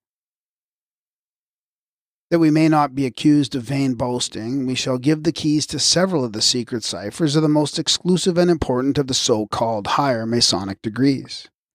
If we mistake not, these have never before been revealed to the outside world, except that of the Royal Archmasons in 1830, but have been most jealously guarded within the various orders. We are under neither promise, obligation, nor oath, and therefore violate no confidence. Our purpose is not to gratify an idle curiosity. We wish merely to show Masons and the affiliates of all other Western societies, the Company of Jesus included, that it is impossible for them to be secure in the possession of any secrets that it is worth an Eastern Brotherhood's while to discover. Inferentially, it may also show them that if the latter can lift the masks of European societies, they are nevertheless successful in wearing their own visors. For if any one thing is universally acknowledged, it is that the real secrets of not a single surviving ancient brotherhood are in possession of the profane. Some of these ciphers were used by the Jesuits in their secret correspondence at the time of the Jacobin conspiracy, and when Masonry, the alleged successor to the temple, was employed by the church for political purposes. Findle says, see his History of Freemasonry, page 253, that in the 18th century, besides the modern Knights Templar, we see the Jesuits disfiguring the fair face of Freemasonry. Many Masonic authors who were fully cognizant of the period and knew exactly all the incidents occurring positively assert that then and still later the Jesuits exercised a pernicious influence, or at least endeavored to do so, upon the fraternity. Of the Rosicrucian order he remarks, upon the authority of Professor Woog, that its aim at first was nothing less than the support and advancement of Catholicism. When this religion manifested a determination entirely to repress liberty of thought, the Rosicrucians enlarged their designs likewise to check, if possible, the progress of this widely spreading enlightenment. In the Sincerus Renatus, the truly converted of S. Richter of Berlin, 1714, we note that laws were communicated for the government of the Golden Rosicrucians, which bear unmistakable evidences of Jesuitical intervention. We will begin with the cryptographs of the Sovereign Prince's Rose Croix, also styled Knights of St. Andrew, Knights of the Eagle and Pelican, Herodum, Rose Crucis, Rosy Cross, Triple Cross, Perfect Brother, Prince Mason, and so on. The Herodum Rosy Cross also claims a Templar origin in 1314. This next page shows different ciphers in different alphabets, the cipher of the SPRC, cipher of the Knight Rose Croix of Herodum, cipher of the Knights Kadosh, also White and Black Eagle and Grand Elected Knight Templar, different alphabets with numbers used as a cipher. The Knights Kadosh have another cipher, or rather hieroglyph, which in this case is taken from the Hebrew, possibly to be the more in keeping with the Bible Kadashim of the temple. This is a rectangular shaped with a box in the middle, hieroglyph of the Kad.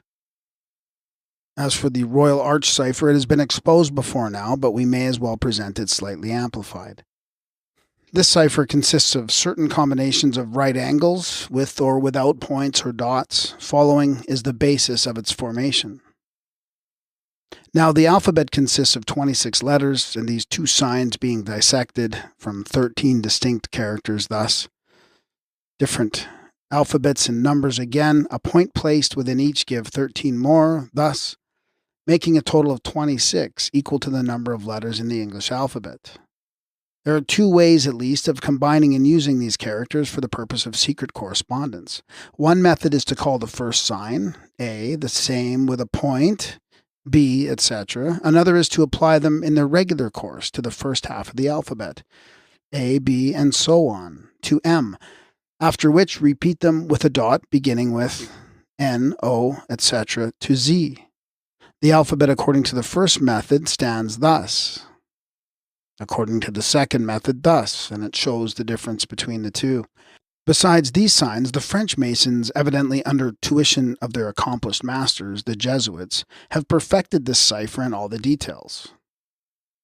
So they have signs even for commas, diphthongs, accents, dots, etc., and these are: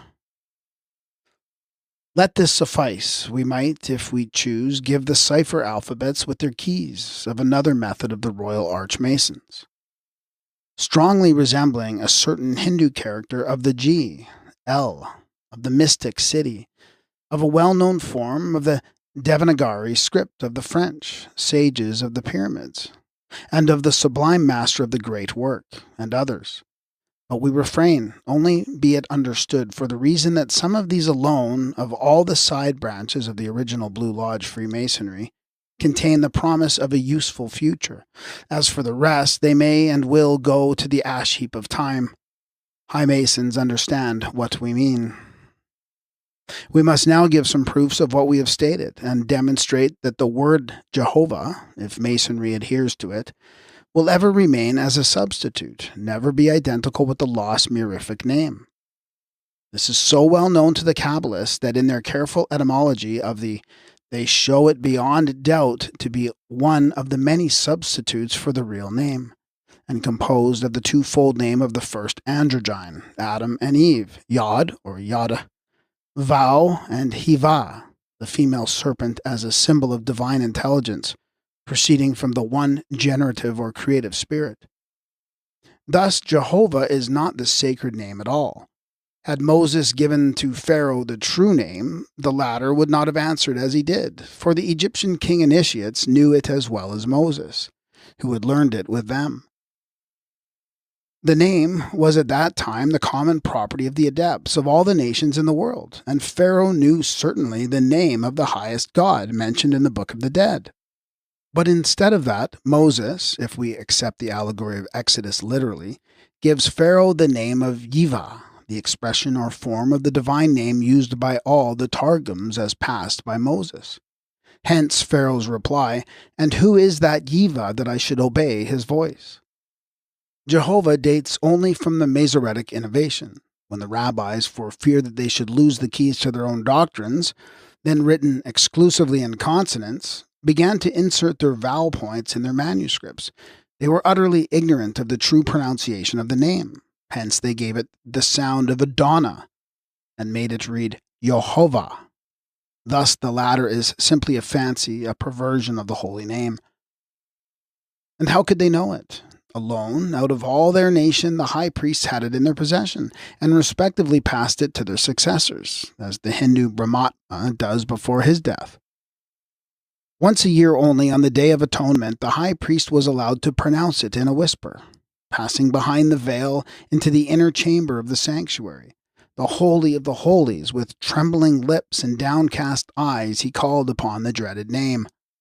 The bitter persecution of the Kabbalists, who received the precious syllables after deserving the favor by a whole life of sanctity, was due to a suspicion that they had misused it. At the opening of this chapter, we have told the story of Simeon ben Yochai, one of the victims to this priceless knowledge, and see how little he deserved his cruel treatment. The Book of Jasher, a work, we are told, by a very learned Hebrew divine of New York, composed in Spain in the 12th century as a popular tale, and that had not the sanction of the Rabbinical College of Venice, is full of Kabbalistical, alchemical, and magical allegories. Admitting so much, it must still be said that there are few popular tales but are based on historical truths. The Norsemen in Iceland by Dr. G. W. Descent is also a collection of popular tales, but they contain the key to the primitive religious worship of that people. So with the Book of Jasher. It contains the whole of the Old Testament in a condensed form, and as the Samaritans held, i.e. the 5 books of Moses, without the prophets. Although rejected by the Orthodox rabbis, we cannot help thinking that, as in the case of the Apocryphal Gospels, which were written earlier than the canonical ones, the Book of Jasher is the true original form which the subsequent Bible was in part composed. Both the Apocryphal Gospels and Jasher are a series of religious tales in which miracle is heaped upon miracle, and which narrate the popular legends as they first originated, without any regard to either chronology or dogma. Still both are cornerstones of the Mosaic and Christian religions. That there was a Book of Jasher prior to the Mosaic Pentateuch is clear, for it is mentioned in Joshua, Isaiah, and 2 Samuel. Nowhere is the difference between the Elohists and Jehovists so clearly shown as in Jasher. Jehovah is here spoken of, as the Ophites held him to be, a son of Ildebaoth or Saturn. In this book, the Egyptian Magi, when asked by Pharaoh, "Who is he of whom Moses speaks as the I Am?" replied that the God of Moses, we have learned, is the son of the wise, the son of ancient kings. Now, those who assert that Jasher is a forgery of the 12th century, and we readily believe it, should nevertheless explain the curious fact that, while the above text is not to be found in the Bible, the answer to it is, and is, moreover, couched in unequivocal terms. At Isaiah 19:11, the Lord God complains of it very wrathfully to the prophet, and says, "Surely the princes of Zon are fools. The counsel of the wise counselors of Pharaoh is become brutish. How say you unto Pharaoh, I am the son of the wise, the son of ancient kings? which is evidently a reply to the above. At Joshua X13, Jasher is referred to in corroboration of the outrageous assertion that the sun stood still, and the moon stayed until the people had avenged themselves. Is not this written in the book of Jasher, says the text? And at 2 Samuel I-19, the same book is again quoted. Behold, it says, it is written in the book of Jasher. Clearly, Jasher must have existed. It must have been regarded as authority. Must have been older than Joshua. And since the verse in Isaiah unerringly points to the passage above quoted, we have at least as much reason to accept the current edition of Jasher as a transcription, excerpt, or compilation of the original work, as we have to revere the Septuagint, Pentateuch, as the primitive Hebraic sacred records. At all events, Jehovah is not the ancient of the ancient, or the aged of the aged, of the Zohar, for we find him in this book counseling with God the Father as to the creation of the world. The workmaster spoke to the Lord, let us make man after our image. Zohar I Fall 25. Jehovah is but the Metatron, and perhaps not even the highest, but only one of the aeons, for whom Onkelos calls Memro. The Word is not the exoteric Jehovah of the Bible, nor is he Have, the existing one.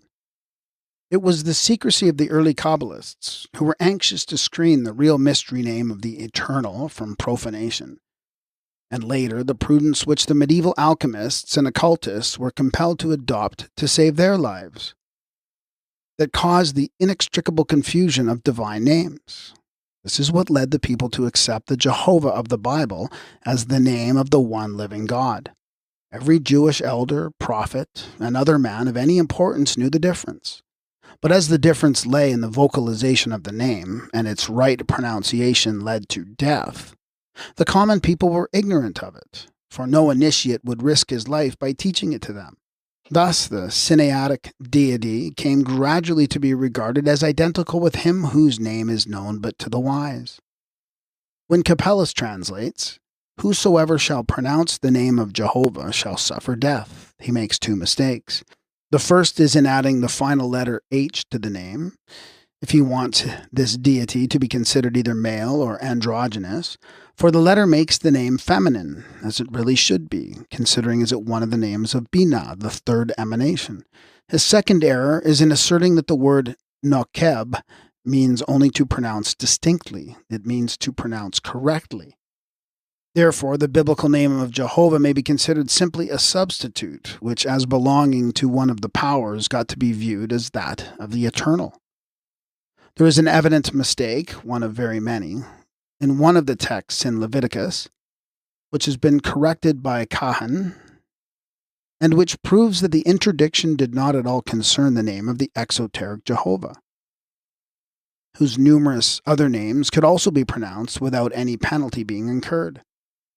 In the vicious English version, the translation runs thus, "And be that blasphemeth the name of the Lord shall surely be put to death." Levit 24:16. Kahan renders it far more correctly thus, "And he that blasphemeth the name of the Eternal shall die," etc., the Eternal being something higher than the exoteric and personal Lord. As with the Gentile nations, the symbols of the Israelites were ever bearing, directly or indirectly, upon sun worship. The exoteric Jehovah of the Bible is a dual God, like all the other gods, and the fact that David, who is entirely ignorant of Moses, praises his Lord and assures him that the Lord is a great God and a great king above all gods, may be of a very great importance to the descendants of Jacob and David. But their national God concerns us in no wise. We are quite ready to show the Lord God of Israel the same respect as we do to Brahma, Zeus, or any other secondary deity. But we decline most emphatically to recognize in him either the deity worshipped by Moses or the father of Jesus, or yet the ineffable name of the Kabbalists. Jehovah is, perhaps, one of the Elohim who was concerned in the formation, which is not creation, of the universe, one of the architects who built from pre-existing matter. But he never was the unknowable cause that created bara in the night of the eternity. These Elohim first form and bless, then they curse and destroy. As one of these powers, Jehovah is therefore by turns beneficent and malevolent. At one moment he punishes and then repents. He is the antitype of several of the patriarchs, of Esau and of Jacob, the allegorical twins, emblems of the ever-manifest dual principle in nature. So Jacob, who is Israel, is the left pillar, the feminine principle of Esau, who is the right pillar and the male principle. When he wrestles with Malachi Ho, the Lord, it is the latter who becomes the right pillar, and Jacob Israel names God, although the Bible interpreters have endeavored to transform him into a mere angel of the Lord, Genesis 32. Jacob conquers him, as matter will but too often conquer spirit, but his thigh is put out of joint in the fight. The name of Israel has its derivation from Izarel or Azar, the sun god, who is known as Suryal or Surya and Sur. Israel means striving with God. The sun rising upon Jacob Israel is the sun god Israel, fecundating matter or earth, represented by the female Jacob. As usual, the allegory has more than one hidden meaning in the Kabbalah. Esau, Asu is also the sun. Like the Lord, Esau fights with Jacob and prevails not. The god's son first strives against and then rises on him in covenant. And he passed over Penuel, the sun rose upon him, and he, Jacob, halted upon his thigh. Genesis 32:31. Israel, Jacob, opposed by his brother Esau, is Samael, and the names of Samael and Azazel and Satan, the opposer. If it will be argued that Moses was unacquainted with the Hindu philosophy and therefore could not have taken Siva, the regenerator and the destroyer, as his model for Jehovah, then we must admit that there was some miraculous international intuition which prompted every nation to choose for its exoteric national deity the dual type we find in the Lord God of Israel. All these fables speak for themselves. Siva, Jehovah, Osiris are all the symbols of the active principle in nature par excellence. They are the forces which preside at the formation or regeneration of matter and its destruction. They are the types of life and death, ever fecundating and decomposing under the never-ceasing influx of the anima mundi, the universal intellectual soul, the invisible but ever-present spirit which is behind the correlation of the blind forces. This spirit alone is immutable, and therefore the forces of the universe, cause and effect, are ever in perfect harmony with this one great immutable law. Spiritual life is the one primordial principle above. Physical life is the primordial principle below. But they are one under their dual aspect. When the spirit is completely untrammeled from the fetters of correlation, and its essence has become so purified as to be reunited with its cause, it may, and yet who can tell whether it really will, have a glimpse of the eternal truth. Till then, let us not build ourselves idols in our own image, and accept the shadows for the eternal light. The greatest mistake of the age was to attempt a comparison of the relative merits of all the ancient religions, and scoff at the doctrines of the Kabbalah and other superstitions. But truth is stranger than fiction, and this world-old adage finds its application in the case in hand. The wisdom of the archaic ages, or the secret doctrine, embodied in the Oriental Kabbalah, of which, as we have said, the rabbinical is but an abridgment, did not die out with the Philalethians of the last eclectic school. The Gnosis lingers still on earth, and its votaries are many, albeit unknown. Such secret brotherhoods have been mentioned before Mackenzie's time by more than one great author. If they have been regarded as mere fictions of the novelist, that fact has only helped the brother adepts to keep their incognito the more easily. We have personally known several of them who, to their great merriment, had the story of their lodges, the communities in which they lived, and the wondrous powers which they had exercised for many long years, laughed at and denied by unsuspecting skeptics to their very faces.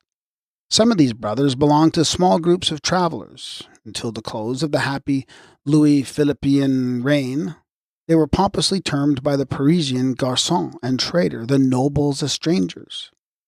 and is innocently believed to be boyards, Valetian gospodars, Indian nabobs, and Hungarian margraves, who had gathered at the capital of the civilized world to admire its monuments and partake of its dissipations.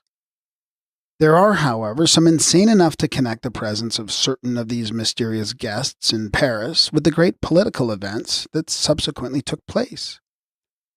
Such recalled at least as very remarkable coincidences, the breaking out of the Revolution of '93 and the earlier explosion of the South Sea Bubble, soon after the appearance of noble foreigners who had convulsed all Paris for more or less longer periods by either their mystical doctrines or supernatural gifts, the Saint Germains and Cagliostros of this century, having learned bitter lessons from the vilifications and persecutions of the past, pursue different tactics nowadays.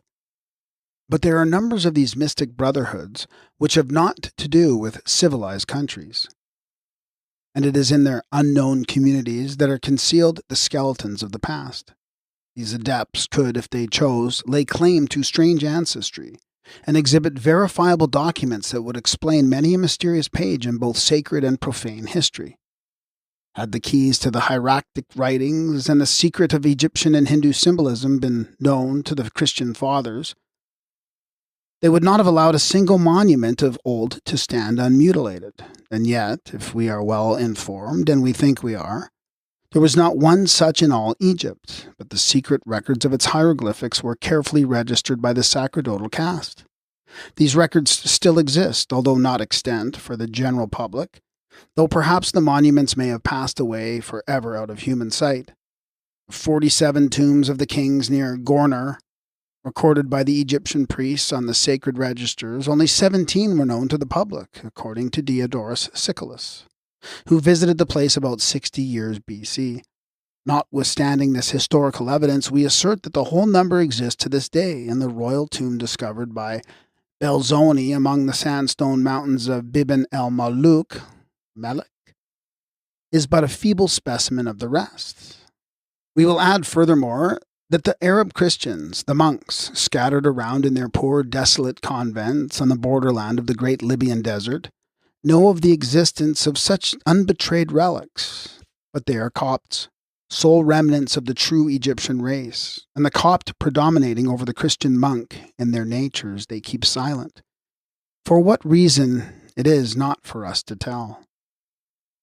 There are some who believe that their monkish attire is but a blind, and that they have chosen these desolate homes among arid deserts and surrounded by Mohammedan tribes for some ulterior purposes of their own.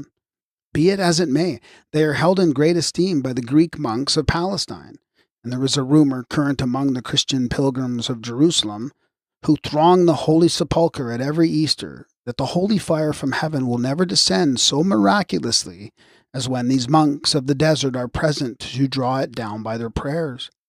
The kingdom of heaven suffereth violence, and the violence take it by force. Many are the candidates at the doors of those who are supposed to know the path that leads to the secret brotherhoods. The great majority are refused admittance, and these turn away, interpreting the refusal as an evidence of the non-existence of any such secret society. Of the minority accepted, more than 2/3 fail upon trial.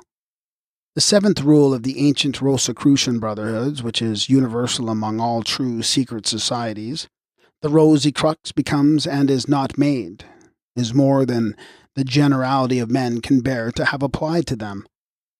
But let no one suppose that of the candidates who fail and will divulge to the world even the trifle they may have learned, as some Masons do, none know better than themselves how unlikely it is that a neophyte should ever talk of what was imparted to him.